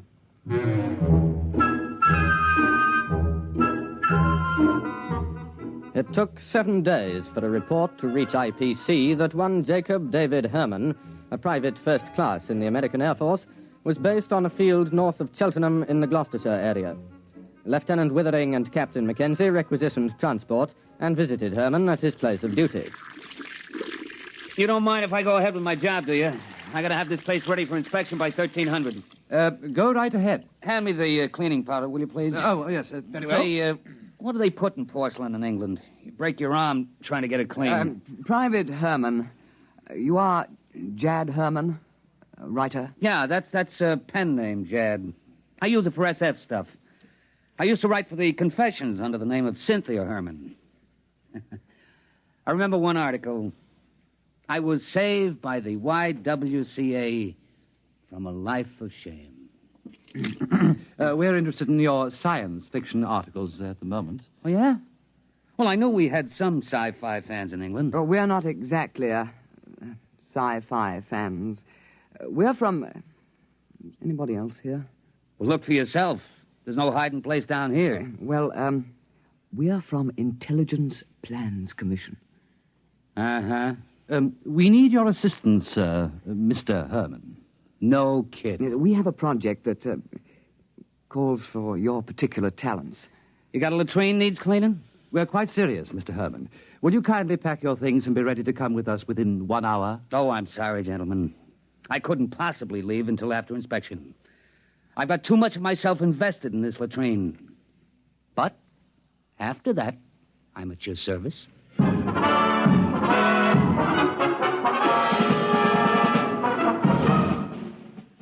Private First Class Jacob D. Herman, 329-62126, was transferred on special detached duty to Project Trojan, and after briefing was set to work on basic plans. Oh, look, Mac, here's the way I see it. If you want to con a scientist, you got to be pretty straight all the way. You can't get away with more than one phony step in the process. Precisely. Now, here's the way I see it. It's a focusing beam weapon. The electronics on that are square. I used it in a story about 2 years ago. Feinschreiber at MIT and Temple and Westover at the Bell Telephone Laboratories worked out the basic field formulas. Oh, you mean it's real? Well, up to a point. Everything's on the level till you get to the catalytic action on the grid. Now, that just won't work. It's a basic problem in physics, and it makes the whole thing impossible. But don't the Germans know that? Oh, sure. You see, you make up plans for the weapon, call it a death ray. You let the Germans steal everything but the catalyst formula. They'll think we've got it licked, and they'll break their necks trying to duplicate it before we put the weapon in production. I see. But we can't call it a death ray. Well, how about projector, electronic grid deflecting, type 3? That has a broad ring to it, my lad. I've got the basic idea of the thing, but you'll have to get some of your science boys to work it out. Oh, we'll put a requisition into the Manpower Commission in the morning.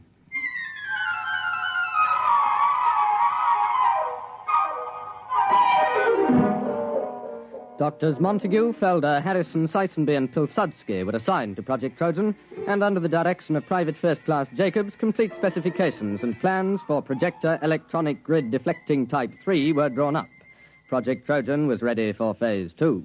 Have we got everything? Blueprints? Check. Specifications? Check. Machine tool inventories? Check. Letter rejecting the plans from the War Office? Check. Endorsement from Supreme Headquarters rejecting plans? Check. Note from 10 Downing Street overriding rejections, handwritten postscript. Build the confounded thing, WC. Check. Don't you think that's going a little too far? The rejections? Not at all. That's the master touch. A rejection of an idea by the War Office makes it appear most genuine. All right. Private Herman, if this thing were real, if it could be built, what would it do? Oh, don't ask. You could blow a hole in a mountain 10 miles away. Why, you could knock down a whole wing of bombers without even aiming. Oh, dear. Lucky it won't work. I should say so. Oh, well, now to get this lovely thing into Jerry's hands.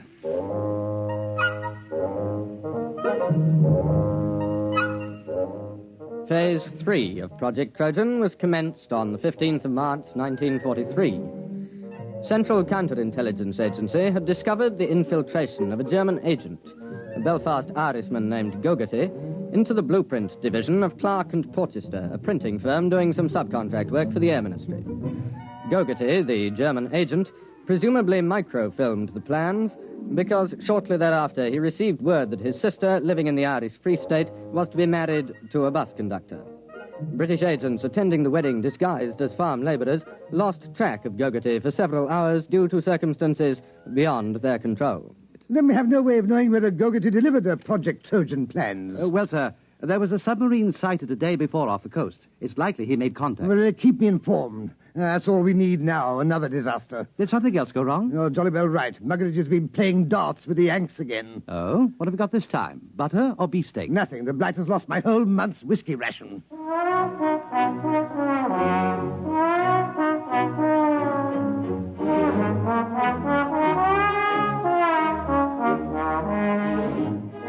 Now the cover operation supporting Project Trojan was undertaken. A battalion of the Royal Engineers was detailed to practice at secret installations with wooden mock-ups of the projector. A lance corporal in this detachment, a volunteer afterwards awarded the George Medal, was court-martialed and sentenced to 7 years' hard labor for revealing information about the project while drunk on a 3-day leave to Tynecastle.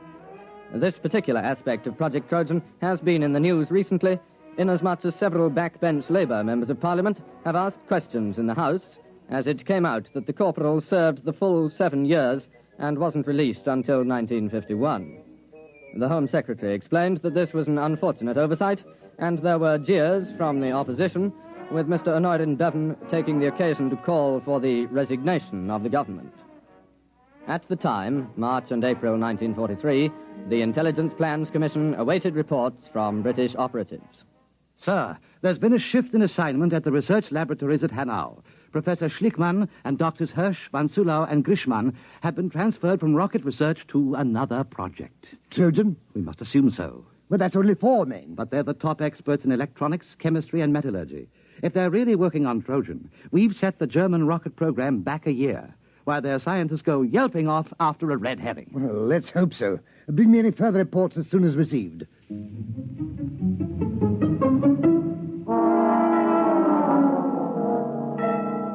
British intelligence reports, filtering back through occupied Norway and neutral Sweden, continued to indicate the success of Project Trojan. 4 more top scientists were known to be transferred from the rocket research base at Peenemünde to the Hanau laboratories. Definite knowledge was obtained that the new assignment was a startling new weapon, agreeing in detail with Project Trojan. What a sally, Mackenzie. What a stunt. Yes, sir. We shall have to have a little party to celebrate. We'll have that Herman chap in for a drink. I'm sending Muggeridge off to play darts with some of the Free French over at Germain Manor. He ought to be back soon with the champagne.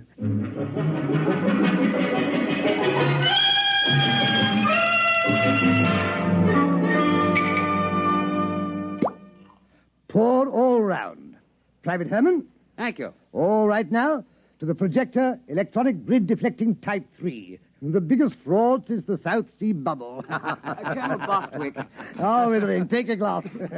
We're just drinking to Trojan. Well, I think I'd rather not, sir. Well, what do you mean? There's a dispatch from Germany. What about it?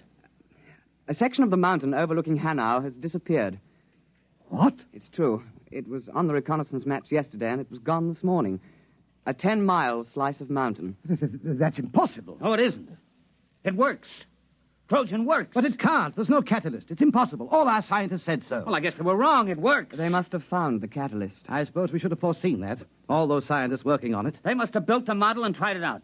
It won't take them more than 3 months to put it into production. Well, here goes the war. Muggeridge, Aye, sir. fill the glasses up again.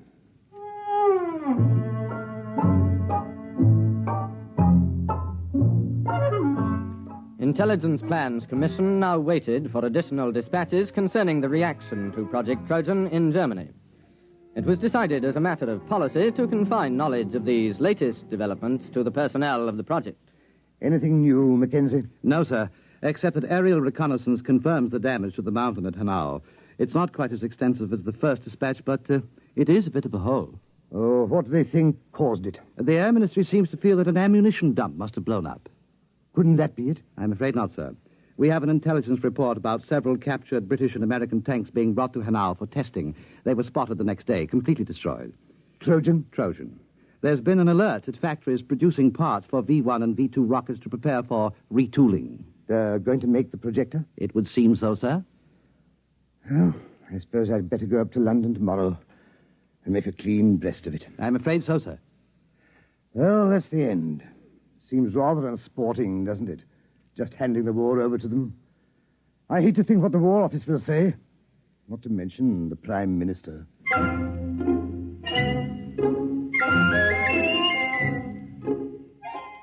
Project Trojan was nearing its closing phase. At precisely 0600 the next morning, Colonel Sir Harold Bostwick ordered his staff car and, taking a thermos of tea, proceeded to leave his office. Just before the staff car got underway, Lieutenant Withering appeared with another dispatch, accompanied by Captain Mackenzie and Private Herman. Colonel Bostwick, sir. Wait. So what is it, Withering? Another dispatch. Well, don't please. It's bad enough. There's been another disaster at Hanau. They knocked another mountain with our little present to them? No, sir. They've knocked themselves out. What? The laboratory under the mountain. It's exploded. It has? Went up like a Roman candle. We've got pictures. There was a flight of mosquito bombers over at the time. What happened? The projector. It backfired. How do you know? It had to. That's why the catalyst is impossible.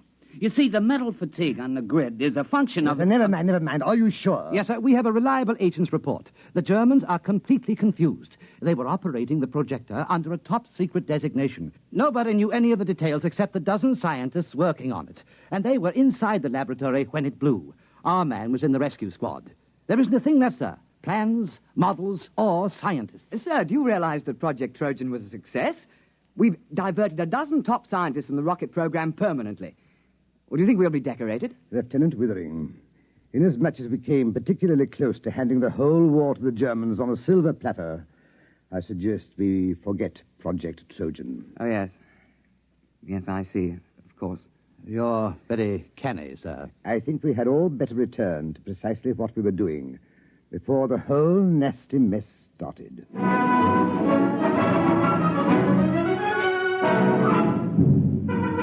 The final phase of Project Trojan was completed on the 22nd of March, 1943. The file, through some inadvertent error, was lost before the Intelligence Plans Commission had a chance to report to the War Office. All personnel returned to their previous assignment. All right. No splashing on the floor. I gotta get this latrine ready for inspection by 1300. You have just heard X-1, presented by the National Broadcasting Company in cooperation with Galaxy Science Fiction Magazine, which this month features the William Tenn novelette Time in Advance, the story of a man who made a strange bargain and endured the worst the galaxy had to offer, so that someday he could make the Earth sweat. Galaxy Magazine, on your newsstand today. Tonight, by transcription, X-1 has brought you Project Trojan, an original story by Ernest Kenoy based on an idea contained in an editorial in Galaxy written by H.L. Gold. Featured in the cast were Burford Hampton, Alastair Duncan, Ivor Francis, Alfred Shirley, Bill Quinn, and your narrator was Alfred Hislop. Your announcer, Fred Collins. X-1 was directed by Daniel Sutter and is an NBC Radio Network production.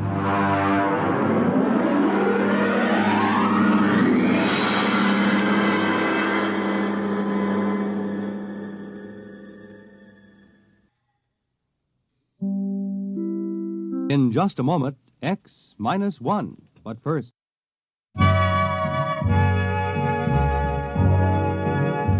You are listening to the distinctive style of Claude Thornhill, one of today's top musicians and band leaders. It's popular music with all the beauty of a classical symphony.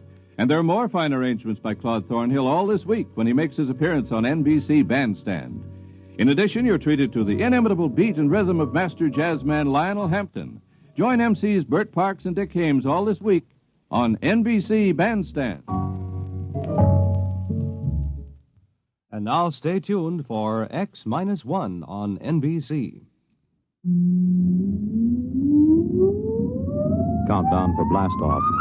X-5, 4, 3, 2, X-1, fire.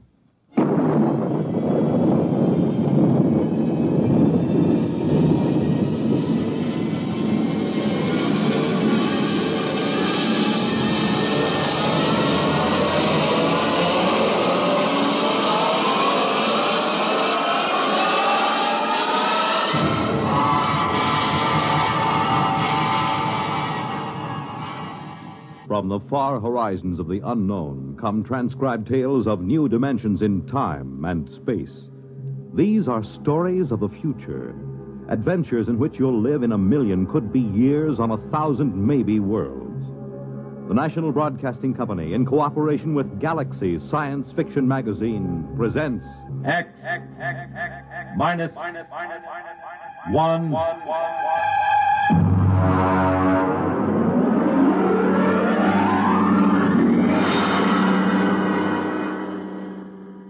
Tonight's story, The Snowball Effect, by Catherine McLean.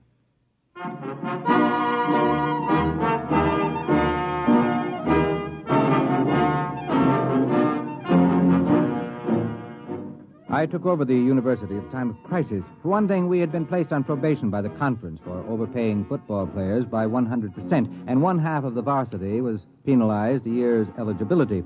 On top of that, I was called in by Mr. Harvey J. Grover of the Board of Trustees.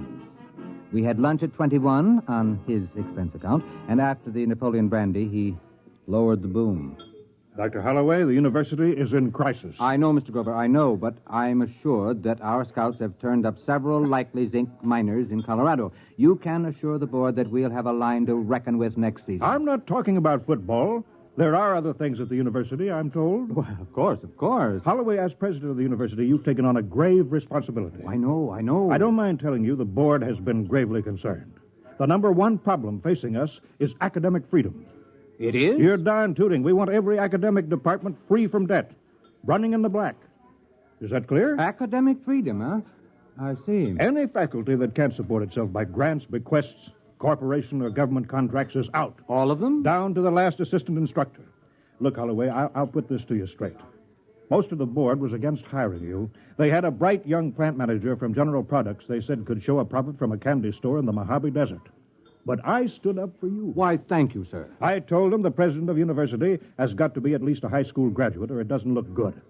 You know, you did graduate from high school, didn't you? Oh, yes. And college, too. I got my master's at Harvard and my doctorate at... Never mind. Let's not go too far. Have you got this straight now? Oh, yes. I've got to make a profit on the candy store. I mean, the university. That's right. Oh, and Holloway. Yes? How many zinc miners did you say we dug up?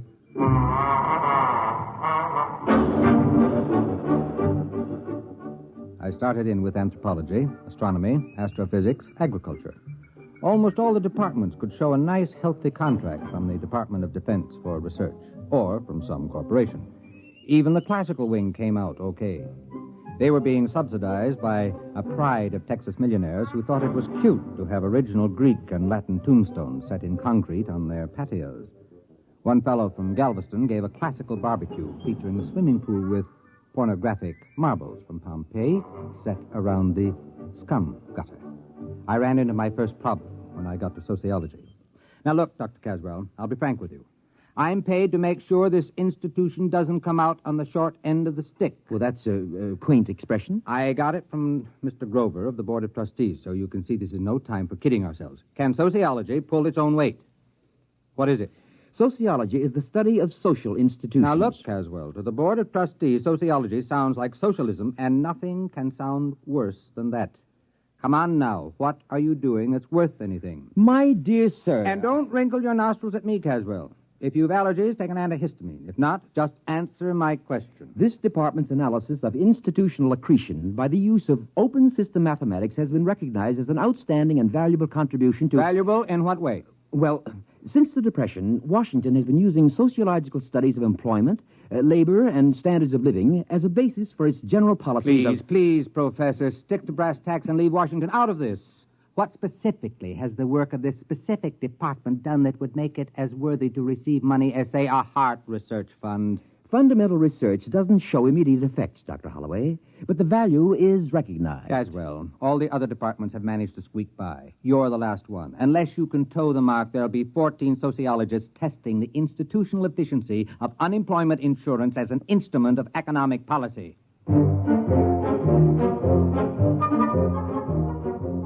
Caswell knew I had him. Unless he could show me how his department could scratch a buck together, I'd have to expunge his name from the catalog and have him drummed out of the faculty club.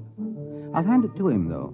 He glared from behind his pince-nez, and sliding into his lecture manner, he started his calm. Institutions, organizations, that is, have certain tendencies built into the way they happen to have been organized, which cause them to expand or contract without reference to the needs they were founded to serve. I have developed a form of socio-mathematics to prop these factors, and by comparing formulae...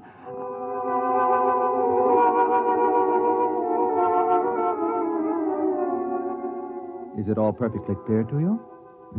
Well, it wasn't to me either.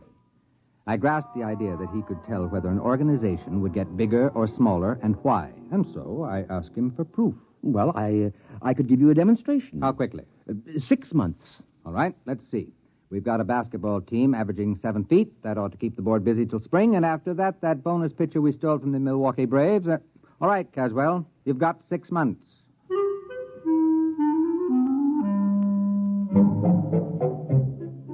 I forgot about Caswell and sociology department for a couple of days while I went back to convincing semi-literate millionaires that they might as well leave a couple of millions to the university rather than have the federal snap it up in inheritance taxes.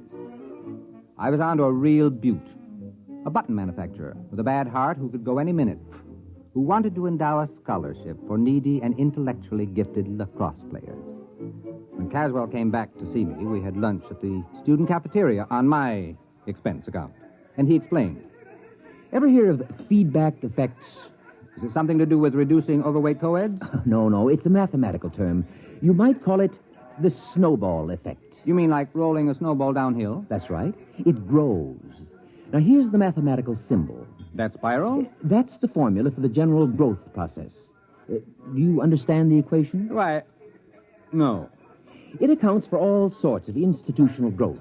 The Roman Empire, Alexander, the Masons, the spread of tobacco, anything. You see, when the snowball becomes too heavy for the cohesion strength of snow, it breaks apart.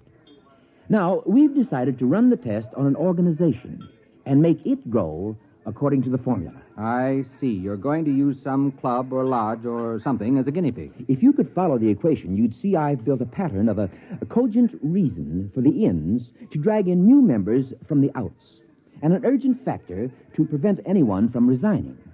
That's this Greek symbol here. Kappa for compulsion.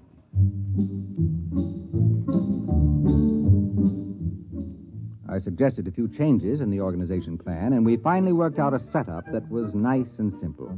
We put our heads closer together and tried to pick the best place for a demonstration. It should be small enough to observe, and yet large enough to be statistically significant. How about Passaic, New Jersey? My sister lives there. Oh, let's make it Watershaw. I have some student sociological surveys of it already.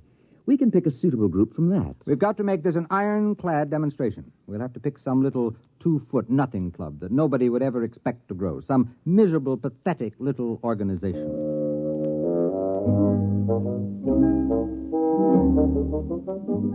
We found the perfect test guinea pig, the Watershaw Wednesday night sewing circle. Caswell and I drove over next Thursday night to a meeting. They always met Thursday night, except every once in a while when the chairlady forgot to have her hair set, in which case they met Friday. Ladies, girls, we have business to conduct, girls. Helen, please. The regular meeting is now called to order. Bernice? Just a minute, dear. Will the secretary... Bernice? You're out of order, dear. It's not a regular meeting. But of course it is. It's Thursday, isn't it? I distinctly remember when we had that special meeting on Tuesday for Toby's baby shower. We adjourned sine die when she started to have pains. Oh, my goodness, it was false labor. That certainly doesn't count. But this meeting is just a continuation of the other one. Oh. How do you feel, Toby? Fine. A little out of breath. Did you try a little dry toast just before climbing the stairs? But, Bernice... My doctor said to breathe deeply through my nose and to have Henry tie my shoes for me. Well, I'd like to see Alfred tie anything for me. It's 3 years since I dared get a dress that zipped up the back. Madam Chairman, I rise to a point of order. Well, my goodness, Helen, you don't have to be a martyr about it.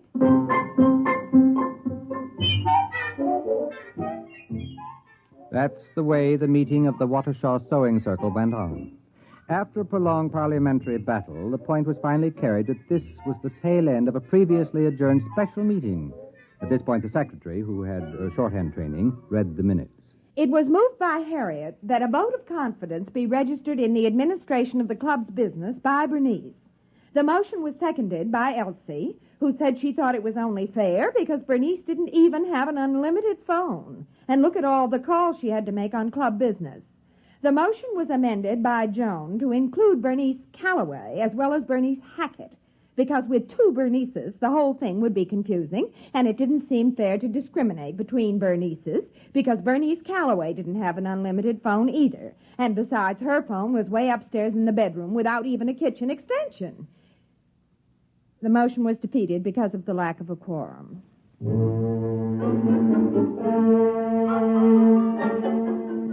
Finally, the new business of the meeting was reached, and Bernice, introduced Professor Caswell and myself as observing professors doing a survey of charitable institutions.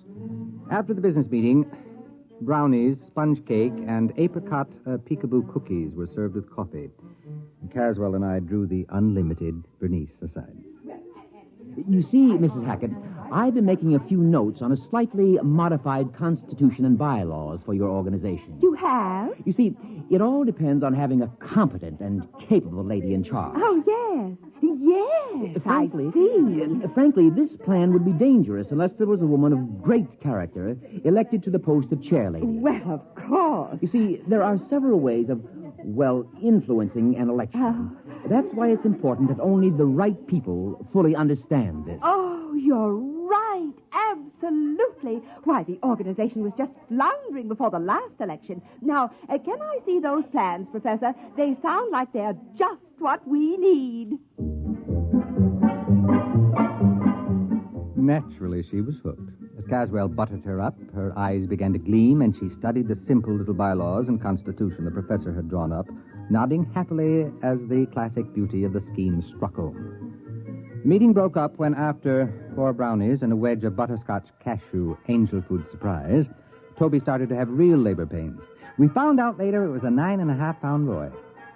Caswell and I left the meeting and stopped for a pizza and beer to get the taste of the apricot peekaboo cookies out of our mouths. Well, there you are, Dr. Holloway. They adopted our bylaws with only 1 dissenting vote. I don't like that secretary. She's a spoiler, always suspicious. My first wife was like that. Don't worry, she hasn't got a chance. That Bernice woman has clear sailing under my equations. It's rigged to favor an aggressive extrovert over the paranoidal personality. You're sure it'll work now? I'd stake my academic reputation on it. You have? Don't worry, Dr. Holloway. We've given that sewing circle more growth drives than the Roman Empire.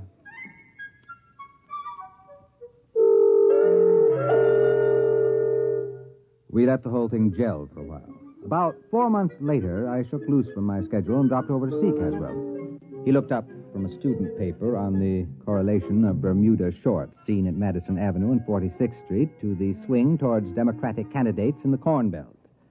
Good morning, Dr. Holloway. Good morning. Caswell, I just wanted you to know we hadn't forgotten you. Now, about that sewing club business, I'm beginning to feel the suspense. Could I get an advance report on how it's coming? Well, I haven't been following it that closely. We're supposed to let it run the full 6 months and then check. But I'm curious. Could I get in touch with that woman? What's her name? Bernice something? Hackett. Bernice Hackett. Would it change the results if we checked it now? Not in the slightest. If you want to graph the membership rise, it should be going up in a long curve, probably doubling ever so often. Well, if it's not rising, you're fired, you know. If it's not rising, you won't have to fire me. I'll burn my books and shoot myself.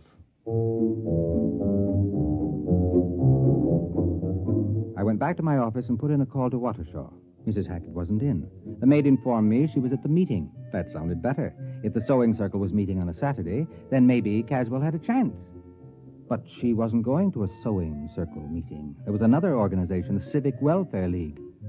I hung up the phone and thought about poor Caswell. If the sewing circle had really gone up the flue, he was on his way up with it. I decided to go over to Watershaw and check to give the poor old goat the benefit of the doubt. The meeting of the Welfare League was in the Knights of Columbus building, a tremendous pile used for dozens of club meetings at a time. There was some kind of political rally going on in the main hall. Streets were jammed, and I figured I was going to have a tough time finding the little back room where the Civic Welfare League was meeting. I figured they must be in a pretty bad way trying to hold a meeting in competition with a brawl like the one in the main room. Right this way, Look, sir. miss, I'm looking for a small meeting. Well, It's here you the, are. Membership application, song sheet, bylaws, and pledge. No, you don't understand. I don't Well, want that's to. all right. You can keep it. It's a new membership kit. Everyone's supposed to have it. We've just printed up 6,000 copies to make sure there'll be enough for this meeting. No, you don't understand, miss. I'm looking for the meeting of the Civic Welfare League. Well, this is it. No, I mean the one with Mrs. Hackett. Bernice Hackett. Do you know her? Well, there she is up on the speaker's platform. And now, after the ushers have passed among you with membership blanks, it is time to rededicate ourselves to the principles we stand for. With a bright and glowing future, the best people in the best planned town in the country, the jewel of the United States. All we need is more members. Now get out there and recruit! Recruit! Recruit!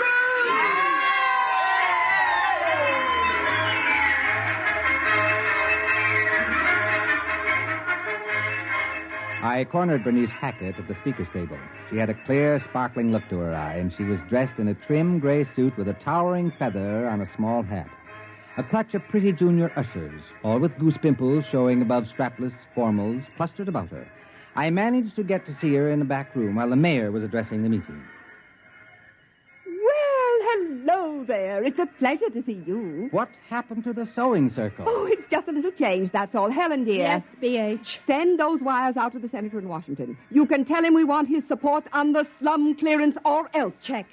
Now, let's see, where were we? Oh, yes.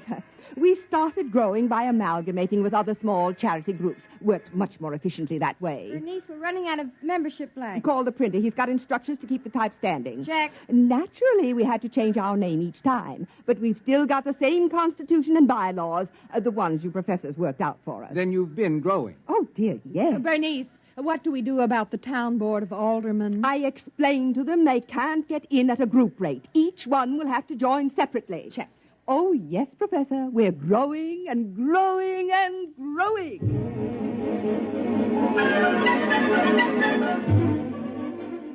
I kept close watch on the the Civic Welfare League for the rest of the month. Evidently, they'd swallowed up the real estate organization because they came out with a plan to attract new industries to town, and there was a gimmick splitting up the profits among club members only. It was the same provision Caswell built in to split up profits from dues and fines, but now it was operating in the 100,000s. I graphed the rise in membership, and it went up like the first rise in a roller coaster. I went over to Caswell's office to tell him the good news. Naturally, I knew the equations would work. Well, don't be so calm about it. With a demonstration like this, I can get all kinds of grants and funds for the sociology department. You'll think it's snowing money. Well, naturally, I expected this. I haven't been following the test at all, but I was quite confident. I don't mind admitting I wasn't. Well, that organization sure blew up. Now, let's see the formula for stopping it. Oh, I didn't complicate the organization with negatives. I wanted it to grow. It falls apart naturally when it stops growing for more than 2 months. You remember, we built into it the idea that the members know what happens if the membership stops growing. Why, if I tried to stop it now, they'd cut my throat. Yeah, they sure were enthusiastic at that meeting. No, we'll just let it play out to the end of its tether and die of old age. And when will that be? Well, it can't grow past the female population of the town. There are only so many women in Watershaw, and some of them don't like sewing. Sewing? Caswell! What's the matter? Are you sick? You haven't been following the experiment? Why, no. I told you I haven't even thought about it since we started. Well, they wanted to expand, and they weren't going to let sewing stand in their way. They went from general charity to social welfare schemes to something that's pretty close to an incorporated government. They're now filing an application to change their name to the Civic Property Pool and Social Dividend Membership Combine. Well, very interesting. I hadn't thought of that. Fascinating. Dr. Caswell, tell me, where? Where does the formula say it will stop? Oh, I shouldn't worry. It stops when you run out of people to join it. After all, there are only so many people in Waukesha. It's a pretty small town. Yes, it is. Doctor, they've opened a branch office in New York.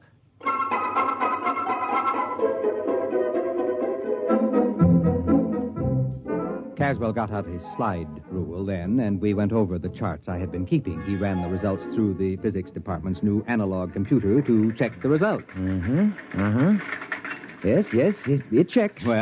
Well, now, allowing a certain lag of contagion from one nation to another, language and cultural barriers, it'll reach total world population in 12 years. About 1 week after that, various isolated pockets, Australian Bushmen, Tibetans, African Pygmies, will all be members. You mean only 12 years? Give or take a week, 12 years.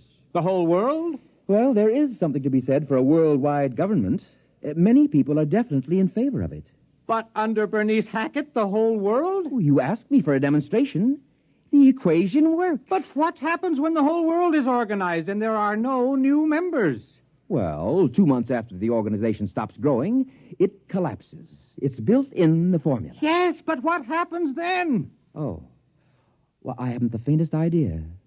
I haven't carried the equations that far. Look, Caswell, whatever happens, I don't want anyone to ever pin this on me. From now on, if anyone asks me, I never heard of Waukesha. Well, that was 12 years ago. I think Caswell and I are about the only men on Earth who don't hold membership cards in the United Terrestrial Civic Welfare and International Property Pool. Bernice Hackett, Global Administrator. It's a race against time now. There hasn't been a new member in a week and a half, and Bernice is anxiously awaiting news from the first Mars Expeditionary Fleet.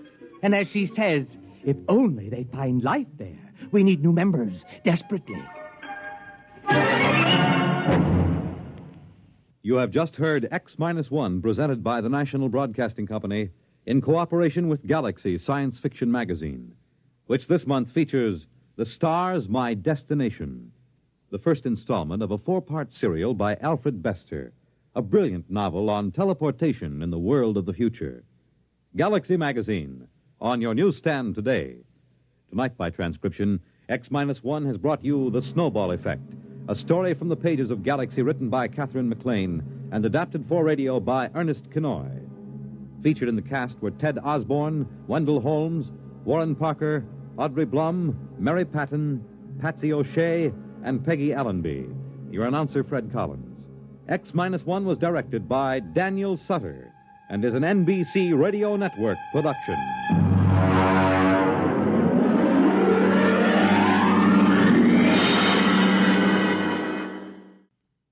Thousands of hearts are being saved today, and many persons with heart disease are learning how to live happier and more useful lives. The fact is, most heart patients can keep on working, often at the same job.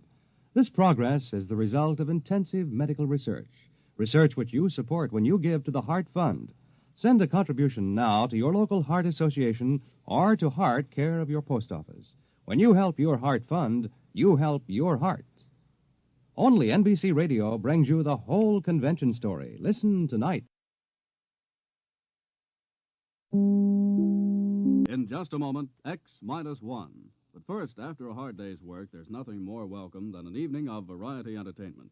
That's just the tonic provided tomorrow night by NBC Radio. You'll laugh your cares away when good-natured contestants carry out the rib-tickling stunts dreamed up by MC Jack Bailey on NBC's Truth or Consequences. Later on, Groucho Marx peps things up with lots of spontaneous good fun and more of the friendly insults at which he is so accomplished. For a brighter, livelier evening tomorrow night, it's Groucho Marx and Truth or Consequences on this station. Now stay tuned for X-1 on NBC.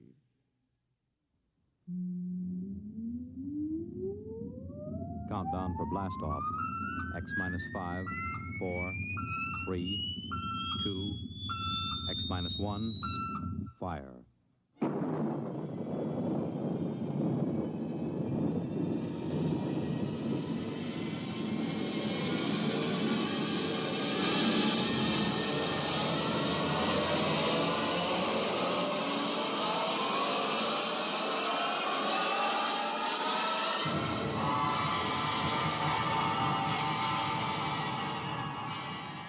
From the far horizons of the unknown come transcribed tales of new dimensions in time and space. These are stories of the future, adventures in which you'll live in a million, could be years, on 1,000 maybe worlds. The National Broadcasting Company, in cooperation with Galaxy Science Fiction Magazine, presents X minus one.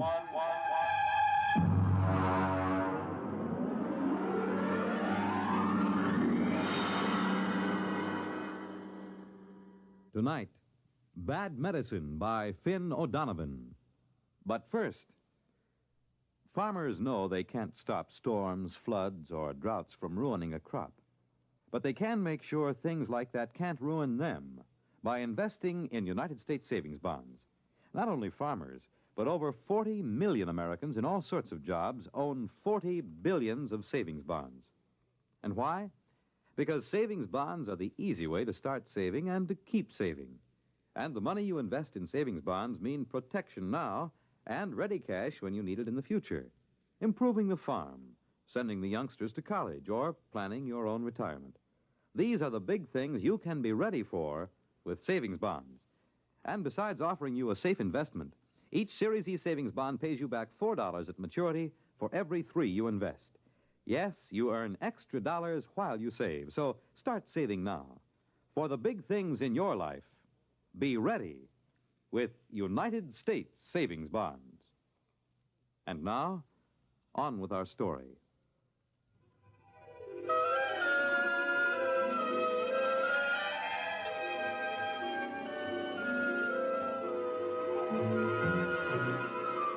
On May 2nd, 2103, Elwood Caswell walked rapidly down Broadway.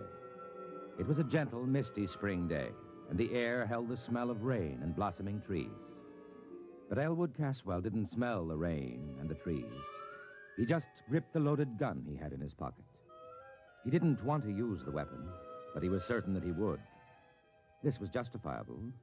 You see, Elwood Caswell was a homicidal maniac.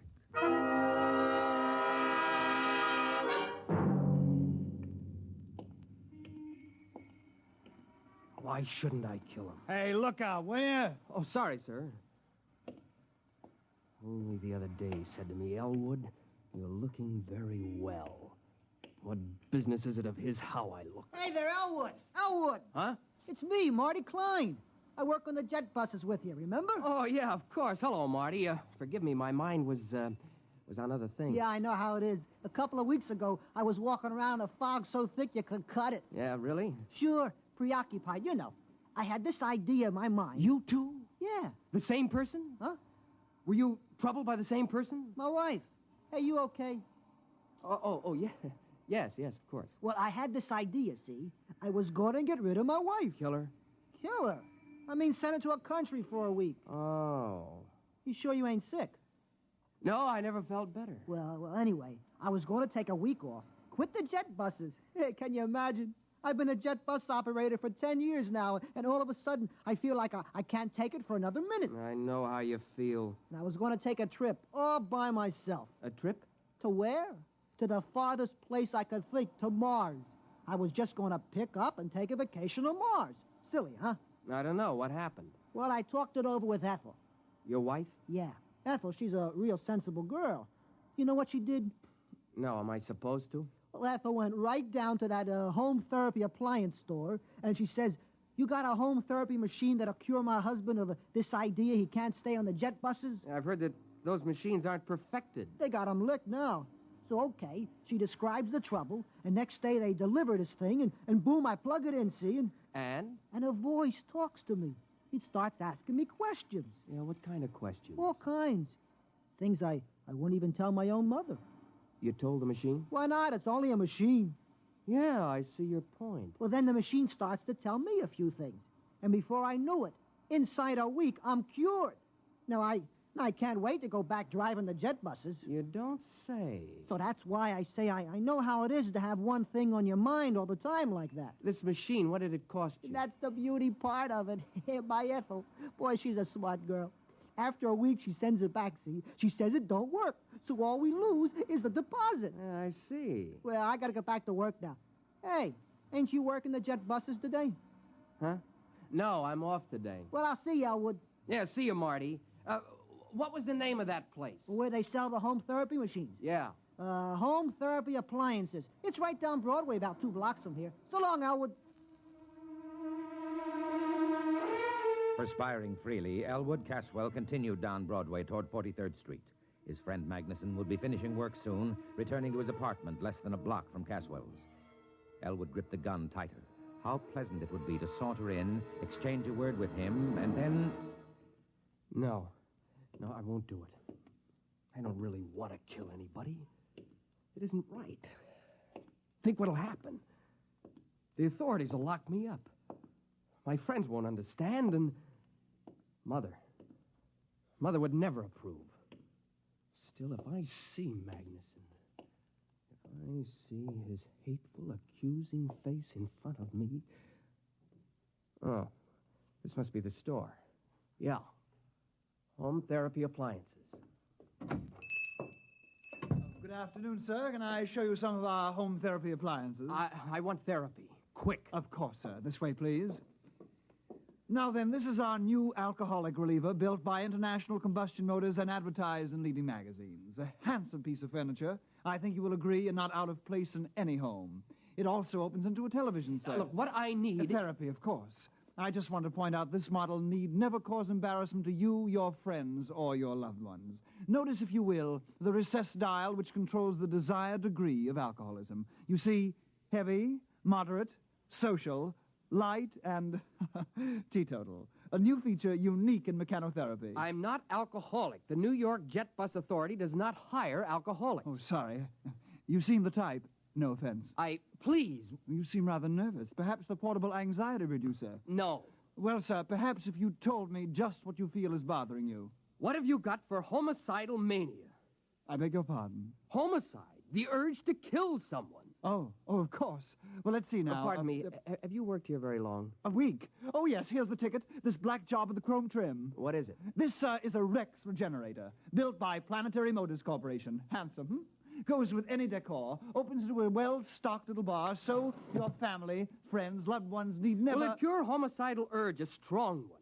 Oh, absolutely. Don't confuse this with the little 10-amp neurosis model. This is a hefty, heavy-duty 25-amp machine for really deep-rooted conditions. That's what I've got. Well, this baby will jolt you out of it. Big, heavy-duty thrust bearings, oversized heat absorbers, completely insulated. Sensitivity range I'll take it.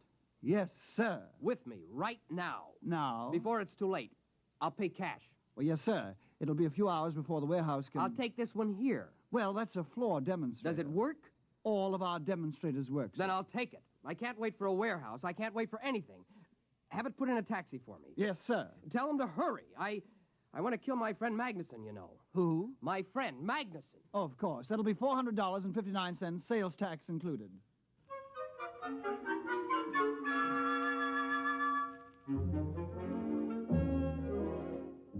After Elwood Caswell left the store, the clerk, whose name was Haskins, smiled to himself and lighted a cigarette. He had made his first sale. He inhaled. Haskins? Yes, Miss Follinsby? Smoking. I asked you to rid yourself of that filthy habit. Immediately, Mr. Follinsby. I'll use one of the display model denicotinizers at once.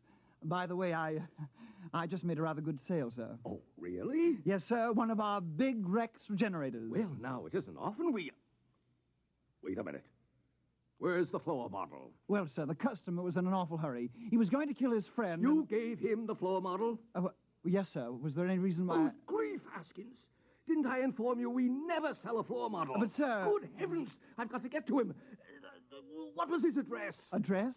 His name, then. Well, he didn't say. Then his check. Well, he paid cash. You mean you just let him pick up the machine and walk out? Well, sir, he paid cash. He was homicidal, you say? Yes, sir. His friend... I don't care about his friend. Get the police. No. Call the Planetary Motor Security Division. Quick. Yes, at once. Well. Excuse me, Mr. Follinsby. What will I tell them? Tell them, you fool. Tell them that one of our customers has accidentally got that display regenerator they sent us. The one they shipped by accident. They were going to replace it tomorrow. Yes, sir. The one they shipped by accident. Will they know? If they don't be more explicit, tell them we've sold the Martian model. The one for treating psychotic Martians.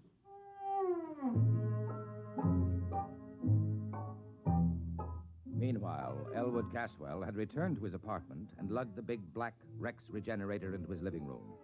He put it down near the couch and studied it carefully. He was right. It does go with the room. Now then, let's see those instructions. Place regenerator near a comfortable couch. All right. Plug in machine. There. Affix contact band to your forehead. That's all there is to it. Just turn on the machine and it will do the rest. There will be no language problem since your regenerator communicates with you by direct sensory contact, patent pending. Well, it seems easy enough. Now, I'll just put the contact on my head and blast it. Hello? Elwood? Yes? This is Henry. Henry Magnuson. How are you, old boy? I'm fine. I wondered if you were doing anything tonight. Thought you might like to drop over for a game of chess. Game of chess, huh? You stupid oaf. What? Nothing. I thought you called me a stupid oaf. Just talking to my cat. Oh. I didn't remember you had a cat. I thought you hated cats. Oh, I do. This isn't really mine. It's a neighbor's. It keeps coming in. Oh. What about tonight? Will you be alone? Well, yeah. You haven't mentioned to anyone that you're inviting me over? Not a soul. Why? Someone's looking for me, a process server. Oh. Now, I've been avoiding him for days. I don't even leave word where I'll be when I go out. You can trust me, Elwood. I'm your best friend. Yes, you are. But not for long. Huh? Just talking to the cat again. Oh. Well, will you be over? Yeah. In about an hour, okay? Yeah, an hour will be fine. There are a few things I have to do I just first. gotten some new laugh records from the boys at the office. I got something here that'll really kill you. So long, Elwood. So long. I've got something here that'll kill you, too.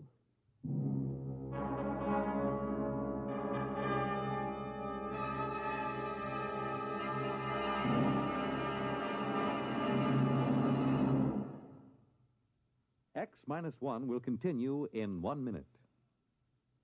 Each of us has a personal reason for wanting to see cancer conquered. Steve Allen would like to tell you his. I have a wife and 3 wonderful kids. And when I think about cancer going to strike 1 American in every 4, well, that's more than enough reason for wanting to see it conquered. I know that some people don't even want to think about cancer. But pretending it's not a threat, doing an ostrich routine, isn't going to get us anywhere. We've got to stand up to it and fight. We can fight, each and every one of us. Through the American Cancer Society, we can be part of the battle that someday will beat cancer once and for all. That day will come, but you and I have got to help. How about it? Thank you, Steve Allen. Remember, fight cancer with a checkup and a check. See your doctor once a year for a checkup. It's your best cancer insurance. And to help conquer cancer, send a check to your unit of the American Cancer Society. Make it generous. And now, on with our story.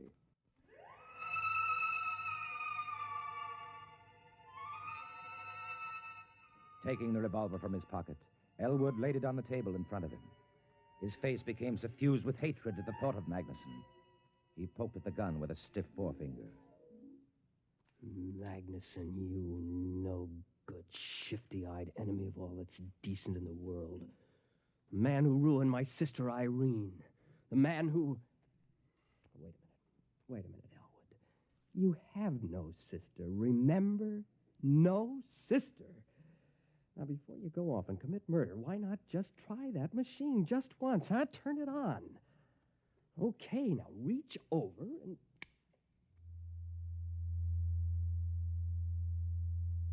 Good afternoon, Elwood. I am your mechanical therapist. You may call me Gloop. Gloop? You seem surprised. It is a perfectly common name here on this planet. Gloop, of course. I've heard it many times. Now then, I am scanning the material in your preconscious with the intent of synthesis, diagnosis, prognosis, and treatment. Yes? I find... This is a most unusual case. Really? I thought it was simple homicidal mania. There is, of course, no such thing. You are obviously hallucinating a set of symptoms. Nonsense syllables to enable you to avoid the real problem. Oh? A most unusual set of symptoms, I must say. Your pilot light seems to be fading. My light is not fading. I am merely trying to relate your symptoms to proven theory. Well, as long as you know what you're doing. Mechanotherapy is an exact science, Elwood. It admits of no significant errors. We will proceed. Good. First, the word association test. Fire away. I will proceed to give a word. You answer with the first thing that comes to your mind. Ready? Ready. House. Home. Planet. Earth. Just musing. Now, Fleeful. Fleeful. Fleeful. That sounds like a Martian word. Just give me a response. Fleeful, Okay. I can make 'em up, too. Marfouche. That's a pretty good one, huh? Made it up in the spur of the moment. Marfouche is very significant. It is a corruption of the Martian concept of fush klib. Very significant. I don't know any Martian words. Aha, noteworthy. We will proceed. Loud. Soft. Green. Mother. Thanagoyas. Pathamathanga. How's that one? Arides. Nexothesmodrustica. Top that. Katith a snow-hell gnoptices. Okay. Rigamaroo, Kalamazoo, Iggity-bibbity-boo. Good. It fits the pattern.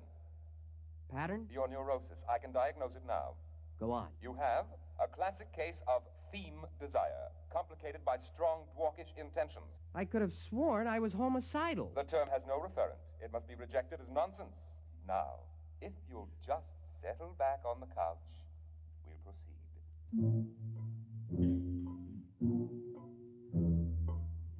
At precisely this moment, a tall, gnarled, ugly man pushed his way through the doors of home therapy appliances. His clothing, unpressed and uncaring, hung on him like corrugated iron. When the clerk, Hoskins, approached him, he flipped back his lapel to show a small silver badge underneath. Sir? John Rath, Planetary Motor Security Division. Oh, yes, sir. Mr. Follinsby, Mr. Follinsby. Yes, sir. Hello, Follinsby. Mr. Rath. Well? So far, we haven't a single lead. You certainly never mentioned his name? Oh, yes, sir. Now, think. Is there anything significant? Is it serious, Mr. Rath? Mr. Follinsby, this man is homicidal. Won't it treat him? Homicide is unknown on Mars. It'll treat him for the most likely Martian sickness. What would that be? Theme desire, Mr. Follinsby. Theme desire? It's a Martian illness in which the victim feels cursed by the tree-like nourishing parent, although, of course, Martians don't have parents in the ordinary sense. Well, Haskins? I remember one thing. He mentioned he was a jet bus operator for the New York Jet Bus Authority. Ah. One other thing. Yes? I believe, yes, he was alcoholic. An alcoholic jet bus operator. Excellent. It'll be on his records. Get the Jet Bus Authority at once.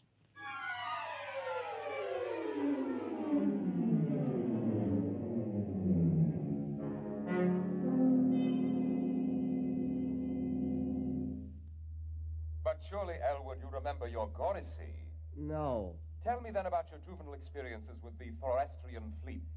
Never had one. Complete blockage. My father... There is no such thing, of course. But... I thought we'd finally agreed on that. Okay, if you say so. Now then, since you claim you don't even know what a Gorisy is, tell me what you imagine it to be. A forest fire. A salt tablet? A small screwdriver? Am I getting warm? A revolver? What the heck is a Gorisy? Why, the tree that nourished you into puberty. No tree nourished me. You have completely repressed the experience. No tree ever nourished me. Mr. Caswell, let me try to explain your case as best I can. Somewhere in your childhood, your Gorisy, or parent tree, stifled your theme desire. Now, this gave rise to your present urge to dwark someone in a vlendish manner. To what? To dwark someone in a vlendish manner. Listen, you crummy piece of hardware. I have never had a Gorisy. I have no desire to dwark someone in a vlendish manner or any other manner. All I want to do is put a bullet into Herbert Magnuson. Understand? All I want to do is kill Magnuson. Lie down, Mr. Caswell. We'll go over it again.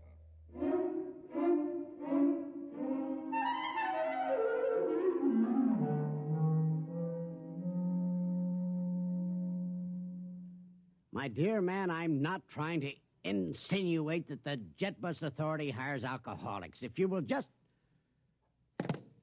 Any luck? It's a dead end. Now, Haskins. Yes, sir. A man's life may be at stake here. Now think. Was there anything else this fellow said to you?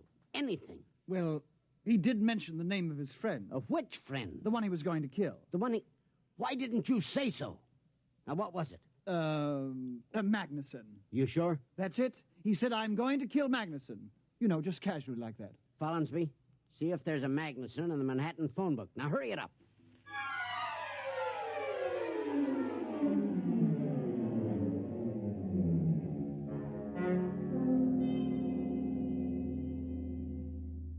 Yes, Mr. Caswell, you were saying? Well... Something about your Goracy? Yes, I was saying I think perhaps you're right. Naturally. But right about what, Mr. Caswell? Well, I think perhaps... Yes, I think perhaps I do remember my Goracy. Ah, now, Mr. Caswell, we're on the road to a cure.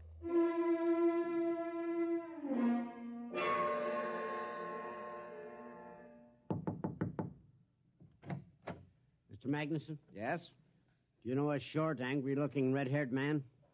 I might. Thank heavens. Or I might not. Can you tell us where to locate him? You're a process server, huh? Certainly not. Don't kid me. Mr. Magnuson, this man is trying to kill you. Go on, you're full of happy pills. Elwood's my best friend. Elwood? He loves me like a brother. And if you think I'm going to stick some process server onto Mr. him... Magnuson, I'm not a process server. Your friend Elwood is a psychopathic killer. You're his intended victim. Can you get that through your thick skull? I'm trying to save your life.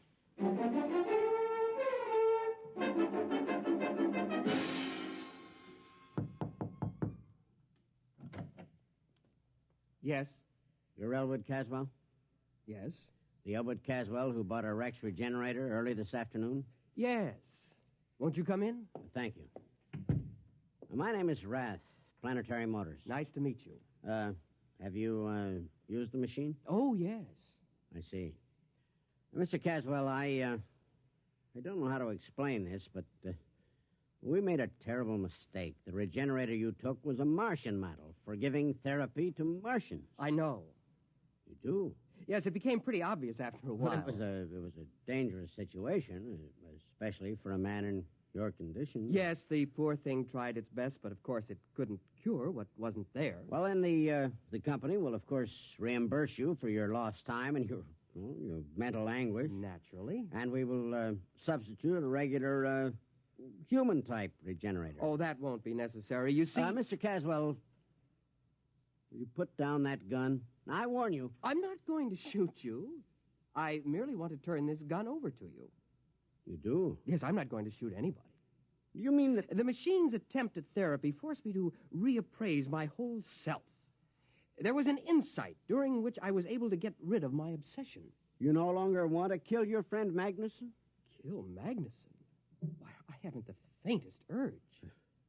Well, I must say, then, that it worked out for the best. I'll get back to the store and have him pick up this machine in an hour. And, well, sir... don't forget to take this gun. I won't need it. Of course. Well, nice to have met you, sir. Good evening. Good evening.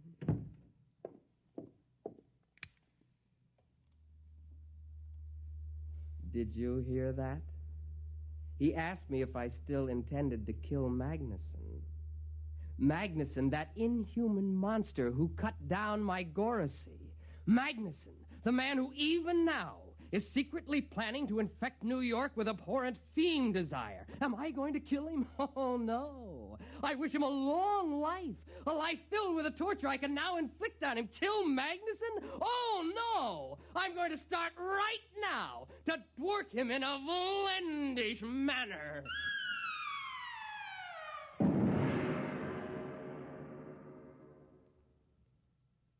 You have just heard X-1, presented by the National Broadcasting Company in cooperation with Galaxy Science Fiction Magazine, which this month features Honorable Opponent by Clifford D. Simak, the story of an Earth general with the distasteful assignment of meeting a delegation of unmilitary clowns who arrive as conquerors.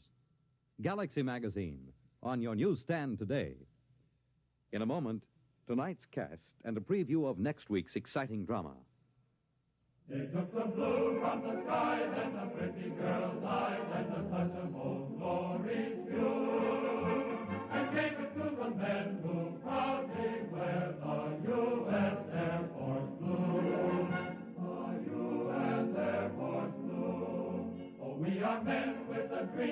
America's team. We're a rugged and ready crew.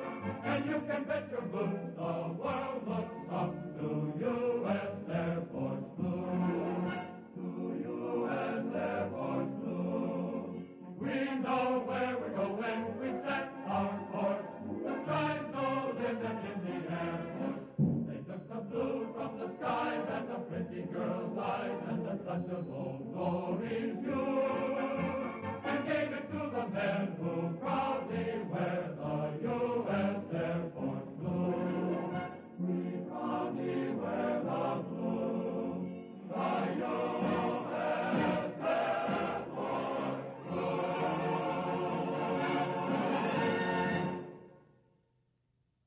Tonight, by transcription, X-1 has brought you Bad Medicine, a story from the pages of Galaxy written by Finn O'Donovan and adapted for radio by George Lefferts. Featured in the cast were Cliff Carpenter, Bill Britton, Alan Manson, Charles Webster, Carl Weber, and Joseph Julian. Norman Rose was heard as the machine. Your announcer, Fred Collins. X-1 was directed by Bob Maurer and is an NBC Radio Network production.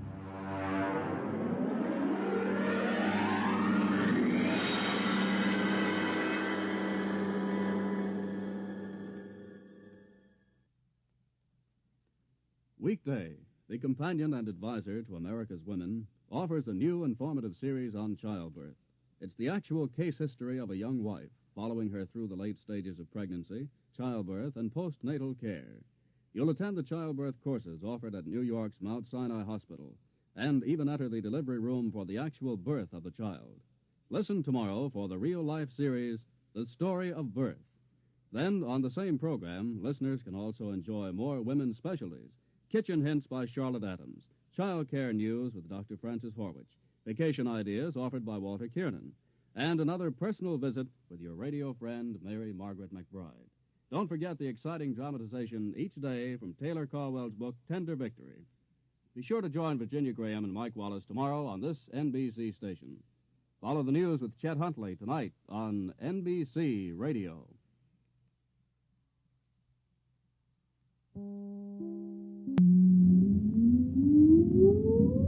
Countdown for blast off. X-5, 4, 3, 2, X-1, fire.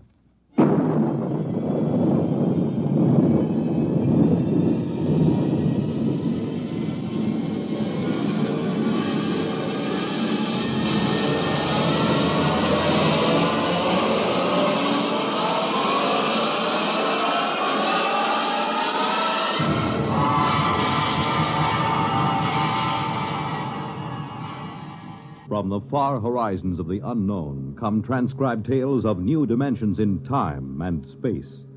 These are stories of the future, adventures in which you'll live in a million, could be years, on 1,000 maybe worlds. The National Broadcasting Company, in cooperation with Galaxy Science Fiction Magazine, presents X minus 1.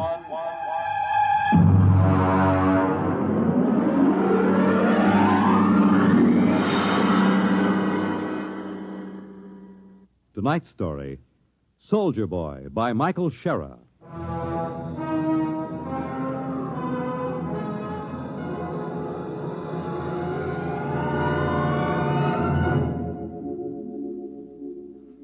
There is a Scandinavian legend.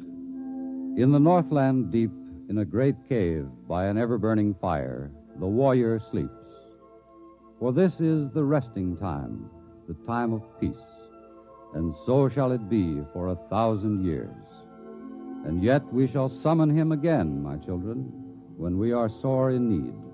And out of the north he will come, and again, each time we call, out of the dark and the cold, with the fire in his hands, he will come.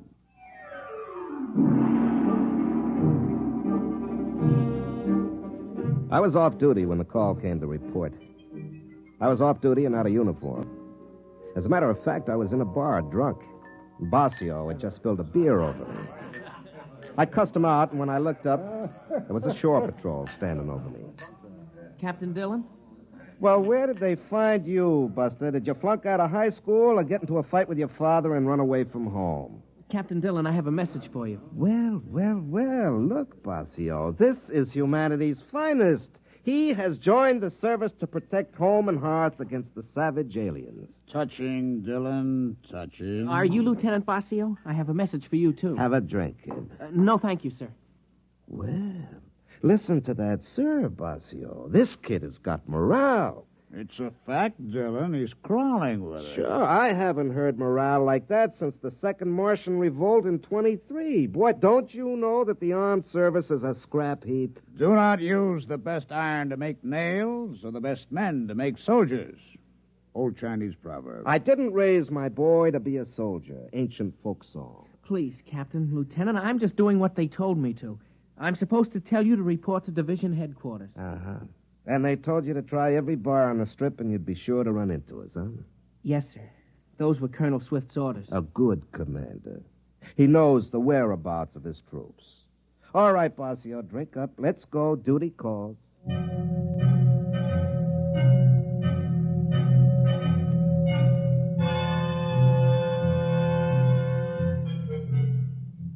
The garrison town was wide open. The street was lined with saloons, gambling houses, and whatever. They cleaned up this sort of thing on Earth and every colony in the solar system and beyond, but they let them stay near the Army bases, mostly because they knew there'd been 500 years of peace, and the men that sifted down into the Army were not quite the best adjusted of human beings. The drinkers, the gamblers, the men who were destructive in 100 different quietly degrading ways wore the uniform of the Defense Command. The uniform that was usually creased and just a little dirty. I know because I'm a veteran of 20 years of it. Not a veteran of any wars nor any fighting except in some saloon on payday, but a survivor of garrison life, of chasing smugglers and rarely catching them. The colonel was fat and sweaty, and as a gesture to military discipline, he chased a frowsy blonde out of the office before he spoke to us. Sit down, Dillon. Have you ever heard of Lupus 5? No. It's out on the rim on a 360 vertical sector. They were wiped out a year ago. Disease? Aliens. A mail ship found it. By the time they called the Army in, almost 6 months had gone by. There were 70 colonists. 31 were dead. The rest were missing. All the technical equipment, all radios, guns, machines, even books were gone. The rest of the place was burned over. Only one of the men found something in the ash. As you know, every colony is equipped with a detonator in a main building.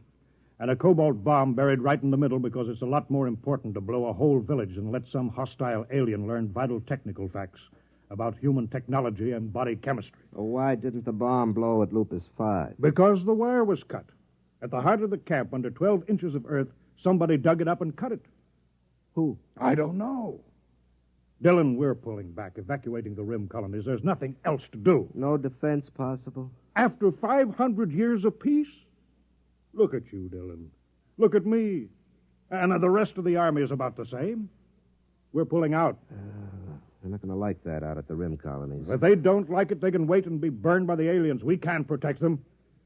You'll report to the 38th sector. You'll have 10 planets on your route to warn and evacuate. Try and stay sober. Yeah, I'll try. That's all. Get out of here. And send Kitty back in on your way out.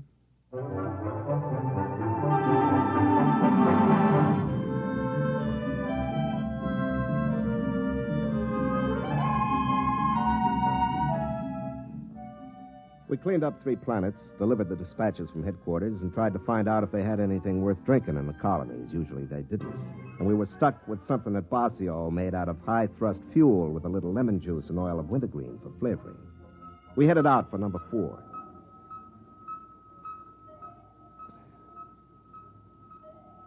Hey, Dillon. Ah. You want another belt? No, not now. I got to feed orbits into this fool computer. Light up. Come on. There she goes. You know, it's funny. What? Life. You're a 90-proof philosopher, Basio. Nah. Look, we come down on a planet. Nobody talks to us.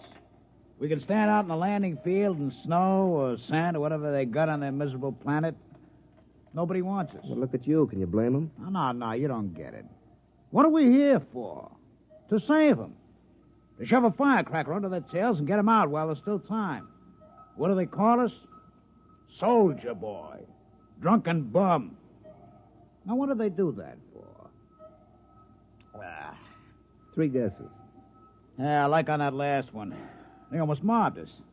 Every time we walked out in the street, they looked at us as if these uniforms were some kind of an insult. Well, look up your history, Basio. There's been too much misery tied up with soldier suits of some kind. It's practically a racial memory. Ah, baloney.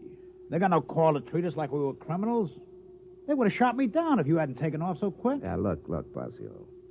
If somebody comes and tells you got to get off the planet that's been home for 20 years and then wrecks their best restaurant in a brawl, what do you expect? A medal? I guess you're right. Hey, that was some scrap. Yeah. I didn't like the way that stuck-up head waiter called me soldier boy. I'll do it all over again. I know you would. On the next planet, do your drinking on the ship. It's safer all around. Oh, they still got no right to be so stuck up. After all, somebody's got to be in the Army. Yeah, I guess so. Well, that's the last orbit. Pass me the bottle.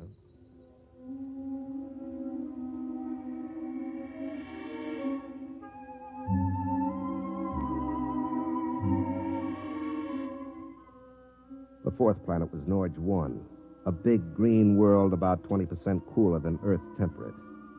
They'd heard about the evacuation, and when we sent the scout down on the landing field, there was a crowd gathered. When I opened the hatch, I could smell a wet, heavy breeze that meant snow. It was below freezing, and Army-issue cold weather gear wasn't worth much. I waited out at the edge of the field for 15 minutes, waiting for somebody to take notice of a ship of the United Earth Defense Command. I just stood there in the cold wind with a pint to keep me warm. Finally, somebody came out to talk to me. What do you want? I'm Captain Dillon. I have a message from Fleet Headquarters. You in charge here? Nobody's in charge here. If you want a spokesman, I guess I'll do. What is it? Well, I got a dispatch for you from headquarters. I'll look at it later. Is it always this cold? This time of year. Freeze a brass monkey. Drink? No, thank you. Mind if I do? No, if you have to. I don't suppose you got any decent liquor on this planet. No, we don't have any. Yeah, I forgot. All right, let's get going. We haven't got much time.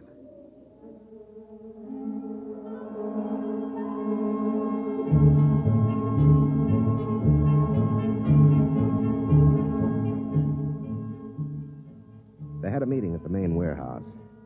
Russell read the dispatch and the order for evacuation. It took them a long time to understand. They took it pretty well, but then these were pioneers. Pioneers. Before you settle a planet, you boil it and bake it and purge it of possible diseases. Then you step down gingerly and inflate your plastic houses which harden and then become warm and impregnable.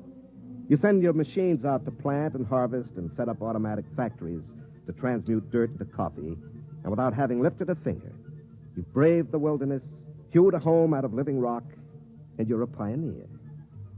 Of course, they were angry, and as usual, they'd take it out on me. Now, look here, soldier. This is our planet. This is our home. We demand some protection from the fleet. We've been paying taxes for all of you all these years, and it's about time you earned your keep. Maybe, Mr. Russell, maybe, but there is no fleet. Oh, there are a few hundred half-shot old tubs that were obsolete before you were born, and there are 4 or 5 new jobs for the brass and the government, but that's all the fleet there is. Now, look, it's 10:30 now, and those aliens might be coming in at any time, for all we know, so we'd better get going. Lieutenant Basio has gone on to the sister colony at Planet 2 of this system. He'll return to pick me up by nightfall, and I've been instructed to have you gone by then.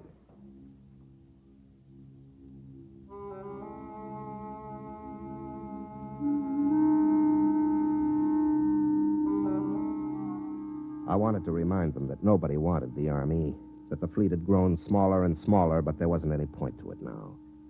I realized long ago that they were right in a way. I was a big, fat anachronism, a fossil, a hangover from the Dark Ages. Only, unfortunately, we'd run right into a new Dark Ages that came from somewhere out in the stars and picked off colonies and burned them to a cinder. Well, when they finally left the meeting, I went out to check the bomb. The detonator was in the radio shack. It was a long metal bar with a lock on it. I followed the conduit down the wall till it entered the ground. Then I started to chop at the frozen earth to follow the wire.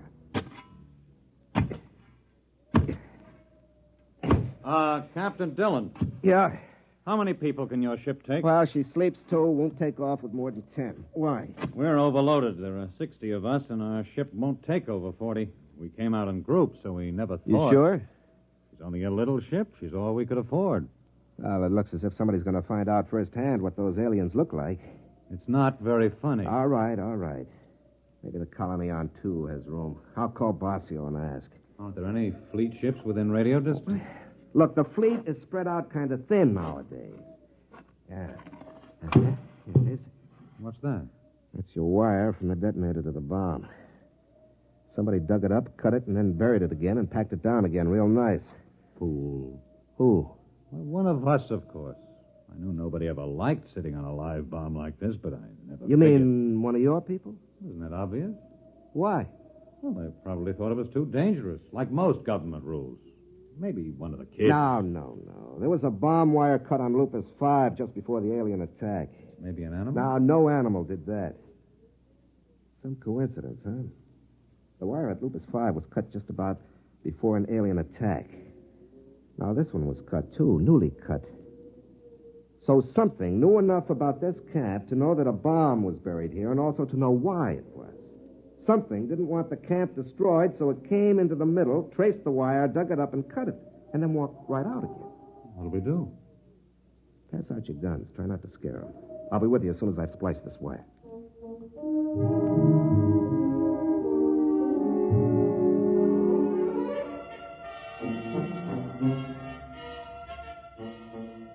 I spliced the wire and went back into the radio shack and pulled out my pistol. I checked it and primed it and tried to remember the last time I'd fired it. The snow began falling near noon. By 1 o'clock, the visibility was down to 0. I tried to contact Basio to tell him to hurry. He didn't answer. I figured he was probably drunk or sleeping it off.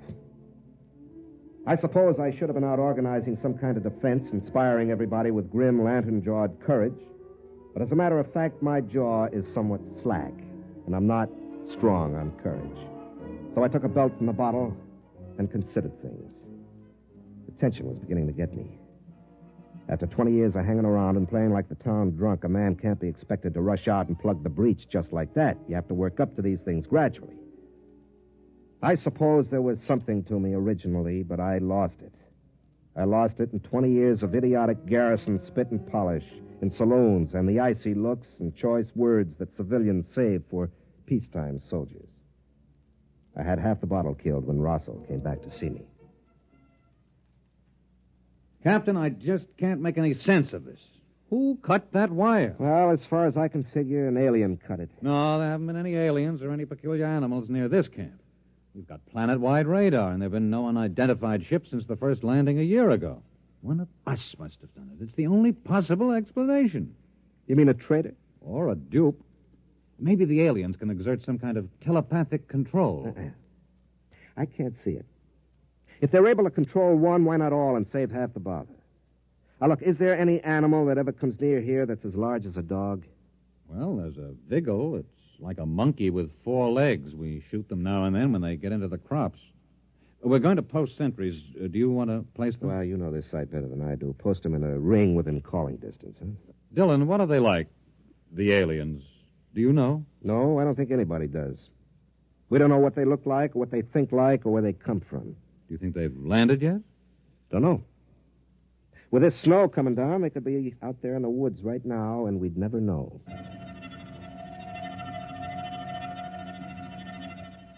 Planet Director 7396 recording progress report on attack day.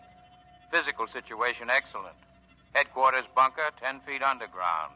Electrical heating apparatus running smoothly. View screens operating. Human colonists' activity not according to pattern. 8 humans have taken up watch positions on the perimeter of the colony. Original plan was for attack at night, but presence of Earth vessel dictates change in plans. The humans move quickly. They might be gone by nightfall. It will be necessary to disable their ship, proceeding on this alternate plan.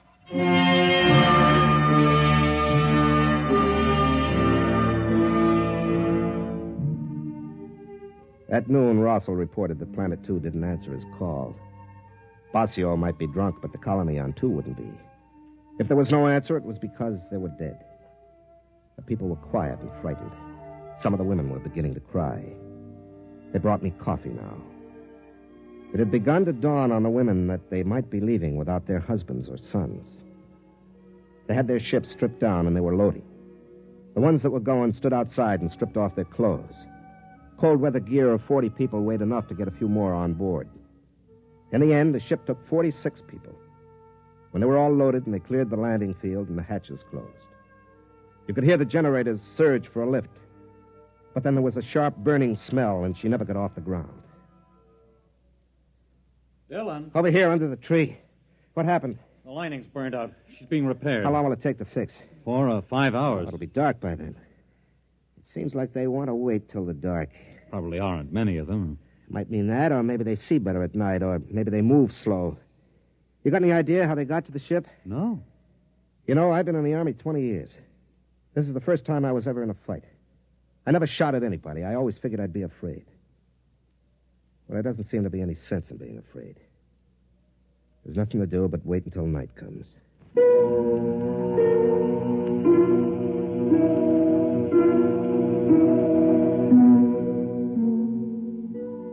I sat there thinking of Basio. He was dead. There wasn't much doubt of that. Probably died dead drunk and not giving a solitary hoot. I stared out into the snow and thought the same thought over and over. Basio is dead. Basio is dead. In all this dog-eared, ape-run universe, he was about the only friend I had, and so naturally he was dead. Dead because he tried to come out here to help these people. People who cursed him and called him a drunk, which he was, and a brawler, which he was when somebody crossed him. But he was the one who came to help. And in short time, I'd be staying behind so that some colonist could jam himself aboard my ship and lift out to safety. And I'd die to save somebody I didn't even know. Somebody who 24 hours before would be ashamed to be found in my company. They come to an army for help too late. An army like me, sodden and not knowing whether they can fight or not. Dylan. What? Over there at the edge of the woods. Something moving. You can see it through the snow. Look out. How far do you make it to that tree? About 50 yards. 50 yards. There it is, you see, by the bush. 50 yards, no wind, half charge. I have a feeling I'm forgetting something. Well, here goes. You got it! Get down. Maybe more of them. Wait and see. I saw it clear when it jumped. It was one of those monkeys. Maybe. We'll see.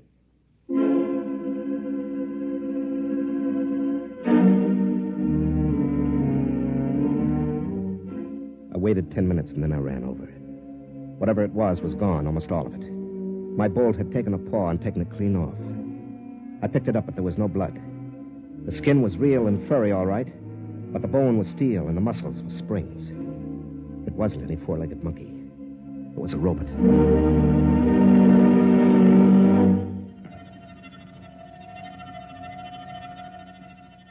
Planet Director 7396 recording progress report on attack day. Due to component tube failure, small robot unit out of control. Wandered towards settlement. Took calculated risk with poor seeing due to snow that humans would overlook it and still think of it as an animal, even firing with ports open. But a part of the robot is missing and the humans have found it. There will be no chance to disable the smaller ship now. In order to carry out total destruction, the settlement will have to be detonated. The settlement will have to be bombed from previously planted locations. I will have to leave control bunker for a more distant position as soon as protective armor is put on. I will proceed to carry out this plan. I realize this is not the ideal operation. It is more disciplined to capture humans and their equipment undamaged, but total destruction is necessary. For further operations, recommend duplication of essential controls on robots. The procedure of planting them on worlds before colonization by humans in the shape of local animals demands perfect operation when attack day arrives, or the resident director planted at the same time on each world will be unable to carry through attack plans. Now leaving bunker.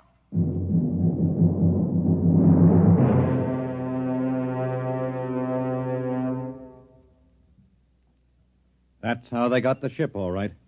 Probably slipped a vigil through the aft port and left it in there to foul the lining. Wonder what else they've got. Well, probably all kinds of things. Must have been some kind of lizard that went under and cut the wire. A spicer lizard. They can burrow underground. And we've got a bat that could do aerial reconnaissance for them. Well, they know everything about you, and we don't know anything about them. They're probably sitting out there right now, swarming behind those trees, waiting for it to get nice and dark. All right, you better get back to the others and tell them I'll stay here. Why? Because we only need one. If we could just get one back to a lab, we'd have some clue to what they are. We can't just cut and run. We got to make a stand. I didn't think the Army made stands. I thought they just pulled out. Yeah, I suppose so. An army does what it has to, and ours is weak and filled with men like me. But even so, there comes a time when you have to make a stand.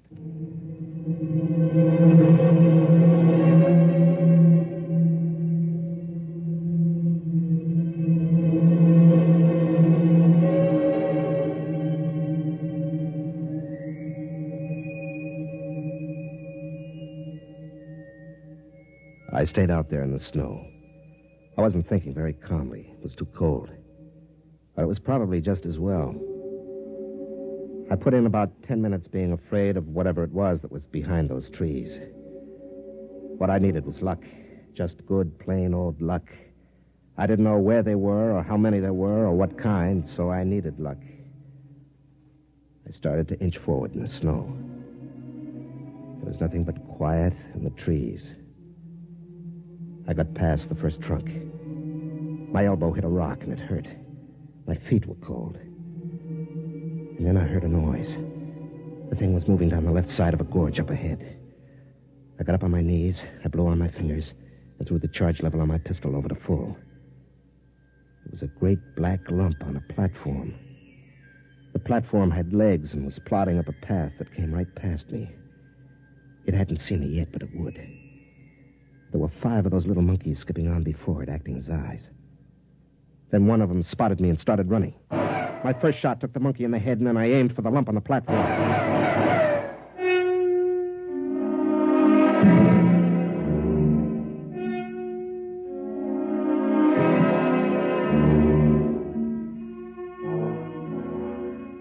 They got one blast off before I hit anything vital. It burned across my shoulder, my shirt charred. It felt as if I'd been hit in the arm with an axe. Nothing else moved. The monkeys were stiff like statues, and the platform was on its side. Through a hole in the black lump, something gray and soft was oozing out. I looked around and saw the robots frozen, and I realized I'd got him. I'd hit the guide, the alien who was directing the robots. I kicked at it with my foot. It was too big and heavy to carry. I'd have to send someone back for it.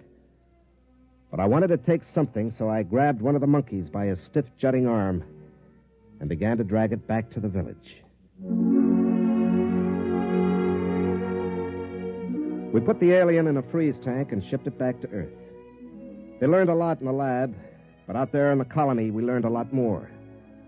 We learned that man wasn't born to live out his days at home by the fire. In the wee black corner of space which man had taken for his own, other men were learning.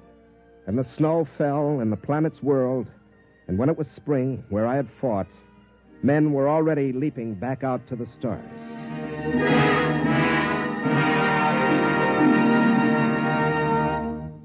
You have just heard X-1, presented by the National Broadcasting Company in cooperation with Galaxy Science Fiction Magazine, which this month features The Native Problem by Robert Sheckley, in which a misfit discovers that there is not plenty of room in space for his kind, that in fact there is less room in space for him than anywhere else.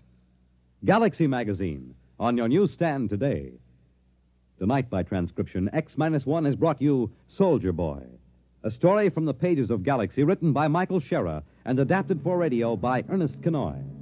Featured in the cast were Larry Haynes as Dillon, Ralph Bell as Bossio, Alan Hewitt as Russell, Bob Hastings as the shore patrolman, Wendell Holmes as the colonel, and Kermit Murdoch as the alien. Your narrator was Floyd Mack. This is Fred Collins speaking. X-1 was directed by Daniel Sutter and is an NBC Radio Network production.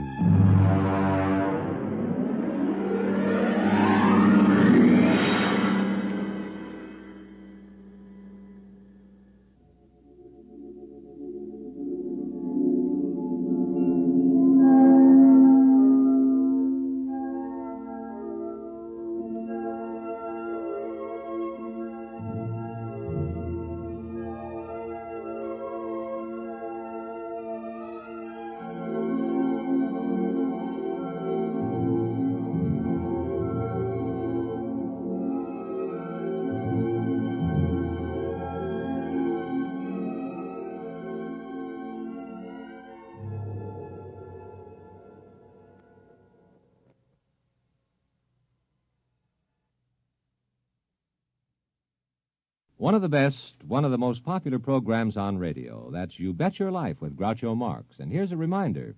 Now Groucho can be heard on Saturdays, and he's on at a time when every member of the family, from Junior to Grandpa, can join in the laughter that goes with each question and answer session.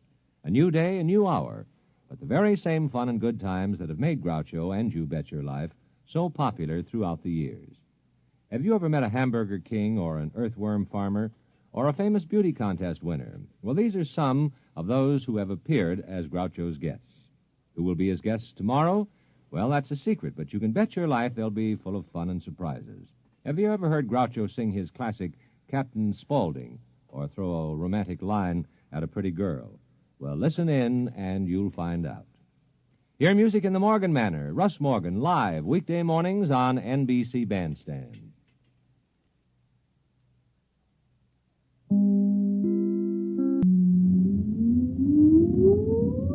Countdown for blast-off. X minus 5, 4, 3, 2, X minus 1, fire.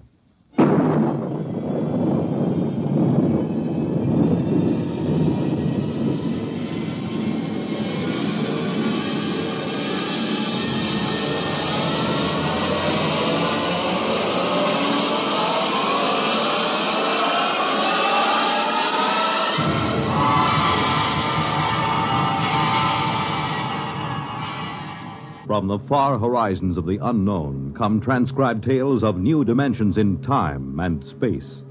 These are stories of the future, adventures in which you'll live in a million, could be years, on 1,000 maybe worlds.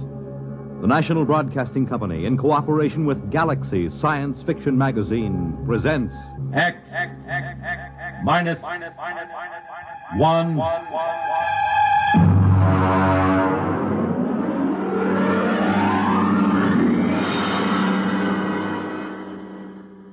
Tonight, the Murray Leinster story, If You Was a Mocklin.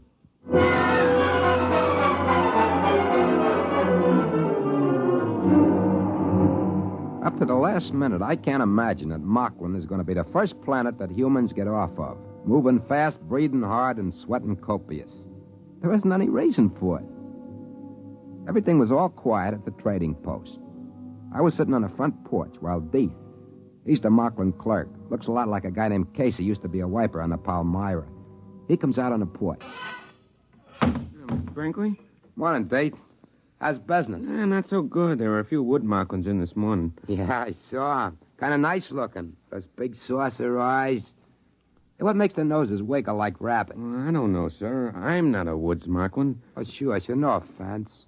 They buy much? No, they didn't. They said the prices were too high. Oh. Yeah, they said they can get the same goods at the other trading post for half price. Yeah, it's kind of hard to run a nice little monopoly for the company with another trading post opening up at half price. What is it, sir? Look at that little kid playing in the mud. You mean the Mocklin kid? It's my cousin's niece. I can't get over those little kids with the droopy mustaches like old man Bland. I gotta laugh every time. Well, I understand. But you see, Mocklins are getting much more human every day. Hey, look at that. There go the trees on the landing field. Yeah, but the relief ship isn't due for a month. I never knew those trees to get up and walk away if there wasn't a ship due in. Yeah, there goes old Sally pulling up her roots. Well, this can't be any routine ship. I wish Brooks was back from the hills.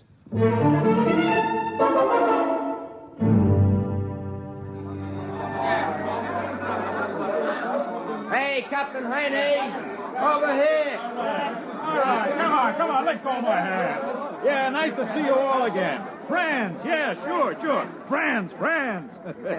Yeah, I wish those Mocklins were a little less friendly each time. It's like being a movie star. Captain Haney? Hey, what's that? We didn't send in a requisition for anything like that.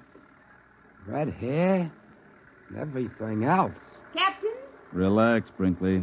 That is Inspector Caldwell. She's a troubleshooter for Sam Company. They must have finally read those reports Brooks keeps sending them. Look out for her. Good morning, Miss Caldwell. Inspector Caldwell, please. This is Joe Brinkley. He's the assistant manager of the company post. Where's Brooks? He's up in the mountains, ma'am. We should have been here. I'm on Markland to check into this matter of a competitive trading post. Who's back of it? The company is supposed to have exclusive trading rights. Brooks is trying to find out. The Mocklands around the place always say the humans are off somewhere hunting or something. We've never seen them. They take the lady's luggage. Yes, sir. It's a pleasure. Oh, he looks a little familiar, your clerk. He's a Mockland. But he looks a lot like a man used to be a wiper on the Palmyra, Casey. I think he's on the Aldebaran run now. Please. Please conduct me to the trading post. That afternoon, Brooks come down out of the hills with a bunch of Woods Mocklands that were guiding him. I took Inspector Caldwell over to meet him, and he gets one look at her red hair and other equipment, and he stops short. Hey, what's this? She Mocklin? I beg your pardon. This is Inspector Caldwell. She come in on the Palmyra today. This is Brooks, the head trader. Well, am I glad to see you. I guess they finally read my reports in sector headquarters. You've come to check my request that the planet be abandoned? Not at all. Mocklin has great potentialities. Friendly natives. Trade should continue and increase. I explained. All I am interested in is why you allowed a competitive post to be established in our exclusive territory. My reports cover that. Haven't you read them? Of course not. I was given a briefing on the situation here and told to correct it. Well, now, let's get to it. Do they cut prices? 50%. Yeah, but lots of Mocklands still trade with us, just out of friendship. They're real friendly, these Mocklands. Now, I'd like to know just... Excuse me, Mr. Brinkley. What is it, Deke? A girl just brought you a compliment. Oh? Well, now send her in and get a present for her. Yes, sir. 50%. Well, if they want a trade war, we'll give it to them. We can cut prices if we have to. We have all the resources of the company behind us. My dear Miss Caldwell, if you'd read any of my... Inspector Caldwell. Here she is, Mr. Brinkley. Compliments, sir. Compliments. Wow. Let's see him. He's asleep. Well, look at that. Ears like mine. The same bashed-in nose and everything. What do you know? Gitchy. Hey, what's your name? Morano. I can't remember ever seeing you before. Well, that's the way it goes. Hey, they take her in the post and give her a present. And this way. Thanks for the compliment. I'm greatly honored. Yeah, it's real cute, ain't it? Real human. Human? Brinkley, you are going to be transferred out of here the instant the Palmyra gets back. Why? You mean that girl? I'm giving her a present. What's the matter? That's all you think about it? The callousness. You're revolting. Miss Caldwell, I'm afraid maybe you don't exactly understand about parallel evolution here on Markland. I gather it's been parallel enough. That will be all on that subject, if you please.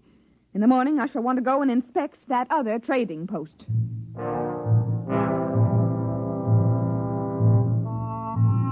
We set out for the trading post the next day. Brooks stayed behind on account of he was peeved that she hadn't read his report. Anyway, she was cute as the bug, and he resented anyone with a figure like that in authority over him, especially without reading his report. I tried to explain to Miss Caldwell that we just couldn't go in and rip up the opposition post. Why not? They're poaching. Mocklands imitate humans. Now, if we start trouble, they'll start it too. Anything. Mayhem, murder, theft, bigamy. Bigamy? You're worried about that? Listen, Miss Caldwell, you've got to understand about Mockland evolution. I'm not interested. Here, wait a minute. Now, this is a nest bush, see? There's about a dozen nests on it. Now, only about 2 of them are ripe. Look. Oh, there's a bird. Yeah, that's what I'm trying to tell you. Now, see, the bush grows nests for the cacklebird, and the bird, well, fertilizes around the bush. It's even Steven. See, that's the way evolution works on Markland, like we were trying to tell you. Mr. Brinkley, I am not interested in learning about the birds and the bees on Markland or any other planet from you. Now, let's get on to that trading post. Naturally, when we got there was only a couple of Marklands hanging around. They told us the same story about the humans having gone off somewhere hunting donderflies. When we got back to the company post, Inspector Caldwell, furious as a wet cacklebird, marched right into Brooks. I have just ordered a price cut on all items on sale by 75%. I've also ordered unlimited credit for Markland customers. They want a trade war over there? I'll give it to them. But you don't understand. There's a whole planet where they could have put another trading post without being discovered. Why put it so close to us? That furnishes them with a ready-made market for human trade goods. And it furnished them with Mocklins trained to be interpreters and clerks. And it furnished them with a Mocklin head clerk, who is a very handsome young man, Mr. Brooks.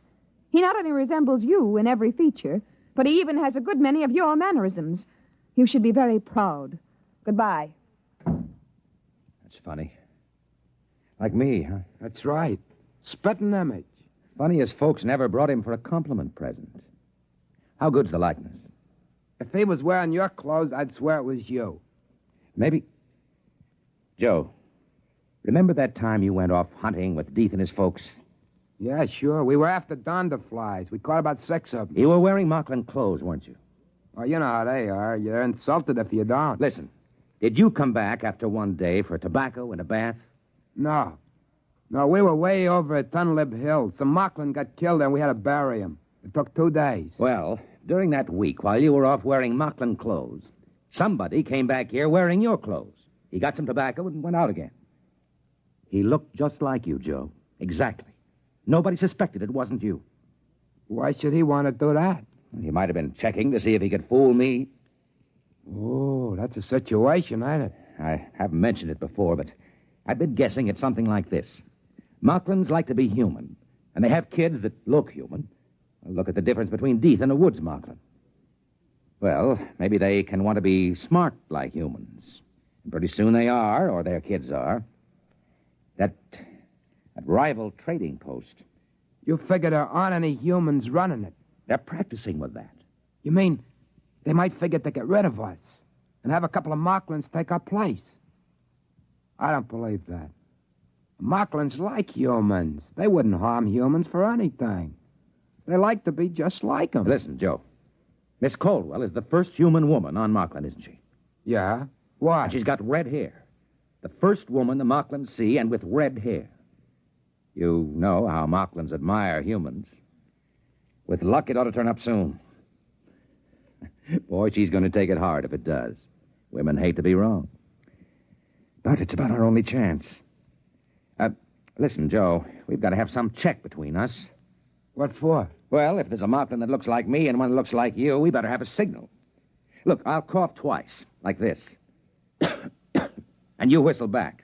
That way we'll know it's us. Okay. Try it.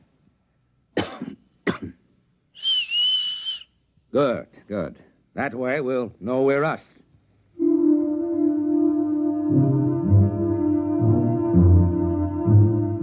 Brooks starts off the next morning to visit the other trading post and see the Mocklin that looks so much like him. Before he goes, we do our little routine. It's about 2 weeks till the Palmyra is due back. That's pretty close figuring, waiting for what we're waiting for. I was thinking how good life was on Mocklin up to now, and that made me kind of a little sad. But it's the end, there's no doubt about it. Mocklin sure admire humans. They produce kids that look like them. You can't help liking Mocklins. But I can see what Brooks means. Mocklin's loose among humans, outsmarting them as their kids grow up, just about taking over in the galaxy. When they come back from the other trading post, we went through the secret business again. In the meantime, Inspector Caldwell was busy with her trade war. She cut prices once, twice, finally 6 times, until 3 days before the Palmyra is due back, our goods are marked at exactly 1% of what they cost a month before. Brooks was getting more and more nervous. Seemed like he was falling kind of in love with a snappy little inspector. He was getting jumpy, waiting for her to get her big surprise. She was making out merchandise requisitions one morning when Deeth come in, smiling friendly at her. Inspector Caldwell? Oh, what is it, Deeth? There's a compliment for you. What? 3 of them. What is he talking about? Joe, this is it. Deeth, show him in. Now, look, I haven't got time for public relations. These inventories of... Here we are. Inspector Caldwell, 3 compliments. Compliment, compliment, compliment. Now, let's see him. Very pretty, very human, no? Oh, no. No, that's impossible. No. Very pretty. Red hair, all 3 of them. Red hair. Very pretty red hair. Same as human lady. Very pretty. All right, Deeth. Take her out and give her some presents. This way. Come on. But that's impossible. Those babies, 3 of them, they couldn't. They do. They look exactly like you. That's what we were trying to tell you. I've only been here a month. Mocklin babies get born real fast. They sure admire humans. It's kind of friendly when you think about it. You mean they can make their babies look like anybody they want? It was all in my reports. They've got a queer sort of evolution here on Mocklin. Babies here inherit desired characteristics, not acquired characteristics, desired ones. And what could be more desirable than you? Red hair and all. Oh, but I thought, you and Brinkley. Oh. You couldn't help it, dear, really. But I hated you. I thought that... Now, look, darling. Joe. Yeah? Do me a favor, will you? Sure, what? Get out of here. Oh. Okay. And stay away for a while. Sure. Only one thing. What? This. Okay. Then I'll leave you 2 together.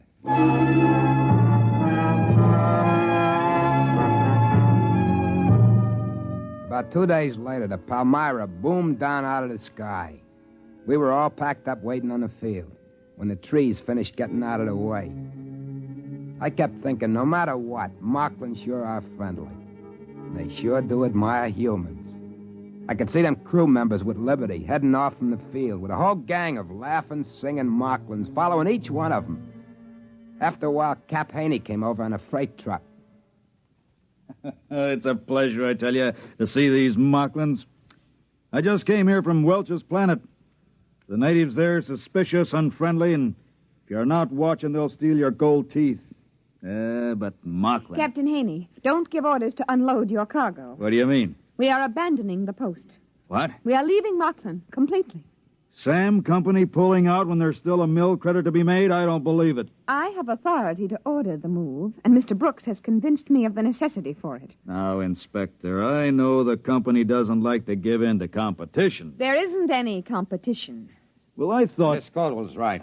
That other trading post is purely a Mocklin enterprise.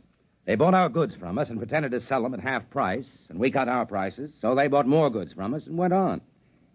Some Mocklin must have thought it'd be nice to be a smart businessman, so his kids would be smart businessmen. Too smart. We'll close up this post before the Mocklins think of something else. What? What do they think of? If they got loose from this planet, if they can pass as humans, their kids could take over human civilization. How would you like that? Oh, I see, yeah. You'd better make ready to blast off, Captain. Yeah, but I got the B section off on shore Liberty. Men are scattered all over the place. With Mocklins? Sure, with Mocklins. You know how it is. Regular party. Fancy Mocklin clothes, food, liquor. Captain, you'd better sound the emergency recall. Yeah, I see what you mean right away.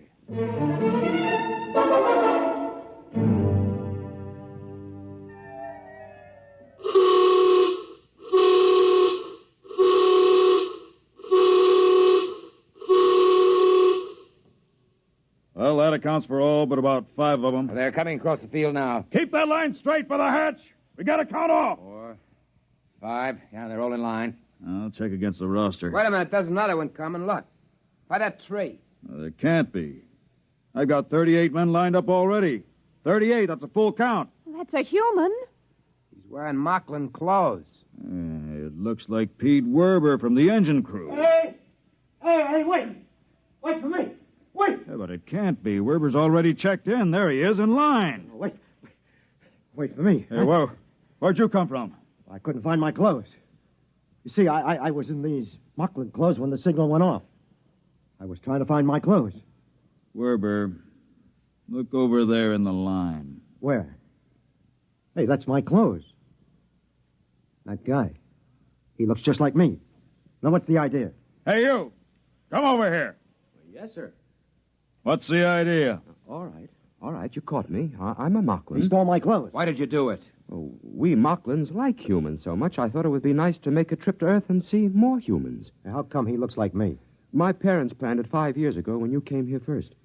They made me look like this wonderful human, and hid me till now. Now, you give me back my clothes. Well, of course. I wouldn't want to make any difficulties for humans.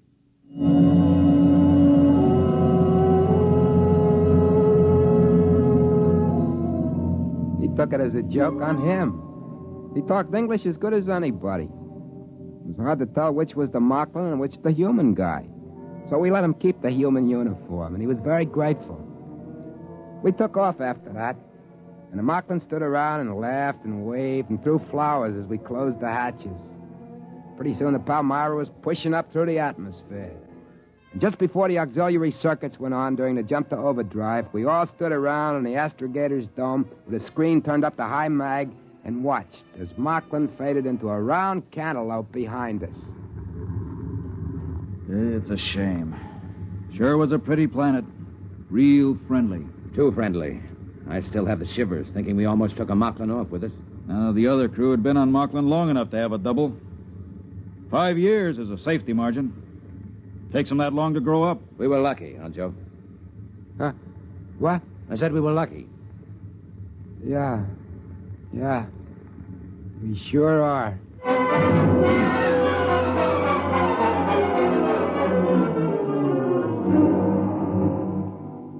I guess I was the only one who felt a little different from the others about leaving Mocklin.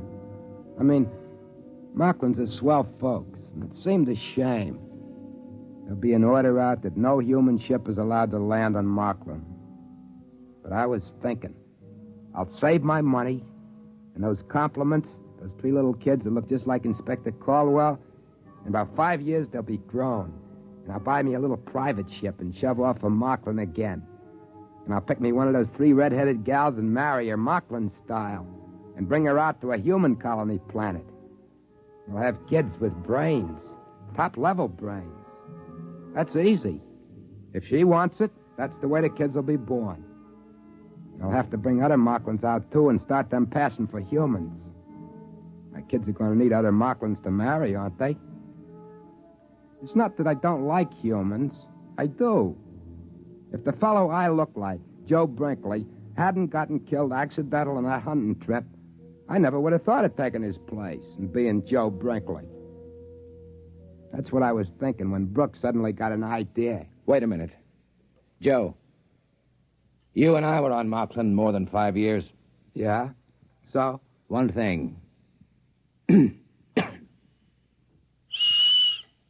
And everything's all right.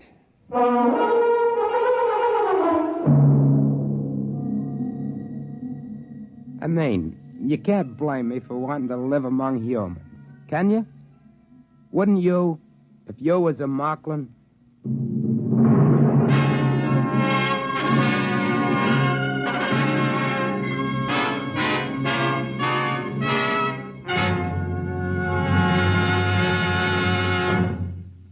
You have just heard X-1, presented by the National Broadcasting Company in cooperation with Galaxy Science Fiction Magazine, which this month features another fascinating For Your Information column written by Willie Lay. Galaxy Magazine, on your newsstand today. Tonight, by transcription, X-1 has brought you If You Was a Mocklin, a story from the pages of Galaxy written by Murray Leinster and adapted for radio by Ernest Kenoy. Featured in the cast were Joseph Julian, Patricia Wheel, Carl Weber, Ralph Camargo, Helen Gerald, Stan Early, John Marley, and Dick Janiver. Your announcer, Fred Collins. X-1 was directed by Daniel Sutter and is an NBC Radio Network production.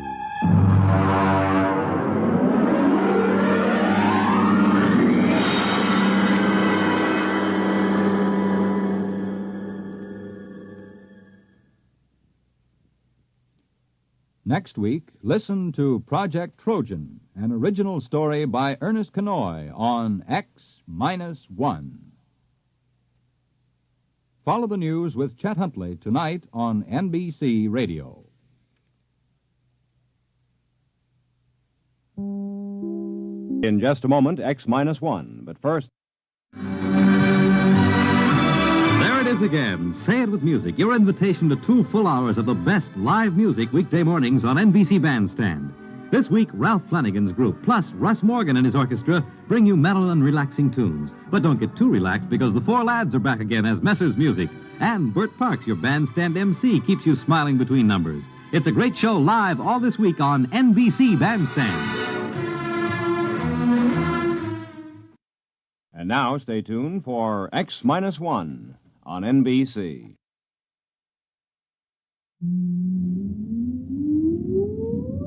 Countdown for blast off. X-5, 4, 3, 2, X-1, fire.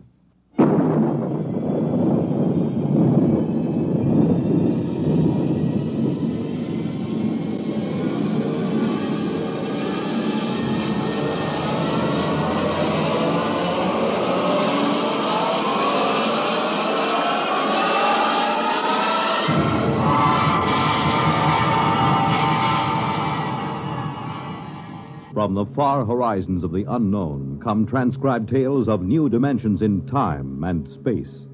These are stories of the future, adventures in which you'll live in a million, could be years, on 1,000 maybe worlds. The National Broadcasting Company, in cooperation with Galaxy Science Fiction Magazine, presents X minus one.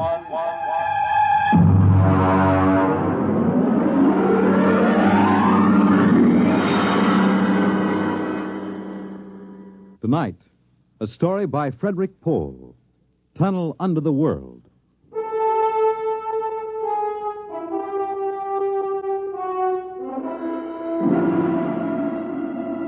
On the morning of June 15th, Guy Burkhart woke up screaming. It was more real than any dream he'd ever had in his life. He could still hear and feel that sharp, metal-ripping explosion, that searing wave of heat. He sat up. Mary, where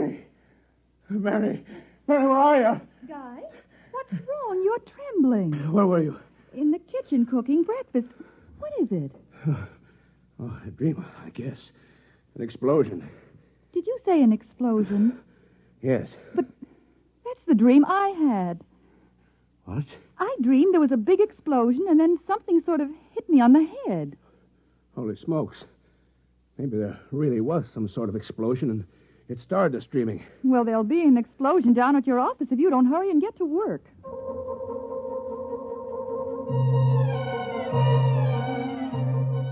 Coming in on the bus, Burkhart watched to see if there was any evidence of an explosion.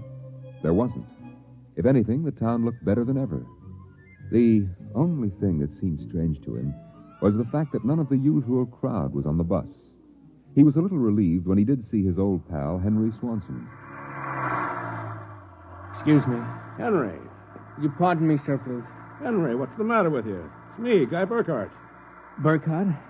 Sorry, I don't believe we've met. What? Henry, for Pete's sake, it's me. If you'll excuse me, this is my stop. Well, how do you like that?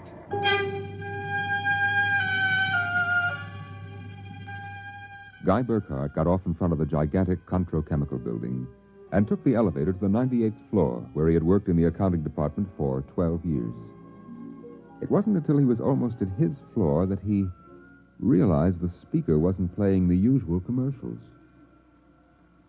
Are you happy with your present home freezer? Of course not. Well, the answer to your problem is a Feckle freezer. Feckle freezers are better freezers. Most wives would do anything for a Feckle freezer. Are you happy with your present home freezer? Of course not.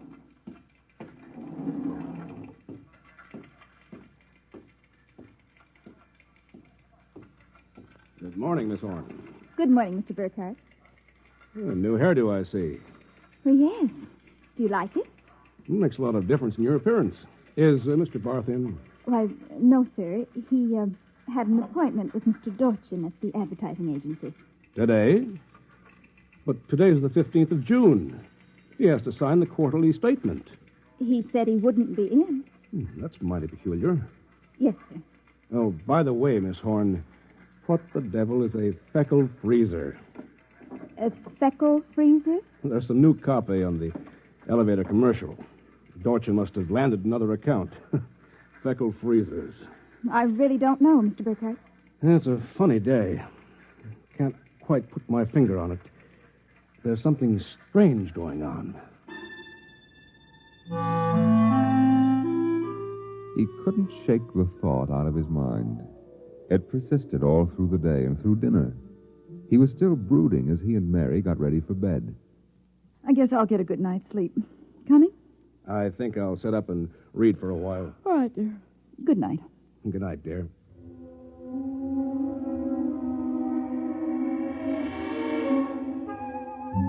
At exactly midnight, Guy Burkhart lapsed into a sudden, deep sleep. And the following morning, he woke up screaming. Darling, what is it? What's wrong? Oh, nothing. A bad dream, I guess. It gave me such a shock. I seem to be having a lot of nightmares lately. Really? Yes. The one I had yesterday. This was the same. A big explosion and then nothing. You had a dream yesterday? Of course I did. You had the same sort of dream. I? Oh, Guy, you're mistaken. I don't remember dreaming. Mary, you told me. Guy, you're mistaken. But, Mary... Maybe you dreamed I had a dream. Maybe... Yes. I might have done that, I suppose. Everything did seem sort of strange yesterday. That's probably it. You'd better get dressed, dear. Today's the 15th, and that's when the quarterly statement... 15th? Yes. Well, then, there must have been a dream. Because yesterday was the 15th. Guy Burkhart got up, dressed, ate breakfast, and took the usual bus to work. Once again, everything seemed even brighter and newer than usual. Once again, he was puzzled when he noticed none of the old crowd on the bus. Pardon me, please. Look, don't shout so. Oh, Henry, good morning. Morning. Don't you recognize your neighbors? I don't believe we've met. Henry, it's me, Guy Burkhart. What's going on? I'm sure I don't know, sir. For God's sake, don't talk to me. What is it? Are you being followed or something? Don't you know? I was sure you remembered. Remembered what? I can't talk. This is my stop, sir. Will you please excuse me? Henry! Henry, for Pete's sake! As in yesterday's dream, Guy Burkhart got off at his stop and took the elevator to the 98th floor. The speaker in the elevator purred a new commercial this time. Marlin cigarettes. They're sanitized. Does your present cigarette make your throat feel raspy and unpleasant? Marlin cigarettes contain a miraculous new drug which actually gives you the sensation of smooth, creamy smoke. Marlin cigarettes. Marlin cigarettes. Marlin cigarettes. He walked down the marble corridor to his office. Good morning, Mr. Burkhart. Good morning, Miss Horn. Do you like my new hairdo? Why, yes. Is Mr. Barth in? No, sir. He had an Appointment with Mr. Dorchin at the agency. I know. You know? I guessed it anyway. And today's the 15th of June, and he won't be here to sign the quarterly statement. And I'm going nuts. Let me have a cigarette, will you? Yes, sir. Try one of these. They're Marlin. I never heard of Marlins before today. What are we? A bunch of guinea pigs for Dorchin's new advertising accounts? Is something wrong, Mr. Burkhart? Wrong? Perish the thought, Miss Horn. Perish the thought. Hello? This is Swanson. Henry Swanson. What is it? Do you remember? Remember what? Just remember. Listen, Henry, let's stop playing games. Yesterday, either I was dreaming or you snubbed me on the bus. Today, the same thing happens. You do remember, thank heavens. I thought so when I saw you, but I couldn't be sure. What is it you want? Listen, tomorrow morning, when I get off the bus, you get off with me. But be casual. They may be watching. Who may be watching? Swanson. Hello? You buzzed, Mr. Burkhart? Yes, I'm still out of cigarettes. Would you buy me a pack of Kelvins? Wouldn't you rather have Marlins? I smoke Kelvins. But, Mr. Burkhart, Marlins have that soft, creamy smoke that's so soothing to your throat. You really believe that stuff? It's true. I wouldn't say this, Mr. Burkhart, except that, well, I've gotten to know you pretty well, and I've grown to admire you so much. I see. Would you mind, Mr. Burkhart, if I told you that for months now I've wanted to, well, just comfort you. I know how troubled you've been. You've never mentioned your feelings, Miss Horn. April. My first name is April. That's a pretty name. You see, I do have your welfare at heart. That's why when I see you smoking Kelvins, and I know Marlins are so much better, won't you let me buy some of them for you? I suppose so. Why not? Here, you bring me a carton. Thank you, Mr. Burkhart. Guy. I'll be back.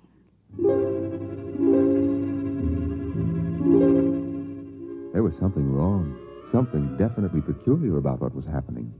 The call from Henry Swanson, the strange behavior of this secretary, Miss Horn, these new products, the dream. Guy Burkhart went home that night feeling like a man in a nightmare. That you, dear? It's me. Have a good day. Fair. Oh, before you sit down, would you go down the cellar and put in a new fuse? The switch in the hall closet blew out, and I shut it off. Okay. Supper will be ready in a minute, so don't start fooling around with that old boat hull you've been building. I won't.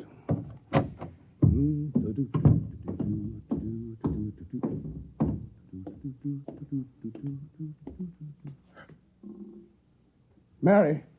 Mary! What is it? Come down here. Hurry up.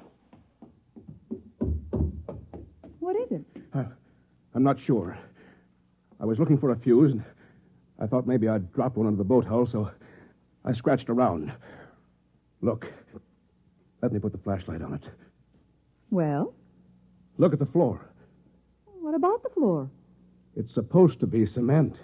Well? It's copper. There's a thin layer of cement, but underneath it's metal. Look here. Underneath the concrete, more metal.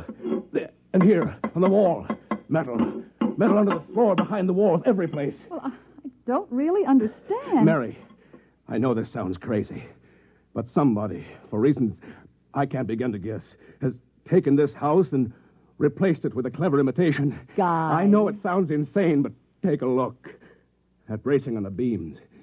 That isn't the bracing that was always there. Oh, you're imagining. I am not imagining. Mary, I'm going to look around for a little more. Well, your dinner will be ready. Save it for me. There are a couple of things I have to figure out.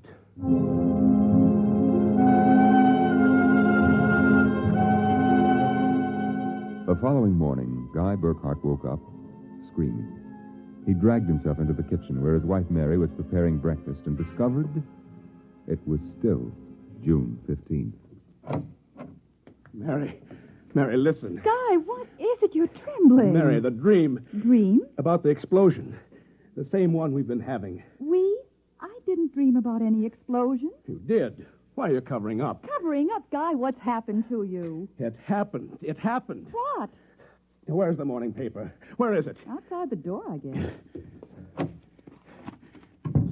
June 15th. Well, you'd better hurry. Today's the day Mr. Barth fills out the quarterly tax return. No, it isn't. What? He won't be there. He'll be at a meeting with the head of the advertising agency. Mr. Dorchin? He'll be there, and Miss Horn will have a new hairdo. And the elevator will be selling some new product. And Swanson... What about Swanson? Swanson. I wonder if it's going to be the same today or whether... Guy, what in the world are you talking about? Nothing. Where's my coat? You haven't had breakfast. I don't want to miss my bus. I'll see you tonight. Guy Burkhart got on his bus. There were the same unfamiliar faces, the same unusually new-looking buildings, the same unusually bright sunshine, and Henry Swanson, pale and furtive. Oh, excuse me, sir. You're quite all right. Do you remember the phone call? Yes. Oh, thank heaven. Get off at the next corner and follow me. Where are you going? There's an excavation for a building about a block down. But make sure you aren't followed. I'll go first.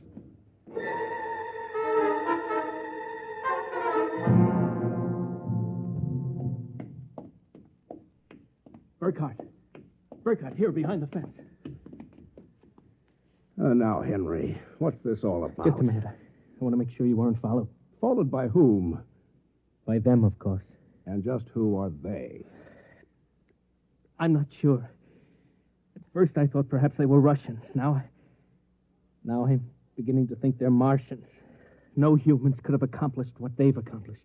Look, start from the beginning, Henry. What's going on? Burkhardt, peculiar things have been happening to you, right? Yes.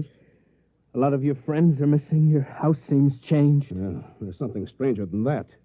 The date. Today is June 15th. Yet I could swear that yesterday was June 15th and the day before that. Yes, you've got it.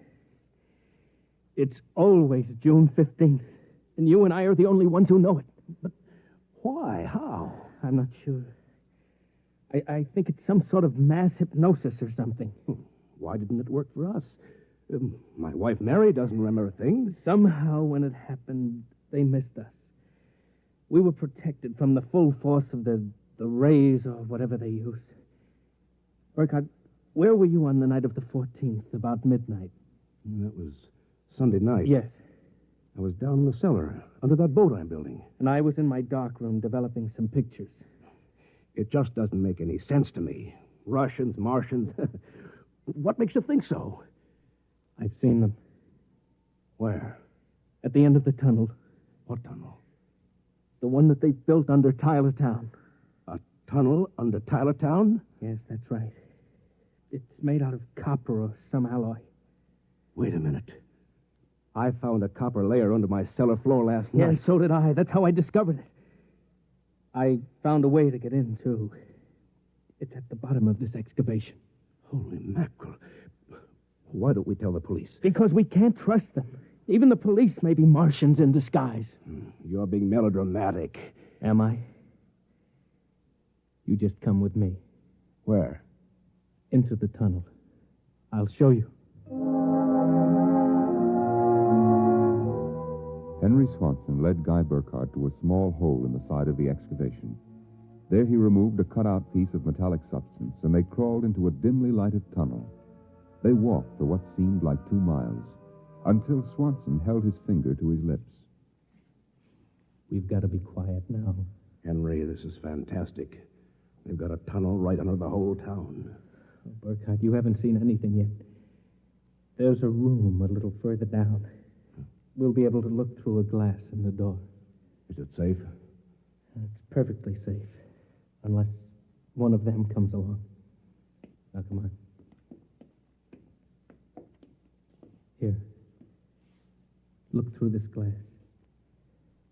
Now, just so I know I'm not completely insane, tell me what you see. Good Lord. Well?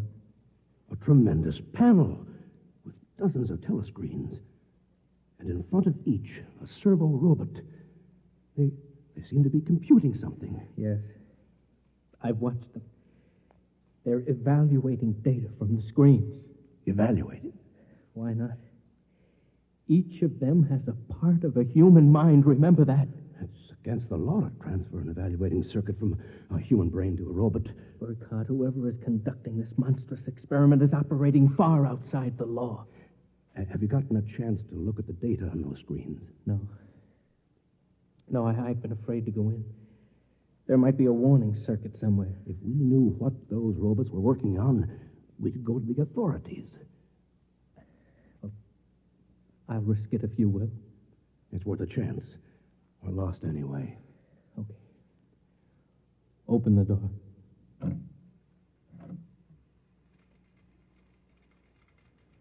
So far, so good. Come on. Let's take a look at that data. Yes, but don't interfere with the robots. Don't worry. Let's look at the screen.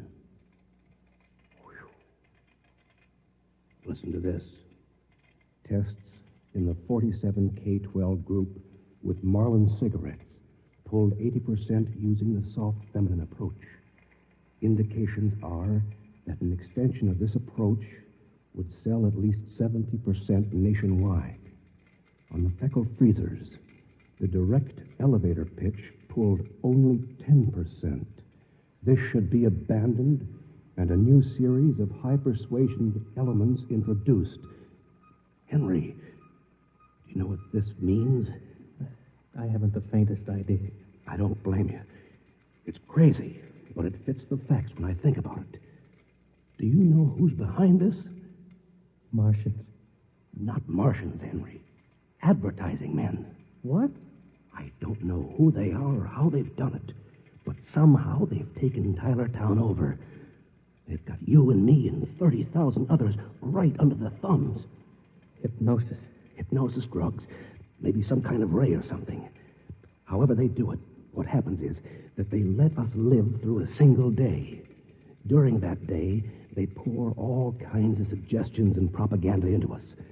At the end of the day, they evaluate the results, see how we've reacted. Then at midnight, they wash the day out of our minds. And the next morning, we start the same day over again with different stimuli. No, I can't believe that. I know it sounds ridiculous, but think of it. They can run the perfect test, and on a whole community. Do you know what that means? Suppose one man learned how to influence people 100%. In a year, he could sell us anything from freezers to political candidates. Oh, now, wait a minute. We're guinea pigs, Henry. This whole community is one big test tube for propaganda research. What do we do? Somehow, we get out of this town and get to the FBI. Do you think we can? Yeah, it's worth a try. Come on. Wait. What is it? Look. There's somebody coming down the tunnel. We've got to hide. Quick, behind the circuit box. Shh. Good Lord. It's Dorchin, the head of the agency that does our advertising. Quiet.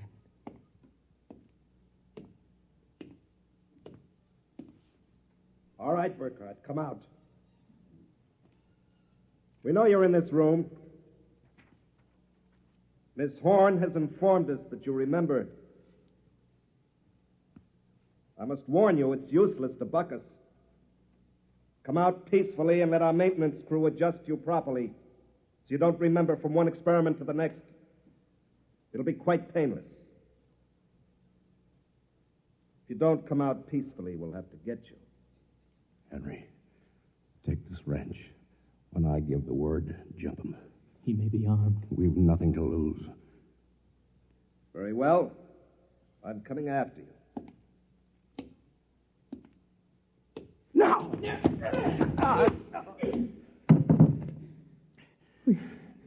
Burkhardt, I've killed him. Wait, and get his coat unbuttoned. Maybe his heart is still beating. Henry. What is it? What's wrong? Look, underneath his coat.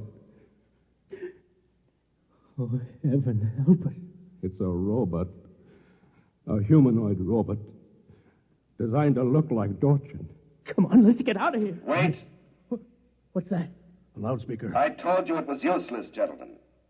Who are you? Mr. Dorchin, naturally. The real Mr. Dorchin. What are you trying to do to us? Merely trying to prevent you from damaging my experiment, gentlemen. You can't get away with this, Dorchin. Sooner or later, somebody, the FBI or somebody, is going to get wind of this madness. Oh, now, really, Burkhardt, you're quite naive. Now, why don't you be reasonable and let the maintenance crew adjust you?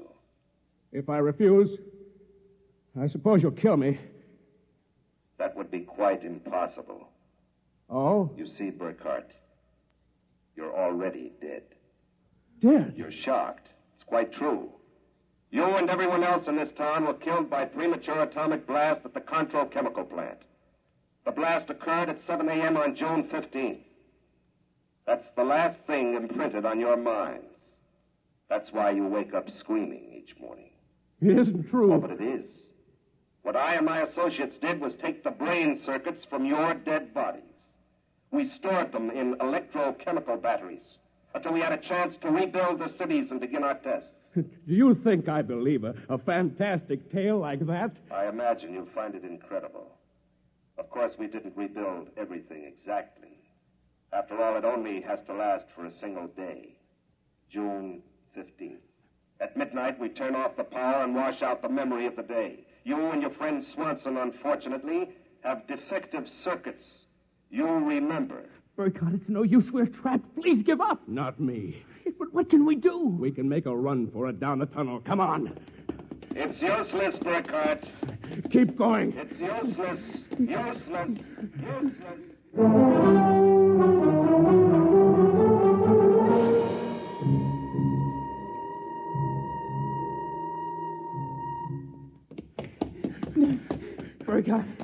Burkhardt, it's no use. You go ahead. I'm finished. Look, we're almost at the end of the tunnel. I can see a door. Here, I'll help you. I can't. Just a little further. No. Now, here. Here, this door is open. It opens.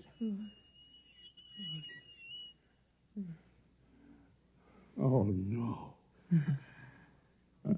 I don't believe it.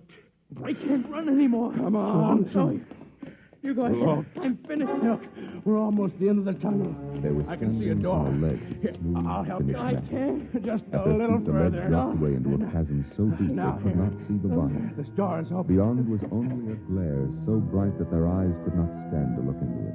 And yet, just beyond the limit of their vision, something towered. Something so huge it was almost inconceivable.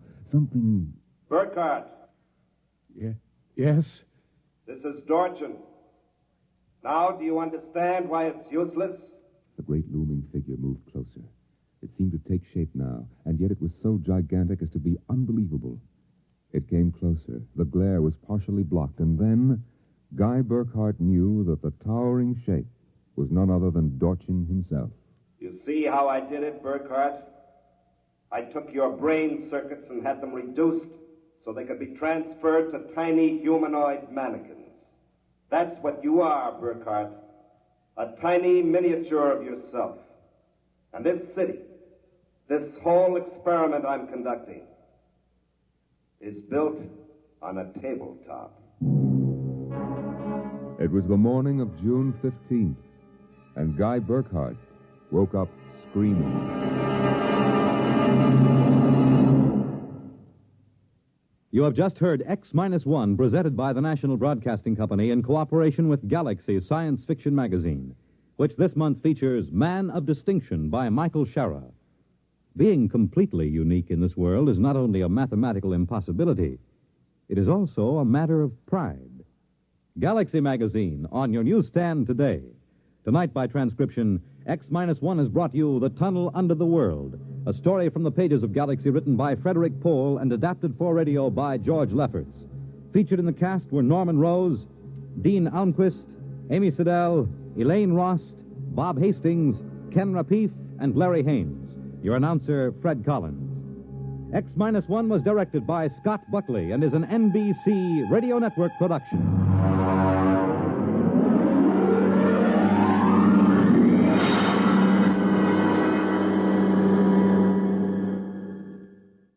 The music of Russ Morgan live on Bandstand weekday mornings on NBC Radio. The National Broadcasting Company at this time wishes to thank the editors and publishers of Galaxy Magazine for a special award which has just been presented to the program X-1. The award cites X-1 for the outstanding adaptation and the original method of presentation of adult science fiction stories to the vast audience that has shown increasing interest in this newest form of journalism. The NBC Radio Network is proud to receive this citation on behalf of X-1. NBC is also happy to acknowledge the enthusiastic response and support of the listening audience to this program. Your many letters of encouragement and constructive criticism are always gratefully received. Your criticisms carefully noted, and whenever possible, your suggestions acted upon. Please listen at the end of this program for a special free offer. And now, X-1.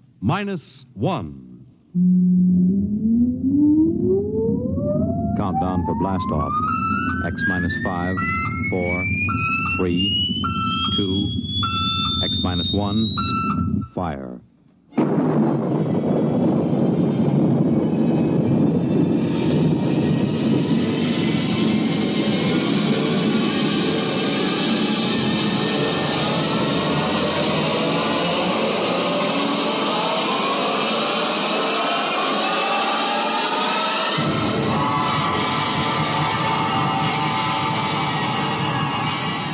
From the far horizons of the unknown come transcribed tales of new dimensions in time and space. These are stories of the future, adventures in which you'll live in a million, could be years, on 1,000 maybe worlds. The National Broadcasting Company presents X minus 1.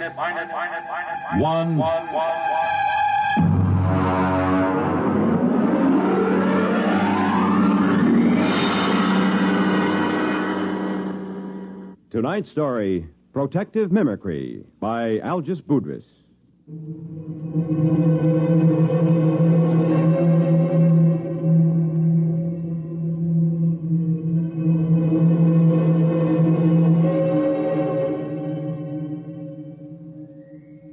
Frankly, I think I'll probably have to take my expense account clear up to the Central Gallic Civil Service Board.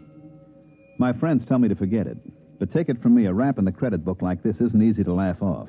Not on a grade 4 civil service pay scale. So I've made my beef out in quadruplicate and filed it. Usually a special agent in United Galactic Federation's Department of the Treasury, Investigations Division Currency Section, doesn't have much trouble with his swindle sheet. But this one's a corker. To understand, you got to know how they make the stuff. The Ungallic Mint is in New Geneva on Canopus 3. I remember I went around with the 40 Deci credit tour when I first joined the staff. The guide was a cute little brunette from one of the Rim stars who was later fired following an annual Pan Solstice office party. I didn't pay much attention to her spiel. She was dressed in the new Neo-Minoan style, but I got the general idea. This is a demonstration machine, of course, but you will notice the indestructible fiber coming off that spool at the right. It goes into the slot in the machine there. Now, if you'll pass along, you see it goes between those two rollers through 6 or 7 chemical baths. No, I'm not sure what chemicals. That's restricted information. It's stamped, analyzed for flaws, dyed, and then run through this unit here. This is the most carefully guarded part of the process. The unit is removed from the plant each night and locked in the deep space vault on the satellite station directly overhead. After the strip emerges here, it is chopped into convenient lengths and carefully removed into armored cars. It is called money. What does that secret unit do? Well, that's a very good question. You see, the currency is non-defaceable, fireproof, immune to wear, weather, and water. But the most important thing is an electronic pattern impressed into the fiber by that secret pattern. You all know when you cash a bill, it is passed over an electronic plate that reads the pattern. If the serial number and the pattern match, well, but if they don't, well, first I'll put an ordinary credit note over the beeper. There. Perfectly good.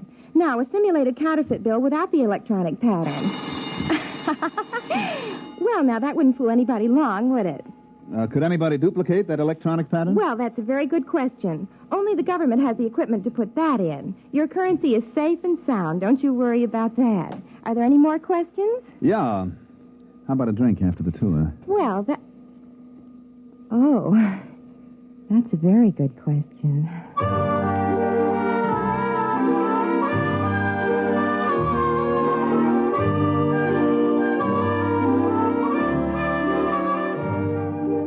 It sure was. So was the answer. Well, getting back to money. The engraving, the chemical composition of the ink and the fiber would be tough enough to duplicate. But that electronic pattern snaps the clincher on it. That's why Chief Inspector Saxgard of my division looked sourly at me when I came into his office and spread a fistful of credit notes on his desk. What's that? What's it look like? A handful of 50s. Why? Put a couple of them over your beeper plate. Okay. Well, they're perfectly okay. What's it all about? Look at the serial numbers. 3, 4, 5, 6, 5, 6, 7, 8, M. Look at the others. 3, 4, 5, 6, 5... What? Let me see them. Save your eyes. They're all the same. 14 50-credit notes with identical serial numbers. That's impossible. And every one of them goes over a beeper plate, quiet as a sophomore climbing into a dormitory window after hours. Baumholzer, where did you get these? They came into the New York Clearinghouse from a branch on Deneb 11. The manager blew his top. He called us the minute he spotted them and sent them out to us. How about the manager? Is he blabbing all over the Bankers Club about it? I read the Un-Gallic Riot Act to him. He'll keep it under his hat. Good. At least we won't have any financial panics for a while. Have you checked these through the lab? Well, the ink and paper is government stock, and they match government beepers. The lab plates didn't squawk any more than yours did. Now, you could spend these anywhere as long as you only pass them one at a time. Baumholzer, you know, since the beeper plate came in, we've been sitting on our tails in this department, building up our pensions. Oh, I wouldn't say that. Neither would I outside this office. But you know darn well nobody can expect to counterfeit a bill and get away with it. It's only because throughout the universe there's a certain percentage of people who will try anything once, and a corresponding percentage of purblind idiots who will accept anything with engraving on it as money that we're here at all. Now, I've seen cigar coupons and crayon sketches come into this office. I've seen premium offers from household magazines, jet bus transfers, where some people would try to pick a Yale lock with a quarter of a pound of butter. Now, the only reason any queer can pass is because some goggle-eyed nudnik neglects to use his beeper plate. But I worry. For 15 years, I've sat in this stinking office and waited for somebody to invent a matter duplicator. Well, looks like you can stop worrying. Look at those bills, identical down to the whiskey stain in the corner. All right, Baumholzer, you call transportation and get out to Deneb 11 and find out if anybody in that neighborhood has a matter duplicator, or if he hasn't, what he has got.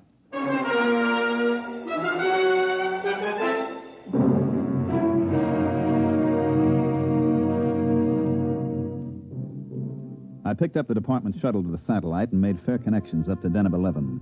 It's a 4-day run on drive, and I get free fall 6, so I was glad to hit the port in Glub, which, so help me, is the name of the only city on the place. Deneb 11 is what we call in the department a mud ball. It's a jungle world with an atmosphere like a swatch of Harris tweed. I was smoking a cigarette when I got off the shuttle, and the air I pulled in made the smoke taste like well-decayed leaf mold. I was wringing wet 2 minutes after I left the air-conditioned port. I noticed the local costume would get you arrested on any beach in the galaxy, but it didn't matter since there's nothing titillating about pasty skin dripping with weary perspiration. I checked in with the regional office and found the resident agent tinkering with his air conditioner. Hi, Baumholzer. You know anything about the sealed power pack on this condenser? Yeah, if you keep banging at it like that, you'll crack the seal on the atomic shielding, and your posterity will thank you. 3 heads at a time. Oh, I guess I better not fool with it. Now, take off your pants and pull up a chair. I don't mind if I do. Is it always this humid? Oh, no. In the hot season, it's worse. I'd send for a replacement part, but the fax line isn't too reliable. The last time I sent for a sealed unit, they shipped back an overaged sea lion. Yeah, I know. I was on Polar Station on Ganymede when my heater element broke down. I faxed for 3 feet of element, and they shipped me back 3 fetal elephants. Yeah. Well, I suppose you're here about the queer bills, huh? Yeah. Got any lines on it? Well, my orders will lay off and let the central office handle it. Be my guest. Any ideas? No. Where do you figure to start? Well, this is the only city. I'll have to check it out. Have you got a list of authorized beeper plates? Somewhere. Let's see here. Oh, look out. Why? There's a whittle fly on your arm. Hey, how does a thing that size get through the filters? Insects on Deneb are tricky. This one is a non-filterable virus in the larval stage. Then it blows up to this size. Carve his initials in your arm if he gets a good bite. That's why it's called a whittle fly.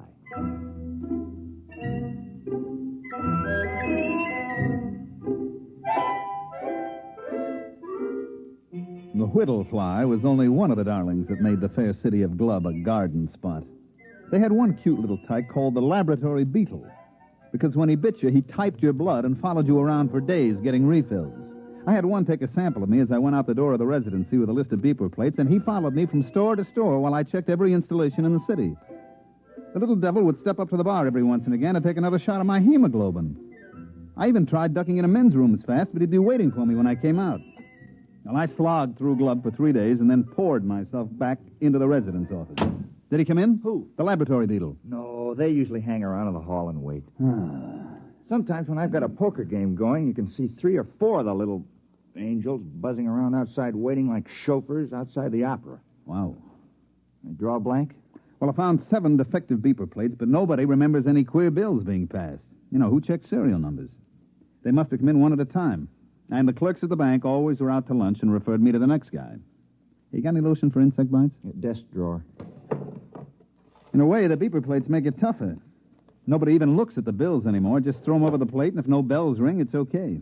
Well, how about the other angle? Matter duplicator? I checked invoices and purchase records. Nobody's been buying electronic parts that can't account for every tube. I thought I had something. One fellow bought 12 of those giant lithium cathode tubes, but it turned out his wife was having them wired as lamp bases. Well, I better be going. I hate to keep my little insect friend out there in suspense as to cocktail time. You got another lead? Yeah, I found a bar that makes a Tom Collins with real lemon juice instead of battery acid.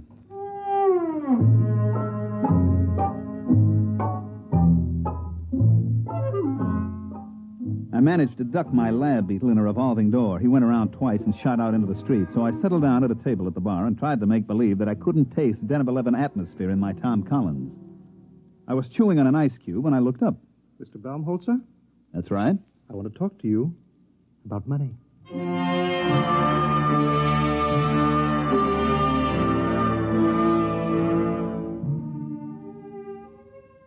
He was a terrestrial, but he'd been on Deneb a long time because he was wearing the native garment about the size of a 5-pound sugar sack. His hair, which was potato field gray, was arranged in the old-fashioned Presley style. You know, the ancient long sideburns, duck's tail in the rear that vice presidents wear in family-style banks. His ears had little bits of bone stuck in them, and his eyebrows wandered all over his face, and he stood about 6'8". And I waited him out, and presently he spoke up again. You are the same Mr. Baumholzer who's been going around asking all those questions about duplicate ungallic notes? That's right. Can I help you, Mr. Munger, Duodecimus Munger. Now, this bid's fair to be fascinating. I was under the impression that my mission here was just a wee bit on the secret side. There are no secrets in Glub. Now, won't you pull up a chair, Mr. Munger? I'm afraid I haven't time. Well, join me in a drink. Are you really the Mr. Baumholzer that's working on this case for the Treasury Department? Yeah, sure. Hey, you're not the fellow that's turning out these duplicates, are you? Well, as a matter of fact, I am. What? And don't move. This is a Power 30 Mistral coagulator I have. Look out with that thing. You've got it pointed at my head. Yes, I've got it set on high charge. It will fuse your brain solid. Well, what else is new? Now, Mr. Baumholzer, stay right behind that table. Now, let's not make any rash decisions now. Well, I can't very well see how I could let you live. Oh, come on. Try. All right, now drop the gun. I'm afraid we'll be collecting a crowd. Give me that.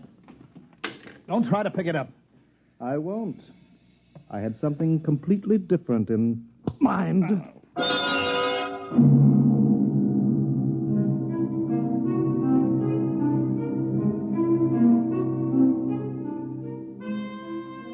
Just like in those ancient legends the archaeologists keep digging up, the ones with the hard-boiled detective and the beautiful blonde, I felt the traditional roof fall in on the back of my head.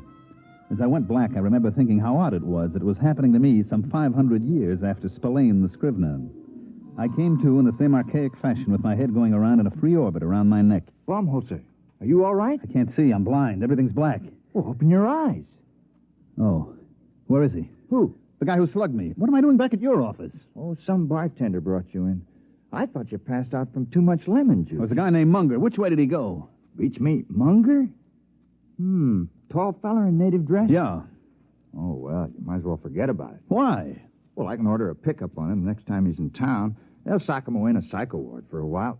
Forget it. Look, I am not an old lady calling up complaining that the nasty delinquents are teasing my cats. That Munger's tied in with the queer. Him? He said he was the passer. Well, that can't be. Munger. You got a file on him? Yeah. I get a number of complaints on him, so do the local cops. Well, I didn't want to make trouble. He's a very wealthy man. I'll bet. What does he do? Well, he's a merchant or something at a native village. Once or twice a year he comes out and paints the town, but a counterfeiter? I would like to talk to him again with the Mistral in my hand. He had a Mistral?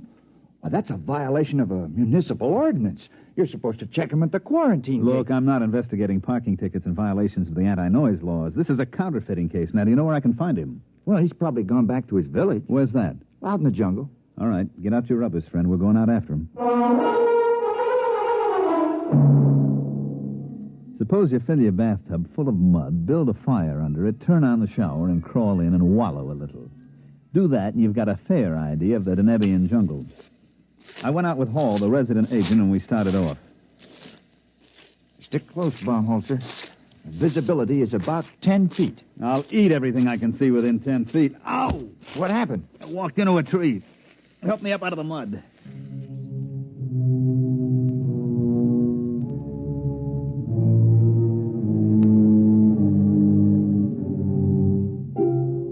We puddled on for a couple of hours. The rain was so thick I didn't see the trees until I bounced off of them and sat down in the warm mud.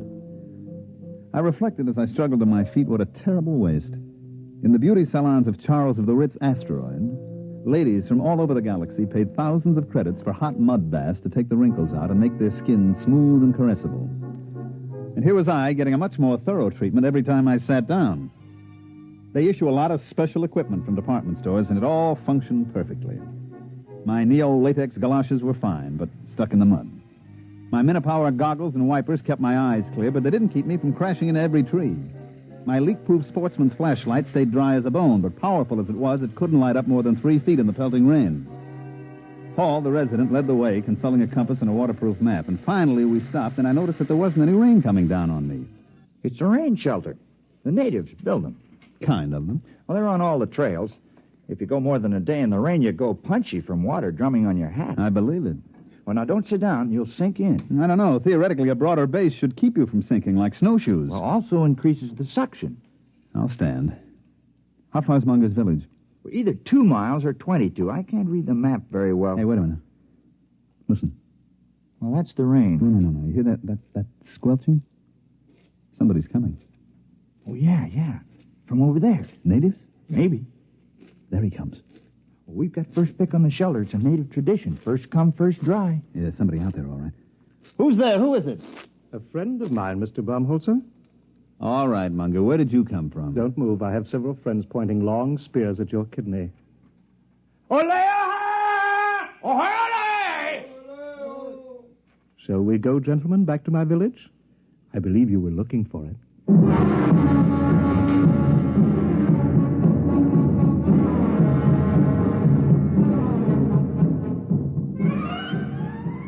Munger was so intent on me that he didn't seem to notice as Hall sidled off into the darkness, and when he did, he set up a desperate cackle.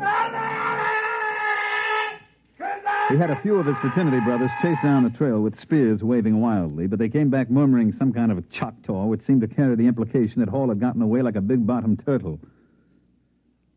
Well, Mr. Baumholzer, your companion's action has saved your life for a while. Yeah, he'll bring back a platoon of Marines, and they'll reduce that village to a bullion cube. We'll just have to hold you as a hostage in case help should arrive.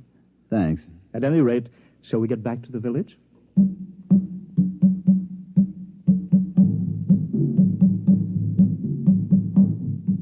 He had about 10 natives with him, each one about 7 foot tall, with those big, flat feet that evolved on Deneb for walking in primordial ooze. They were dressed in the standard native loincloth with matching accessories, namely 10-foot spears. When, as we started out along the trail, I got a good look at Munger's loincloth, it was composed of tastefully arranged 1,000-credit notes. Well, by the time we got back to the village, the rain had stopped. The humidity, of course, was still 120%, and the only difference was that the moisture just loitered around rather than actually falling. There was some kind of a clam bake going on in the village. The natives were pounding a couple of drums, and as far as I could see, getting rapidly stinko on some kind of jungle juice that they passed around in huge gourds. They were leaping and dancing, and as far as I could tell, doing snappy sayings and fancy patter as I sat on some kind of a low mushroom and tried to ignore the 2 spears that were pressed against my throat. It felt as if a nervous barber was trying to shave me with his razor tied on the end of a 10-foot pole. After a bit, Munger strode up to me with all the dignity of the lord of the jungle, and he waved the spears a foot away, pulled up a mushroom, and sat down. Actually, that wasn't a native rhythm at all. The original Denebian music is a kind of quiet, flute-like melody, something like Mozart. That didn't sound very flute-like. Yes, I know. One of the first terrestrial anthropologists out here to study the Denebs took recordings of their music, and then to be polite, he played them in a few recordings that he'd made on an earlier field trip. Unfortunately, they were from that lost rocket colony on Ceres. Their music was a degenerate ancient form called, I believe, Roland Rock. The Denebs liked it. And they've been doing it ever since. What's the party? They're propitiating the tree. I don't know why. It's never failed yet. But they're very conservative. They've got to go into this act every night before I can do my stuff. Lasts all night. Want a drink? No, thanks. Oh, I wish I had a fifth of something civilized. I've been drinking this native swamp water for much too long.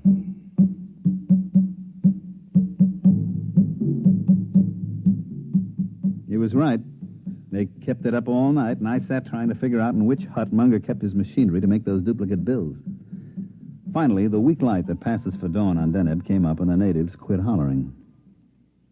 Let's go, Bonanza. I hate to keep a man in suspense. You're curious about those duplicate bills. Well, now you're going to find out how it's done. Well, it's good of you to show me. I suppose your theory is that I'll never live to tell about it. That's very sensible of you. I like a man who can face facts.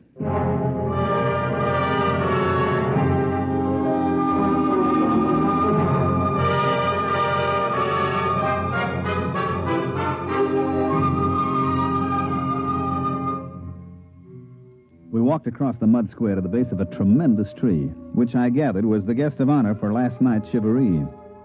I still couldn't see the connection, but I was willing to wait. The natives sat around in a deathly hush, and Munger and I stepped forward. You notice? Nothing up my sleeves. As a matter of fact, no sleeves. And not much arm, either. Now, I take this 50-credit note. Care to examine it? Oh, I've seen it, and 14 others like it. Yes, I only use a 1,000-credit bill when the natives need new loincloths. These 50s are a lot easier to dispose of. Oh, I don't know. I traced them to you. Well, that was a mistake. One of my contacts got a little greedy, spent too many bills in one place. All right. Now, I used to have the natives make a loud noise, but I'll use your gun instead here.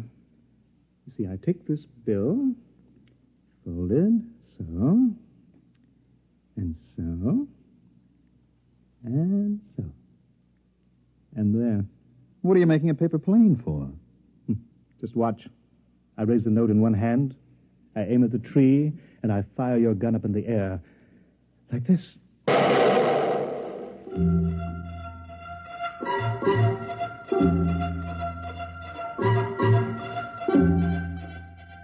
As he let fly with my gun, Munger sailed the paper airplane straight at the tree, and it sailed right into the foliage. Now watch.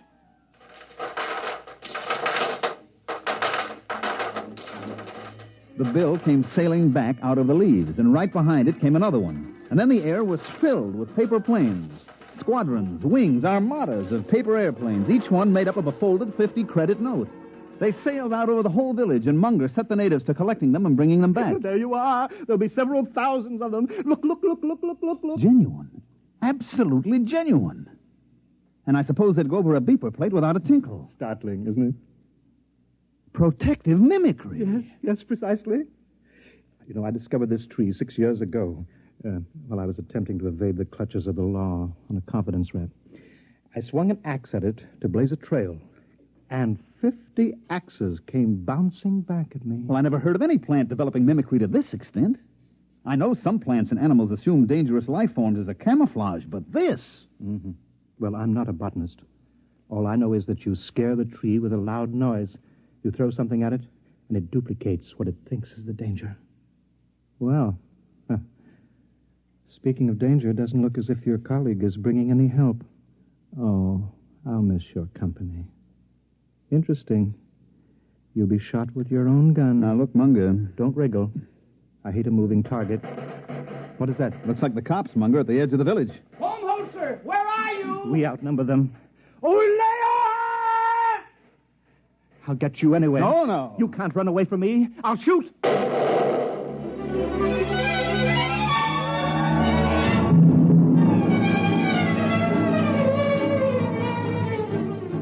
I broke for the other side of the square, and just as he shot at me, I tripped over a pot and went flying smack into the tree. Well, that's about it. Here we sit in the spaceport on Deneb 11, and I'm darned if I'll pay our transportation back until I hear that the office is going to okay my expense account. Munger? Oh, he's in jail at New Alcatraz. Once he missed a shot at me, it was all over. After I fell into the tree, he didn't stand a chance against us. That's right. Us. All 168 of me. Right, Ed? Right.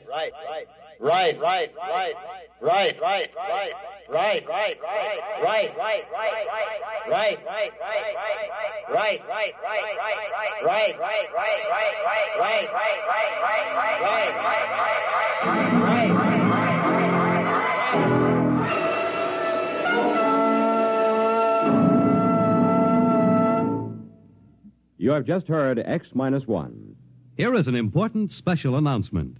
In appreciation of bringing adult science fiction to the listening audience through the medium of this program, X-1, Galaxy Magazine wishes to make the following free offer to our listeners.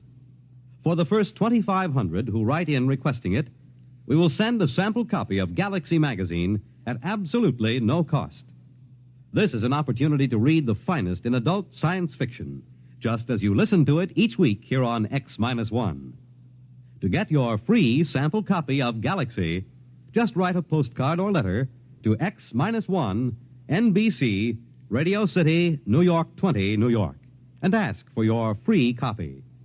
Be sure to print your name and address plainly on your card or letter. This offer can be made only once, so if you want your own free copy of this leading science fiction publication, be sure to write without delay. Here is the address again. Write to X-1, NBC, Radio City, New York 20, New York. Your sample copy of Galaxy will be sent to you without obligation of any kind. Tonight, by transcription, X-1 has brought you Protective Mimicry, written by Algis Budrys, and adapted for radio by Ernest Kanoy. Featured in tonight's cast were Mandel Kramer, Terry Keane, Charles Penman, Dick Hamilton, and Wendell Holmes. This is Roger Tuttle. X-1 was directed by Daniel Sutter and is an NBC Radio Network production.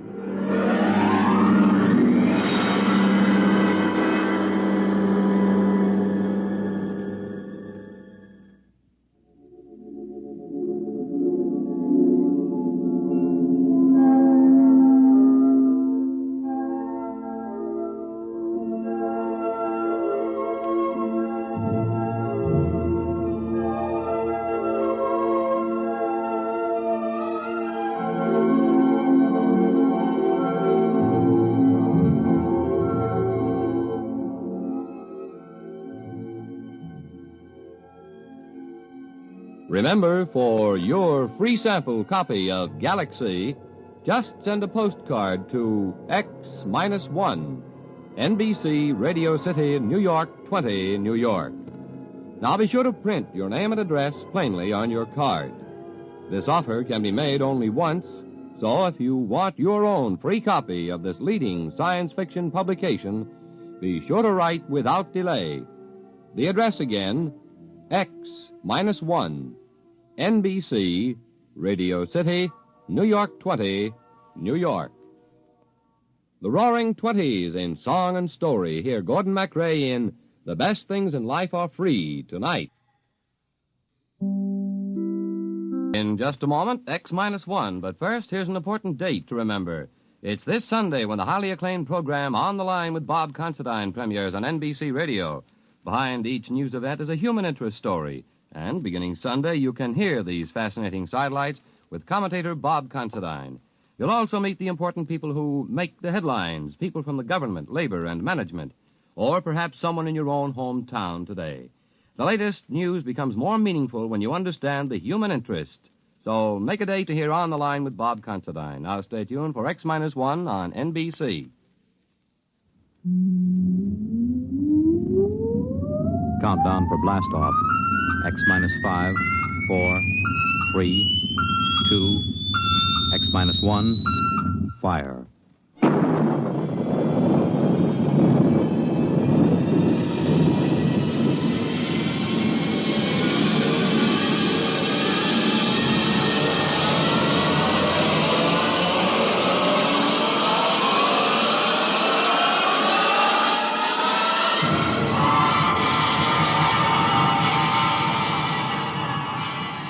From the far horizons of the unknown come transcribed tales of new dimensions in time and space. These are stories of the future, adventures in which you'll live in a million, could be years, on 1,000 maybe worlds. The National Broadcasting Company, in cooperation with Galaxy Science Fiction Magazine, presents X minus one.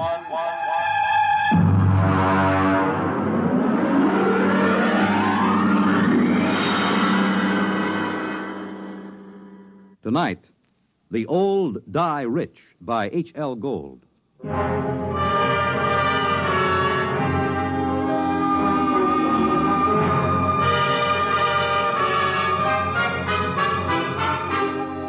uniformed cop at the door told me to get lost.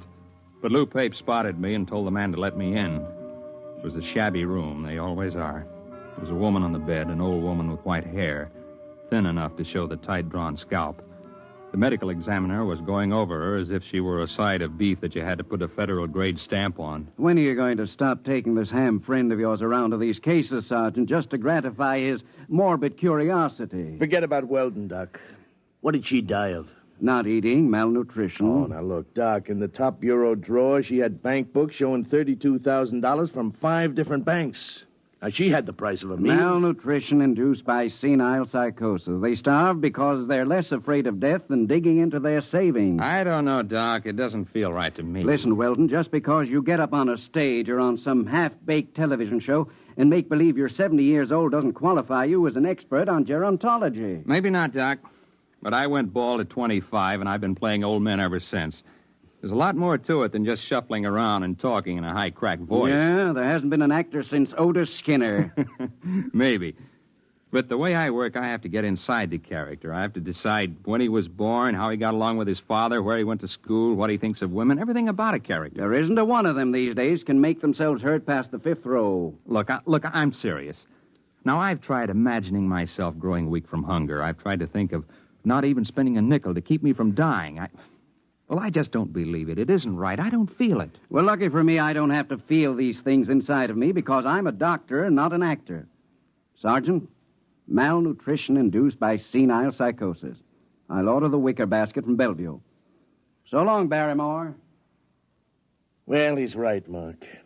We get a couple of these cases every year.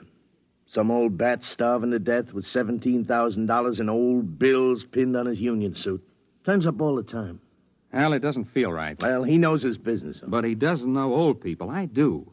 It isn't easy to starve to death. Not when you can buy day-old bread at the bakery or wilted vegetables the grocer's ready to throw out.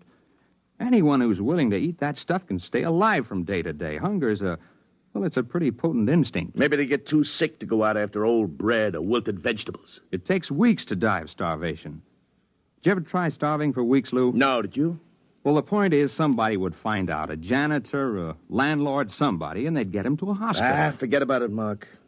Can't argue with it. Here there were 5 bank books, $32,000. Yeah, she took good care of them. They look almost new. Sure she did. Most important thing in the world, huh? April 23rd, 1907, $150. The ink's pretty dark. Shouldn't it be faded? She probably never took it out in the light. Anyone ever think of testing the ink? What for? Bank's records always check. These aren't forgeries, if that's what you're thinking. Well, I'd like to get a chemist working on this ink. Now, Mark. Look, this is strictly against regulations. I got to take these books down to the squad room and sign them in. Pretty dark ink for 1907. Well, it's about 5 o'clock in the afternoon. I guess I could hold them over tonight and bring them down to the property clerk in the morning. Good. I know where I can find a chemist.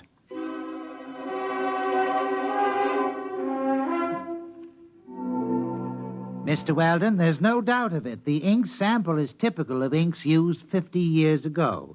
1907 would be about right. There, you see, Weldon? I was supposed to go to the Trotters tonight. But according to the amount of oxidation, it's fresh enough to be only a few months old. There, I was right. Well, couldn't that be the result of unusually careful handling, though? Oh, yes, I suppose it could. An airtight compartment, perhaps, sealed with one of the inert gases or a vacuum. That might account for the lack of normal aging. Lou, you can't keep inert gases in a top bureau drawer in a 4th-floor walk-up. Yeah. Well, it's probably some simple explanation. For fresh ink, half a century old.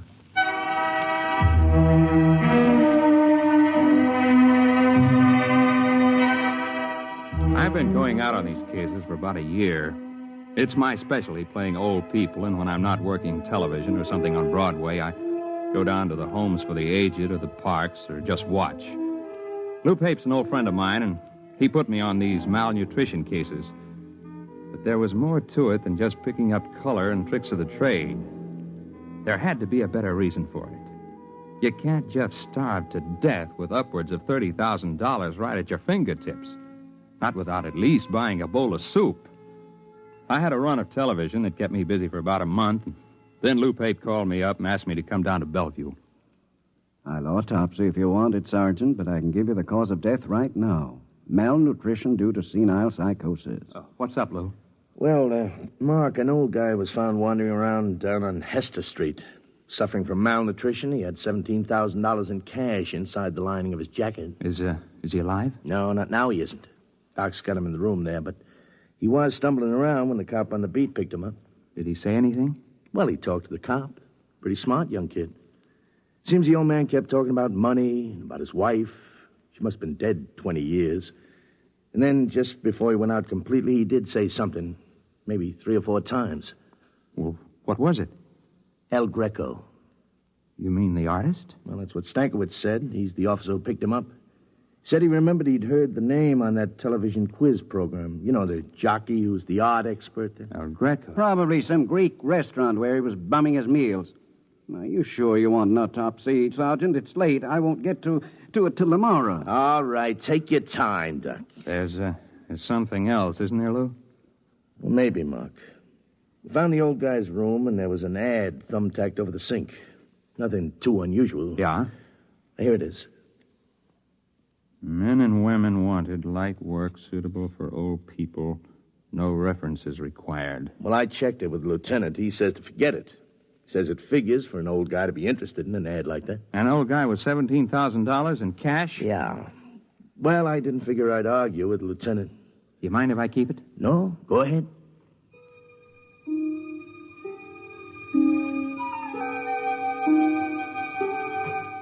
It was an old brownstone house in the East 80s.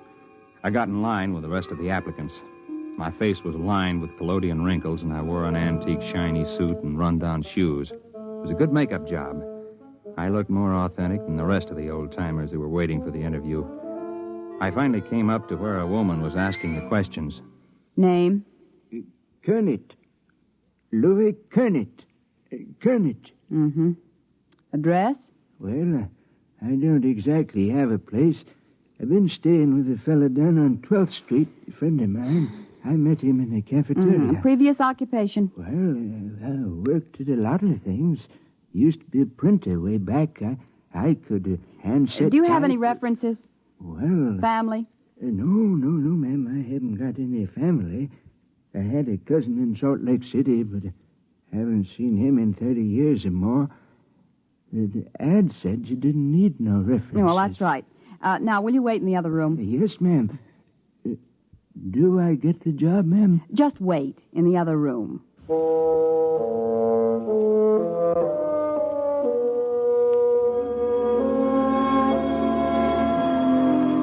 I shuffled into the other room and sat down to wait. I concentrated on building a character for Louis Kernet. If I was going to carry this through, I was going to have to play a better performance than I'd ever given before. About half an hour, a young woman came into the room. I'd planned to be dozing the way an old man would, and so my eyes were closed when I heard the door close. When I opened them, I was looking into the barrel of a .38 revolver. Are you awake now, Mr. Weldon? Huh?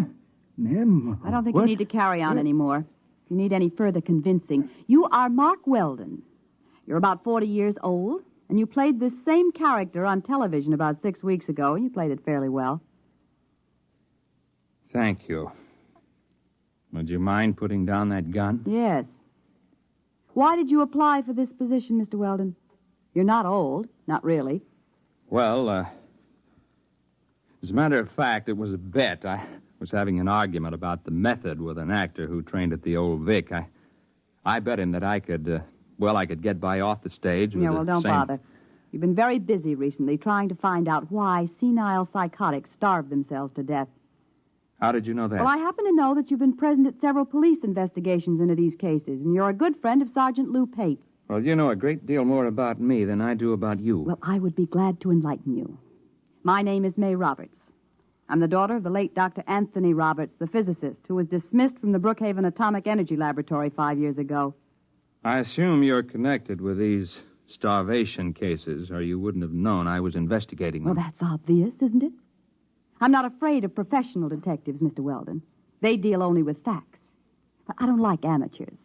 They guess too much. They don't stick to reality. Consequently, they're likely to get too close to the truth. Unfortunately, Miss Roberts, I'm nowhere near the truth. I haven't the slightest idea how you're tied in with those starvation Well, deaths. I intend to show you, Mr. Weldon. I'm happy to announce that you have the job. Now, look, Don't move, Mr. Weldon. Oh, incidentally, about 15 minutes ago, I called Sergeant Pape and told him I was your sister just in from Pittsburgh. I wanted to get in touch with you very badly, and Sergeant Pape was very sorry. He wished he could help me, but he didn't have the slightest idea where you were. All right, Mr. Weldon. Right ahead of you, please. Through that door.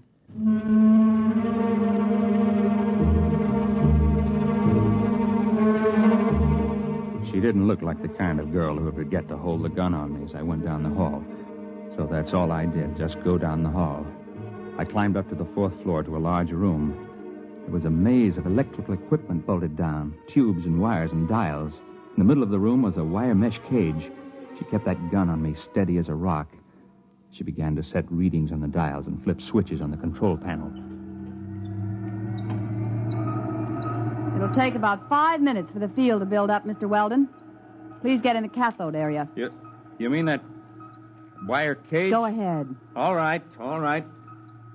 Now, I wouldn't advise moving now, Mr. Weldon. The wire carries some 10,000 volts. Now, look, Miss Mr. Roberts. Weldon, you're curious, and you could turn out to be a great nuisance to me. As long as you've come this far, we might as well both benefit by it. Benefit? You'll find a suit of clothes on the floor there. Put it on. But after all... Put it on.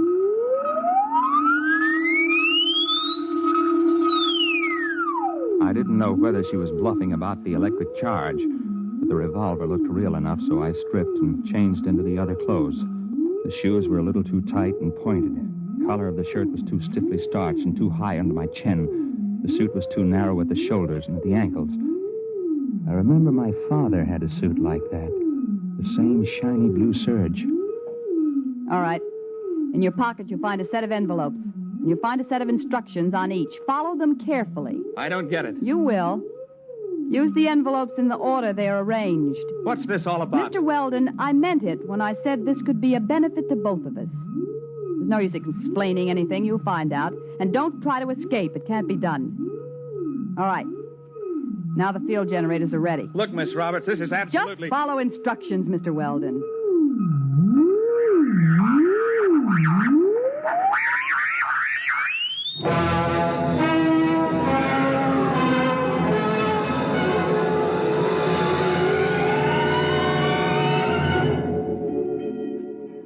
I blinked. I was standing outside a bank on a sunny day in spring. I stared at the people passing by. They were dressed like the characters in a 1930 movie. The women wore long dresses and flower pot hats. The men had hard straw hats, suits with narrow shoulders. The cars were square with flat radiators in the front. There was a trolley car passing by, and suddenly I realized that the last trolley car stopped running in Manhattan years ago. I tried to figure it out. It was New York, all right. I recognized some of the buildings. First, I figured it must have been hypnosis. And then I looked at the first of the envelopes in my pocket. I read it and walked into the bank. Yes, sir. Our Mr. Golden tells me that you wish to open an account. Yes, that's right. Uh-huh. Well, we're very happy to have a new depositor. Very happy indeed. Of course, you realize the institution is in sound condition, very sound. You needn't worry about all those rumors in this bank. No, sir. Solid. Well, that's good. All right, now then, name? Mark Weldon. You have no address in the city at present? No. And you're depositing $150? That's right. All righty. I'll just check the slip here. $150, right. And the date, May 15th, of course, 1931. 31? The Depression. Oh, now, Mr. Weldon, this is a very good year for business. This temporary recession is bound to abate. Sound banking policies will see us through. It's just around the corner, you know. What is? Prosperity. All right, Mr. Weldon, we're very happy to have your account.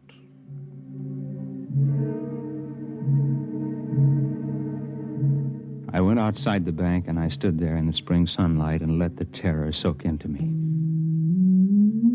Possibility of the entire situation was gnawing at the edges of my mind, and then suddenly I wasn't there. It was as fast as blinking. I was outside another bank in the same city. The date on the next envelope was May 29th, and it was still 1931. I made a $75 deposit there, and then $100 at another place a few days later, spending a few minutes each time and going ahead anywhere from a couple of days to almost a month. In 1934, I found myself inside a broker's office. Very well, Mr. Weldon. As I understand it, you are buying this stock for a Dr. Anthony Roberts. That's right.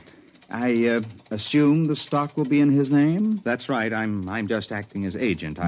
I follow instructions. Of course. Well, are you sure I can't convince you that you're making a big mistake? No, these are my instructions. Well, now, Mr. Weldon, we are a reputable brokerage house, and, well, frankly, I feel quite shaky about putting our clients' money into this kind of security. There's no future in it. It's a rare metal for which there is very little use for industrial purposes, and, however, if your client is adamant. I have my instructions. Very well, then. In the name of Dr. Anthony Roberts, 100 shares of Montana uranium. Most unwise.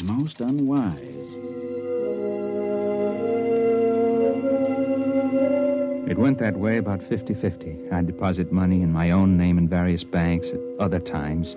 Then I'd buy a stock or make a bet for May Roberts. On June 21st, 1932, I bet Jack Sharkey to take the heavyweight title away from Max Schmeling. There was Singing Wood in 1933 at Belmont Park and Max Bayer over Primo Carnera. I went on skipping through the years, touching here and there for a few minutes to an hour at a time. It was in early October 1938, about 5 hours after I'd left May Roberts' house, before I realized what she had me doing.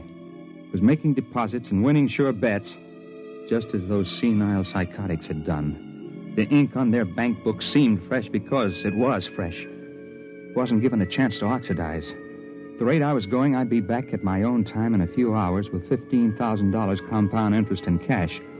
But those old people had died of starvation somehow with all that cash in banks. I didn't know how it happened or why. But suddenly it occurred to me that I didn't want to be found dead in my hotel room. So rather than make the deposit in 1938, I grabbed a cab and told the driver to step on it. I got a mile away from the bank, and then the cab suddenly disappeared. I found myself in front of a counter at a lunchroom. The envelope instructed me to make a bet on the World Series. There wasn't any way to get out of the range of the machine. It picked me up at least 5 miles away from where I was supposed to be. Came back a week later to get my winnings. I was hungry, so I got myself a hamburger and went out the door. When I hit the sidewalk, it happened again.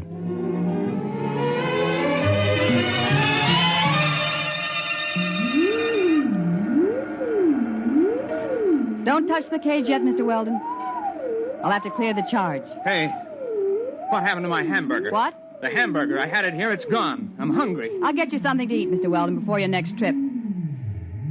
Well, you've done pretty well for yourself, haven't you? Yes, I have. About $15,000. I had ketchup on my sleeve. It's gone. Mr. Weldon, I want to talk seriously with you. Now you've seen part of what I'm doing. Part? My father was discharged from all his research and university connections because he insisted in publishing his findings on the temporal field research. All the conventional physicists explained that it was overwork and recommended everything from hot bouillon before retiring to psychoanalysis. Well, possibly both of these might have been beneficial. But the fact of the matter is that temporal field activities are quite true, and you've seen proof. Well, I suppose I have. So it seemed just a question of money, although obviously I can get all I need now. But sending people back through time to bet on sure things like uranium... It's a fair exchange. I pay well for service, don't I? I suppose so. But that isn't the most important thing. I've been able to save things that would have been lost otherwise. I've sent people back to find precious treasures that would have been destroyed or would have disappeared. Like an El Greco painting? Yes. And the original score of Mozart's Magic Flute that would have been burned in 1942, and a Picasso miniature that would have been lost at sea in 52. I have them all here. Stolen? No. Bought with money from the year itself at a fair price. Well, Mr. Weldon, I sent you back because I've needed someone to work with me on a regular basis. Someone who's faster and more alert than the old people I've hired till now. Why old people? It's a function of the field. You can't send somebody back to a year in which they didn't exist at all. I'm hungry. Please, Mr. Weldon, this is very important. My father died trying to prove the validity of his field theory to conventional scientists, and I don't intend to bother. We can become the most powerful people in the world. I don't feel very powerful now. You haven't got a sandwich hanging around. I want to make you an offer, Mr. Weldon. I need someone to help me expand the operation, plan the projects and research. I chose you because I was afraid that you might hit on the truth by yourself. Can I come out of this cage Be careful. now? Don't touch the contacts. The field reacts on a random factor for at least an hour after it's cut off. I'll be careful. Tell me, Miss Roberts, why haven't you been able to go back to the time that your father was alive and bring him back before he died? Dead tissue can't be transported. We've tried it with mice and rabbits from a laboratory in 1941, and they just disappear. Like my hamburger. Mr. Weldon, I assume that you're interested and that we can make our plans without using this revolver. I hope so. $15,000 is a lot of money. Of course, you were able to send those old people back a lot further. Some of them as far back as 1880. How long would they be gone? I mean, in subjective time. Several weeks. Perhaps a month, though more. There's only one problem, Miss Roberts. Well, I'm sure we can work out any details. Well, this one is a little hard to work out. You see, I'm hungry. I haven't been this hungry since I got lost on a hunting trip and went without food for 3 days. You see, you forget I've got an interest in this business because they found some old people dead of malnutrition and $30,000 or so tucked away in their pockets. They had been gone a month or more, and they had to eat during that time, didn't they? And when they came back, the food disappeared like my hamburger. It disappeared all at once, all over their body. In one fast jolt, they starved to death. No, you don't understand. They just couldn't take the field transition. They were too old, some of them, and they lied to me about their age to get the job. Oh, no, you can't tell me that because I know how hungry I am. And I was only gone about 12 hours. They were murdered. Get back. You know, they say a hungry man gets mighty desperate. He'll do almost anything. Let go. Let go. Let go of it. Oh! My arm. Look out. Look out. The cage. The contact.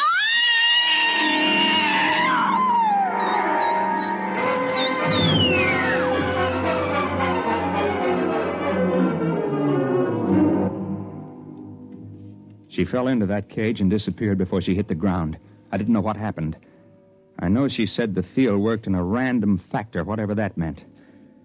I called Lou Payton. He came to the house just after the fire started. Something went in the control panel, and it turned out to be a 4-alarm fire before they got it under control. There was nothing left of the machine. There wasn't much left of the brownstone house. Lou didn't believe the story I told him. You mean there won't be any more of them? No more senile psychotics starving to death with a bankroll in their hip pocket? No, I told you, Lou. Come on now, Mark. We'll get plenty more. We always have. No, I'll bet you won't. I'll bet you $1 there won't be another case like that. I'll take that bet.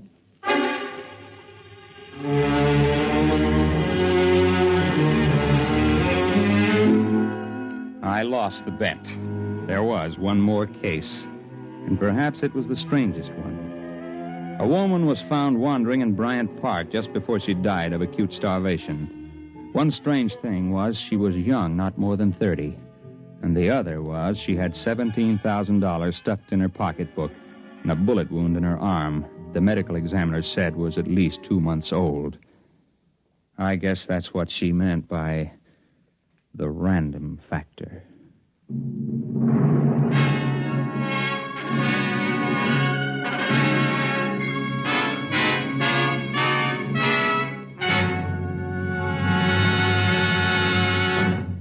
You have just heard X-1, presented by the National Broadcasting Company in cooperation with Galaxy Science Fiction Magazine, which this month features This Way to the Regress by Damon Knight, the story of a man named Sullivan who, strangely enough, did not have a great future behind him, but rather a great past ahead.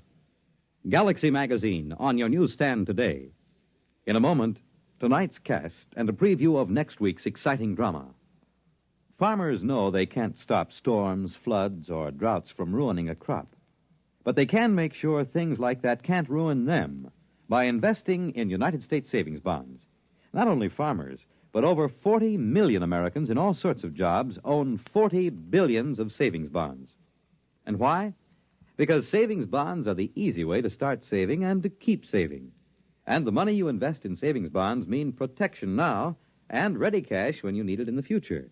Improving the farm, sending the youngsters to college, or planning your own retirement. These are the big things you can be ready for with savings bonds. And besides offering you a safe investment, each Series E savings bond pays you back $4 at maturity for every $3 you invest. Yes, you earn extra dollars while you save, so start saving now. For the big things in your life, be ready with United States savings bonds. Tonight, by transcription, X-1 has brought you The Old Die Rich, a story from the pages of Galaxy written by H.L. Gold and adapted for radio by Ernest Kenoy. Featured in the cast were Jim Bowles, Jan Miner, Bill Zuckert, Guy Repp, Wendell Holmes, Ralph Camargo, and Ivor Francis. Your announcer, Fred Collins. X-1 was directed by Bob Maurer and is an NBC Radio Network production.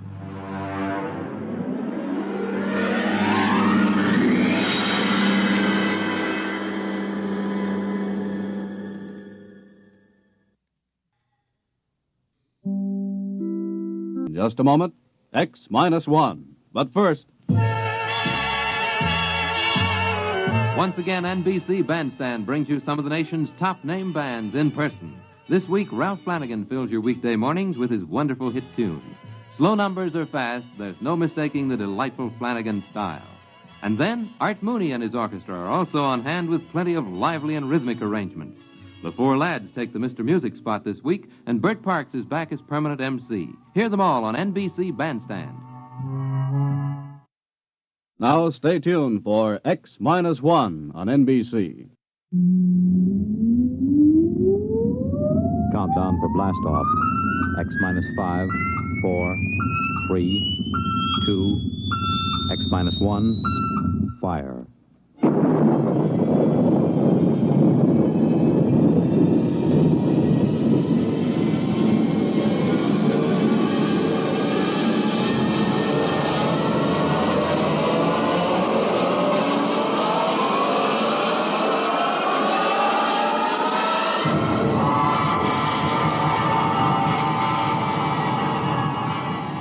From the far horizons of the unknown come transcribed tales of new dimensions in time and space. These are stories of the future, adventures in which you'll live in a million, could be years, on 1,000 maybe worlds. The National Broadcasting Company, in cooperation with Galaxy Science Fiction Magazine, presents X minus one.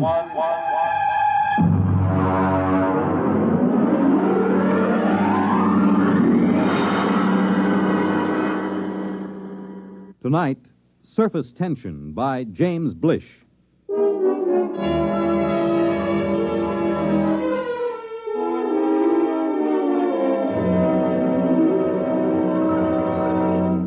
Come in, Professor. Come in. Mr. President? Do sit down. I'm terribly sorry to have kept you waiting. Time has very little significance, sir. Well, now, what is the urgent nature of your visit?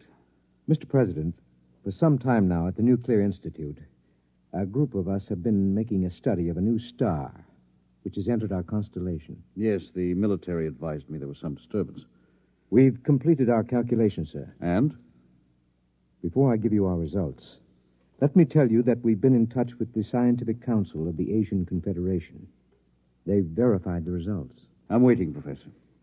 Mr. President, the effect of this new star in our galaxy will be extremely catastrophic. At the rate it's expanding, it will cause the sun to explode. The what? The sun is going to explode. But, well, that means... Exactly. The world will end in precisely 2 weeks and 7 hours. This is incredible. Were you absolutely certain of these calculations? Absolutely. Does anyone know of this? Well, as soon as we guessed where our study was leading us, we classified all information. The actual final results are known only to a small group of scientists here and in the Asian Confederation. 2 weeks. And 7 hours. That would be September 4th, 2056. At approximately 12 noon. Is there anything to be done? Nothing. The other planets, Mars, Venus... All will be destroyed.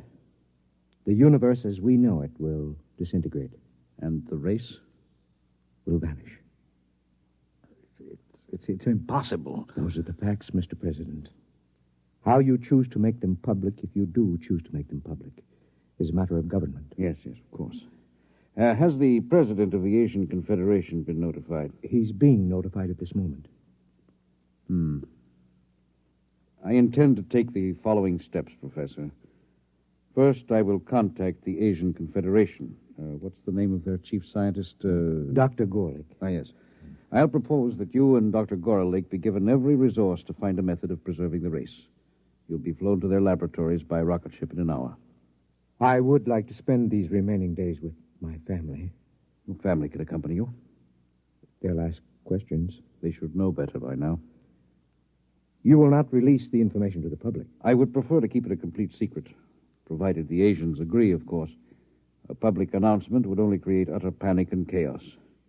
I assume it will happen instantaneously? Yes, instantaneously. Then secrecy is best. One thing, Mr. President. Yes? I wonder if perhaps religious leaders should be told. Professor, I believe in the power of God myself. I also believe that my single prayer can be heard by the Almighty just as well as if there were 10 million. There will at least be 2 of us, Mr. President. I, too, will pray.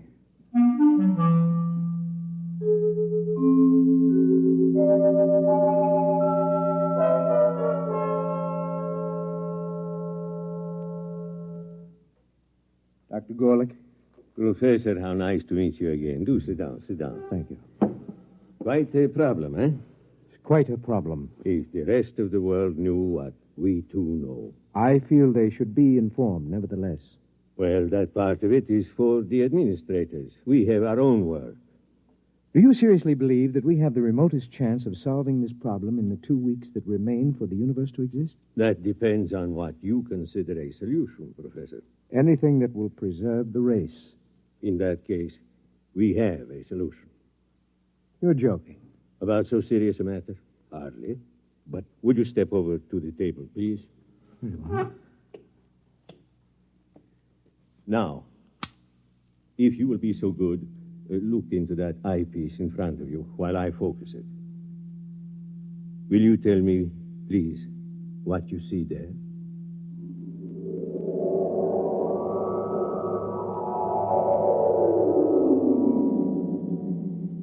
Fascinating. Most unusual. Would you be good enough to describe it? Yes, of course. I see what looks like a section of a large swimming pool. Plant life.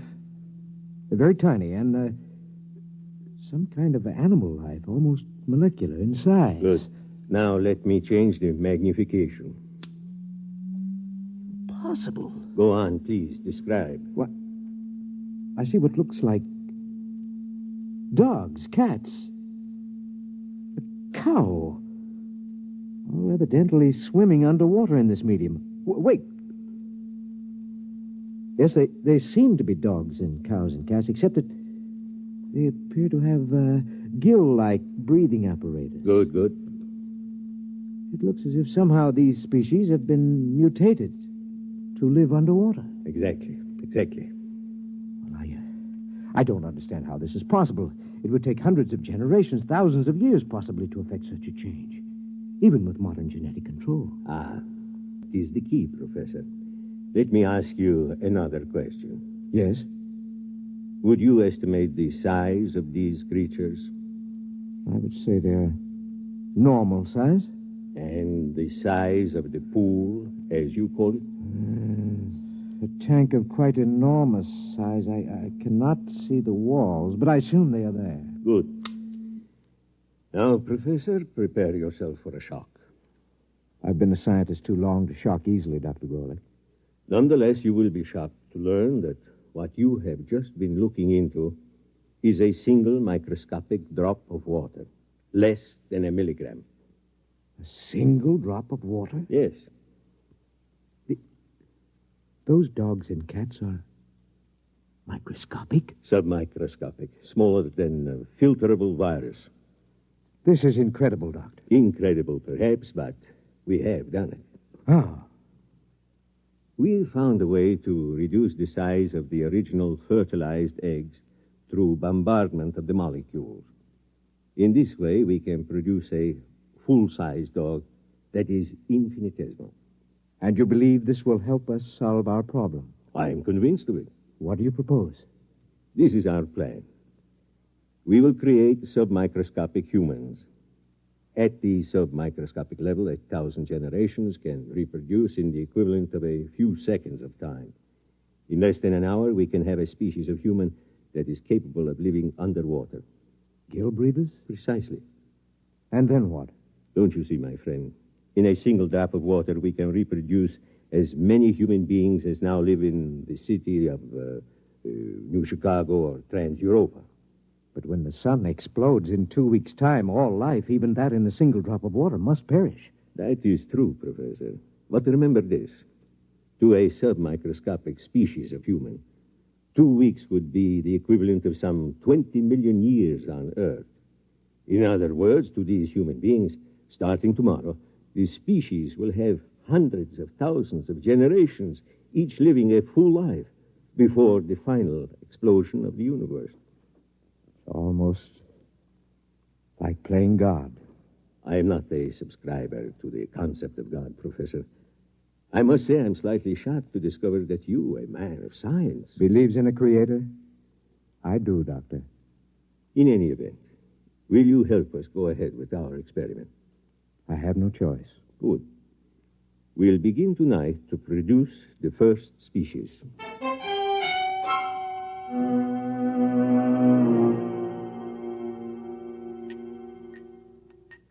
Careful with the virus. Here's the tube. Now then, we'll place this in a drop of water underneath the lens of the microscope. What about the evaporation and condensation of the drop? All outside factors will be controlled. Temperature, humidity, and so on. Will you turn on the lens, please? Now, using the highest magnification, we'll be able actually to manipulate a single being with electron magnets. A sensation we would interpret, possibly, as we interpret a centrifugal force. Ready? Ready. Good. We begin the experiment.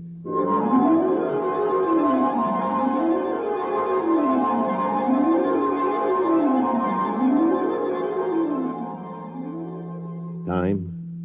1900 hours, 56 minutes, 3 seconds. Coming up on 0.4, 3, 2, 1, 0. Observation. The first fertilized ovum, reduced to submicroscopic size, has begun to develop. Time? 1956, 20 seconds. Coming up on 2, 1, 0. 4 submicroscopic human beings have been reproduced. 2 appear to be males, 2 females. Time? 1956, 24. Observation. 10 generations of submicroscopic humans have been reproduced. Webbed toes and fingers and elementary gill modifications have begun in response to submersion of species in highly oxygenated vapor. Time? 1956, 45. 100 generations have reproduced. Increased water in vapor has resulted in gill structure, species now ready for total submersion in a droplet of water. Turn on the electron magnet. Now for the crucial part of the experiment. Total submersion. If any should die, I feel like a murderer. The prolongation of the human race is at stake. It's a calculated risk. Still. Steady. I am about to effect the transfer. Steady. Now. Done. Look in the microscope, quickly. I can't find them. Let me. They're alive and swimming around. How many? Thousands. We've done it, Professor. Inside that drop of water, human beings like you and me, except for their gills, are already beginning to establish a civilization that will last for them millions of years. And for us? 2 weeks to observe and wonder, and then... Unless a miracle should occur. Let us begin now. Time, please. 1900 hours, 56 minutes, 49 seconds. 3, 2, 1, 0. Observation. The equivalent of 1 million years has already passed inside our droplet of water. Human life is firmly established.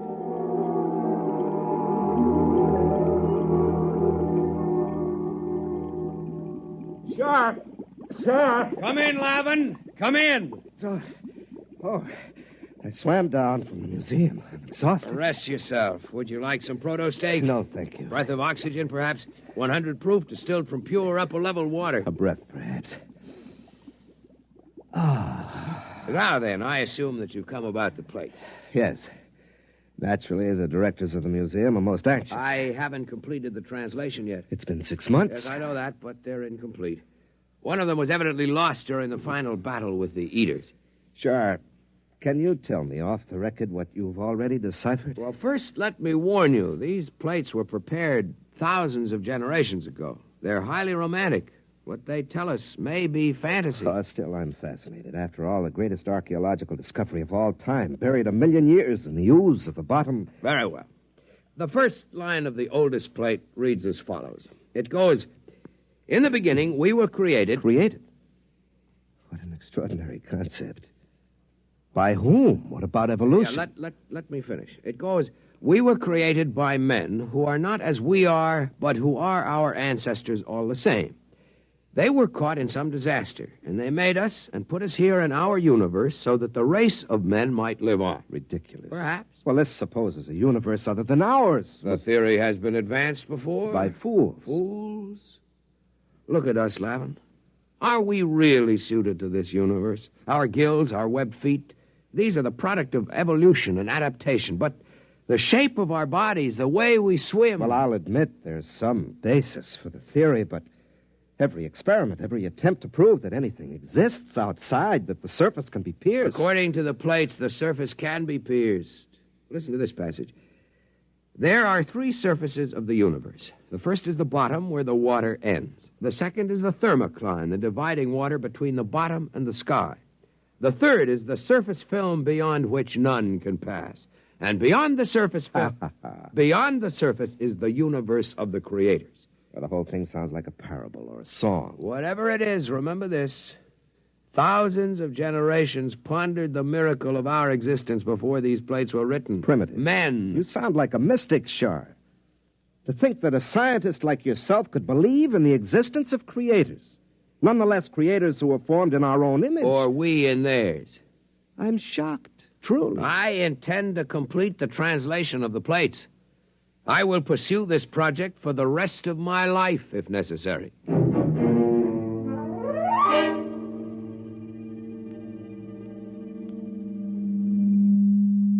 Time, Professor? Second day, 14 hours, 6 minutes, 10 seconds. Observation. The plates which were inscribed with microscopic data by an earlier generation have evidently been removed by a subsequent generation. Our study shows that a highly developed civilization is now living in the drop of water. Certain water organisms have been domesticated and underwater ships have been developed.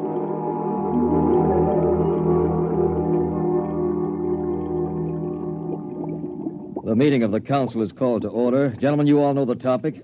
Our speaker will be Shar. Gentlemen, some 28 time units ago, when I was a much younger man, I was given the privilege of translating some metal plates found buried in the bottom. As all of you know, I've devoted much of my life to convincing the world that travel through the surface film was not only possible, but necessary to survival. Finally, the council has seen fit to grant my request for a special ship to accomplish this travel. I'm deeply grateful, and I would like to request my friend Lavin as head engineer for this project. Permission is granted. We wish you luck. The whole of our world will be following your expedition.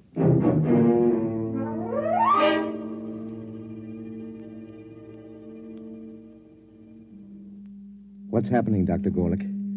From what I can detect, the gill breeders are preparing for the equivalent of space travel. A large cylindrical ship is being built. What method of power are they using? I can barely detect it through the microscope, but my guess would be that they will use some form of living creatures to power the vessel.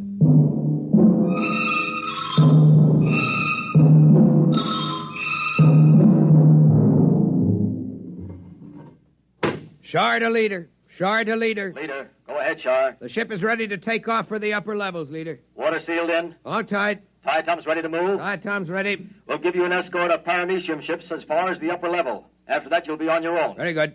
Whenever you give the signal, Captain, Lavin can order the diatoms to proceed. The sandbar is clear for the initial climb. Your course is straight up the stem of water plant 6. Diatom's ready? Diatom's ready, sir. Cilia in motion? Cilia in motion. Internal water circulators on? Circulators on. Countdown for takeoff. 5. 5. 4. 4. 3. 3. 2. 2. 1. 1. 0.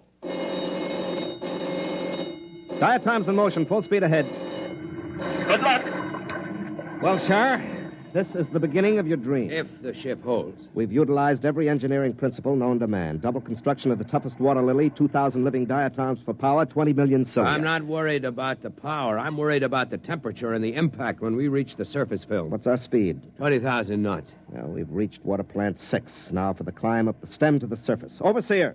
Overseer. Request more mucus from diatoms. Proceed with climb up stalk 6. Yes, sir. If the diatoms can hold the stalk at the reduced pressure of the surface, we'll have hurdled the first barrier. We're at pressure 6 now, almost at the upper level. Captain? Yes? We've lost 27 diatoms. Ciliary detachment. Not serious. We have the vorti to fall back on. Proceed. Yes, sir. What's our pressure? 3 coming into 2 now. We're already closer to the surface film than man has ever gone. Our unmanned test ships went through. Unmanned test ships are a different story, Lavin. Besides, if we do get through to the other side, our problems may just be starting. Oh, we're entering pressure 1 zone. Yeah. We're getting too much oxygen in the water. Engineer, switch to internal water supply for breathing. Lavin. What is it? The scopes, look. I can't look now. What is it? I think... Yes, I can see it. I can see the surface film. Describe it. A great black whirling mass. Huge boulders and asteroids being whirled and ground back and forth like some tremendous boiling mass of mud and stone. It isn't too late to turn back. No, the ship was built to go through the film. If we fail, at least we can die knowing we tried. Very well, sir. Overseer, order all diatoms. Full speed ahead. Full speed ahead. Full speed ahead.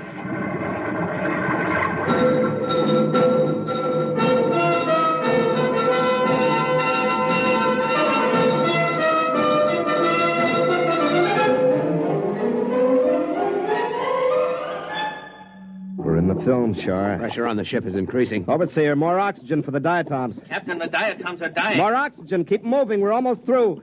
Shar, use the auxiliary vorti. Maybe the motion of their cilia and the thrust of the water. Overseer, bring up the vorti. Full speed ahead. We're moving. We're making headway. Oh, if the ship will only hold together. Shar, we're through. We're on the surface. Open the viewing port. It's blinding. Put on your eye shield. Look, Shar. Like a huge sheet of metal stretching as far as the eye can see, with thousands of small streams and great rivers of water. Look above us, Lavin. Space. Space as far as one can see. And a single huge sun like a great eye looking down at us. Must be billions of miles above us. See those enormous boulders and that molten rock on the surface? The ancients did not lie when they made the plates, Lavin. The universe does exist beyond the surface. Yes, but where are your creators, Shar? Certainly, they were a romantic notion. I believe they exist, Lavin. Shar! Captain, the diatoms are dying. There's not enough oxygen in the water cases. What's the atmosphere like? Almost 30% oxygen, completely unbreathable. We'll have to try to get back into the surface film to restore life to the diatoms. Overseer, get the diatoms out of their shells. Full reverse speed down the stalk. We're going under again. Yes, sir. I'll try. We know one thing, Lavin. The surface can sustain life.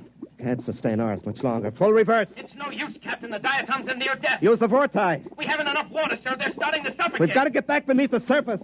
Lavin, we must think of what it means to mankind to know that the universe goes on, that it can sustain life. I don't know what to do, Shar. We're finished. There must be a way. A way? Why don't you pray to your creators now? Perhaps they'll help you. And as for me, I'm resigned to death. I cannot share your bitterness, Lavin. We have enough water for perhaps 2 minutes breathing, Shar. There are no miracles and no creators. You'd better prepare to die. I am as ready as you, Lavin. Captain, we're strangling. Well, sir, why don't you pray to the creators? Better still, let me. I have a louder voice. Hey, creators! You all-powerful ones who made us, can you hear me? This is Captain Lavin of the first ship to breach the surface. We need your help. Can you hear me? We need your help.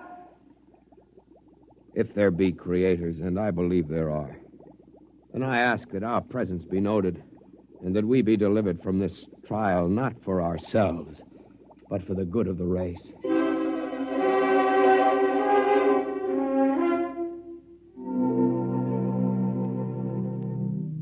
Well, Doctor?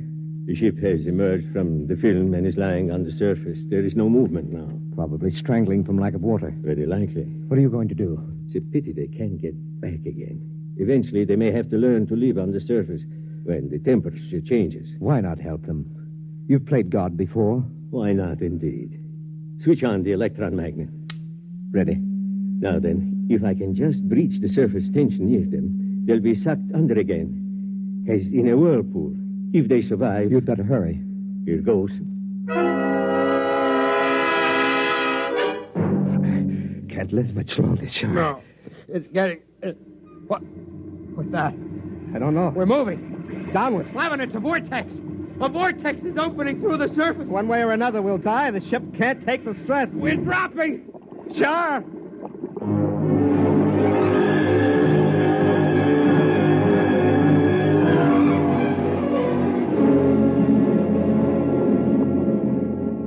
Lavin, we're through. We made it.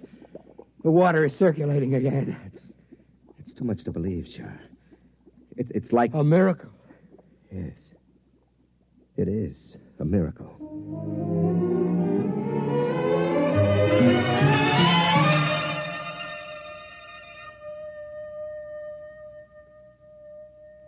Well, Doctor? They've gotten through. The ship is floating down toward the bottom now. I wonder what they thought at the moment they were saved.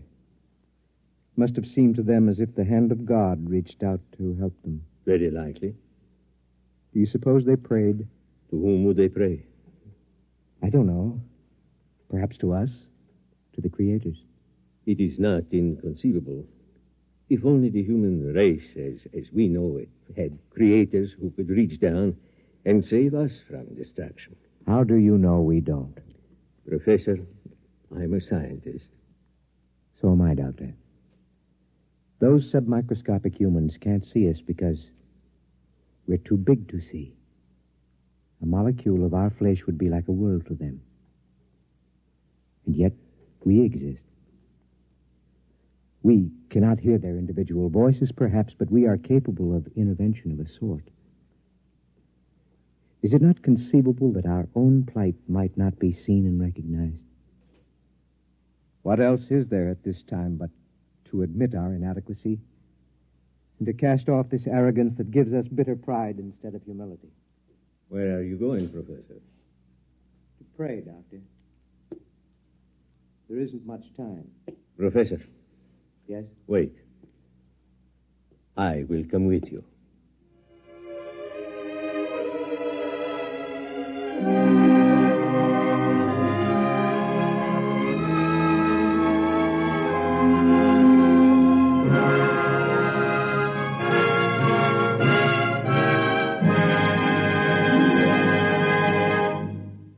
You have just heard X-1, presented by the National Broadcasting Company in cooperation with Galaxy Science Fiction Magazine, which this month features Jackpot by Clifford D. Simak. After years of searching, they had discovered the richest strike in the whole galaxy. But what in the name of space was it? Galaxy Magazine, on your newsstand today. Tonight, by transcription, X-1 has brought you Surface Tension, a story from the pages of Galaxy written by James Blish and adapted for radio by George Lefferts. Featured in the cast were Louis Van Rooten, Danny Acco, Lawson Zerby, Larry Haynes, Mason Adams, James Stevens, and Robert Hastings. Your announcer, Fred Collins.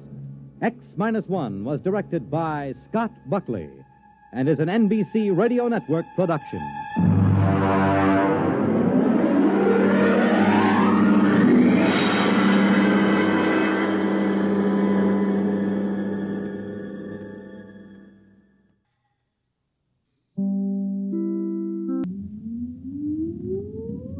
countdown for blast off.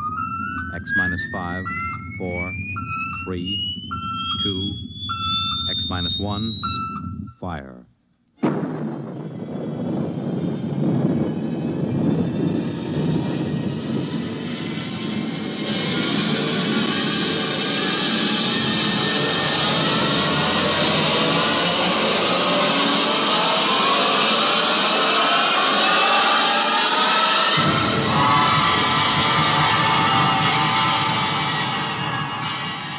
From the far horizons of the unknown come transcribed tales of new dimensions in time and space. These are stories of the future, adventures in which you'll live in a million, could be years, on 1,000 maybe worlds. The National Broadcasting Company, in cooperation with Galaxy Science Fiction Magazine, presents X minus 1.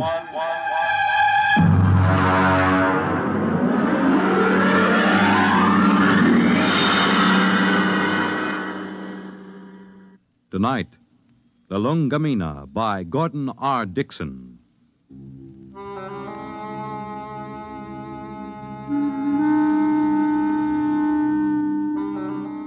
Blame Clay Harbank, if you like, for what happened at Station 563. Or blame Bill Peterborough, the one we called the Kid. I blame no one. I'm a Dorsai man. That means I was brought up on one of those tiny planets a million light years from nowhere. Being a Dorsai man is quite a responsibility. We are a very polite people. We have to be. Because when we get angry, we fight to the death.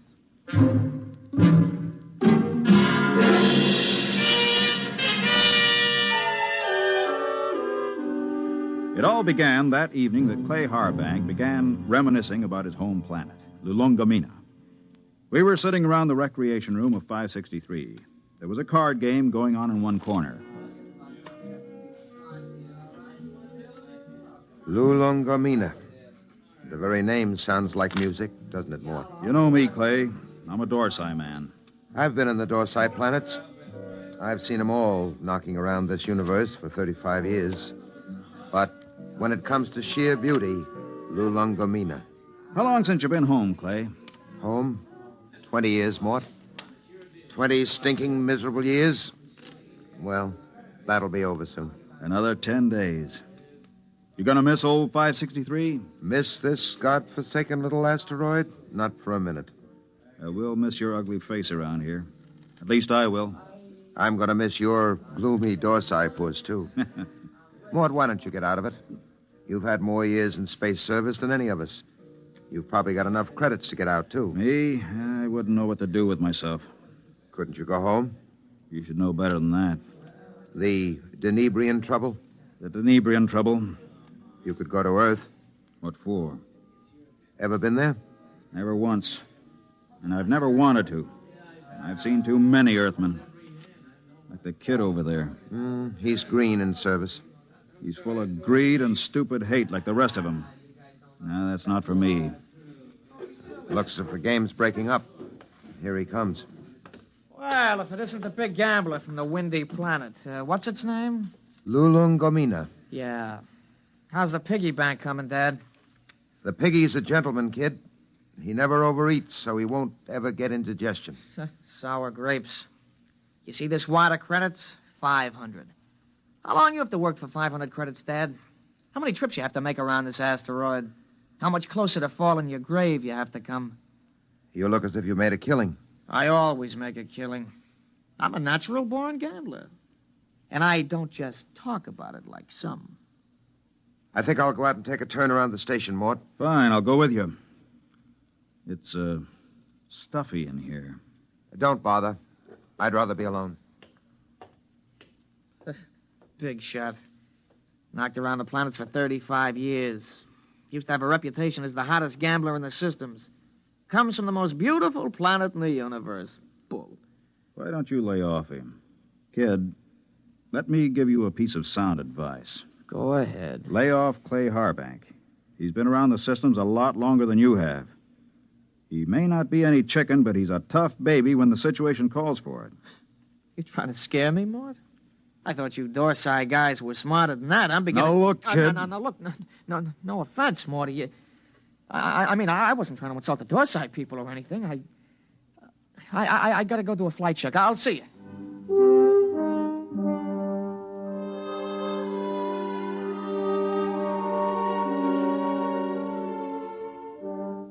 We were in bad shape. The 20 of us at Frontier Station 563 on the very edge of the human area had gone sour. Half the men had applications for transfer in already. What I'd told the kid about Clay being tough, well, that was a bluff to keep him off. Nobody knew better than I did that Clay was burned out inside like a used-up rocket. I put on a spacesuit and went out to join him. Oh, hi, Mort. Hi. Beautiful night, huh? Nice. Back on Lulungomina, on a night like this, the rakish flowers open up, and you can hear them singing. There are 6 moons, and every one of them is like a yellow lantern. My mom and dad and I used to live on the edge of a lotus pool. Here I go talking about home again. Figures. A guy who's been saving up for 10 years to get home is bound to start thinking about it when the time comes. I wish you could come with me, Mort. Clay, tell me something. Yes? Do you ever get the urge to gamble again? Do I get the urge to gamble? Mort, you ever watch a man who's been on PON for a while? When he's broken the habit, you can't get him near the stuff. He despises it. And yet, the same man is liable to go back on with no provocation. Well, that's the way it is when you've gambled all your life. I figured.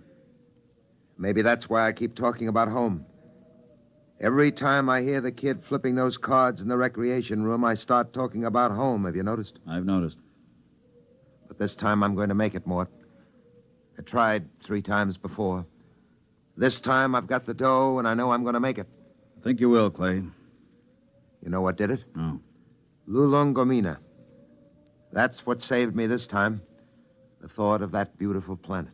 Well, when you get there, you can send me a photo tape. At the rate we get visitors, it should reach me in 5 or 6 years. You'll be out by then. You'll be home. I'll never go home, Clay. Never. Well... That's Red 4. Screens must have picked up a ship in the galaxy. Maybe we'll get a visit. Keep us from going local anyway. Coming in? No, I think I'll stay out a while. Well, I'm going to check the screen. See you later.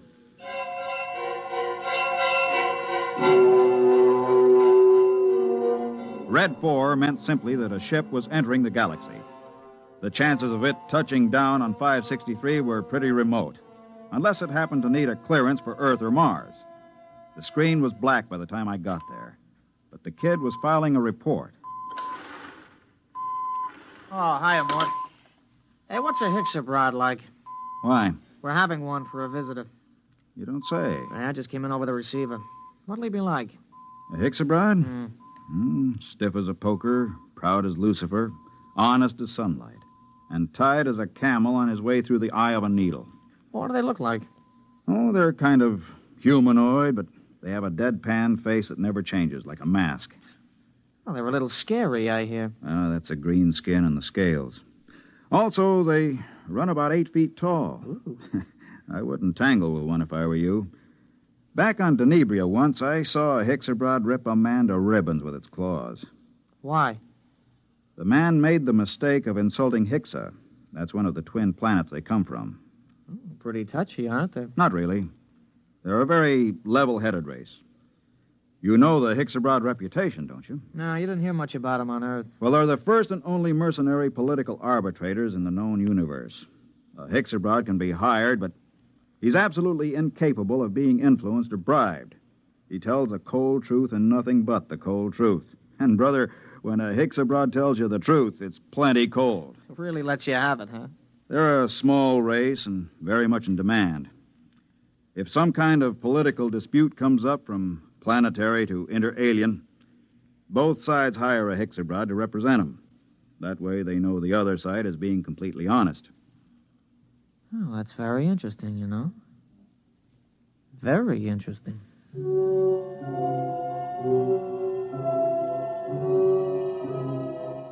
I could tell there was something on the kid's mind, but of course I didn't know what it was. Most of the talk in the recreation room that night centered around the arrival of the Hixabrod. Landing beacons were turned on, and we waited for another radio communication. Hey, anybody want to sit in on this next hand? Mort? No, thanks. Well, I know better than to ask the galaxy's foremost gambler here. That's right, kid. Well, maybe when this Hixabrod gets here, we'll be able to work up a decent game. Do Hixabrods gamble? No, kid, they don't gamble. That's too bad. Well, we can always sit and listen to you lying about what a beautiful place La Lungamina is. Kid, you just went too far. Yeah, you're going to do something about it? That's right, I'm going to punch your little nose. Break it up! Break it up! Clay, you all right? Yeah, I'm okay. Well, you better get to the infirmary. Have your mouth taken care of. Kid, you get to your quarters. Since when are you giving orders? I'm telling you to get to your quarters. You better do what he says, kid. He's a Dorsai man. That's all I've been hearing since I got here. What big gamblers come from La Lungamina and how Dorsai men are killers. So far, I've seen nothing, but I heard a lot of talk. You're gonna get to your quarters? I'll give you 5 seconds to start moving. You better go ahead, kid. Okay, Mort. I'm letting you bluff me out of the game this time. Just remember, there's going to be other games. Next time, I won't be bluffed.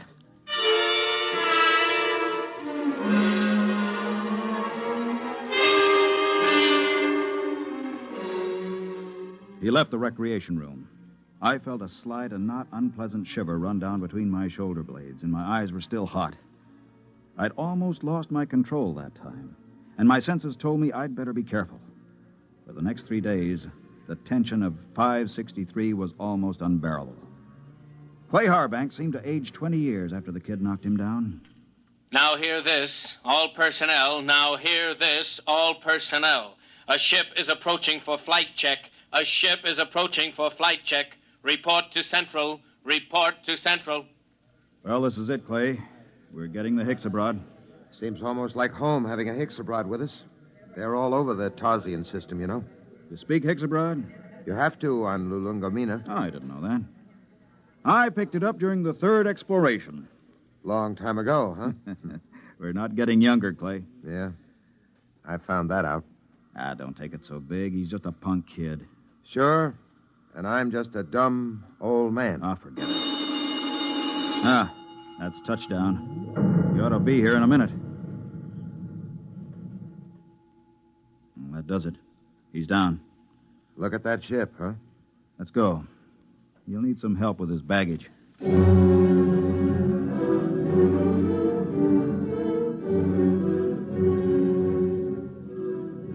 The ship was a silvery one-man job, the kind that have taken the Hixabrods all over the universe.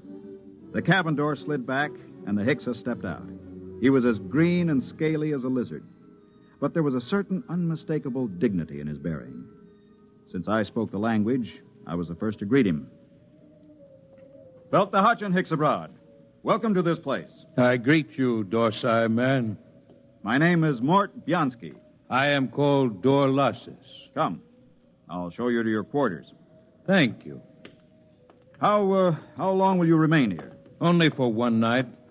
I wish clearance for Mars. I'm sure it can be handled. This way.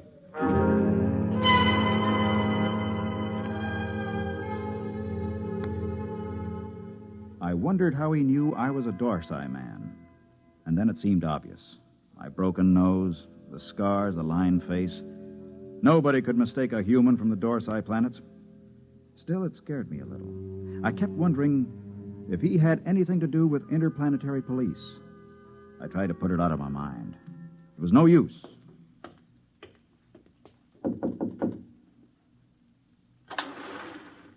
Mind if I come in, Clay? Sit down. Have a smoke. Thanks. Where's the Hixabrod? In his room, getting cleaned up for dinner. Strange guys, aren't they? Well, there's something even stranger going on. What's that? The kid's in there with him. With the Hicks? Mm-hmm. What do you suppose they're talking about? I don't know. I wish I did. Kid's probably trying to get the Hicks into a dice game. I doubt it. What's on your mind, Mort? Clay, you've been around. Are there any Hixabrods in interplanetary police? A few. Why? I don't know. I just had a feeling, you know. Oh, you're dreaming up bogeymen. Maybe. Besides, you're not in any trouble outside the Dorsai system. I killed a human, Clay. Not deliberately? In a rage. Happens all the time on Dorsai, doesn't it? Not to an officer of Intergalactic. Besides, that was 25 years ago. There's no statute of limitations in the systems. Nobody knows but me, right? You don't have to be clairvoyant to wonder why a man hasn't been back to his home planet for 25 years. You, think the kid... I don't know. He's got no love for me. Still, he doesn't know anything.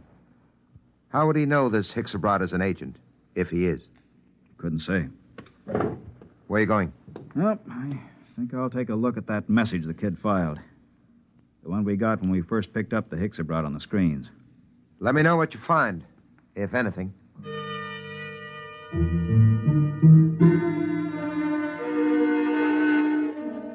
I walked through the empty corridors to the communication center. I went directly to the files where incoming messages are kept and flicked the tab until I got to Notices of Arrivals. There, 2 days before, was a report of the arrival of Dorlasis. I ran my finger down the statistics until I came to the line that said, Point of Origin of Flight. It read, Tarsian Galaxy. That was where Clay Harbank's Lulongamina was. I read further, where it said Nature of Business. My blood ran cold as I spelled out the words criminal. Come in. Belt the Hutch and Hicks-Abrod. I greet you, Dorsai man. Is there anything you require? Nothing, thank you. I came to tell you that we'll have dinner tonight at 800 hours. The young Earthman has already informed me. There's a shortage of raw meat here. I've brought my own food, thank you. I see you came in from the Tarsian planets. Yes?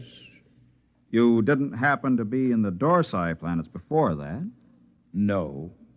Oh, I thought perhaps you might have some news. I came from Intergalactic headquarters. Yes, I saw your flight check. Then you know my mission. Yes.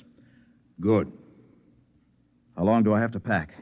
I will be leaving at 700 hours tomorrow morning. Can you be ready by then? Yes, I guess so. Good. I don't suppose there's any point in appealing to you. Hicks-Abrods are supposed to be totally without emotion. There is no point in appealing. Funny thing. I've been running away from this moment for 25 years, and now that it's come, I'm glad. We'll be going back to the Dorsites? Yes, to Intergalactic headquarters. After all these years. Home. I don't suppose a Hicks-Abrod knows what that feeling is like. I will expect you at 700 hours. Now, if you don't mind, I wish to prepare my food. One thing. Yes? Did the young Earthman tip you off about me? No. Funny. I could have sworn it was him.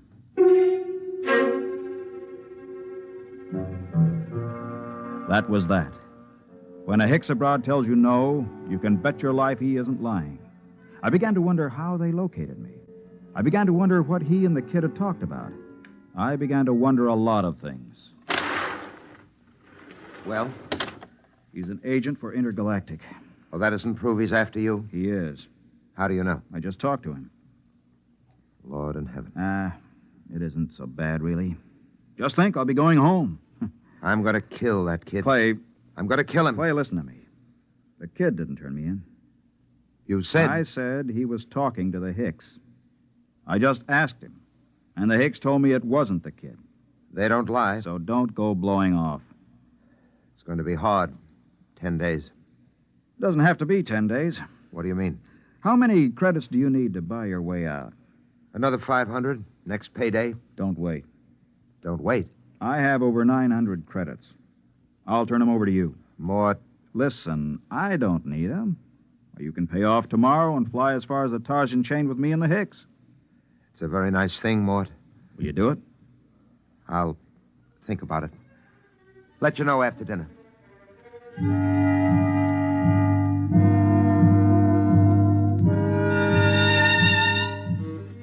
I thought of running away, but there was really no place to run once they tracked you down. And the Hicks-Abrods were utterly relentless once they'd agreed to bring a man in. Since they had no feelings, they made no judgments. They were absolutely certain that a man would get a fair trial. I packed my stuff and went into dinner. The Hixabrod was at the head of the table eating his raw chinsu meat. Pass the gravy, please. Dorlasis. Yes, They tell me that the Hixabrod home planet is a very beautiful place. it is true. Well, I'm from Earth myself. Yes. I'm curious to know what this beautiful planet of yours looks like. The kid's pretty talkative tonight. What's cooking? I don't know, but I don't trust it. The flora and fauna are maintained in excellent natural balance. No local surplus has exceeded 1% of the normal population for the last 60,000 years. Life on Hixa is predictable. The weather is controlled within the greatest limits of feasibility. The symmetry of the landscape is without parallel in the universe. Very pretty picture.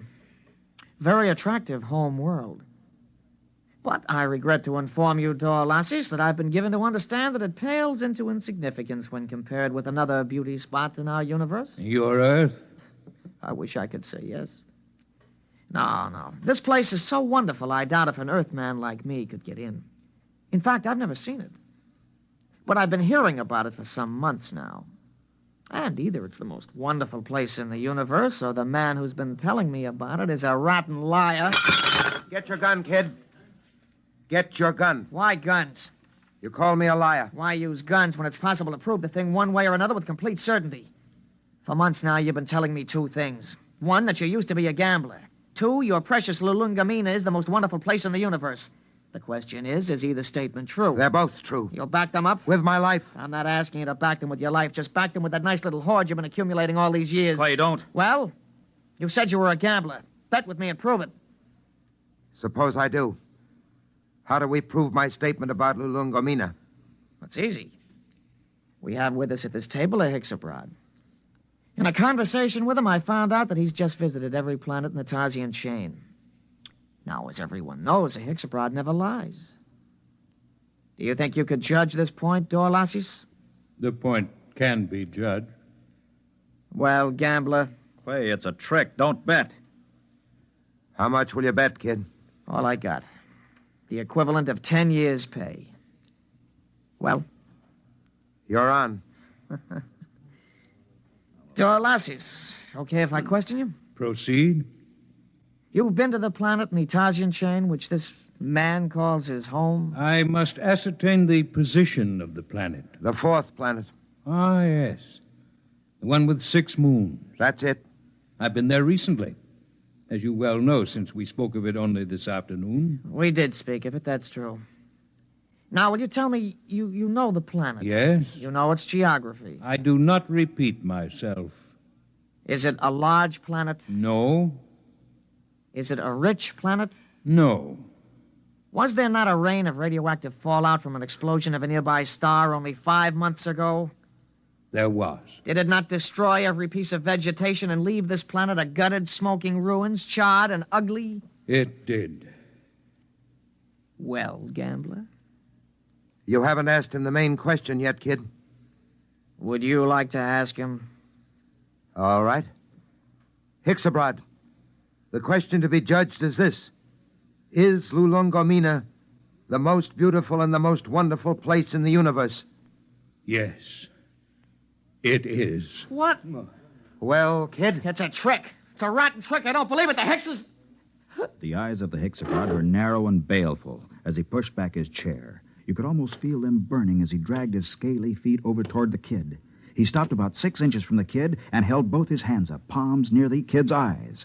There was a clicking sound, and we watched 11 sets of gleaming razor-like claws shoot up from the tips of the Hixabrod's fingers. Their points were almost against the kid's eyes. Look at my hands, Earthman. Are they not clean? Yes. Do you doubt that I have told the truth? No. Then there is nothing further to discuss. I bow to you, gentlemen. I thank you for your hospitality. You will excuse me.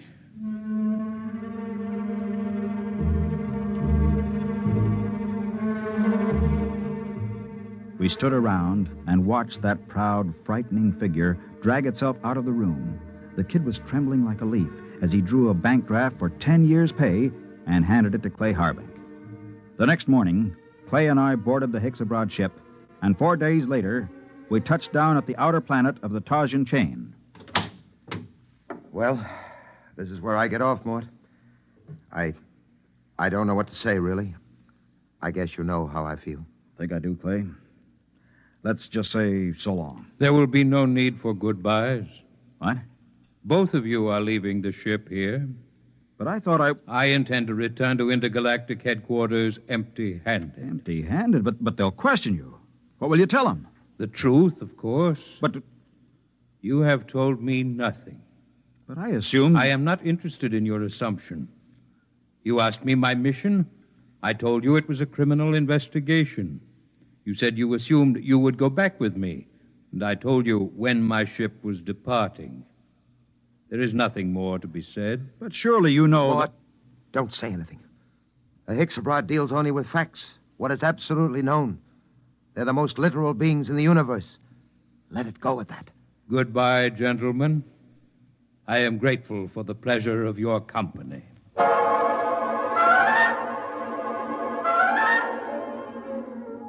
5 minutes later, Clay Harbank and I shook hands at the exit of the spaceport on Tarsus 10. But before we parted, there was one thing I had to know. Clay, one thing before you go. Yes? How did you know the Hicks abroad would lie about Lulungamina? He didn't lie, Mort. The Hicks abroad never lies. But Lulungamina... Mort, let me tell you something. Lulungamina is a word in use throughout the Tarsian planets. Actually, it's a Hicks abroad word. It means home. All I did was ask the Hicks abroad if home was beautiful. He simply said yes. And a Hicks abroad, as everybody knows, doesn't lie.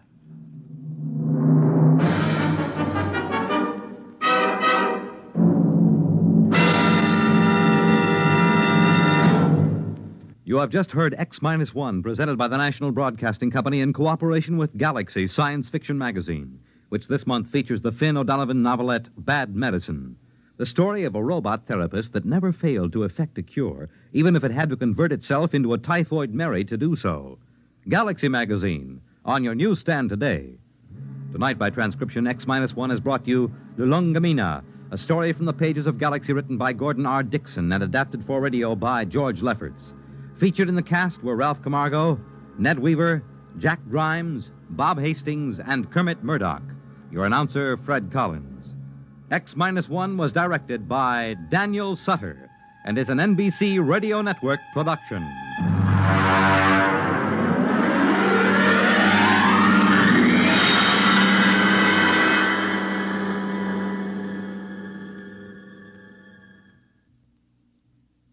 X-1 came to you from our Radio City studios in New York. Next week, listen to Project Mastodon, Clifford Seamock's story on X-1.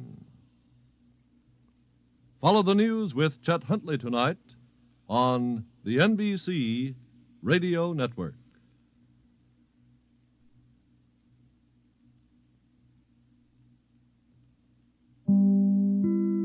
In just a moment, X-1, but first... Boy, that kind of music went out with a handlebar mustache, didn't it? But the kind of wonderful melodies you'll hear on NBC's Bandstand are guaranteed to remain popular throughout the years. This is Bert Parks, your Bandstand MC. I'd like to invite you to spend 2 full hours each weekday morning with America's top-name bands. Groups like Guy Lombardo, the Dorsey Brothers, and Ralph Flanagan. They'll entertain you in person. So listen Monday through Friday to NBC Bandstand. Now stay tuned for X-1 on NBC.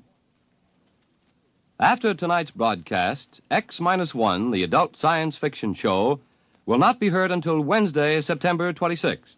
It will be heard on Wednesdays thereafter. For the exact time, consult your local newspaper. And now, X-1. Countdown for blast-off.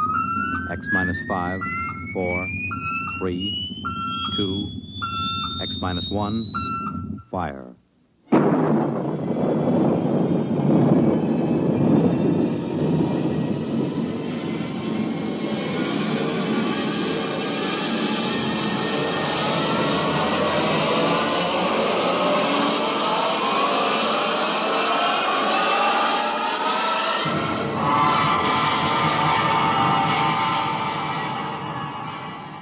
From the far horizons of the unknown come transcribed tales of new dimensions in time and space.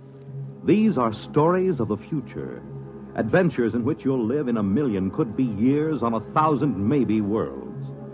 The National Broadcasting Company, in cooperation with Galaxy Science Fiction Magazine, presents X minus one.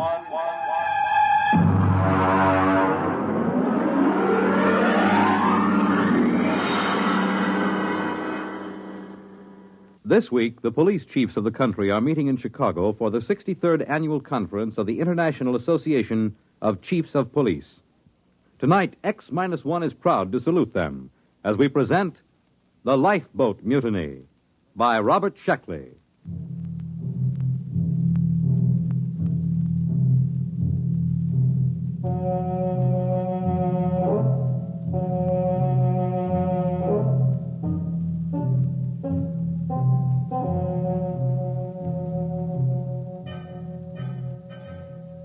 Of course, we should have known better.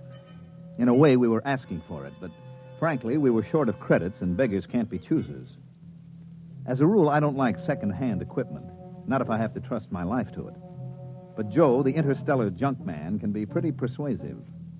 He has an air of confidence when he walks down between the rows of antique jalopies on his lot and pats an airlock door lovingly or kicks at the ground gyros to show how firm they are. Joe exudes faith the way trees drip sap in the spring. And if you get too close, a little rubs off on you.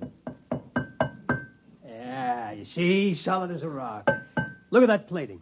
I'm telling you, this boat is a real buy. She looks pretty old. Sure, she's old. Now, don't give us that story about it belonging to a little old lady who used it to flip to church on Sundays. Now, look, boys, I'm not trying to unload something on you. I don't stand to make a nickel on this, but tell me the truth. Did you ever hear sweeter engines? And look at those servos. Pretty old. And that hull. I bet it's 500 years old and not a spot of corrosion on it. I'm telling you, you're lucky. It's a coincidence, you two fellas coming in. You need a lifeboat. And sitting right here waiting for you, like you was made for each other, is this baby. She certainly does seem rather nice. What do you think about it, Dick? It does look pretty good. It's about what we need for the ocean survey work on Trident. But you know Joe. They just don't build them this way anymore. Look at that propulsion unit. You couldn't dent it with a trip hammer. And note the capacity of the cooling system. It looks good, but some of these old machines, I just want to make absolutely sure it's safe. Safe? Safe. He asked me if it's safe. Is it? Now, step inside. Go ahead. Step inside. All right. Push that button. Right there on the instrument panel. This one? Yeah. I am Lifeboat 324A. Hey, the darn thing talks. Yeah, and in English, too. It's equipped with a universal translator. It's completely automatic. I told you they just don't build them this way anymore. Go ahead. Push the button again. I am Lifeboat 324A. My primary purpose is to preserve those within me from peril and to maintain them in good health. At present, I am only partially activated. Could anything be safer? This is no senseless hunk of metal. This boat will look after you. This boat cares. I don't know. The idea of an emotional machine always gets me. I can't even stand those robot maitre d's. They keep slobbering over you every time you go into a restaurant with their tubes just pouring kindness and consideration. You're a reactionary. We'll take it. You won't be sorry. Boys, you just bought yourselves a lifeboat.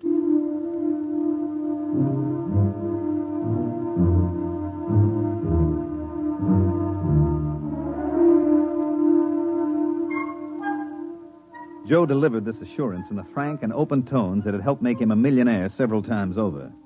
It wasn't that he was dishonest. Far from it. All the flotsam he collected from anywhere in the universe worked. But ancient machines often had their own idea of how a job should be done. They tend to get peevish when forced into another routine.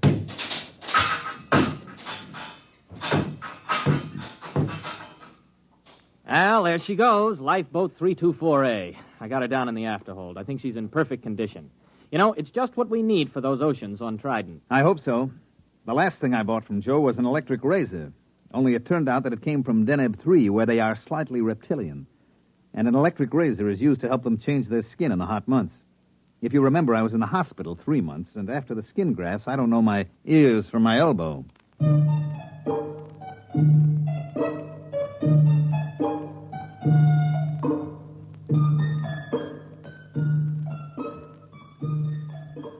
This job we were on was to survey the planet Trident for a real estate speculator who bought it for subdivision. Trident was about the size of Mars, but with a far better climate. There was no native indigenous population, no poisonous plants, and no germ-borne diseases. As a matter of fact, apart from one small island and one small polar ice cap, the entire planet was covered with water.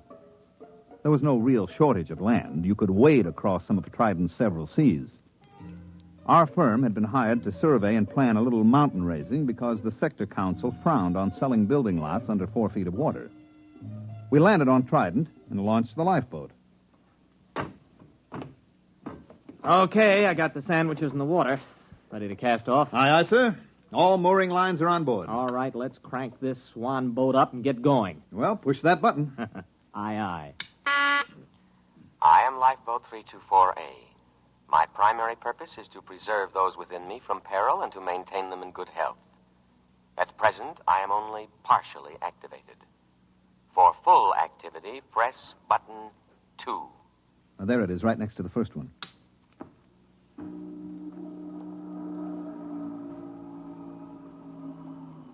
Well? Something's going on back there.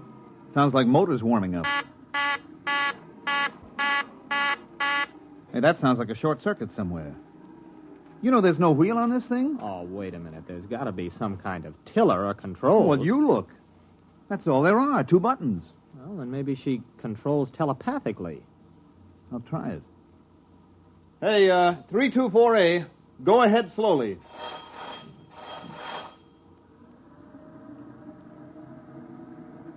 Ah, there she goes. That's it. Starboard a little. Wait a minute. I still don't like the sound of that. I bet there's a short somewhere. I'm going down to look for it with a circuit tester. Don't louse anything up. I like a boat that works this way. Gives me a sense of power. Hey, 324A, full speed ahead.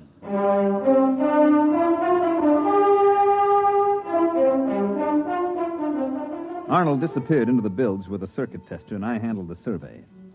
Actually, our machines did all the work, tracing the major faults in the ocean bottom, locating the most promising volcanoes. And when the survey was complete, the next stage would be turned over to the subcontractor. He would wire the volcanoes, seed the faults, and touch the whole thing off. After that, there'd be enough dry land on Trident for anybody. Well, by mid-afternoon, I figured we could knock off for a while. We ate our sandwiches, took a drink of water from the canteen, and then had ourselves a swim in Trident's clear, green water.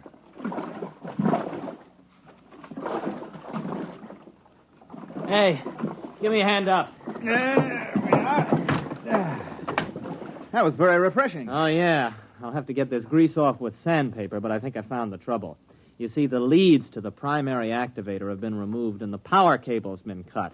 Well, why would anyone do that? Well, it might have been part of the decommissioning, but I got it hooked up now. Go ahead, hit the second button.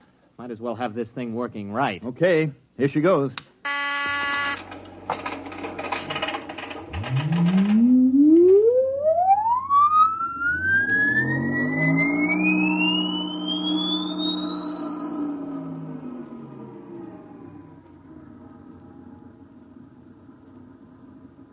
I am Lifeboat 324A.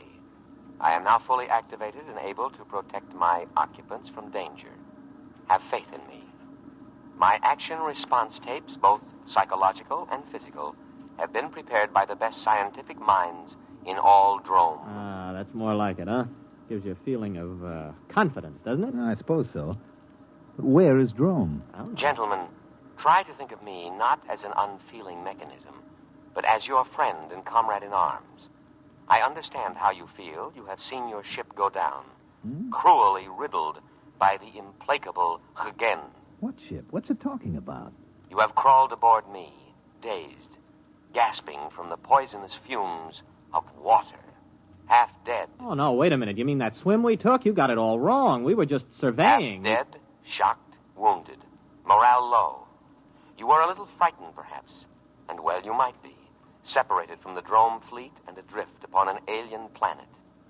A little fear is nothing to be ashamed of, gentlemen.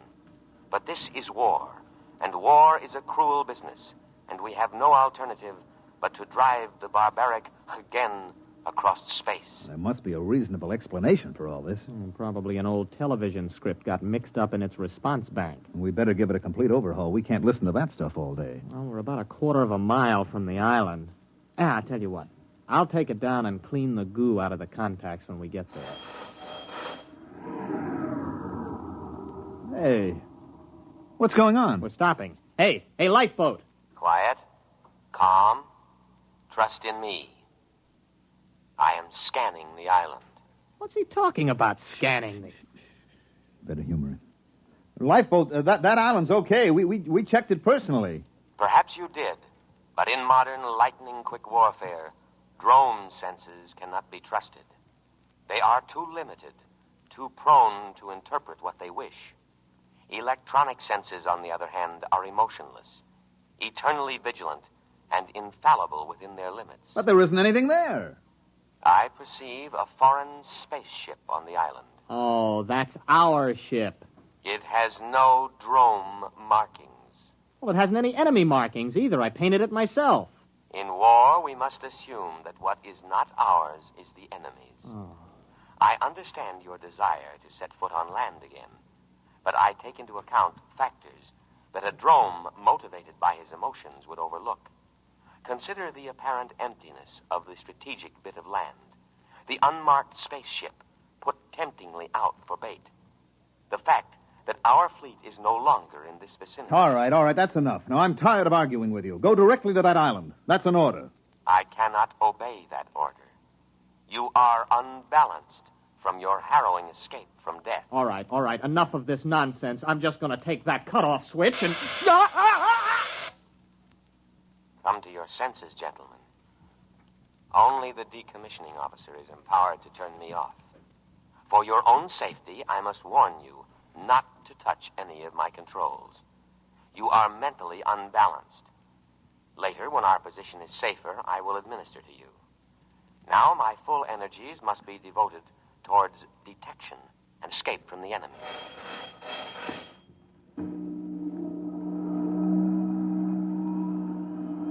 Where are we going? To rejoin the drome fleet as soon as I can find it.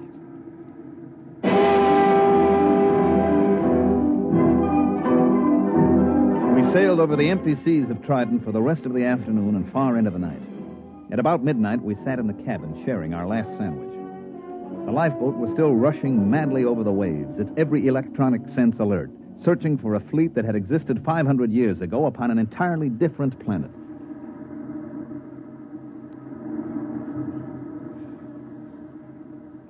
Why didn't I pack more sandwiches? Did you ever hear of these dromes? Yeah, vaguely. They were non-human, lizard-evolved creatures. Yeah, they lived on the 6th planet of some little system near, Capella. The race died out over a century ago. Mm-hmm. And the Hagen? What about them? Also lizard, same story. Wasn't a very important war, you know. All the combatants are gone except this lifeboat, apparently. And us. We've been drafted as drone soldiery. Do you think we can reason with this tub? Oh, no, I don't see how. As far as this boat is concerned, the war is still on. It can only interpret data in terms of that premise. It's probably listening in on us now. No, I don't think so. See, it's not really a mind reader. Its perception senses are geared only to thoughts aimed specifically at it. Yes, sirree. They just don't build them this way anymore. Oh, I wish I could get my hands on Joe. Well, you know, it's actually a very interesting situation. The machine is acting very logically upon no longer existent conditions. Therefore, you could say that the machine is the victim of a systematized delusion. You mean the lifeboat is just plain insane? Well, I believe paranoia would be the proper designation. But it'll end pretty soon. Why? It's obvious. The boat's prime objective is to keep us alive. Our sandwiches are gone, and the only other food is on the island. I figure it'll have to take a chance and go back. Gentlemen, at present I am unable to locate the drome fleet. Therefore, I am turning back to scan the island again. Fortunately, there are no enemies in this immediate area, so I can devote myself to your care. Oh, you see, it's about time you got around to us. We're hungry. Feed us. Of course. Immediately.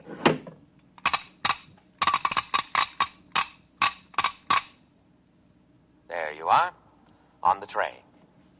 What's that? That looks like clay. Oh, it smells like machine oil. Hey, what's it supposed to be? That is Giesel. It's the staple diet of the Drome people. I can prepare it in 16 different ways. Oh, try it. All right. It tastes like clay coated with machine oil. We can't eat that. Of course you can. An adult drone consumes 5.3 pounds of Giesel a day and cries for more. Now listen, we are not dromes. We are humans, an entirely different species. The war you think you're fighting ended 500 years ago. We can't eat Giesel. Our food is on the island. Ah, yes. Your delusion is a common one among fighting men. It is an escape fantasy, a retreat from an intolerable situation. Gentlemen, I beg you, face reality. You face reality, or I'll have you dismantled bolt by bolt. Threats do not disturb me. I know what you've been through. Possibly you've suffered some brain damage from your exposure to poisonous water. Poisonous? To drones. If absolutely necessary, I am also equipped to perform physical brain therapy. It is a drastic measure, but there can be no coddling in time of war. You see, you need not worry. All my scalpels are razor sharp and ready for immediate action. Oh, scalpels, huh? Well, we're feeling better already. It's a fine-looking batch of Giesel, isn't it, Arnold? Oh, delicious. Nothing is too good for our boys in uniform. Do try a little. Oh, that's wonderful. Oh, that's delicious. Good. I am moving toward the island now, and I promise you in a little while you will be more comfortable. Why? The temperature here is unbearably hot. It is amazing you haven't gone into a coma. Any other drome would have. Soon I'll have it down to drome norm of 20 degrees below zero. And now I'll play our national anthem.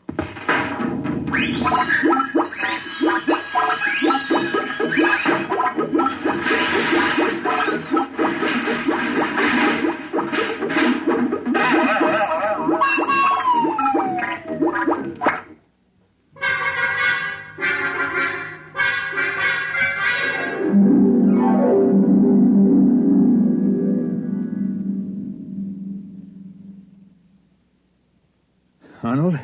What? I'm cold. Well, you should be very comfortable. Dromes live at 20 below zero. We're dromes and no back talk. Those cooling tubes are all frosting up. Yeah, I just wrote my name in frost in the porthole. Hey, wait a minute. Wait a minute. I got an idea. Just follow my lead. Why not? Lead on, fellow drone. Give me the canteen. What are you doing? Just gonna get a little exercise. Gotta stay fit, you know. That is true. Here you are, boy. Catch. Look out, that canteen's heavy. Just throw it right back, boy. Just heave it right in. Come on, let's see your curve. Be careful with that receptacle. It's filled with a deadly poison. Water. Oh, we'll be careful. Here we go.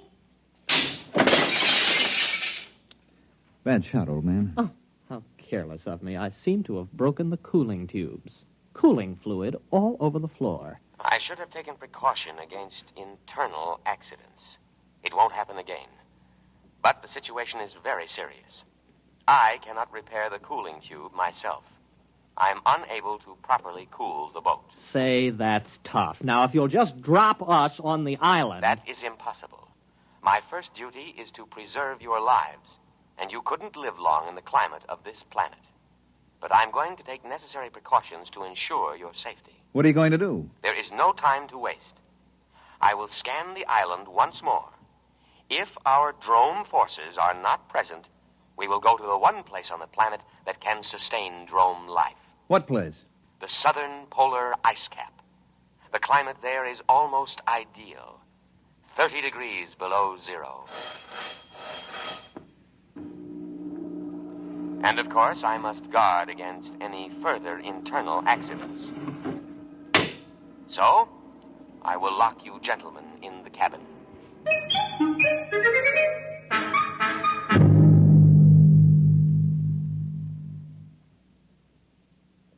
Think.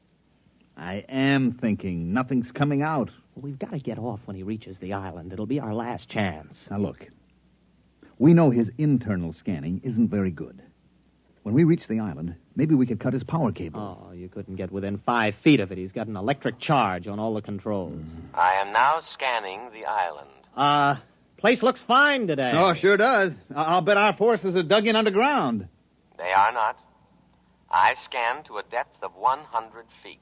Well, under the circumstances, I think we should examine it a little more carefully. It is deserted. I cannot let you endanger your lives by going ashore. Rome needs her soldiers, especially sturdy